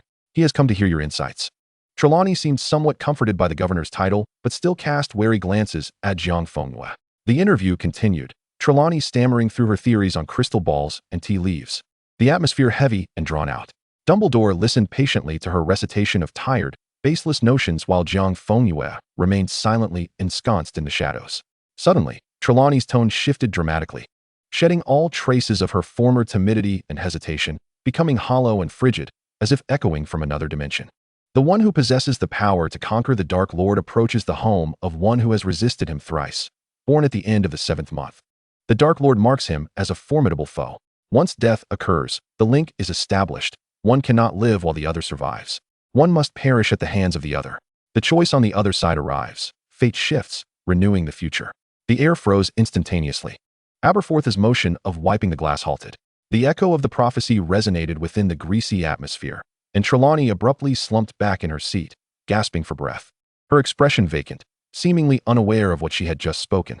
The warmth on Dumbledore's face vanished, replaced by an unprecedented gravity as he turned to Jiang Fengyue. His all-encompassing blue eyes now clearly reflecting the hollow expression on Jiang Fengyue's face. He whispered softly, "So, this is the transaction you made with Grindelwald?" He foresaw the emergence of this scene, did he not? Jiang Fengyue remained silent. Without awaiting his response, Dumbledore turned to Trelawney. "Congratulations on your appointment. Welcome to Hogwarts as a professor." Trelawney gasped, her murky eyes widening in disbelief. She looked at Dumbledore in astonishment, convinced that she had utterly failed her interview. Dumbledore immediately rose and extended his hand toward her with a smooth, decisive motion. Now, let us depart, Professor Trelawney. Where are we going? To Hogwarts at once. Dumbledore grasped Trelawney's hand, and in an instant, they vanished from sight. Jiang Fengyue sat at the table for a prolonged moment, slowly raising his hand to support himself as he stood. He pushed open the creaking door of the Hogshead Inn, and a wave of summer heat enveloped him. Yet it could not dispel the chill deep within his heart. He turned into a narrow, dimly lit alley stacked with discarded wooden crates. As he passed a precariously teetering stack of boxes, an exceedingly faint, yet utterly unexpected crack echoed from the depths of the shadows. Jiang Fengyue swiftly pivoted, raising his wand as a brilliant red light erupted forth. The crimson beam rent the darkness asunder. A muffled cry of pain followed, accompanied by the thud of a heavy object hitting the ground and a woman's sharp curse, "Useless." The boxes were knocked aside, and Bellatrix Lestrange tumbled out in disarray. One of her feet shattered in an instant, her wand flying from her grasp. At her side, a figure hastily attempted to disapparate. Bellatrix. Jiang Fengyue's pupils constricted to pinpoints, and in a heartbeat, he vanished like a specter, appearing directly before Bella, their faces mere inches apart. The tip of his wand burst forth with a brilliant red glow, shooting towards Bellatrix like a released arrow. Bella's eyes narrowed. The spell was too near, too swift. With a flash of ferocity, she yanked Lestrange forcefully in front of her. No, Lestrange managed only a brief, desperate scream. Bang! The horrific force of the spell shattered his ribcage, sending him hurtling through the air like a discarded sack. His lifeless body crumpled, blood and shredded entrails erupting forth, tracing a ghastly line through the air. Even a fragment of Bella's collarbone was pulverized in that instant. Bellatrix howled in anguish, but Lestrange had bought her precious time. She immediately disapparated mid-flight. Jiang Fengyue's eyes widened, and without a moment's hesitation, he too disapparated. At Voldemort's mansion, the conference hall lay empty. Bellatrix, resembling a fiend risen from hell, was drenched in blood, half her body shattered, her tattered robes soaked in crimson, creating a dark red stream upon the floor. Driven solely by willpower, she knelt at Voldemort's feet, intermittently spitting out the prophecy she had heard, mingled with her tainted blood. Voldemort sat upon his throne, his figure merging into the deep shadows, his features obscured in the dim light. He uttered not a word. Upon completing the prophecy, Bella was left with only the sound of her begrudging breaths, her eyes fixated in mad adoration upon the figure above. My master, that little Malfoy has betrayed you. He is in league with Dumbledore. Only Bella remains faithful, only I. She bowed deeply. Master, Bella shall atone for her sins. You commanded Bella to monitor him. I have not faltered in 3 years. Save. The final syllable caught in her throat, her pupils dilating in terror. Her tongue vanished, swiftly followed by her thighs, waist and chest, flesh and bone, even the hem of her robe, disintegrating into fine gray dust in an instant. The demise came so swiftly that the pain barely registered, leaving only the imprint of her final shock in her consciousness. Why? Bella's consciousness dissolved, her anguished and indignant scream reverberating, for she had accomplished so much. Why must the Dark Lord kill her? All traces of Bellatrix vanished from the steps. A gust of wind burst through the heavy oak doors, scattering the ashes across the threshold. Upon the throne, the figure was enveloped in the light filtering through the door, sitting in silence, like a stone statue, unmoving, wordless. Chapter 133, Die. The attempted disapparation from Voldemort's study had failed. Jiang Fengyue's figure suddenly materialized outside the ornate iron gates, staring in astonishment at the vast estate before him. For the first time, this mansion rebuffed his entry. He lunged forward, but the moment he touched the iron gate, a slight burning sensation pierced his palm. Staring dumbfounded at the sudden red mark that appeared on his hand, he heard a loud bang in the air. Turning, he found a house elf, draped in the manor's tea towel, bowing deeply before him. Sir, please return.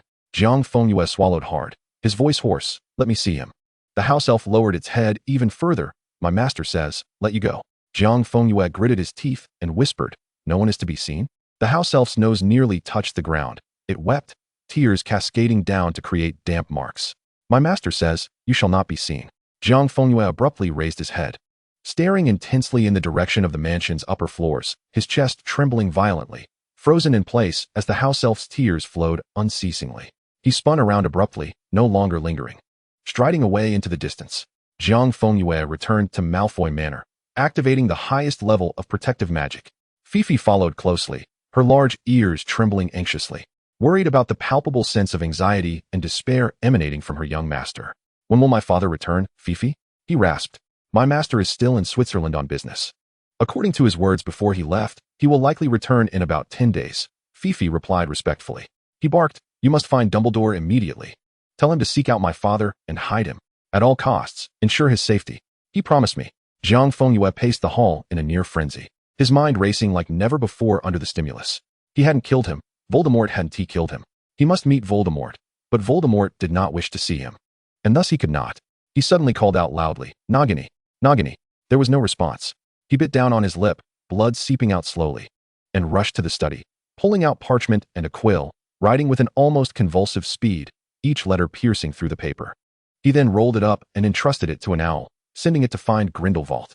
In the following 2 days, Dumbledore arrived in Switzerland with remarkable speed, swiftly bringing Abraxas back to the Order of the Phoenix. He presented a portrait of the Malfoy ancestors to Abraxas, reassuring him of his safety and bidding him not to worry. Jiang Fengyue repeatedly ran through scenarios in the study.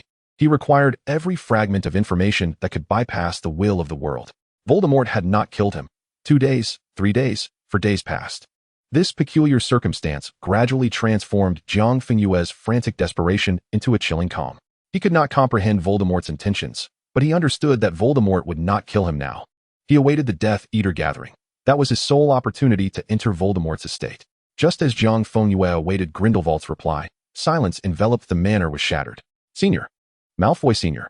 A voice, one that should never have penetrated this place, pierced through the magical barrier, resonating clearly at the entrance of the manor. Jiang Fengyue descended the stairs in astonishment, gazing at the red-haired woman brought in by Fei Lily. Lily stood in the hall like a flickering flame swaying in a chilling wind. Her face devoid of color, staggering a step forward, her emerald eyes reflecting a sense of helplessness akin to drowning and a heart-wrenching terror.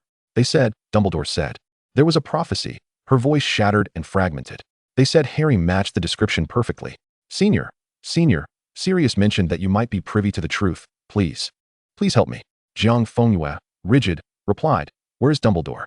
She spoke in disarray. "Dumbledore is arranging for a secret keeper, but the person has yet to be chosen. There is no time. The Dark Lord could strike at any moment. The Fidelius charm," Dumbledore said, "it is necessary."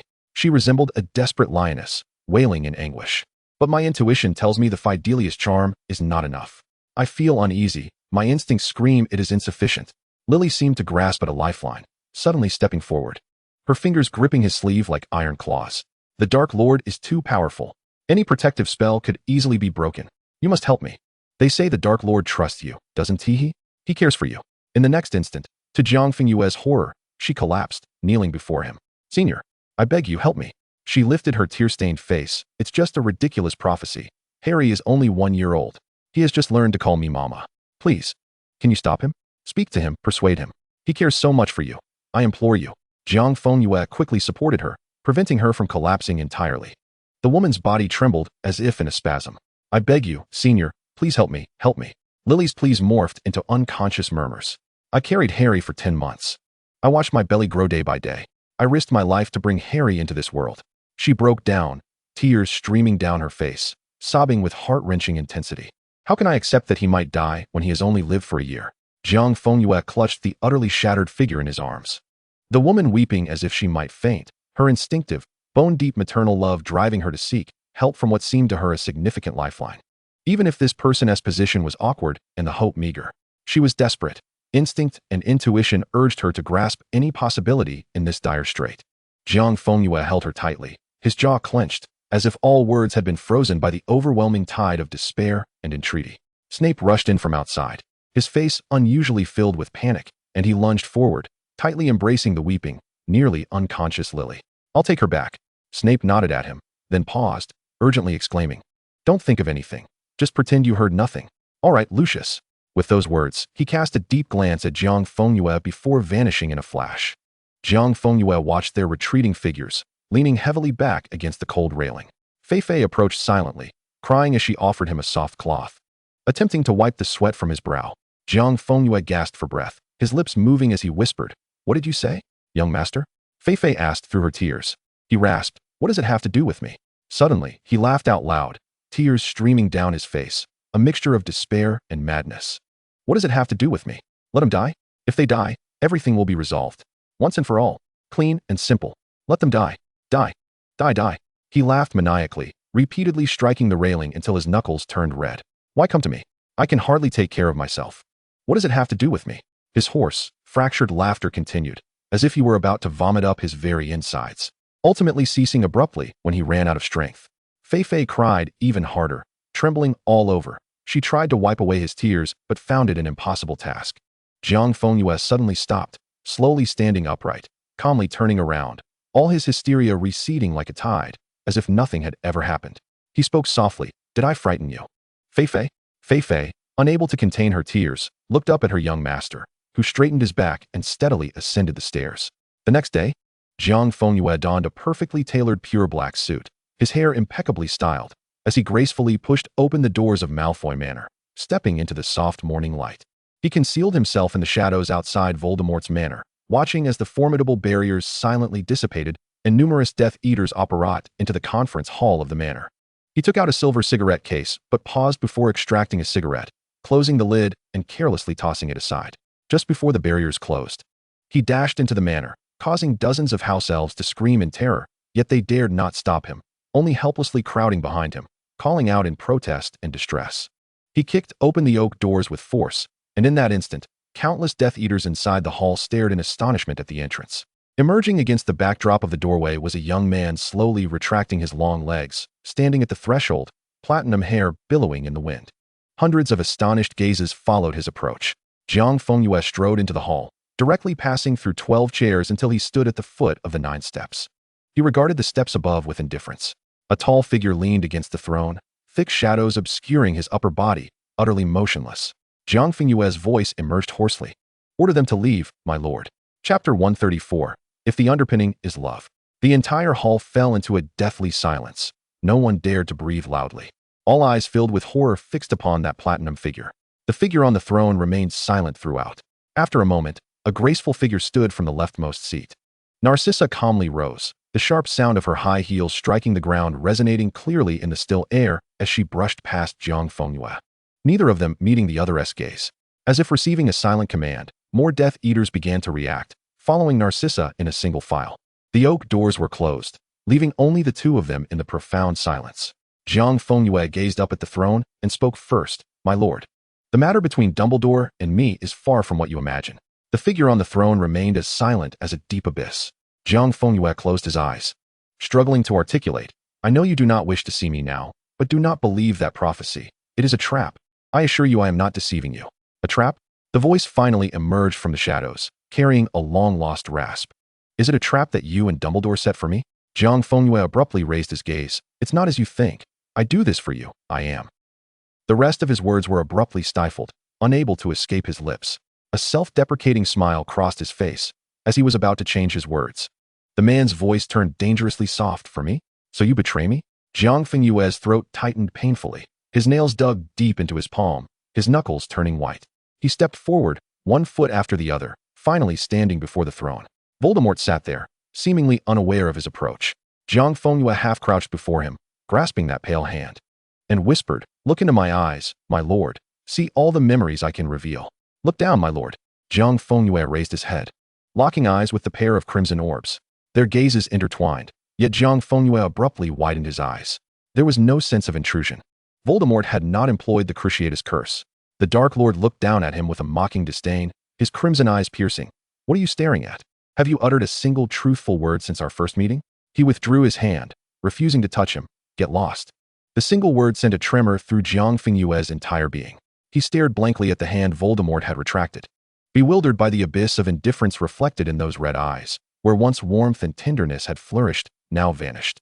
He had never felt so lost, as if he had plunged into utter void, and hatred sprouted almost instantaneously. No truth? He murmured, devoid of spirit. You claim I deceived you? He sprang to his feet, glaring at him with a seething intensity. And what about you? Did you ever trust me? His teeth ground tightly, each word bursting forth. You had Bella spy on me? How long did you have her monitor me? 2 years? 3? Or 5? You accuse me of betrayal. I did it to save you. He watched the man before him hissing. Yes. You don't believe me. I can't even voice that myself. But how can you say I never spoke the truth to you? Jiang Fengyue's hatred surged, mercilessly declaring, And you never trusted me even for a moment. You tested me with the most despicable of means. Shut up. Voldemort suddenly stood, seizing Jiang Fengyue's throat with such force that one could almost hear the bones creaking under the string. Jiang Fengyue's vision exploded into a vortex of crimson and darkness. Yet he did not struggle, allowing the sensation of suffocation to wash over him. Voldemort, as if burned, abruptly released his grip, his fingertips trembling ever so slightly. He did not cast another glance, resolutely turning to descend the 9 steps, moving towards the exit. Where are you going? Jiang Fengyue gasped, choking out the words. Where do you intend to go? Voldemort, without looking back, barked, Get lost. Jiang Fengyue watched his retreating figure, his lips parted, a myriad of hatred, resentment, and love all lodged within his chest, rendering him incapable of uttering a single word. Once a person harbors feelings for another, expectations and competition arise, yearning for the other to embrace them despite knowing their flaws and mistakes. Pride and self-esteem weigh heavily upon the heart, fearing that speaking would be akin to begging. Terrified that the next moment might lead to defeat, Jiang Fengyue gazed at him, head held high, but after a moment, he lowered it. Stop, Your Highness, do not leave. The Dark Lord appeared deaf to his pleas, not pausing in the slightest. Jiang Fengyue shouted hoarsely, Voldemort, stop. The man abruptly halted, yet still stood with his back turned, refusing to face him. Jiang Fengyue slowly approached, his fingertips grazing his palm. Blood surged forth in an instant, winding down his pale fingers, dropping along the way, blossoming into glaring crimson plums, forming a line of blood between him and Voldemort. He halted behind Voldemort, softening his voice, even adopting the warmth of days gone by. Come, let us form a blood pact. You do not trust me, and rightly so. I have never truly given my whole heart. He paused, each word painfully forced out. I have betrayed you. It is my fault, Your Highness. This nearly self-deprecating apology felt like a sharp blade thrust into his chest, causing his fingertips to spasm. The Voldemort before him stiffened. But this time it was genuine. The prophecy had indeed choked him again. He bit down hard on his tongue, changing his tone. Your Highness, what threat could a mere infant pose to you? The prophecy is more like a carefully crafted bait. Do not believe it. I am not deceiving you this time. It is the truth. Trust me just once. He spoke softly, the words rolling around in his throat before being released. I beg you. He refrained from saying more, knowing that further words might yield the opposite effect. Jiang Fengyue stepped in front of Voldemort, took his hand, and similarly drew blood from the palm. Voldemort remained silent, his red eyes cast downward, unfathomable. Jiang Fengyue held his hand tightly, fingers interlocking with fervor. A torrent of magic erupted from within him.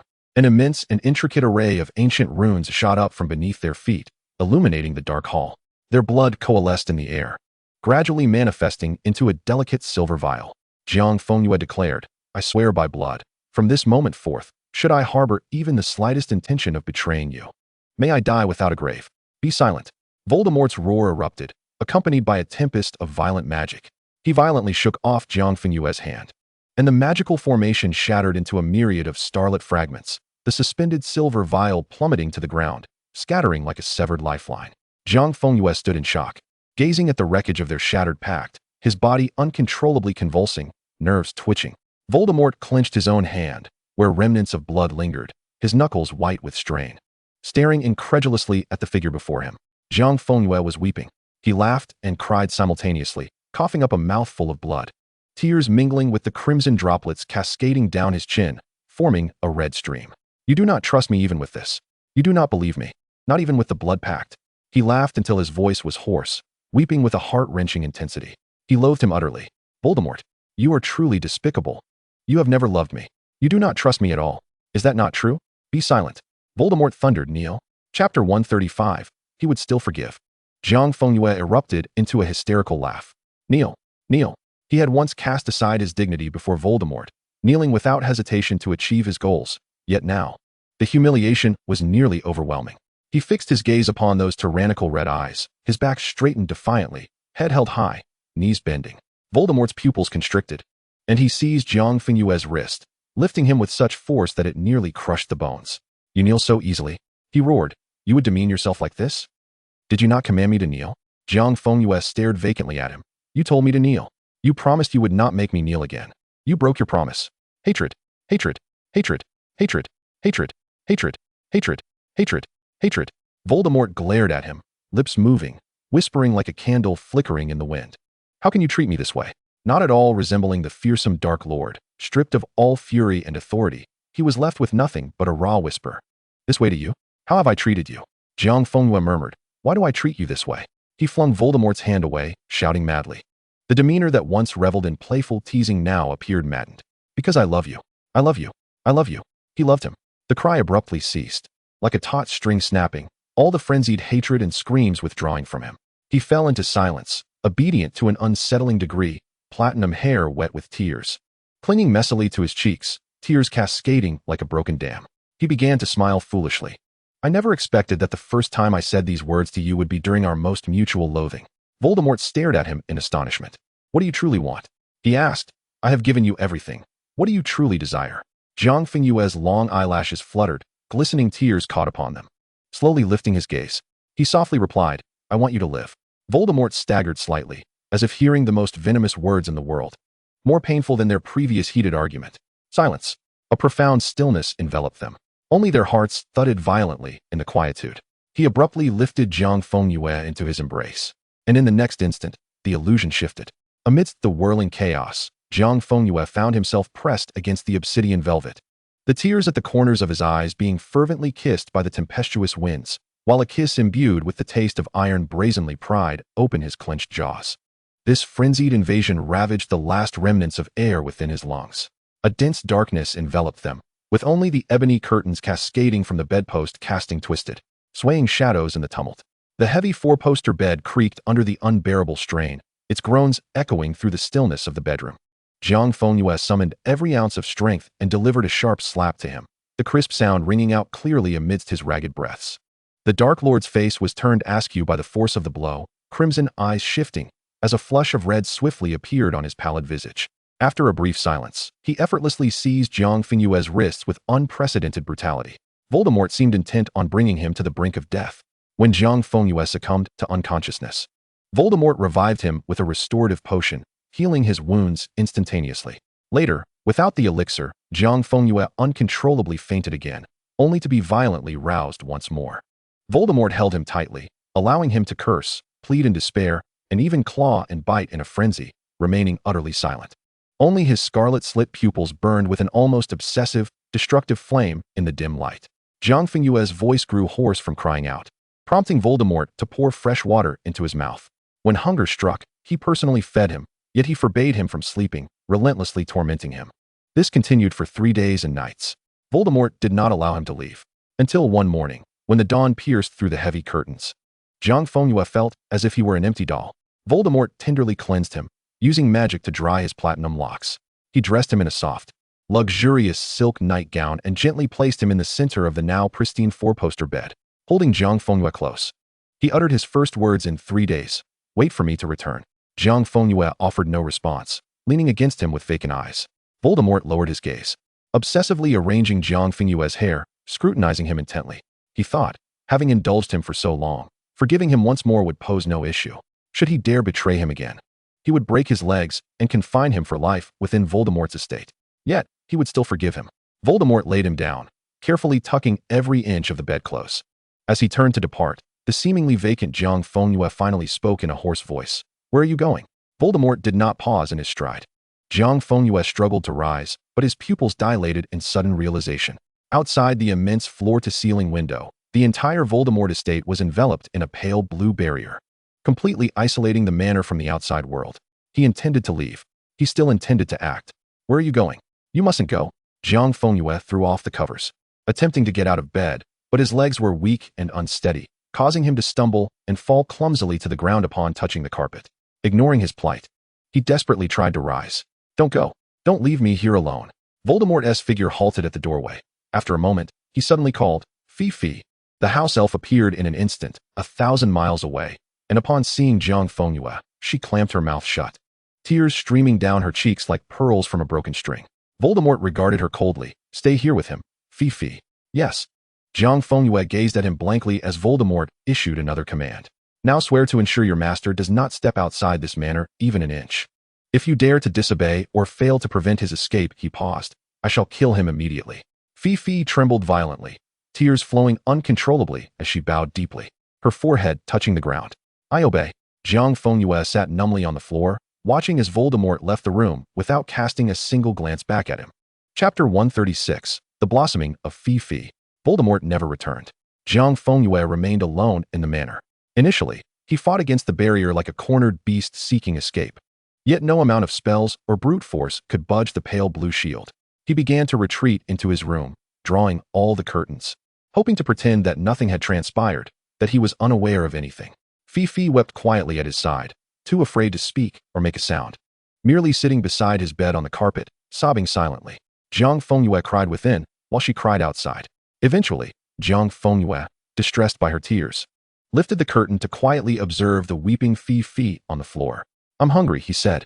Fifi chased all the other house elves from the kitchen, preparing an extraordinarily lavish feast for Jiang Fengyue. He mechanically stuffed food into his mouth, too lethargic to change out of his clothes. Curling up on the sofa in Voldemort's nightgown, while Fifi stood behind him, gently combing his hair. A dozen house elves from Voldemort's estate cautiously surrounded him, chattering among themselves, rummaging through various exquisite gem chains to weave into his locks. Thus, each day passed in the Voldemort manor. He feigned normalcy, eating and sleeping as if nothing had occurred. The meals seemed indifferent. He silently drifted off to sleep on the massive four-poster bed in the master suite. When joy struck, he basked in the sun in the garden. When discontent arose, he would storm into Voldemort's study and wreak havoc. Fifi, a small elf from the Malfoy estate, thrived in this environment, commanding the other house elves to make it their supreme mission to cheer Jiang Fengyue. Daily, they concocted delightful dishes, and the kitchen was perpetually filled with enticing aromas. A parade of delicacies from various nations graced the table, while peculiar little trinkets emerged, including a magical music box that could conjure grand stages in the air and a crystal ball that cooled the surroundings upon being twisted open. He never knew where they found such things. Eventually, he grew fond of sunbathing, to the detriment of the garden plants. From roses to irises, from lavender to glowing magical grass, they were replaced time and again, all to ensure that he could enjoy the sun comfortably. Days passed in a hazy blur. Time seemingly lost its measure, leaving Jiang Fengyue oblivious to how many days had gone by, too lethargic to engage his thoughts. A week? Half a month? Or even longer? What had transpired? What of Voldemort? Who cared? Jiang Fengyue lounged languidly in a wicker chair, the sunlight pouring warmth onto his eyelids, gazing at the sprawling fields of roses. Surrounded by a dozen house elves idly constructing a stage in the courtyard, performing plays for him daily. He squinted lazily, only to suddenly snap his head up. In the sky, a tiny black dot persistently circled outside the vast pale blue barrier of the Voldemort estate. It was an owl. Time and again it attempted to dive down, only to be repelled by the invisible shield, displaying signs of agitation as it clutched something in its claws. Jiang Fengyue's previously unfocused gaze gradually sharpened on that black dot, and his once numb heart began to beat more rapidly. He raised his hand, his fingertips weakly pointing towards the sky, the resurrection stone ring on his fingers shimmering brightly. Fifi. The sounds on the stage abruptly ceased. All the little fairies paused their movements, turning in unison to gaze at him, their faces alight with excitement and surprise. Their young master had finally spoken. Feifei almost instantly appeared by his side, following the direction of his finger with her gaze. "Young master?" Jiang Fengyue's voice was faint. "Bring in what is at your feet." Feifei nervously twisted her fingers, glancing at the barrier, then at Jiang Fengyue's pale profile. She nodded vigorously, her tiny form vanishing in an instant. In the next moment, Feifei reappeared outside the barrier, calling to the owl, signaling it to drop the item. The owl tilted its head, soaring twice in the air before finding its mark. Releasing its grip, Feifei deftly caught the falling parchment, swiftly returning to Jiang Fengyue's side to hand it to him. Jiang Fengyue gazed at her in silence, taking a long moment before accepting and opening it. The letter from the summit of the snow-capped mountain had finally reached him after a long wait. As he looked at the parchment, it was starkly different from before, bearing but a single phrase. "Now." Jiang Fengyue stared blankly at it, then curled into a ball. Huddled and stooped, he stroked his left hand, the parchment drifting to his face, yet he lacked even the strength to brush it away.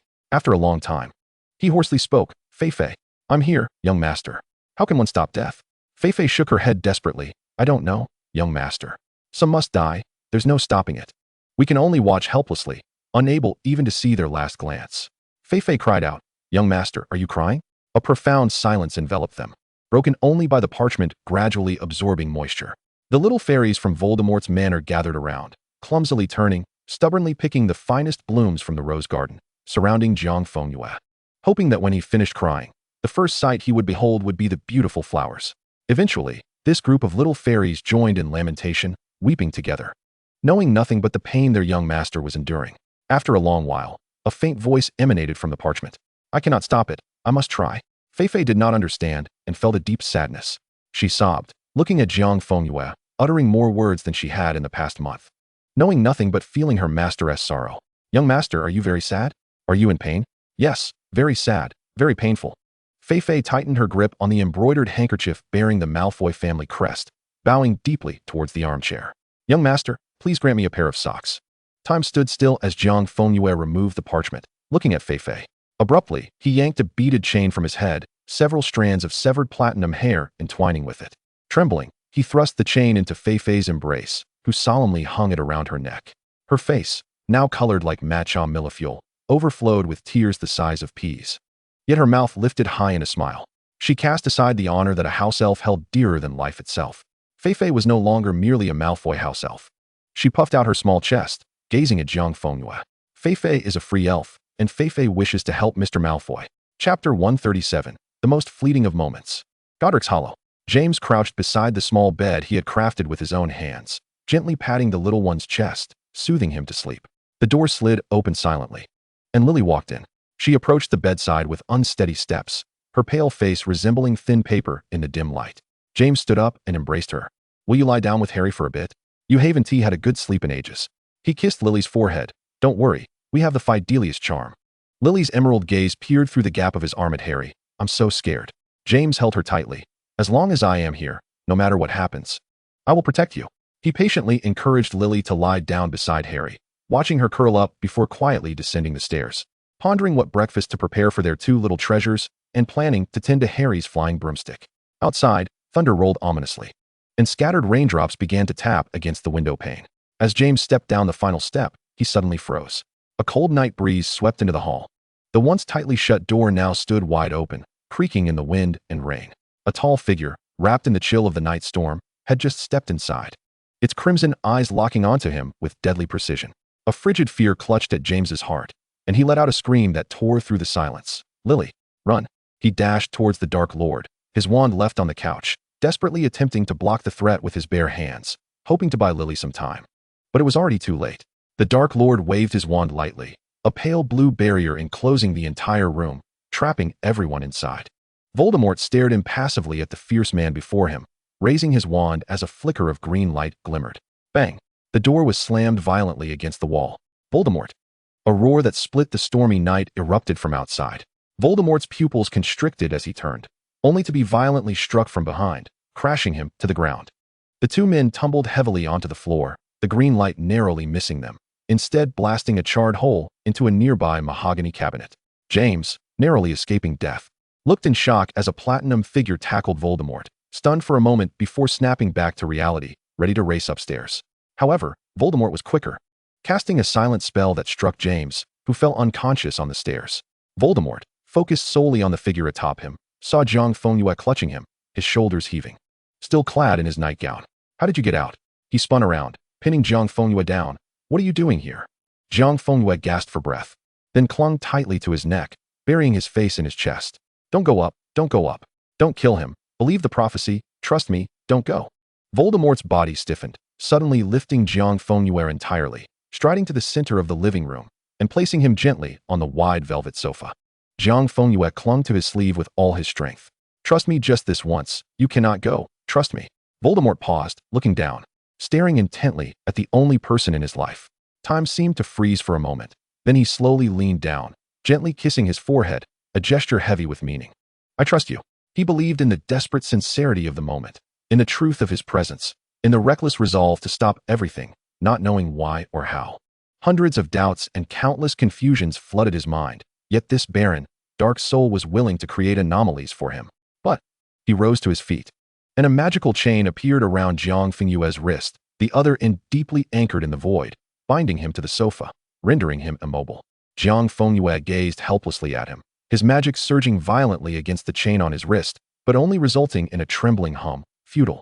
The Dark Lord turned around, gripping tightly the wand made of purple wood, his knuckles pale and veins bulging. How could I allow a prophecy to bind my hands and feet? The once fractured soul within him screamed in a self-destructive manner, his obsession rendering him even more inhuman. The critical point had been reached. He had ascended to supreme power. Throughout his life, he had actively seized his fate, and this time would be no different. There was no turning back. Failure was not an option. His extreme pride and might could never tolerate, nor would he ever permit, himself to live in fear like a coward, waiting for the judgment of a prophecy. Humiliated to survive in the shadows. No longer hesitating, he stepped forward amid the heart-wrenching cries of Jiang Fengyue, the sound of clanking chains echoing behind him. Voldemort kicked aside James's lifeless body and ascended the stairs. Upon reaching the second floor, he found the door at the end of the corridor ajar, radiating warm light. As Voldemort pushed the door open, his eyes fell upon Lily, trapped within a barrier, and the weeping Harry behind her. Two pairs of emerald eyes brimmed with tears, gazing at him in despair. "Kill me, kill me," Lily pleaded desperately, shielding Harry. "Please, I beg you, do not harm Harry. Kill me instead, I implore you." Voldemort regarded her with indifference, tilting his head slightly, his gaze wandering aimlessly. Then, he turned, casting a silent curse upon Lily, whose body collapsed limply to the floor, her red hair cascading like blooming flowers, fainting beside Harry. "Mama!" Harry's piercing wail echoed, his delicate arms reaching out to embrace his mother on the ground. Yet trapped by the barrier, he could not move. Voldemort advanced slowly, his black robe billowing like waves behind him. The thunder faded, and moonlight streamed through the window, casting a silvery glow upon his profile. The purple wood wand rose steadily, its tip condensing a point of green. That green shot forth like an arrow, aimed at Harry. Boom! He spun around, witnessing the door being slammed against the wall, a platinum figure darting towards Harry.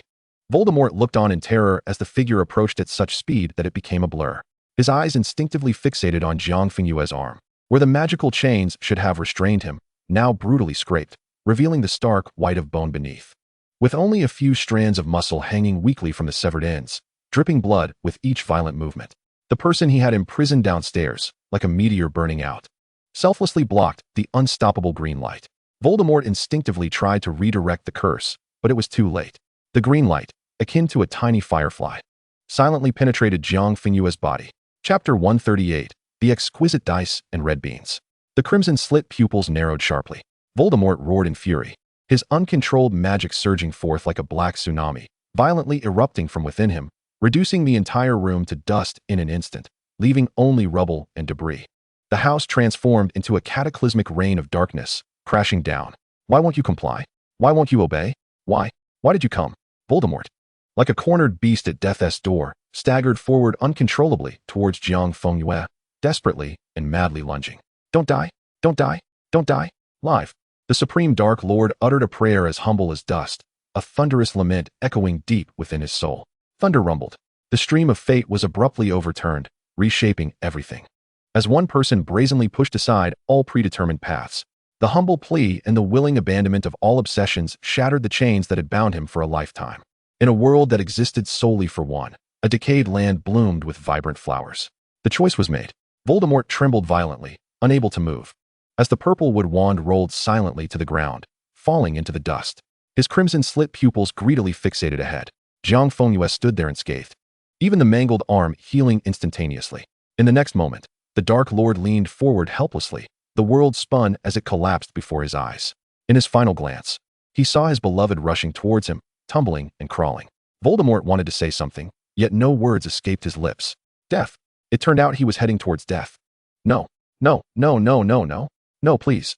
Jiang Fengyue lunged at him, and in the moment Voldemort was about to fall into the dust, he wrapped his arms around him without a second thought. He watched helplessly as Voldemort gradually ceased to breathe, as the crimson gaze lost its color. "Don't die! Don't die! I beg you, don't die!" Torrents of tears surged from his eyes, splattering onto Voldemort's face, trickling down his cheeks. He howled in anguish, as if expelling a lifetime of tears and life. "Don't leave me! I beg you, Voldemort, my lord! Don't leave me!" Jiang Fengyue's insides felt as if they were being shredded, becoming a bloody mess, the pain penetrating to his very bones. 9 magnificent, enormous tails erupted behind him without warning, swirling wildly in the ruins and dust, embodying a mature meaning that had finally emerged from its cocoon. He cried out in agony until his voice shattered, leaving only a faint whisper. He could no longer weep, his spirit dimmed, blood trickling from the corners of his eyes. "I made a wish on my birthday. Don't die. You promised me you would fulfill all my wishes. Don't die." Voldemort did not utter a single word. He simply gazed at him with lifeless eyes, looking upon him until the very end. Jiang Fengyue felt as though he might vomit, curling up beside Voldemort, as if he too had perished. Heavy and slow footsteps echoed from the doorway. Dumbledore had finally arrived, standing silently at the threshold, gazing sorrowfully upon the scene. He observed as Jiang Fengyue transitioned from heart-wrenching cries to hoarse retching, his body convulsing uncontrollably in profound agony, until those eyes could no longer shed tears, beginning to ooze thick strands of blood. After a long, long time, Jiang Fengyue sat numbly on the ground, clutching the now-cold body tightly. He had always been dignified and composed, rarely losing control, yet now he was utterly shattered, a pitiful sight, all semblance of dignity obliterated. Behind him, Harry Potter cried himself to exhaustion, peacefully resting beside Lily. Why? Dumbledore heard Jiang Fengyue's voice, hoarse to the point of breaking, without even raising his head, his gaze hollow as it fell upon the face of the one in his arms. Dumbledore watched him and the Dark Lord, closing his eyes. That was the greatest magic in the world, originating from a soul, willingly sacrificing itself for another. Willingly? Sacrificing himself? Jiang Fengyue slowly turned his eyes.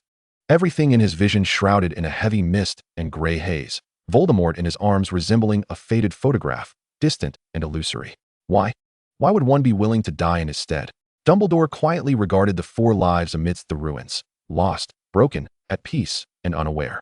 The mask-like facade of his countenance was finally eroded by profound compassion and helplessness, revealing deep-seated cracks. For love. Love is the greatest magic in the world. It transcends the chasm between life and death. Voldemort loves you, child. Love? Jiang Fengyue gazed helplessly at the lifeless man before him, his fingertips delicately wiping away the blood and tears that marred his face. He would not assist him in closing his eyes. He sought clarity. Do you love me, Voldemort? A profound silence enveloped them, an uncanny stillness. Yet, he already discerned the answer. Jiang Fengyue leaned down cautiously, gently pressing his face against Voldemort's. The moment their skin met was the most distant chasm between life and death, yet also their most intimate proximity. How capricious and obtuse. This man who was so miserly with his words that he could barely utter the word love. Astonishingly, this insincere soul could indeed harbor love for him. Was it only now that he could truly perceive your heart? At this moment, the Dark Lord expressed his love through the finality of his life. The formidable and terrifying Dark Lord had, in this irresponsible manner, bound him to a lifetime with death. Jiang Fengyue unconsciously nuzzled Voldemort's face, mirroring the affectionate teasing of their past. I love you too. Soft footsteps echoed from the staircase. The figure who had been imprisoned in Nurmengard for 36 years stepped out of the cage, silently standing beside Dumbledore, enveloped in the eternal chill of winter. Having descended from the snowy peaks, Dumbledore did not turn his head, his voice delicate like drifting fluff. Is this what you foresaw, Gellert? No. Grindelwald's voice was even softer. As he took the initiative to step beyond the confines of fate, two individuals who had stirred the winds of the world stood silently at the door, observing the lifeless and sorrowful figures within. At this moment, time itself seemed to freeze. Jiang Fengyue slowly lifted his head, his face marked with streaks of tears and blood, and gently brushed aside the disheveled hair from Voldemort's forehead, meticulously wiping away the cold, congealed blood and tears. No more tears. He softly inquired, has anything changed, Grindelwald? Grindelwald gazed at him, nodding gravely. Jiang Fengyue smiled, his blood-streaked face breathtakingly beautiful, a sight of unparalleled allure. He leaned down, whispering into Voldemort's ear. You are remarkable. My lord, you have altered your fate. He raised his hand, closing those crimson-slit pupils. We are going home now, my lord. We are returning home. Jiang Fengyue half-cradled, half-supported Voldemort, as if he were merely in a faint. He carried him outward, his silhouette passing by Dumbledore and Grindelwald, heading towards Malfoy Manor. They stumbled and faltered, yet they remained resolute and unrepentant.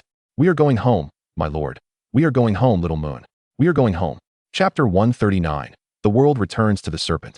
The gentle breeze swept across miles, the world returning to mankind. Abraxas tightly grasped the fading dark mark on his left arm, his pupils trembling. Suddenly, he lifted his gaze. A bright full moon's silvery light permeated the entirety of Malfoy Manor.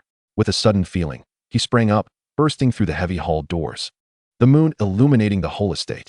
At the end of his sight, two staggering figures, treading upon silver frost, approached the manor. Abraxas's breath caught, and he dashed forward like an arrow released from its bow. Jiang Fengyue panted heavily, Voldemort's arm resting on his shoulder as he half-carried, half-supported him, sighing in resignation. My lord, you truly are heavy. I can hardly move you. His grumbling echoed clearly in the stillness of the moonlight. Had I known, I would have let Dumbledore take us back, or Grindelwald could have done it. Doesn't he have a phoenix? I've never ridden one. He trudged forward.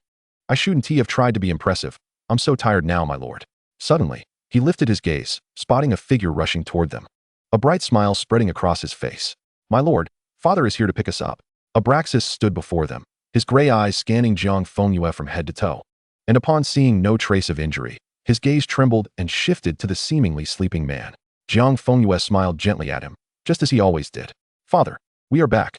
Before the words fully escaped his lips, the taut strings of his heart relaxed at the moment they touched Abraxas.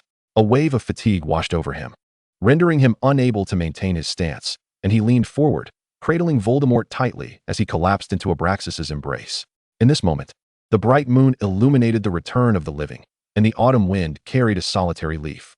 How could anyone have known that it had indeed come to pass? The Ministry of Magic had invited their own demise. Be quiet, be cautious. The fragmented sounds of muffled conversations roused Jiang Fengyue from his chaotic consciousness. He abruptly opened his eyes, his chest heaving, gasping for air, greedily inhaling the atmosphere around him. As his vision sharpened from a blur to clarity, he beheld the familiar ceiling, the crystal chandelier flickering with scattered light in his sight. "You're awake," a voice filled with joy exclaimed. Jiang Fengyue slowly turned his head, discovering the room filled with people. Abraxas, Snape, Narcissa, Apollyon, Knot, Crabbe, Goyle, and even Fifi. They surrounded him in an instant. Abraxas approached swiftly, gently caressing his face. "Why did you wake up so soon? You should sleep a little longer." Jiang Fengyue scanned each of their faces in bewilderment, asking vacantly, "Where's my lord, father?" Everyone froze, exchanging complex glances, their silence heavy with unspoken thoughts as they cautiously turned their eyes to Jiang Fenyue's side. Jiang Fengyue slowly turned his head. On the other side of the grand four-poster bed, Voldemort lay quietly, his disheveled black hair falling over his pale forehead. A dried streak of blood resembling a frozen tear clearly visible at the corner of his tightly shut eyes. Jiang Fengyue let out a sigh of relief, slowly moving closer, his fingers searching through the velvet fabric until he finally touched Voldemort's cold hand. Patiently, he intertwined his fingers with Voldemort's until their hands were tightly clasped. He carefully rested his forehead against Voldemort's chest, curling up in his embrace like a small, nestled fox. The onlookers silently observed the intertwined figures on the bed, their gazes filled with complex emotions as they discreetly averted their eyes, unable to watch any longer. Apollyon quietly spoke to Narcissa. "Thank goodness we didn't move the adult." Narcissa nodded gently. It's fortunate he could lie beside him. Snape stepped forward silently, the tip of his wand glowing softly as it enveloped Jiang Fengyue in a gentle probing light, slowly encompassing his entire being. The glow swirled and coalesced until it completely faded. He gazed at the residual light at the wand's tip, murmuring, as before, "Your body is in good condition." And there were no errors in the readings. Abraxas pressed his lips tightly together, his jawline tense, silently nodding. What was not detected correctly? A hoarse, chilling voice broke the silence in the room. Jiang Fengyue remained nestled in Voldemort's embrace, fiddling with his fingers while keeping his head down, yet he distinctly heard every word. He asked, what was not detected correctly? Also, what has truly come to pass? The air grew heavy and stagnant. The group exchanged glances, their eyes communicating a silent hesitation and difficulty. Just as Abraxas was about to speak, Snape halted him, stepping forward, his voice dry and rigid. "This matter is quite complex to explain." He paused, struggling to find the right words, then dropped a bombshell that was both clear and direct. "To put it simply, you are going to have a child." The motion of Jiang Fenyue's fingers, which had been delicately tracing Voldemort's, came to an abrupt halt. After a brief pause, he slowly raised his head, his gray eyes instantly imbued with a layer of icy, sharp light, piercing directly into Snape's gaze. "As far as I am aware, it is utterly impossible for a wizard to conceive. Life is not something that can be forcibly created through potions or spells. Life is the most magnificent existence in this world." Narcissa sighed, "And it is precisely for this reason that I say it is quite complex." Snape lowered his gaze, as if organizing his thoughts, and after a moment of contemplation, he remarked, "Life is indeed the greatest existence, and there exists no potion for childbirth in the wizarding world. But," he shifted his tone, fixing his eyes on Jiang Fengyue, "you have received the entirety of the Dark Lord's magical power, which was unleashed during the reversal of the boundaries of life and death, a force akin to the very essence of existence. At that moment, your wills resonated in perfect harmony, your emotions surged to a fervent peak.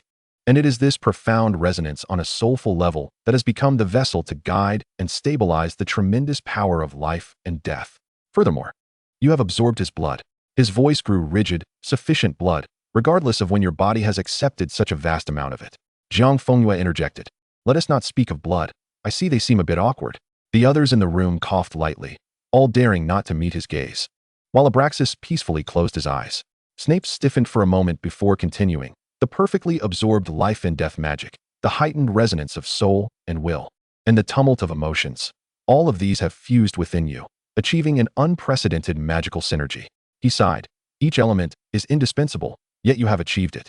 Thus, magic itself responded to this miracle, and within your being, creation commenced. A miracle. Narcissa stepped forward. We too found it hard to believe at first, until we thoroughly examined the ancient scrolls and manuscripts in the study, ultimately confirming that there indeed exist precedents in the annals of magical history. Rarely do such occurrences transpire in a millennium. Eeply's voice was as soft as a whisper, imbued with deep reverence.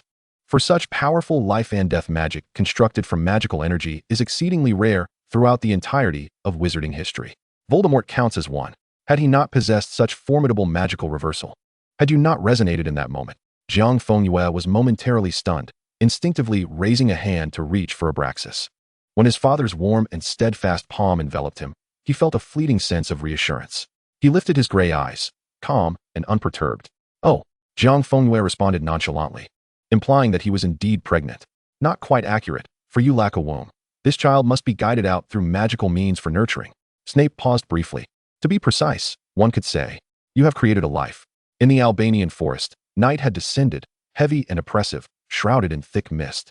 The fallen leaves forming a dense and soft carpet, while the wind rustled through the bare branches, weaving through the crevices of the rocks. Deep within the forest, beneath a colossal tree of life and death, a small mound formed within the thick layer of leaves. A tiny snake emerged, pushing aside several withered leaves. It was a jet-black serpent, no thicker than a thumb, with a pair of crimson, slit-like eyes glimmering with a cold light in the dimness. The little snake shook its head, dislodging the dust, then lowered its gaze to its tail and body, flicking its tongue. The small black snake raised its head, gazing into the boundless night sky, and suddenly began to climb around the trunk, eventually coiling its body around a branch, awkwardly letting its tail dangle before clumsily securing it to the limb. It raised its head high, staring at the heavens, its crimson eyes fixated on the crescent moon illuminating the earth. Chapter 140. Out in the open. Outside the window, the pear blossoms were swept in by the night wind, silently landing on the soft cashmere carpet, while the cool moonlight filtered through the window panes, casting mottled shadows. Jiang Fengyue listened in silence to Snape's words. His gray eyes lowered. After a moment, he leaned back against Voldemort's cold chest, slightly tilting his head, his warm lips nearly brushing against the pale curve of Voldemort's ear, whispering in a tone only the two could hear. "Your Highness, we actually have a child." Voldemort lay there silently, resembling a perfect statue. "We must not dwell on sadness. There are matters to attend to." Jiang Fengyue forced himself to turn his head, his gray eyes narrowing dangerously. "I heard about the Ministry of Magic." He tucked the blanket around Voldemort, sitting up straight. "What is the situation outside now?" he inquired. "The Dark Lord has departed. The Ministry of Magic must be verifying the information." Not scoffed. "They dare not believe, nor can they act rashly. Dumbledore has gone to confirm, before I arrived. The Auror office was already gathering. Though the Dark Lord is dead, his influence remains. The entire wizarding world dares not even celebrate."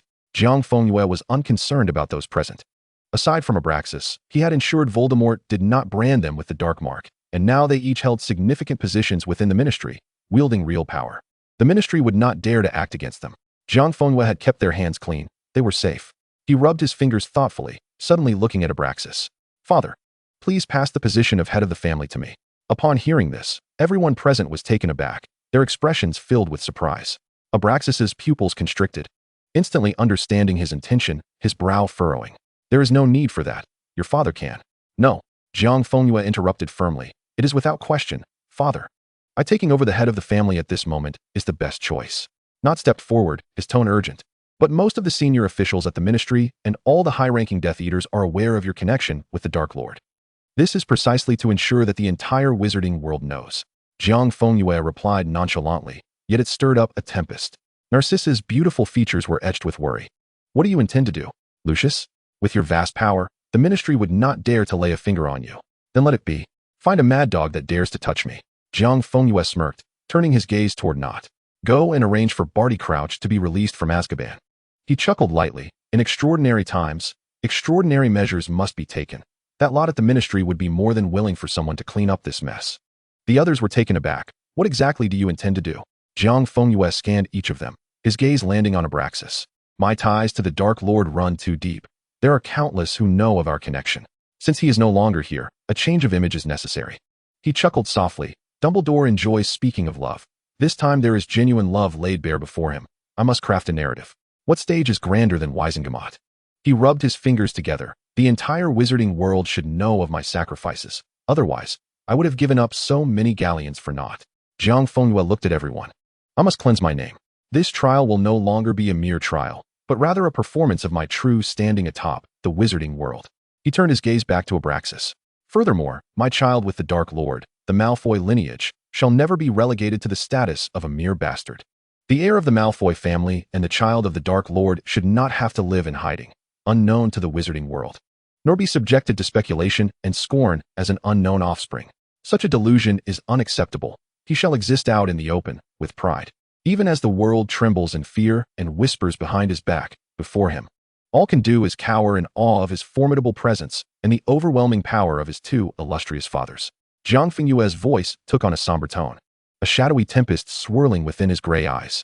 Moreover, Jiang Fengyue cast his gaze downward, gently caressing Voldemort's cold cheek with his fingertips.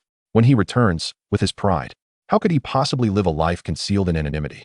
He was unwilling to let Voldemort languish eternally within Malfoy Manor, nor to allow him to be stripped of even the name he chose for himself.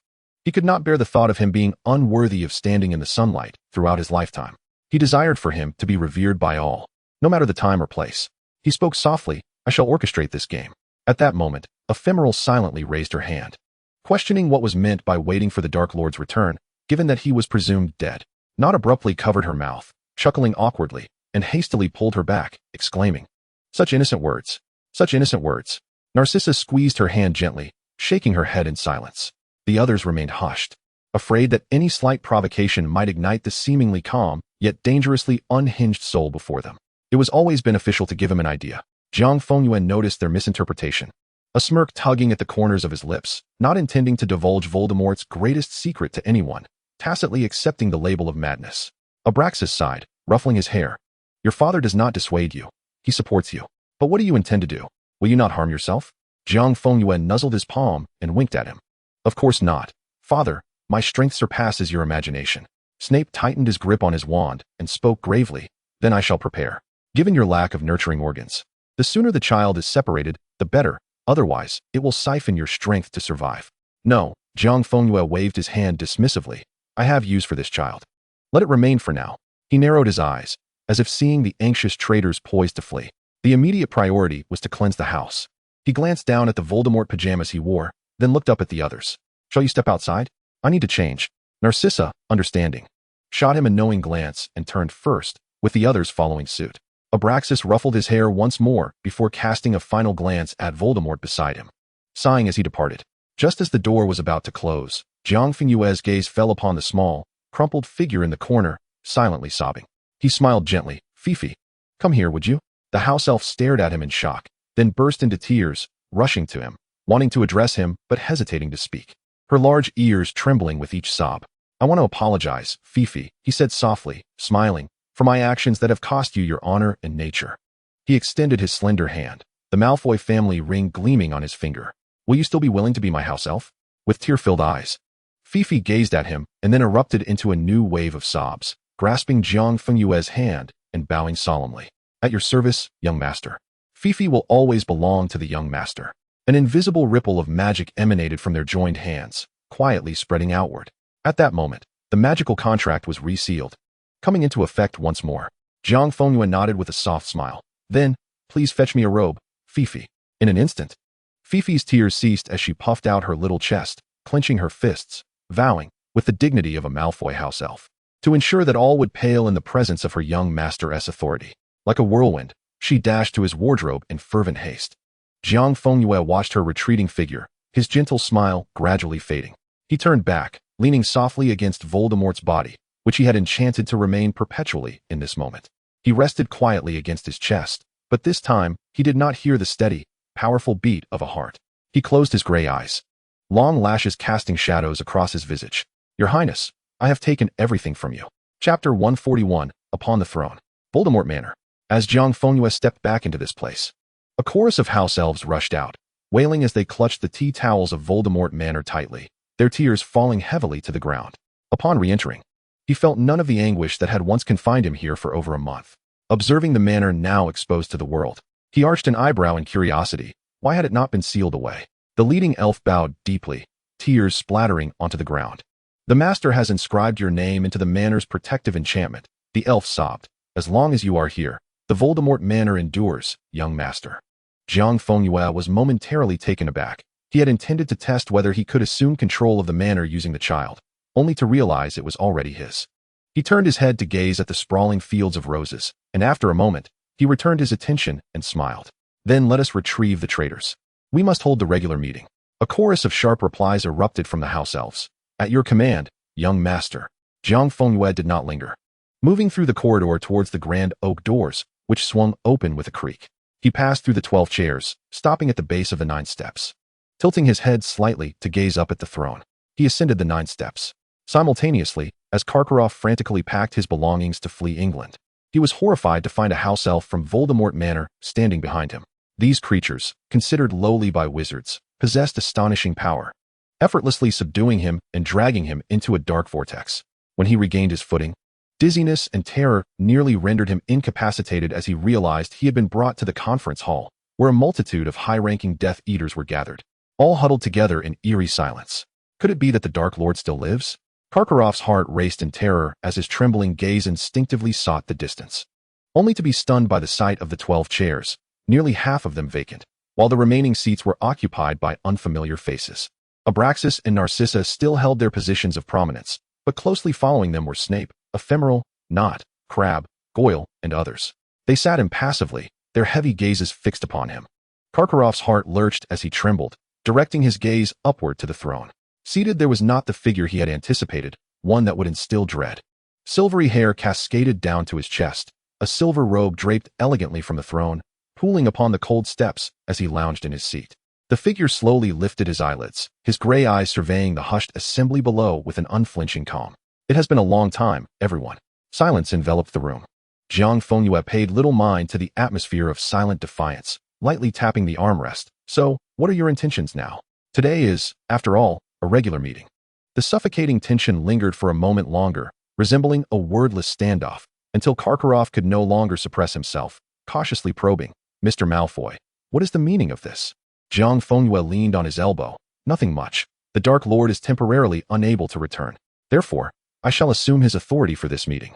The assembly quickly grasped his intentions, and from within the crowd came a suppressed scoff, laced with disdain. It seems, Mr. Malfoy, that you wish to betray our master? Even if your bond with him is profound, it does not grant you the right to rule over us. A moment of disdain instantaneously ignited the long-suppressed turmoil. Someone turned to Abraxas, exclaiming in anger, are you merely going to stand by while your son behaves so outrageously? How utterly shameless. What is he even worth? The hall erupted into a cacophony of voices, a tempest of outrage. Just as the chaos reached its zenith, Jiang Fengyue straightened himself, letting out a soft sigh. I, for one, do not relish the thought of employing the unforgivable curse that would land me in Azkaban, and I have an aversion to unlawful actions. He slightly tilted his head, addressing Feifei. Take those who shouted the loudest and send them to the bottom of Gringotts to feed the dragons. As you command, young master. The 3 house elves shot forth, swiftly subduing the 5 most vociferous dissenters. These typically docile creatures unleashed astonishing strength in executing their master's orders, effortlessly shattering the defensive spells cast by the offenders, vanishing in an instant. Before the culprits could grasp the situation, the trio of house elves returned, each bearing a severed limb, remnants of bodies half devoured by the dragons. The corpses varied in their remaining parts, blood gushing from the torn chests, severed waists, and ripped necks, pooling on the ground in a serpentine flow. A profound silence ensued. All clamor ceased abruptly, leaving an oppressive atmosphere where one could scarcely breathe, replaced by the nauseating stench of blood. Countless horrified eyes fixated on the throne, glued to the grotesque remains, while some individuals began to tremble uncontrollably. Jiang Fengyue languidly toyed with his wand, uttering not a word, his gray eyes scanning the pallid faces below with an impassive gaze. Time slipped away in the stifling silence until someone could no longer endure the mental torment. Mr. Malfoy, what is it that you wish us to do? Carlo implored. Jiang Fengyue halted his movements, his cold voice reverberating through the hall. Now, you should pay your respects. After a brief stalemate, the dull thuds of knees hitting the ground echoed as several of lesser, standing practically collapsed in submission. However, not all chose to kneel. A few former heads of the 12 chairs and certain core followers strained to maintain their stance, their eyes a mix of dread and a flicker of desperate certainty, convinced that he could not possibly eliminate them all while attempting to seize control of Voldemort's remnants. Jiang Fengyue regarded them with a sigh, too weary to continue his gaze. Fei, capture 5 more and send them to Gringotts to feed the dragons, and instruct the goblins to seal their vault. Not a single canute shall remain. The vault? A sharp, piercing shriek suddenly erupted, and those who had been holding steadfast turned pale, horrified gazes locked onto the figure above. You still do not comprehend, do you? Gringotts belongs to the master, Nate said with a grin, casting a pitying look at the assembly. The wealth accumulated over generations, the jewels, the gold, the deeds, all of which are currently housed in Gringotts, and its master is seated right here. Apollon let out a light laugh. Naturally. The master's Gringotts can be sealed at will. Who would dare seek justice for them? Who would advocate for the Death Eaters? This statement struck like a heavy hammer, utterly shattering any lingering resistance. The audacity of negotiation paled in comparison to the raw terror of wealth deprivation, far more maddening than the threat of death. Abraxas turned his head, the serpent-headed cane striking the floor. Pay your respects. All the wizards who had been standing moments ago collapsed to their knees like wheat cut down in a field, scrambling to prostrate themselves. Jiang Fengyue toyed with his wand, calmly surveying the prostrate figures below. Beneath the 12 chairs, all lay in submission. Chapter 142, Proclamation and Judgment. Voldemort is dead. Upon the release of this news, the entire wizarding world descended into an utter silence. No one dared to cheer, no one dared to celebrate. All doors were tightly closed. Breaths held in anticipation of final confirmation. It was not until Dumbledore and the Ministry of Magic jointly announced Voldemort's demise that the whispers of jubilation began to stir. Yet the news of universal rejoicing was met with a chilling silence throughout the wizarding community. In the aftermath came the Ministry's frantic attempts at damage control. Aurors surged forth to apprehend Death Eaters, rounding up all those connected to Voldemort, who were subsequently brought to Azkaban to await judgment. The Daily Prophet inundated its readers with relentless reports of Death Eaters being shackled in prison. The pureblood heads, hoarse from their cries, insisted. They merely acknowledged Voldemort's power and ideology, attempting to follow a sovereign in crafting a better world, providing resources like galleons, and vehemently denied involvement in the mass slaughter. They attributed the heinous acts of murder to the bloodthirsty nature of certain high-ranking Death Eaters, such as Bellatrix Lestrange, who directed their lower minions to commit such atrocities. Strangely, this defense proved remarkably difficult to refute. In recent years, there had indeed been a marked reduction in large-scale massacres. Voldemort had no need to further instill fear, and such incidents contributed negligibly to his overarching goals. In fact, he had seldom issued personal orders for violence in his later years, with only a few instances disclosed to Dumbledore by Jiang Fengyue for timely intervention. Voldemort's focus had shifted toward the control of powerful pureblood families and influential officials in various nations, adopting a more pragmatic and ruthless approach to governance. Out of personal habit, Voldemort exterminated those who resisted. Few dared to come forth and counter the testimonies of the pureblood heads, as the families of deceased officials had effectively been obliterated by Voldemort. The alignment of the pureblood heads' testimonies was strikingly uniform. The Ministry of Magic remained, as ever, an institution of wealth and power, amidst the multitude of cases. They were eager to close matters, turning a blind eye to confessions that minimized guilt in favor of avoiding harsher penalties. The trials of most pureblood heads were conducted with a light touch, while the Ministry unleashed swift and severe punishments upon the obviously discarded lower-tier Death Eaters to quell public anger. At this juncture, a deeply concealed yet widely circulated rumor among the upper echelons of pureblood society erupted. Voldemort had an unspeakable connection with the Malfoy heir. The entire Ministry went into a frenzy, as all scrambled to suppress this information, yet it was as if an unseen hand propelled it into the limelight, making it common knowledge. Outcry and complaints soared into the Ministry like a flurry of snowflakes, and under the immense pressure of public opinion, they could no longer remain idle. After conferring with Abraxas, they sought to summon Jiang Fengyue for questioning. But who would deliver the summons? As the assembly grappled with this dilemma, the director of law enforcement leisurely sipped his tea. If only there were someone of former stature who could be easily discarded. The chief secretary of the minister's office nodded in agreement. Indeed, such candidates are hard to find. Individuals of past renown among the populace are a rarity. I still recall how I was once mistakenly apprehended by the head of the Auror office. Years prior, the ministry had decided to take extraordinary measures in extraordinary times, releasing Barty Crouch from Azkaban. This former opponent of Voldemort was granted a measure of leniency and appointed as a special operations investigator, endowed with wartime judgment powers. They relished the idea of someone capable of handling the mess, harboring malicious anticipation that this long-tormented individual, if he were to tear a piece of flesh from Malfoy, would yield great benefits for the Ministry. The next day, the Ministry announced the summoning of the Malfoy heir. In the Ministry of Magic's hall, a witch at the front desk, having just assisted a wizard with his inquiries, was preparing to retrieve a cigarette from her bag when she noticed a commotion at the entrance. Nearly 20 Aurors stood in a state of readiness, entering in a single file, while the tall figure encircled by them walked with an air of calm. His platinum blonde hair cascaded down, and his exquisitely refined visage bore no trace of emotion, lacking the heavy shackles of other suspects.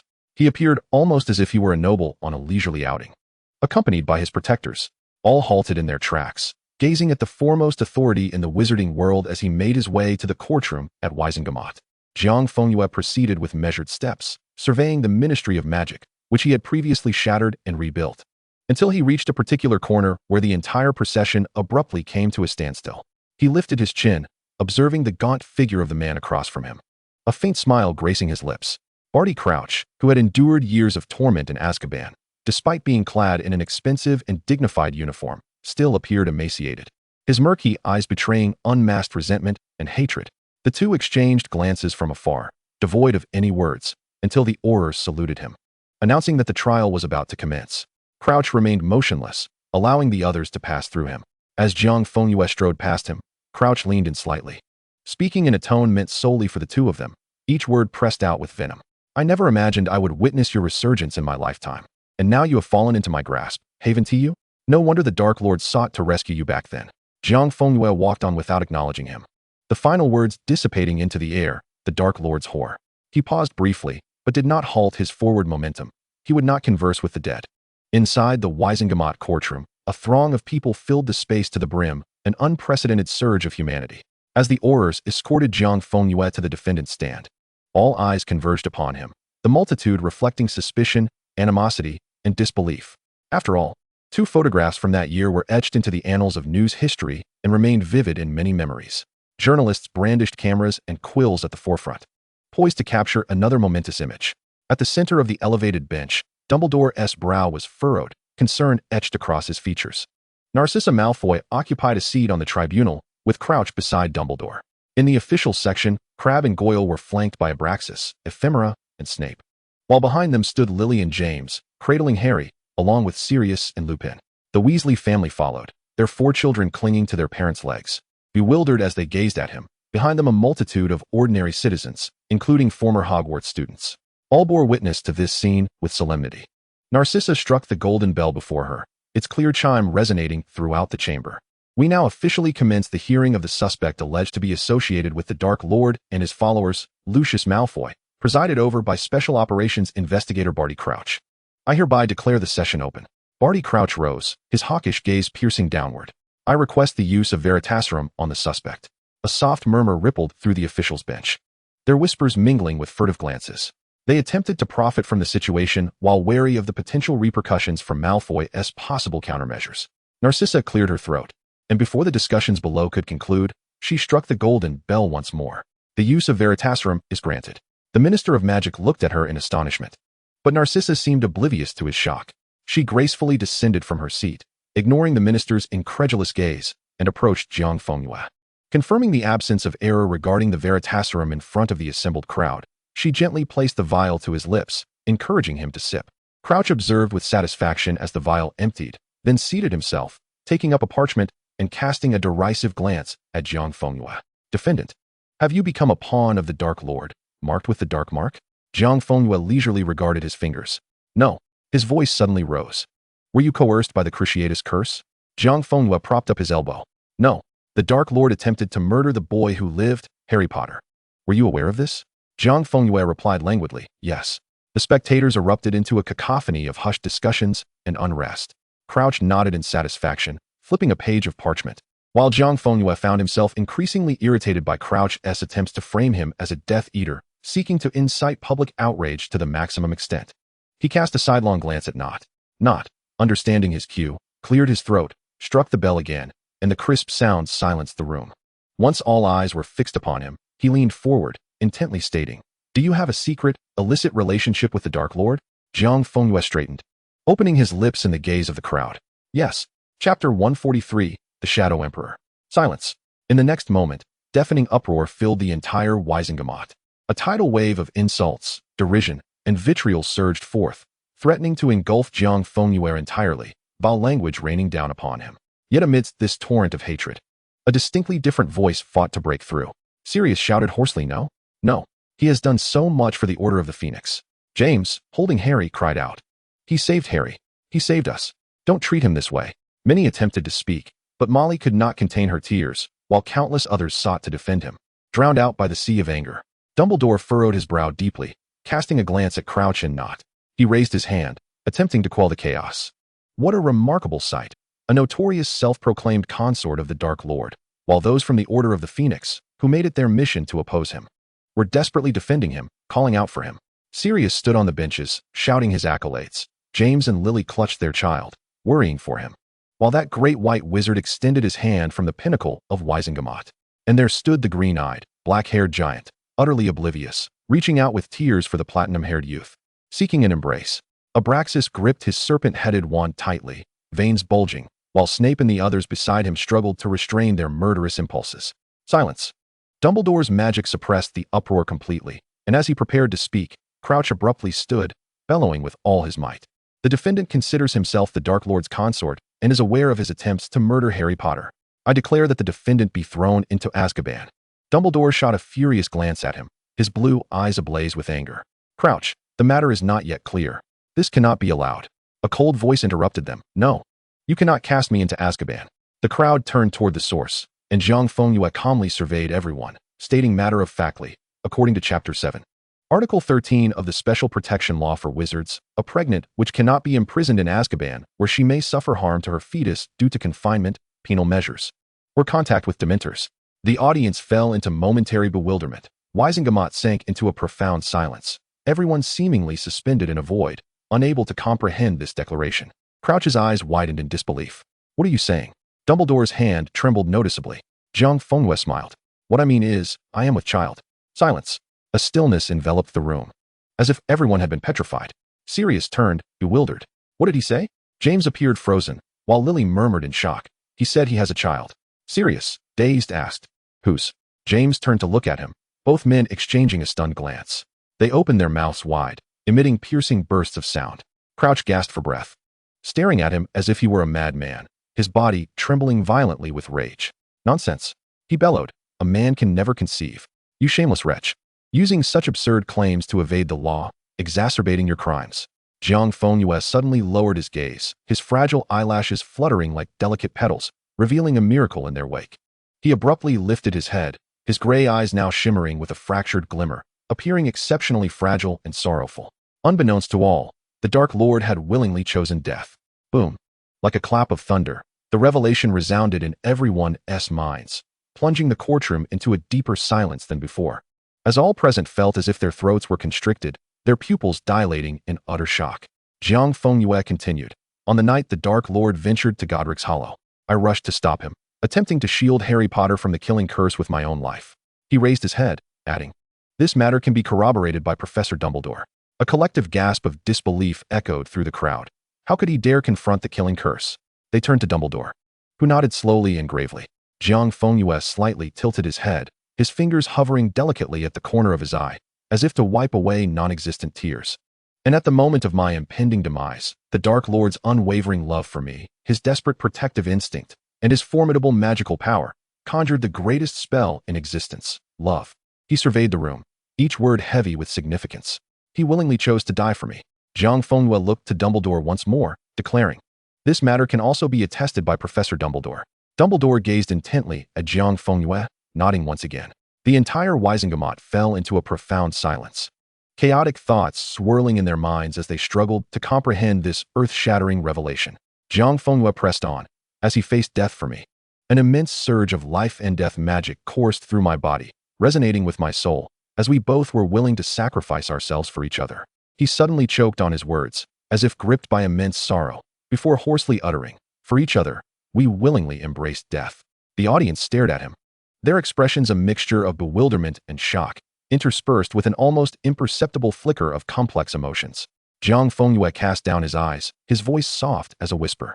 And this power, born of love and soul, allowed magic to manifest within me, creating a miraculous union between he and I. We conceived a child. He struggled to articulate this sentiment, his face awash with profound sadness as he gently caressed his abdomen. Snape observed him with an impassive expression before turning to Abraxas, remarking, "Did we not inform him that the child is not in his belly? He has touched the wrong place." Dumbledore's azure eyes seemed clouded, his hands trembling. As he looked from Jiang Fengyue to his abdomen, Jiang Fengyue raised his gaze, slowly nodding in a heart-wrenching plea. Crouch sprang to his feet, shouting with all his might, "Lies! You speak nonsense." "I willingly submit to the healer's examination," Jiang Fengyue interjected calmly, providing historical precedents from a millennium of magical history. He paused, glancing at Crouch.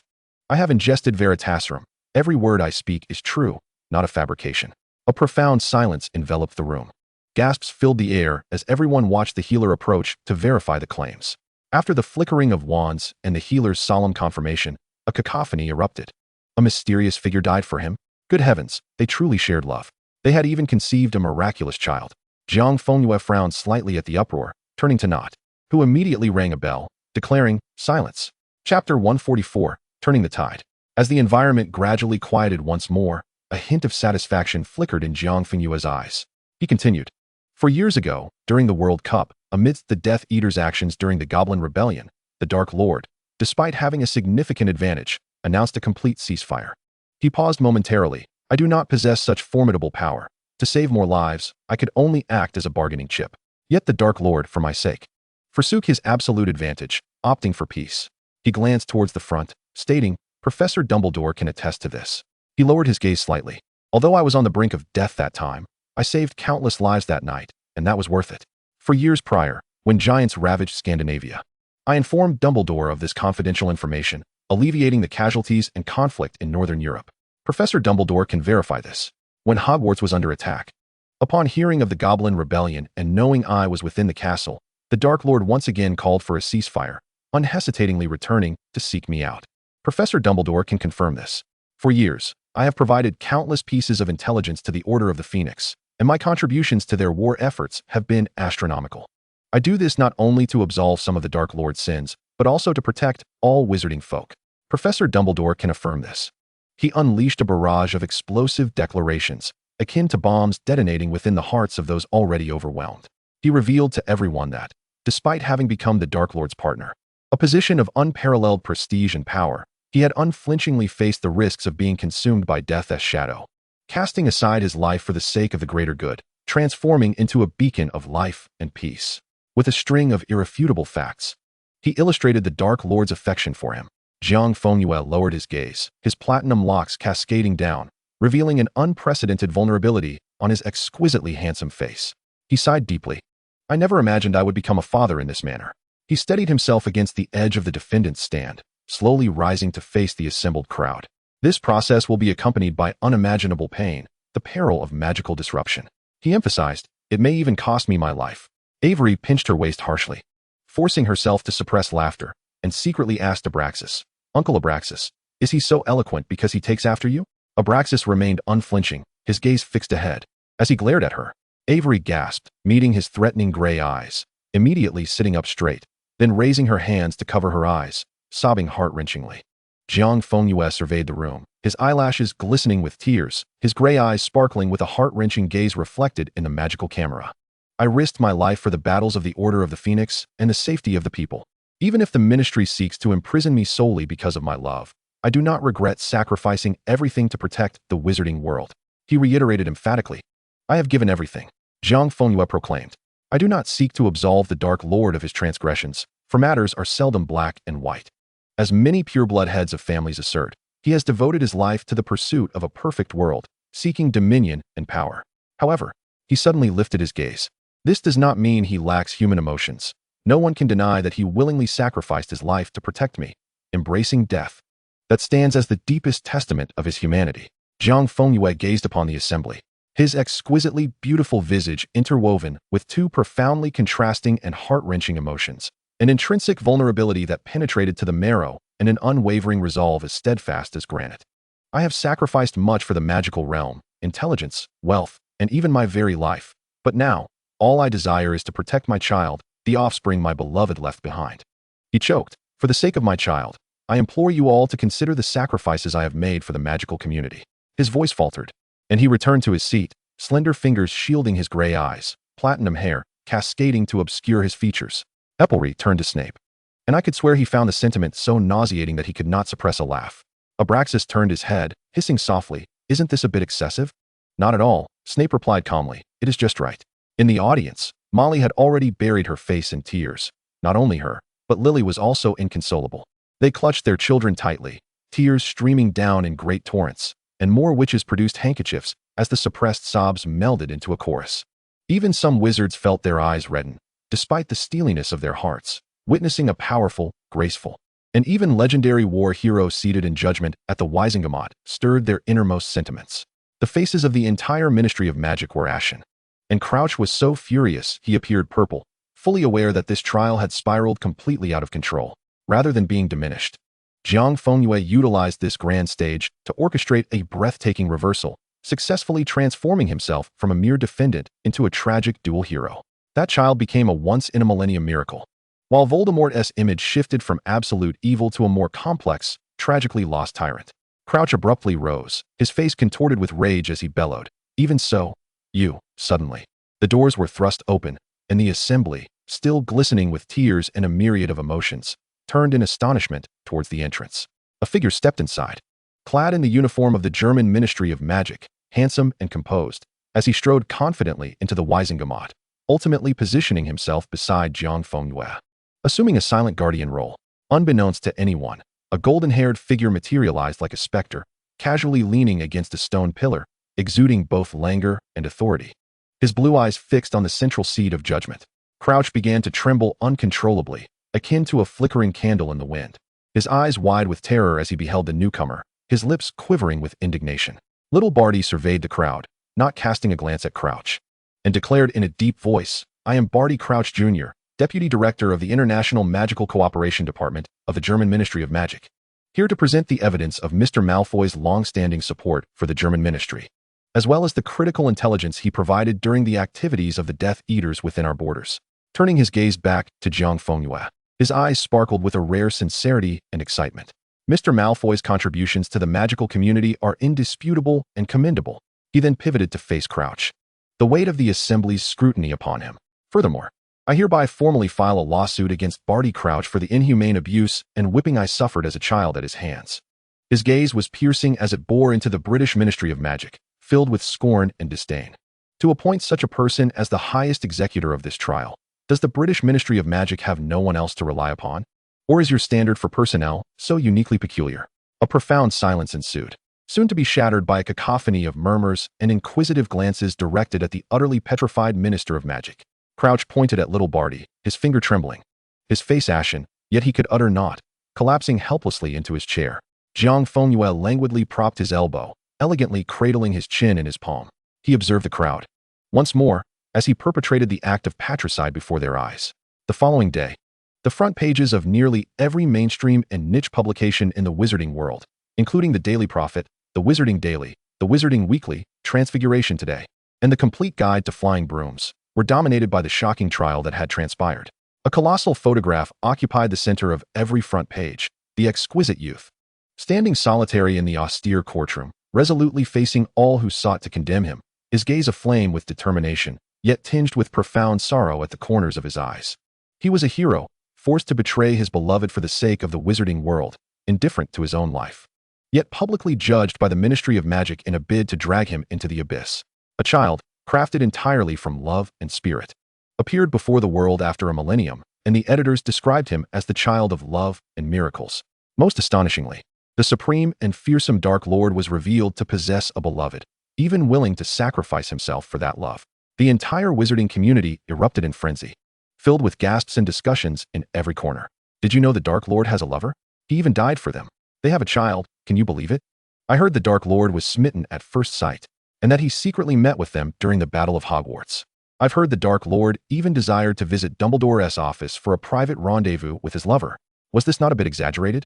Who would refuse to discuss the cold, ruthless Dark Lord, who viewed lives as expendable, yet could fervently love another? Would you refuse?" This tsunami of public opinion, ignited by Jiang Fengyue, plunged the credibility of the Minister of Magic, who had appointed Crouch and sought to judge a war hero, to an all-time low. The overwhelming wave of discourse swept away all opposition, utterly transforming Jiang Fengyue's narrative, cleansing him of all stigma, and laying the foundation for his ascent to power. Their child, in that moment, became the bearer of legend and controversy, while Voldemort's resurgence began to take shape. Jiang Fengyue quietly laid the Daily Prophet aside, his face pale to the point of translucence, as the life within him greedily absorbed his strength, pushing him to the brink of collapse. Snape entered. "I am ready. It is time to sever the ties, or you truly will not endure." Jiang Fengyue nodded and softly replied, "Now, take Nagini and search the world. We must find him." In the Albanian forest, the dark serpent coiled weakly within a stone cave, sheltering from the torrential downpour. It had forcibly swallowed the remnants of a feeble forest mouse. Instinctively retching, yet the minuscule life energy sustained its battered form. It needed to amass immense magical power to return to that person's side. Raising its head, it fixated on the moon with a brooding obsession, its crimson-slit pupils unwaveringly locked onto the distant orb. Return to the moon. Chapter 145, Marketing. Following Jiang Fengyue's globally scrutinized trial, the credibility of the Ministry of Magic reached a nadir. The dust of the election has settled, and the incumbent minister exits with a sense of regret, while Jiang Fengyue has been ever so pervasive, deftly manipulating the tides of public opinion from the shadows. In the inaugural address of the new minister, she vowed to usher the wizarding world into an unprecedented era of prosperity. Having entered into a joint prosperity treaty with the Malfoy family, which has been heralded as the cornerstone of a new epoch, Narcissa Black ascended to the throne of Minister of Magic. The majority of the populace wishes to avoid the sight of Jiang Fengyue. Despite society's acknowledgement of him as a war hero and a titan of post-war reconstruction, there exists an instinctive aversion to him, as if encountering the painful memories of years spent under the reign of the Dark Lord. It is common knowledge that he is the most treasured relic left by the Dark Lord. Even though the perception of the Dark Lord himself has become complex over time, it does not alleviate the collective anguish of those who suffered. Nevertheless, in the aftermath of the war, the Malfoy family's treasury appeared to flow endlessly. Investing in the ravaged wizarding world, he established a grand post-war charity foundation, funding the reconstruction of countless homes and institutions that had been destroyed, and founded numerous welfare organizations. His benevolent network nearly encompassing all nations once ravaged by the Dark Lord. Those pureblood heads of families who once served the Dark Lord fought valiantly for him. A simple exchange facilitated by Jiang Fengyue's four probing questions: life, wealth, power, status. As Jiang Fengyue's reputation as a great philanthropist and architect of reconstruction echoed throughout the realm, he quietly wove an invisible web throughout the entire wizarding community, achieving the status of an uncrowned king by utilizing the Dark Lord's legacy.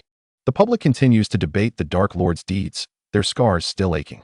Jiang Fengyue understands that the complex feelings towards the Dark Lord are one matter, but accepting his resurrection is an entirely different affair. Shortly thereafter, a book emerged, and the two protagonists within were instantly recognizable to anyone with discerning eyes. Their initial meeting, their love, their hatred, their sacrifices, culminating in a heart-wrenching finale.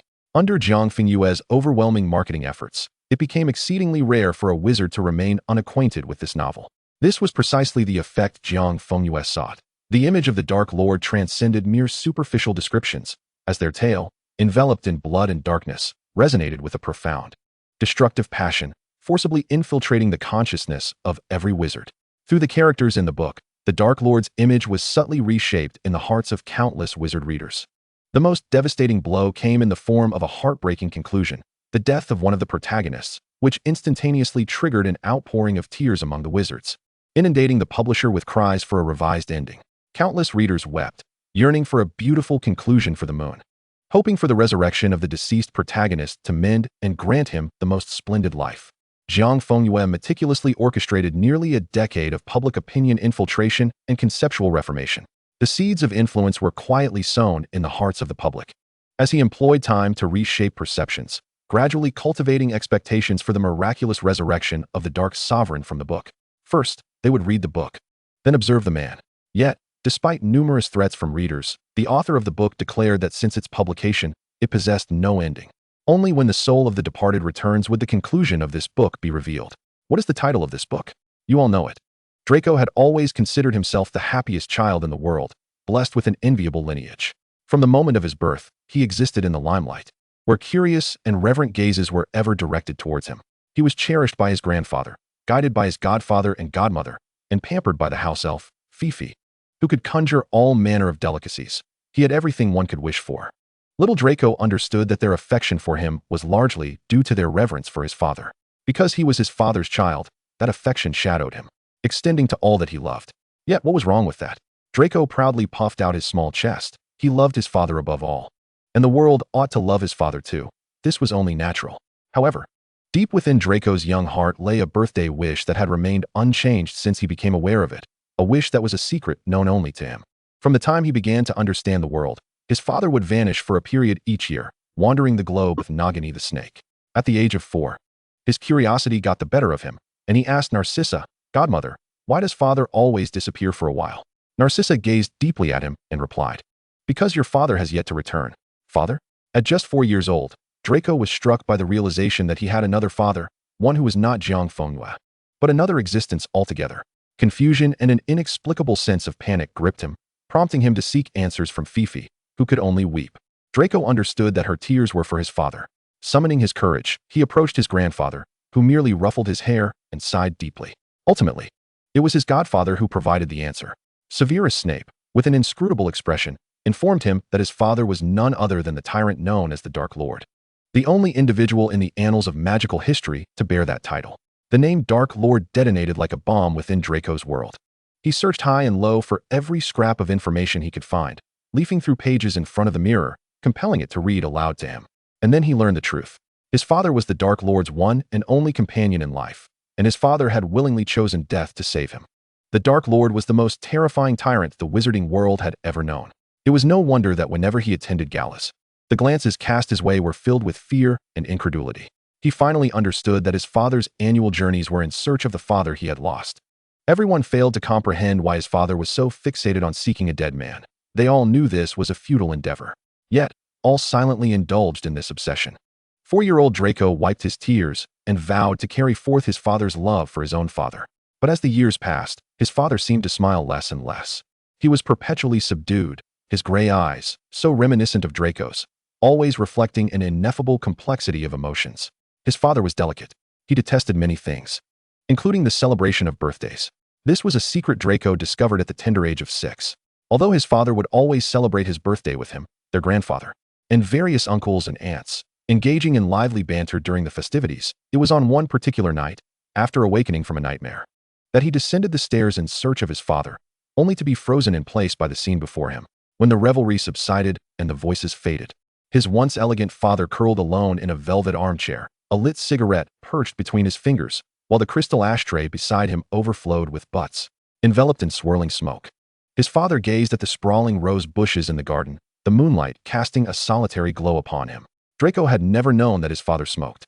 Almost the instant Draco set foot on the stairs, Jiang Fengyue noticed him, swiftly extinguishing the cigarette, the scent of orchids wafting away all traces of smoke. Jiang Fengyue carried him back to Draco's room, gently patting his back and soothing him to sleep, as if the figure beneath the moonlight were merely a figment of his imagination. Chapter 146. Seeking. His father detested many things. Not only did he shun the celebration of birthdays, but he also loathed the rumbling of thunder and had no interest in the meteors that streaked across the sky. What vexes father the most is the snow. Whenever the snowflakes descend, he secludes himself within the confines of his room. At the tender age of 8, Draco developed an insatiable curiosity about Jiang Fengyue's chamber. Having never ventured into his father's territory, each time Jiang Fengyue would coax him to sleep, it was within the sanctuary of Draco's own quarters. On one occasion, he wished to accompany his father back to his room, but father, upon glancing at him, his little shadow, paused momentarily and denied him entry, instead cradling him back to his own chamber. Draco, overwhelmed by curiosity, seized the opportunity of his father's absence and stealthily slipped inside. The opulence and refinement of the room met his expectations.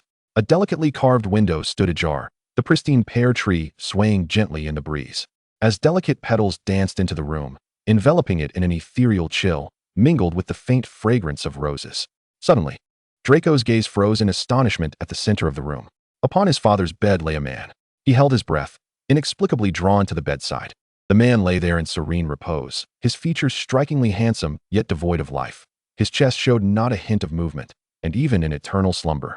It was evident that he possessed a tall stature, exuding an unsettling air of dominance. Draco stared at him, then silently touched his own face. Apart from their hair and eyes, He bore a striking resemblance to this man. Draco, astute as he was, realized this was his father, the legendary Dark Lord he had never met. In a state of panic, Draco fled down the staircase, grasping the slender arm of Fifi, his house elf, his voice trembling with a mix of excitement and fear. Fifi, do I resemble that Dark Lord? Fifi regarded him for a long moment before slowly nodding. The Little Master and the Dark Lord do share a slight resemblance. Draco, disheartened, approached the fireplace, staring vacantly into the dancing flames, their glow flickering in his ashen eyes. He yearned to bring joy to his father. Hesitantly, he approached Jiang Fengyue, softly inquiring whether he resembled his father. Jiang Fengyue paused, as if seeing Draco's features for the first time, studying him earnestly for a moment, then shook his head. Your father is unique, he declared, then tenderly ruffled Draco's hair, adding, and so are you. Draco stared at him, but instead of joy, a profound sense of disappointment and sorrow washed over him. If only he bore a closer resemblance to his father, perhaps he could stand in for the man who would never return, and in doing so, alleviate his father's sadness. Draco harbored a secret. Since he became aware of the world, his singular birthday wish had always been for his father to find eternal happiness. 2 years later, the opulent hall of Malfoy Manor was thrust open, and an irate Draco stormed in, his platinum hair disheveled, his expensive bespoke robes dusted with grass clippings, most notably marred by a conspicuous bruise at the corner of his mouth. Young master, how did you get hurt? The house elf exclaimed, rushing towards him, tears of worry spilling forth.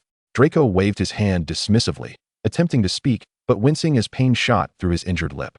Damn Potter, he seethed, who among the masses did not treat young Master Malfoy with utmost reverence. Yet, from the very first encounter at his 3rd birthday party, Harry Potter had been a thorn in his side.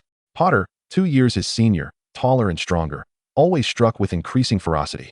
Cursed Potter, when I enter Hogwarts next year, I shall rally Slytherin to crush him. After their Quidditch match today, Potter had the audacity to lend him his broom for maintenance. The esteemed young Master Malfoy would never engage in such menial tasks. Enraged, he had exchanged blows with Potter once more. The house elf looked at him with concern. Perhaps a bandage would be wise, young master. Otherwise, the little master will surely worry. At this, Draco's anger dissipated somewhat, and with a huff of defiance, he begrudgingly seated himself on the sofa, allowing the elf to apply a cooling potion to his wound. As the pain subsided, he pondered, where's father? The ministry is hosting a gala tonight. The young master is in the midst of changing, the elf replied. Without hesitation, Draco tossed his outer garment onto the elf and bounded up the stairs, greeting each ancestral portrait with respect as he breezed past. His steps light as he made his way to the room at the end of the corridor. He knocked gently and entered upon receiving a reply.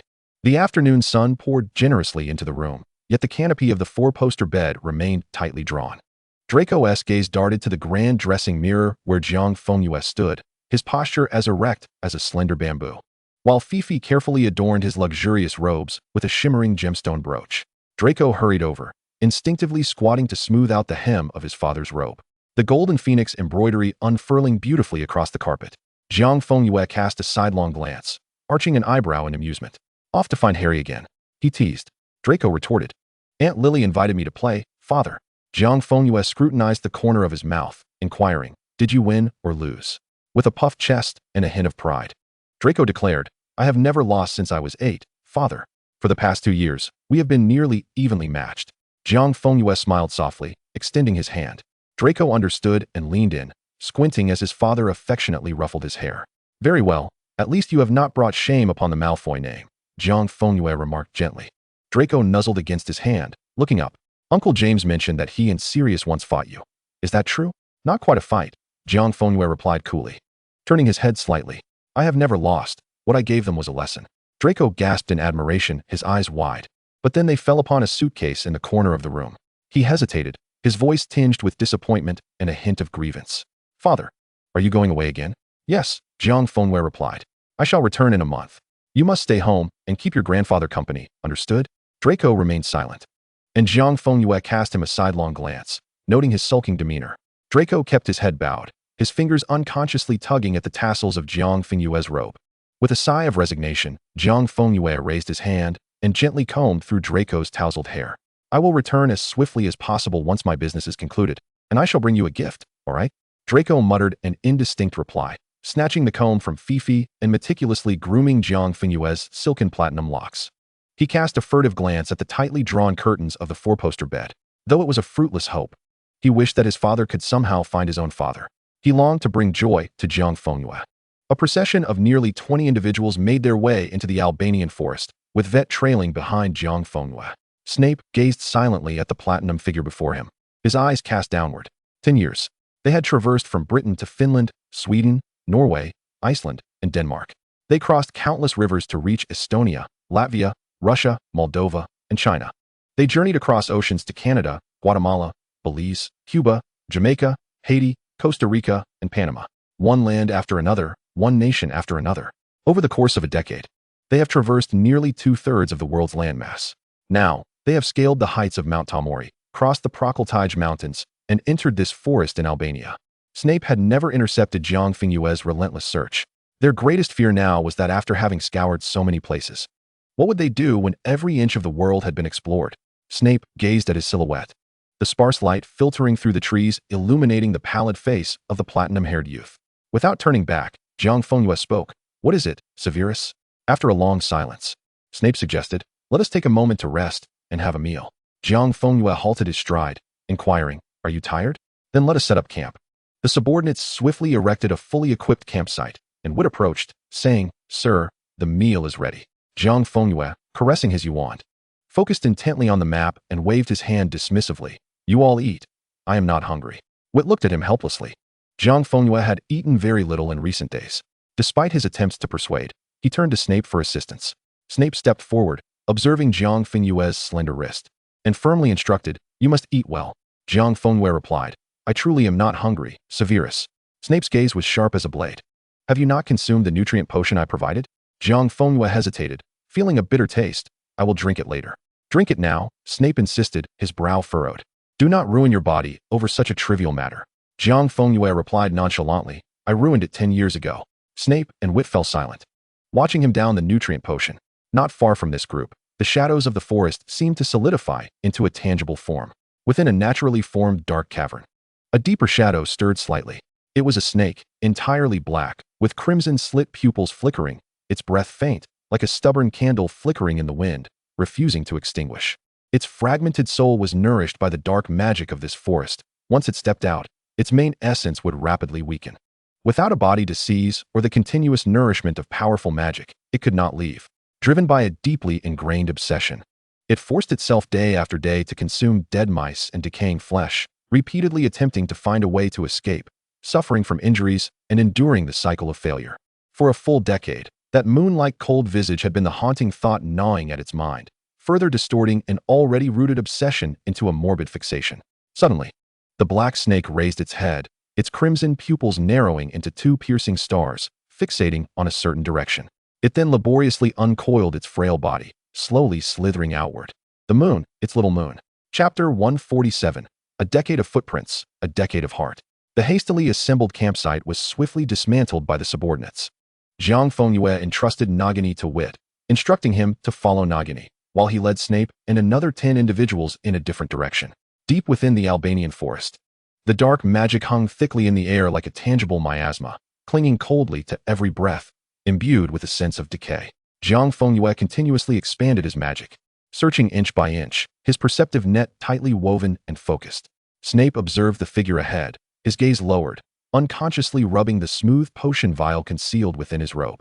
After a long pause, Jiang Fengyue halted, the color draining from his face. He did not turn around, but extended his hand behind him. "Supplement."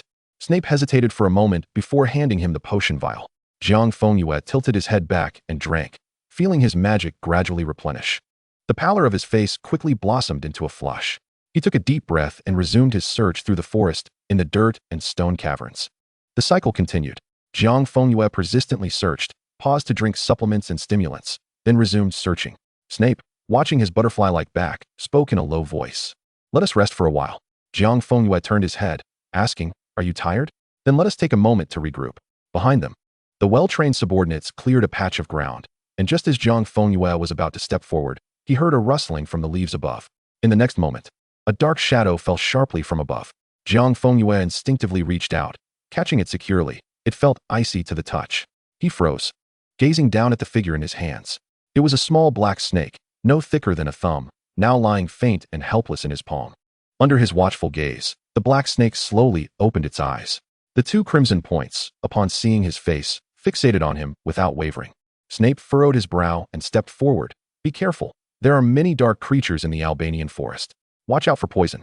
Jiang Fengyue seemed oblivious to the warning. Entranced by the snake of his soul, as it gradually raised its head, the black snake coiled around his wrist, small yet exerting immense strength, as if trying to embed itself into his flesh and blood. Suddenly, it opened its mouth and bit down on his fingertip, blood instantly oozing from Jiang Fengyue's fingertip, trickling down his pale arm and dripping onto the black scales of the snake. Even while biting him, its crimson-slit pupils remained fixed on him, unwavering. It greedily locked onto Jiang Fengyue's face. Then, with a strange gentleness, the snake's tongue began to lick the wound on his finger.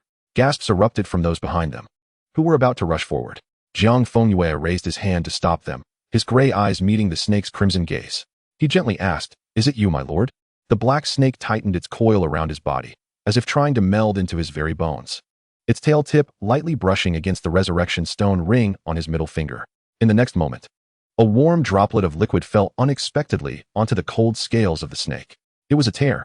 One by one, tears rolled down the corners of Jiang Fengyue's eyes, splattering onto the serpent's body, spreading warmth.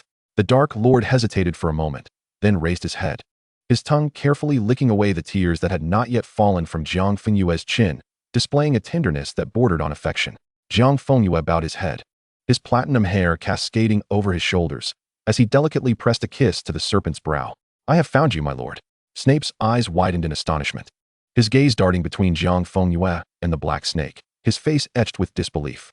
Jiang Fengyue lifted his hand, and a vast reservoir of magic, akin to gentle moonlight, nourished the lifeblood flowing into the serpent's form. He cradled the snake close to his heart. "We are going home, my lord. In the vastness of life and death. A decade of footprints, a decade of heart. Let us go home." Draco languidly reclined on the velvet sofa, surrounded by 4 or 5 children of his age who had come to visit. Since he was 7, they had eagerly sought to attach themselves to the pureblood Malfoy family or the nobility, exerting much effort to place their children by his side as playmates. Their parents wore expressions of almost sycophantic smiles, hoping their offspring could catch the eye of this young Malfoy heir. Jiang Fengyue observed this with keen insight, but never intervened. He remained a silent observer, gradually instilling some cold, hard truths into Draco's consciousness at opportune moments. He delineated which individuals were worthy of friendship, what matters required careful consideration, and which choices would shape the future, leaving the power of decision in Draco's own hands. As Draco listened to the children chatter animatedly, he toyed with a finely crafted golden spyglass, a birthday gift from his father the previous year. The topic of conversation shifted unexpectedly. A corpulent boy disdainfully interjected, "My father once remarked that those of mixed blood, even Muggle-borns, cannot even ride a broom properly. They utterly tarnish the dignity of a wizard." Perched atop a high stool, a curly-haired girl shrieked in agreement, "Those of impure blood, and those who cannot even afford new robes, ought not to partake in such gatherings. They are so impoverished that they cannot even purchase a wand. They will remain in this pitiful state for their entire lives, devoid of any semblance of dignity." Dignity? A cold voice suddenly pierced through the clamor of the room. The children fell silent, their faces contorting into ingratiating smiles as they turned to the figure at the center. Draco, who had hitherto refrained from joining the conversation, closed his spyglass. His gray eyes swept over the assembled company, his youthful visage now adorned with the gravity of scrutiny. "Do you truly believe that your current demeanor exudes dignity?" The children were momentarily paralyzed, their shoulders instinctively shrinking as they gazed at him in bewilderment. Draco shut his eyes briefly. A cadre of affluent pureblood youths looked down upon those they deemed inferior in blood and wealth, yet compared to him, a paragon of nobility. How much more elevated were they than the very individuals they disparaged? Draco's brow furrowed deeply as he surveyed the indoctrinated faces before him. "My father once told me," he declared, lifting his chin, "that the impoverished are still human." He endeavored to recall Jiang Fengyue's words, mimicking his father's authoritative tone. "You can never predict the capabilities that those beneath you may unleash in the future. Everyone possesses their own unique talents. Even those who have fallen into the depths of despair can summon the courage to reveal their fangs in a decisive moment." Draco straightened his back. "Father said, always, always. Never underestimate anyone."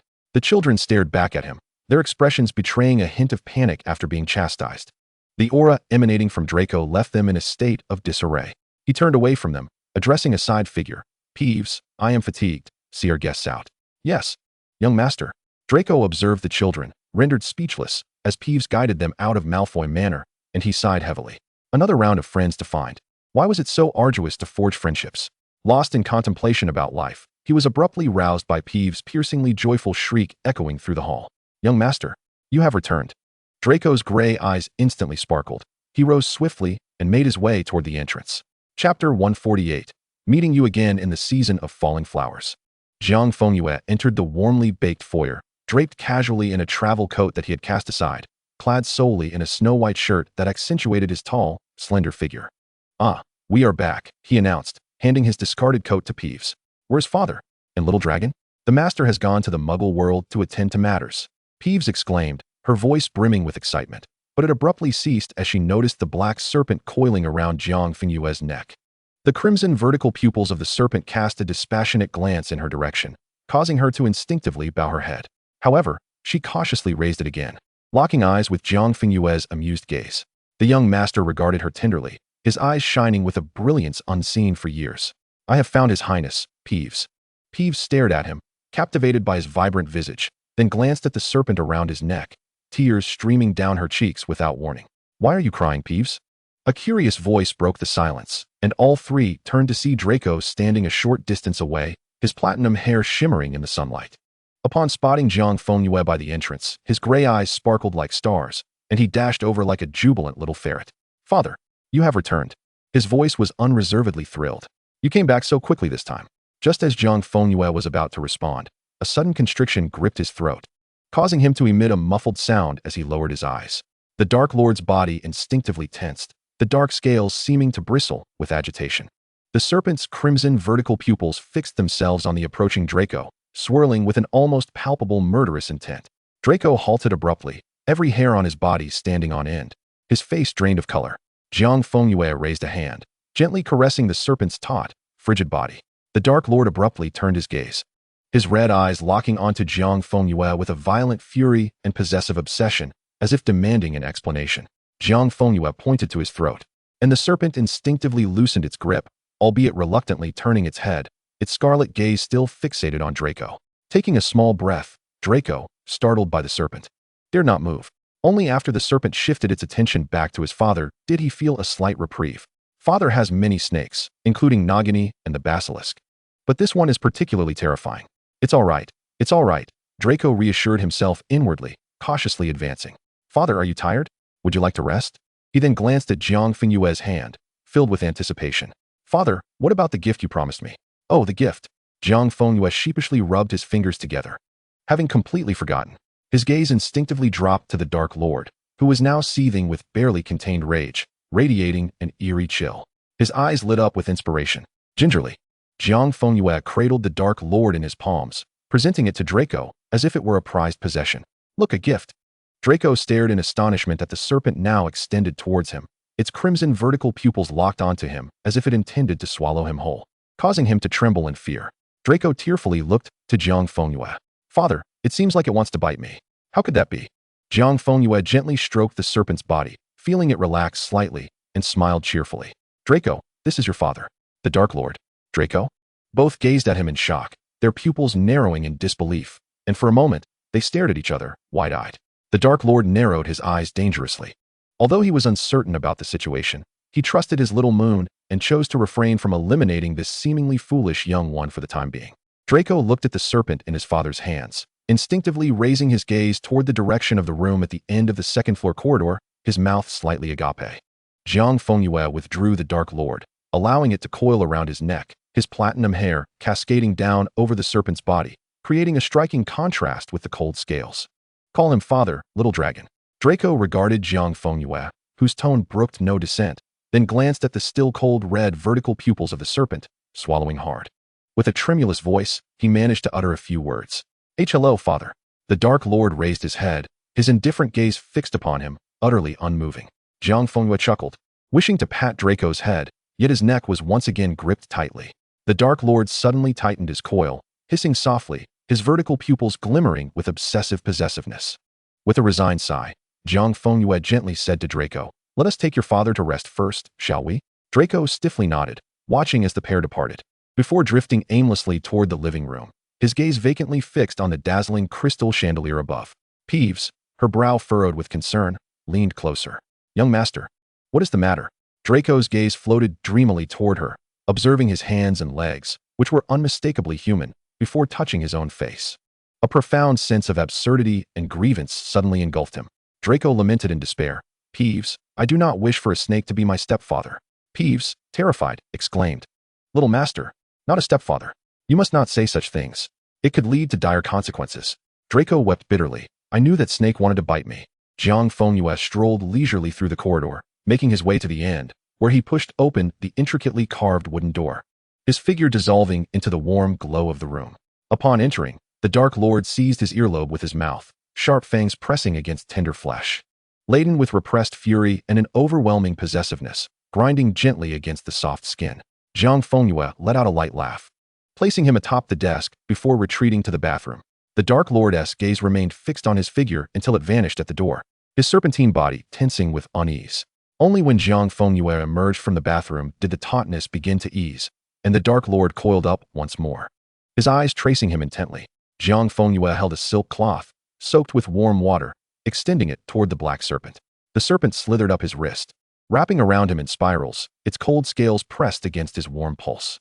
Cradling him, Jiang Fengyue settled into the armchair by the bed. He began to gently wipe the Dark Lord's scales with the cloth, and the serpent unfurled, lying across his legs, crimson eyes squinting in lazy enjoyment of the service. As Jiang Fengyue meticulously cleaned the last tip of the serpent's tail, he carried the black snake to the four-poster bed, lifting the curtain and placing him on the plush velvet. The Dark Lord turned his head and hesitated for a moment at the sight of the body on the bed, only to glance away and return his attention to Jiang Fengyue, as if the figure were merely an inconsequential backdrop. Jiang Fengyue closed his eyes, and in the next instant, the platinum-haired youth vanished, replaced by a large white fox that seemed to appear out of thin air. The white fox was nearly the size of an adult tiger, its 9 magnificent tails swirling gracefully behind it. Sitting on the ground, it exuded an air of noble elegance. In the blink of an eye, the white fox shrank, transforming into a tiny snow-white cub the size of a kitten. Jiang Fengyue hopped onto the bed, unceremoniously burrowing into the place where the Dark Lord coiled, the fluffy fox fur enveloping him instantly, tails wagging joyfully. The Dark Lord struggled to poke his head out from the fox fur, his crimson slit pupils reflecting the figure before him. He did not resist. Instead, he gazed greedily at this warm treasure. Jiang Fengyue released him, nuzzling his moist nose against the cold body of the black snake.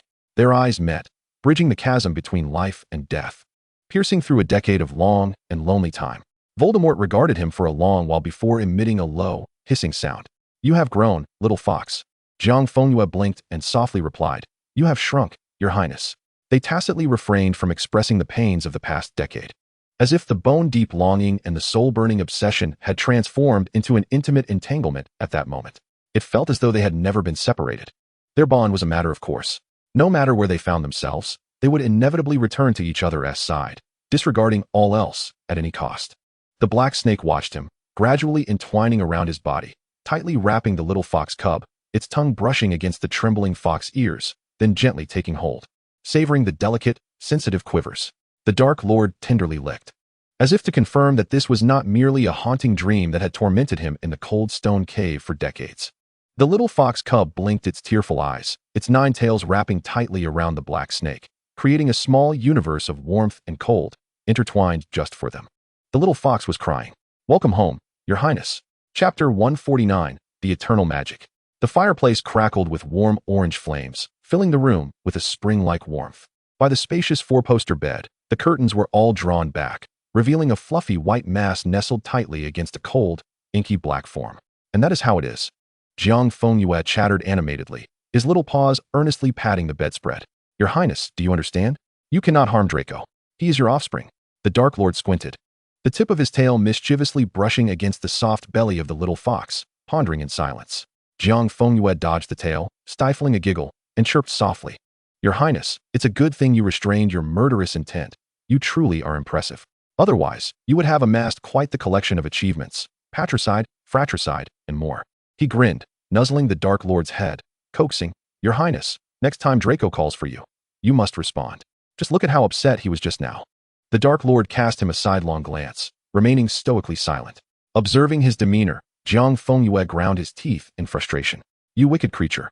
How can you act so profound after such a long absence?" Exasperated, he raised his left paw, sharpening his claws against Voldemort's scales, leaving a faint white mark. Jiang Fengyue declared, You are ignoring me. I am going to be angry. The Dark Lord paused momentarily, then silently coiled around his form, allowing him to sharpen his claws against his body, enveloping the fox snugly. His deep, husky voice broke the silence, laden with suppressed inquiry. You cannot conceive. Is he a product of separation and cultivation? Jiang Fengyue replied, indeed. The Dark Lord lowered his head, his crimson-slit gaze fixed intently upon him, the pressure of his coils silently intensifying. So, how much blood did you give him to transform him from a mere magical embryo into a true infant? Jiang Fengyue froze, his previously perked fox ears drooping. What are you talking about? That is absurd. Do not attempt to deceive me, Voldemort commanded, his tone sharp. The forbidden knowledge I possess is far grander than you could fathom. From the moment he learned of this matter, the ancient wisdom surged through his mind, illuminating the truth behind it. Life, no matter how potent a magic, cannot be conjured from thin air. Draco was the crystallization of three formidable powers converging, an exceedingly rare occurrence, demanding exceptionally stringent requirements. Yet that did not imply that he could simply grow into a true being by mere will. Ordinary children draw life and vigor from their mothers through the umbilical cord. Draco could not simply develop by residing within a cultivation pod. This process necessitated the creation of other magical energies, sustained nourishment from his progenitor. Voldemort's gaze bore into him. How much blood have you given him? How often do you supply him with magical energy to allow him to become a true being after 10 months in the cultivation pod? Jiang Fengyue, feeling guilty, licked his nose, his pink tongue leaving a damp trace. Not much, just a little. The Dark Lord cut him off mercilessly once a week? Or daily? Jiang Fengyue nuzzled against him. Once a week. Then it is daily, Voldemort stated coldly. You have been feeding that cub blood and magical energy every day. Jiang Fengyue stared at him, the fury in his crimson eyes unmistakable, realizing he had genuinely invoked his wrath. He withdrew his paw, speaking softly. It may seem frequent, but each time I only give a tiny amount. He did not attempt to placate Voldemort, although he had to provide blood to that egg-like cultivation pod daily. The amount was minimal, causing him little harm.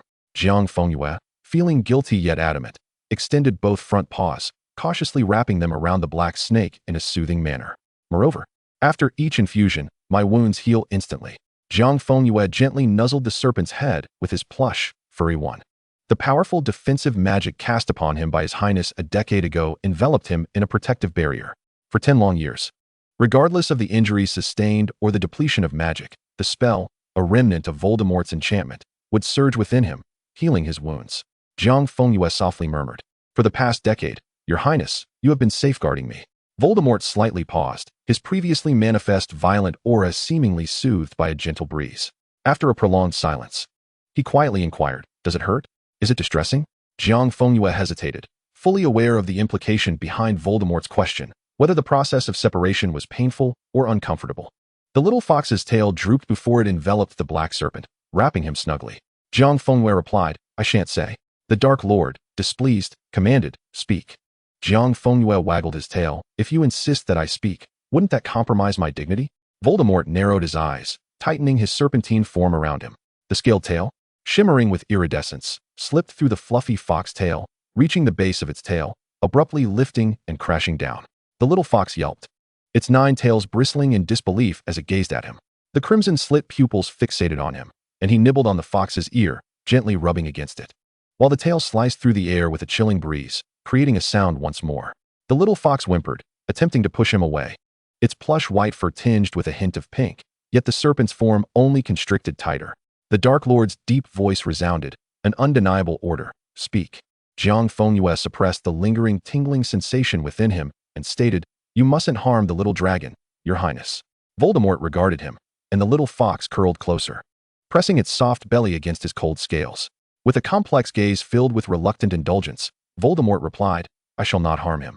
Jiang Fengyue blinked and nestled himself within the serpent's body, as though it were a safe haven. After a considerable time, a muffled voice emerged. It hurts, Your Highness. It's quite distressing. The Dark Lord froze momentarily, instinctively tightening his form, only to suddenly fear that his discomfort might escalate, prompting him to ease his grip, wary of inflicting further harm. Yet Jiang Fengyue bit down, gnawing at the scales on his neck, their ears brushing against each other. Hold me tightly, Your Highness. Voldemort lowered his head, his tail cascading downward, wrapping around the fox even more securely, burying himself in the soft, fluffy neck of the little fox. At the dining table of Malfoy Manor, Draco bowed his head, feigning earnestness as he observed the steak before him. Nagini and the basilisk nestled beside him, while Fifi placed the roasted lamb in front of them, the rich aroma wafting through the expansive dining hall. Abruptly summoned back, Abraxas stiffly regarded the table, where, dominating the main seat, lay a formidable black serpent. Chapter 150, truly out of options. Abraxas turned to Fifi, who wore a tear-streaked face, her expression unmistakably declaring, "You are correct, Master, you have guessed right." The pair of crimson-slit pupils glanced at him briefly, prompting Abraxas to stiffly ask, "Master?" The Dark Lord nonchalantly nodded, then turned to elegantly accept the steak offered by those beside him. Abraxas gazed at this surreal scene, drifting to sit beside Draco, whose steak had been poked into a disarray. Draco whispered to him, "Grandfather, is my father truly not human?" Abraxas murmured, "He has never resembled a human." The grandfather and grandson appeared as though petrified, observing Jiang Fengyue skillfully slice the steak into pieces, which he then fed to the black serpent. Suspecting that Fifi might have poisoned their creamy clam chowder, Jiang Fengyue sensed the awkwardness in the air. Slightly embarrassed, he set down his silver fork and cleared his throat. Addressing Draco, "Little dragon, I have something of utmost importance to share with you. It may be challenging to comprehend, yet it is imperative that you do." Draco responded with a befuddled, "Huh?" He gazed at him in confusion. "Father, is this right?" As Jiang Fengyue embarked on a convoluted explanation blending magical theory, history, mathematics, and literary analysis, Draco felt his cerebral cortex unfurling. It dawned on him that his father had been decomposed. His physical form lay on his father's bed, while his soul had now taken the form of a snake. Draco instinctively exhaled in relief. How wonderful, he was not a human-snake hybrid, but rather a being of pure lineage. Jiang Fengyue asked, "Do you understand, little dragon?" Draco replied dreamily, "I suppose so." Jiang Fengyue nodded in satisfaction, gently encouraging, "Then call him father."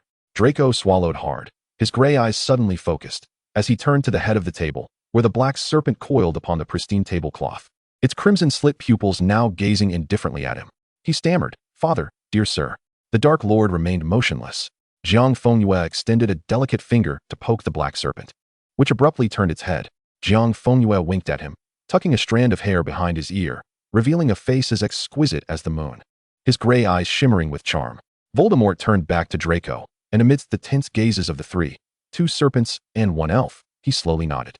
Abraxas found the entire situation utterly absurd, while Draco breathed a sigh of relief, silently hoping his father had not overheard his conversation with his grandfather. As Fifi shed tears of joy, Jiang Fengyue, with a beaming smile, picked up the silver fork and fed the steak piece by piece into the elegantly opened serpent's maw. As the night breeze swept across the blooming fields, the magically preserved roses, eternally vibrant, released their petals into the air above Malfoy Manor.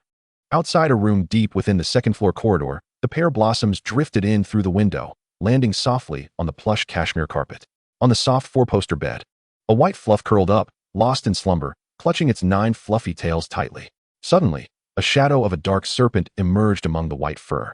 The black serpent straining to extricate its body from beneath the little fox, then gradually coiling around the fox's form, contentedly resting its head atop the fox's head, its crimson-slit pupils closing as it sank back into slumber. As the golden rays of dawn spilled over Malfoy Manor, within the luxurious bathroom filled with warm, steamy vapors, Jiang Fengyue rose from the bath, water droplets cascading down his fair shoulders and neck. He stepped out of the bath, and as he walked, a black serpent slithered from his wrist to his waist, winding its way up to his chest. Jiang Fengyue approached the mirror, securely placing the Dark Lord upon the marble countertop, then picked up a delicate little brush seemingly custom-made for this purpose, cradling the black serpent with one hand. The black snake lazily opened its mouth, revealing a row of sharp, glinting fangs. Jiang Fengyue regarded it earnestly, meticulously brushing each fang from left to right with utmost care. Once he reached the last one, the Dark Lord tilted his head, burying his snout into a nearby gilded ceramic cup, which contained the crystal-clear morning dew meticulously collected by the house elf at dawn, infused with rose petals. Jiang Fengyue smiled brightly as he held him, affectionately rubbing the serpent's head with his nose. "Will you be staying home today, Your Highness?" The Dark Lord cast him a sidelong glance, then unmistakably coiled around his neck, conveying an intention of unwavering attachment. Jiang Fengyue donned his bathrobe and stepped out of the bathroom.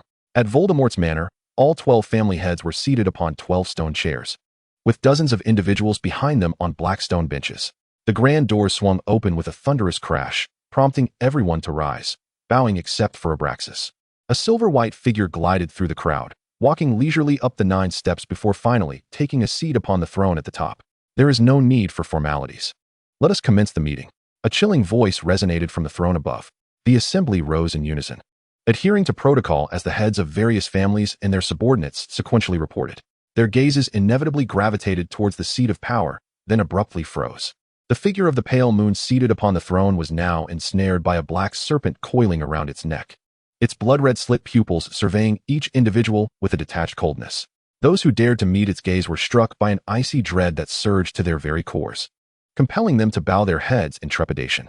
A tempest of emotions swirled within the hearts of the assembly, yet they only dared to exchange furtive glances, bewildered by the presence of a serpent so fearsome that it instilled a palpable terror.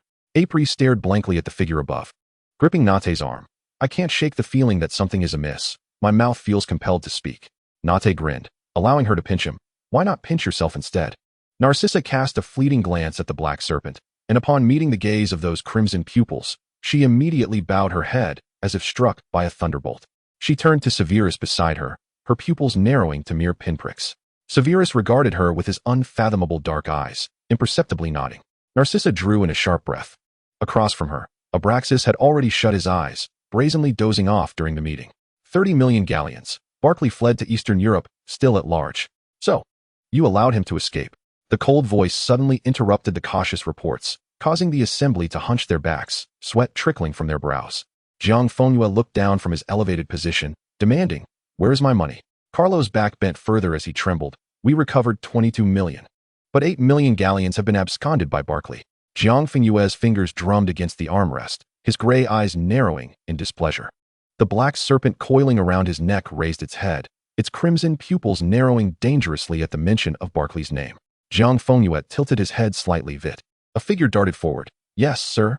He took my belongings and wishes to flee. That cannot be permitted." Jiang Fengyue sighed, speaking softly. "Find him in Eastern Europe, and bring his entire family to me." "Yes, sir." Jiang Fengyue lazily propped his elbow, as if the earlier incident had merely been a trivial interruption. Meanwhile, the Dark Lord slowly raised his head, his crimson pupils surveying the assembly from above, before shifting back to Jiang Fengyue, his gaze swirling with an intricate and fervent turmoil, almost boiling over. After he departed, his little moon upheld everything. Observing Jiang Fengyue shedding his reliance and softness before him, commanding the hall with an undeniable authority over life and death, Voldemort felt an almost obsessive pride and a profound sense of possession swell within him. His little moon was the most resplendent yet lethal, his one-of-a-kind treasure, nurtured with care and power, a thorny bloom cultivated by his own hand. Voldemort fixated on Jiang Fengyue, increasingly consumed by a morbid satisfaction and intense possessiveness, like a vine wildly growing and entwining. Jiang Fengyue sensed the weight of his gaze, turning slightly to meet those crimson pupils, momentarily taken aback, before smiling and gently kissing the serpent's head.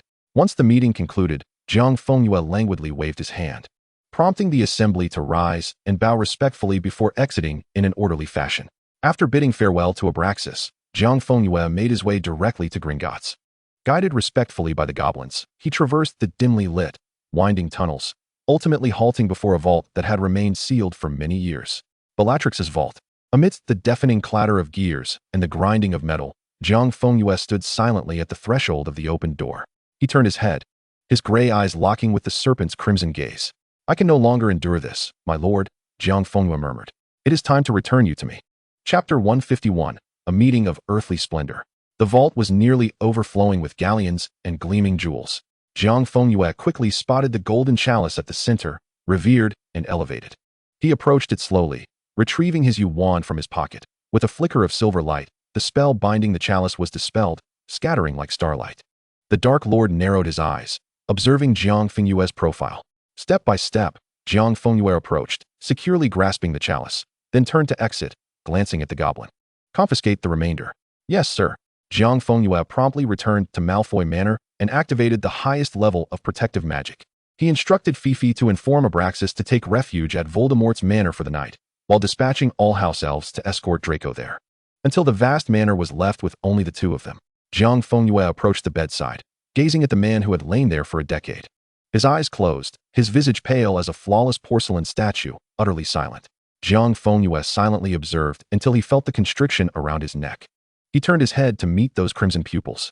He gently placed the Dark Lord beside the lifeless body, then opened the nightstand, which had been fortified with nearly 20 protective spells, and emptied its contents. A Slytherin locket, a Hufflepuff cup, a Ravenclaw diadem. He retrieved one, and the astonishment in those crimson pupils deepened. Jiang Fengyue arranged them meticulously next to the cold body. He then turned towards the desk, retrieving the diary that had sat quietly there. It was the one he had found in Voldemort's manor during his month of confinement.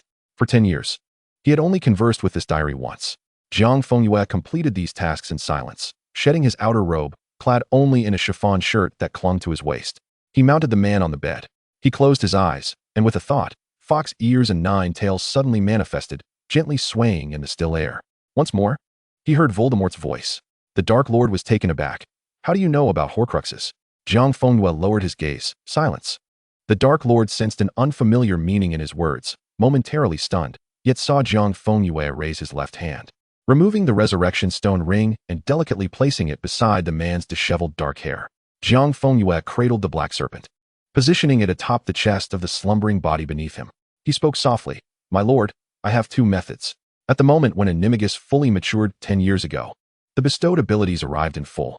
He gazed at the black serpent and the man beneath him, his gray eyes seemingly drifting.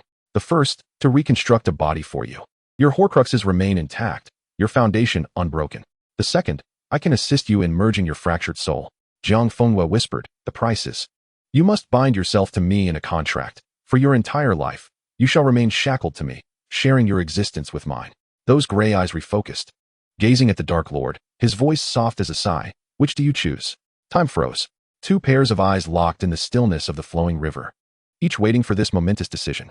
Jiang Fengyue regarded the Dark Lord, silently contemplating that if Voldemort dared to choose the first option, he would prefer to confine him to a life as merely a serpent. He would seek out the world's end, wandering with him until the end of time, imprisoning him for eternity. In the suffocating silence, the black serpent stirred, slowly raising its head. The Dark Lord questioned, as long as I do not die, regardless of what happens, you can survive? Jiang Fengyue was momentarily taken aback. He met the Dark Lord's gaze and gently nodded. The frigid serpent's form began to slither, the Dark Lord coiling gracefully along Jiang Fengyue's wrist, ascending until it reached his shoulder. Were those crimson slit pupils fixated upon the pair of gray eyes that bore the weight of a decade's solitude and resolve? The Dark Lord bestowed a gentle kiss upon him. Let us commence, my little moon. Their choice had long been made. They resolved to stand at the very heart of each other's destinies, embarking on a path from which there would be no turning back. A journey that would endure until death. The immense 9-tailed fox suddenly unfurled like a blooming snow lotus, and a torrent of formidable magic surged forth from Jiang Fengyue's being. A complex and dazzling array erupted around him, with arcane runes swirling at the edges as if animated, dancing frantically. The colossal surge of magic ascended toward the heavens, and within the radiant glow, a flicker of brilliant soul fire abruptly shot forth, piercing the Dark Lord's corporeal form. Jiang Fengyue let out a muffled groan as a tail, akin to an invisible fire consuming ice and snow, disintegrated inch by inch. He bit down on his lower lip, blood oozing forth.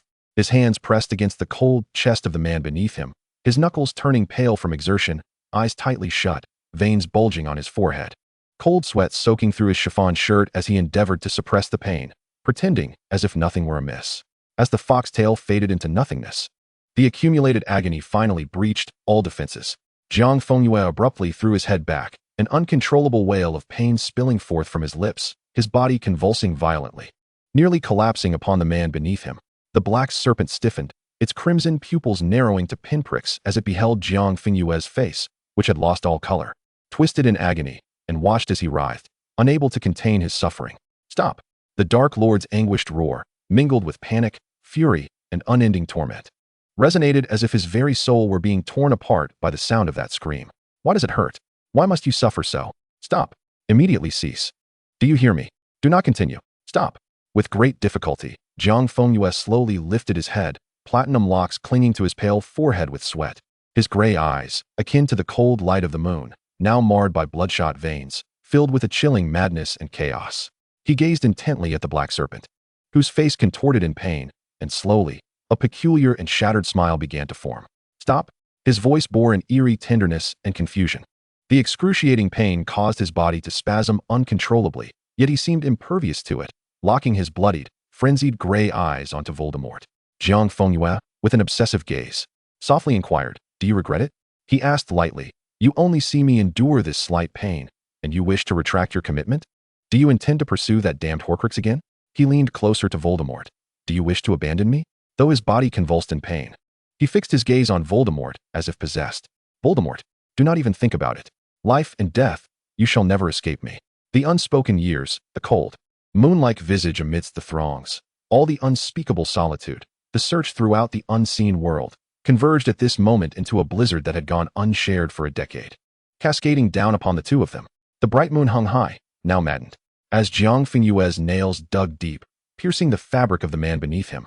Bloodstains marked the cold skin, and yet another fox tail thundered away behind him, dissolving into a myriad of light points. In the next moment, a second flicker of soul fire erupted from the Slytherin locket, shooting into his body. Jiang Fengyue arched sharply, blood from the wound on his lip trickling down, droplets falling onto Voldemort's pale cheek and dark hair, resembling blooming red plums. In an instant, the powerful magical incantations that had never waned over the past decade began to mend his injuries, magic surging forth once again to rejuvenate his entire being. The vast array continued to pulse ceaselessly, the Ravenclaw diadem and resurrection stone ringing with a fierce resonance as the two fox tails gradually disintegrated. The Dark Lord's furious roar echoed, the black serpent lunging down, coiling its cold body tightly around Jiang Fengyue's wrist, which was pressed against his chest. Look at me. Bow your head. The black serpent's plea was urgent, penetrating Jiang Fengyue's chaotic consciousness. Look at me. Open your eyes. See me. Jiang Fengyue's gray eyes focused, much like tarnished glass, once more meeting those fiery red orbs. Madness surged. Within the depths of Voldemort's crimson-slit pupils, there swirled a fury akin to Jiang Fengyue's. Even more savage and unyielding, a twisted obsession that delved deep into the marrow of his being. Continue. The scarlet pupils burned with an almost destructive brilliance. Then let us proceed. He bit down fiercely on Jiang Fengyue's wrist, his soul's essence intruding dominantly, causing the runes at the edge of the array to begin to twist and divide. The black serpent convulsed violently, yet not a sound of suffering escaped its lips. It relentlessly absorbed the agony. The serpent within his soul entwined tightly around him, as if seeking to embed itself within his very essence. Jiang Fengyue smiled, trembling as he cradled the black serpent, gently kissing its head, and in the next moment, another tail vanished. The black serpent slowly transformed into a silver light racing toward his body, casting a frenzied glance back at him for one last time. Jiang Fengyue abruptly collapsed onto the man's form, his hands weakly encircling his neck. He closed his eyes, surrendering to the dim, sticky consciousness, allowing himself to plummet from great heights through an endless expanse of dense fog, until he landed once more upon the ground. Breathless, Jiang Fengyue felt the cold marble beneath his bare feet. In the next instant, he dashed forward. The thick fog gradually receded beside his frantic figure, revealing the distant silhouettes of green hills and ethereal mist, colors bleeding like ink, swiftly filling his entire field of vision. It unveiled the endless, frigid iron tracks stretching ahead, until a deep crimson steam train emerged from the fog, quietly resting at the platform's edge. Platform 9 3/4 at King's Cross Station materialized, and Jiang Fengyue's heart raced as he sprinted across the empty platform in one direction. Ahead, two figures came into view. Dumbledore stood there, blue eyes wide with astonishment behind his crescent-shaped glasses. Beside him was Grindelwald, whose golden hair narrowed his eyes, watching him with an understanding grin as he reappeared. Jiang Fengyue did not pause, rushing past their figures, bare feet pounding recklessly forward, until he stopped before a bench. On the bench sat a boy who had waited alone for 11 years, his head bowed, slender legs dangling in the air, gently swaying. For decades, amidst the throngs of passengers, he stubbornly remained in place, awaiting the one who had made him a promise. A figure halted before him, bare feet appearing in his lowered gaze. Riddle slowly lifted his head, looking into the infinite expanse of life, the singular choice he had made, the only one he would ever choose. Riddle stared blankly at him, clad in the small shirt Jiang Fengyue had tailored for him, the sleeves rolled up, having never fallen for 11 years. Riddle softly said, "You have returned." Jiang Fengyue replied earnestly, "I have come back." Riddle gazed intently at him. "You did not deceive me." Jiang Fengyue met his gaze. "I shall never deceive you." A gentle breeze swept across the platform, stirring the garments of the ethereal travelers who stood at the precipice of time's relentless current, resolutely determined to escape into the desolation of the world, guided by the moon. Little hands clutched tightly at the edges of their garments as Riddle lifted his gaze, voicing the question he had harbored for 11 long years. "Can you take me away now?" Jiang Fengyue smiled. "We are going home." He extended his hand toward Riddle, and in the next moment, a small hand nestled within his palm, which he grasped firmly in return. Through the thick fog enveloping the endless platform, he led Riddle forward, passing by Dumbledore and Grindelwald, where he paused, Holding Riddle's hand, he turned slightly, casting a haughty, flamboyant smile towards Dumbledore, exuding unrestrained confidence. I have triumphed once more, Dumbledore. The greatest white wizard regarded him silently, his rival and beloved standing resolutely at his side. Dumbledore's azure eyes crinkled with a gentle warmth and sincere satisfaction, brimming with understanding as he nodded slightly. That is truly wonderful. Without lingering, Jiang Fengyue continued onward, hand in hand with Riddle, moving toward the platform's terminus, toward the solitary point of light. As they approached the luminescence, the hand he held grew ever clearer and larger in his grasp. Jiang Fengyue slowly turned his head, and before him stood a 16-year-old boy with dark hair clad in Slytherin robes, his stature tall and poised, gazing back at him. They exchanged glances, once more joining hands to stride forward. The sensation in his palm transformed again, becoming broader and more robust.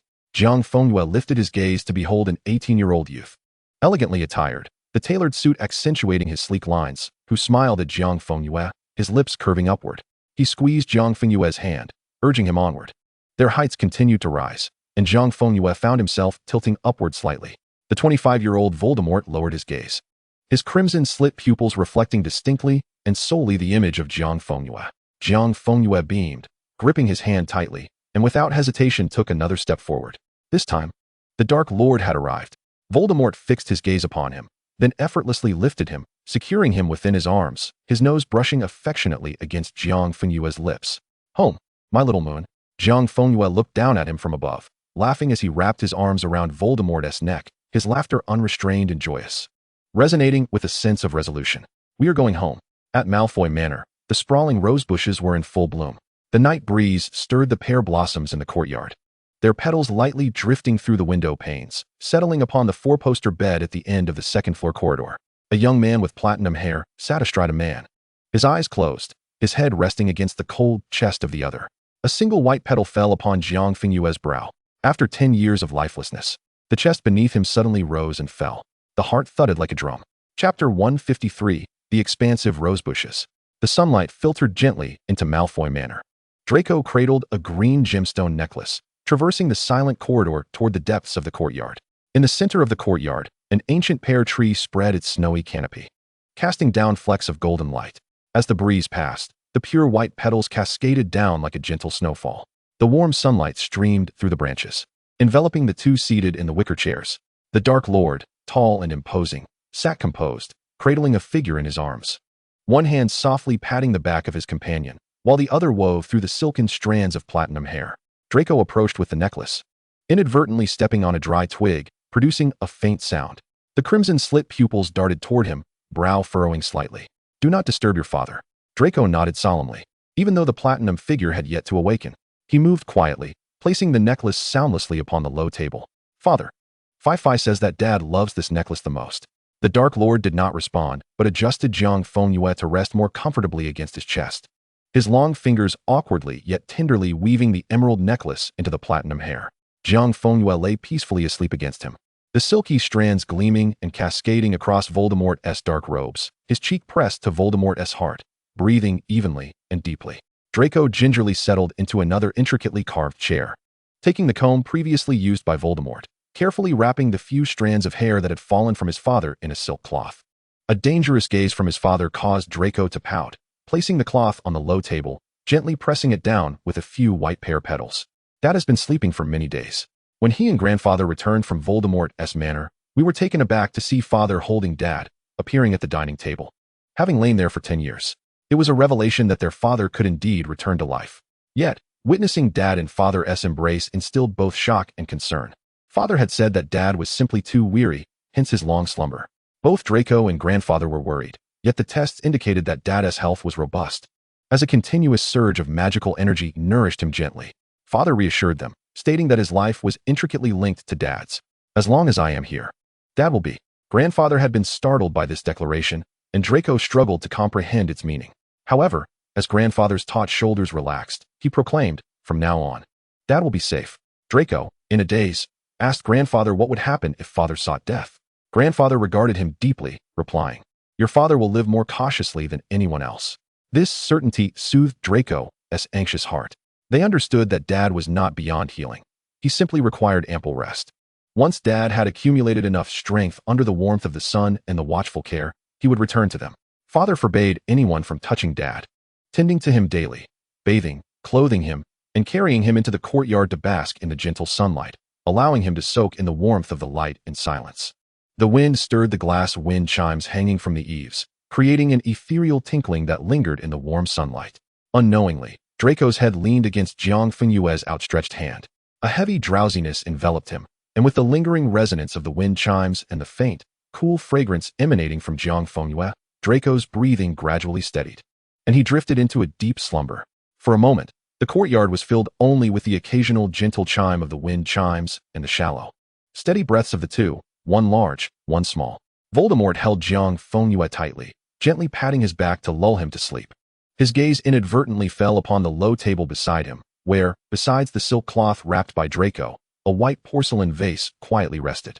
Inside, freshly changed roses stood, yet the edges of the petals had begun to curl subtly, hinting at wilting.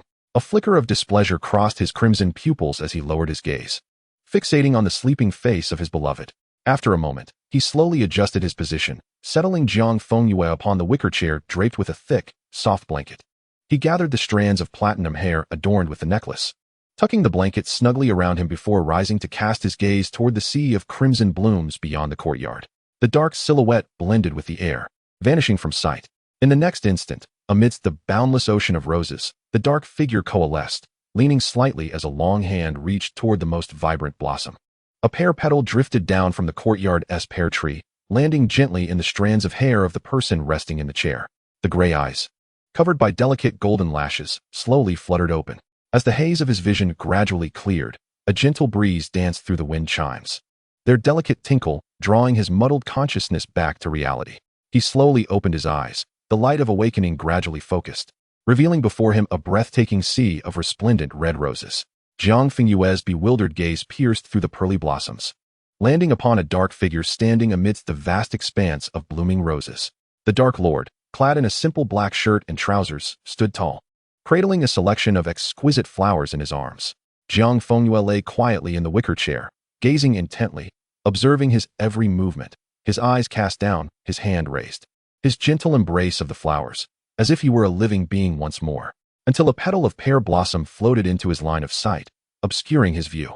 Jiang Fengyue attempted to brush it away with a raised hand, but in that fleeting moment, the figure in the distant floral sea abruptly turned, those crimson slit pupils fixing upon him.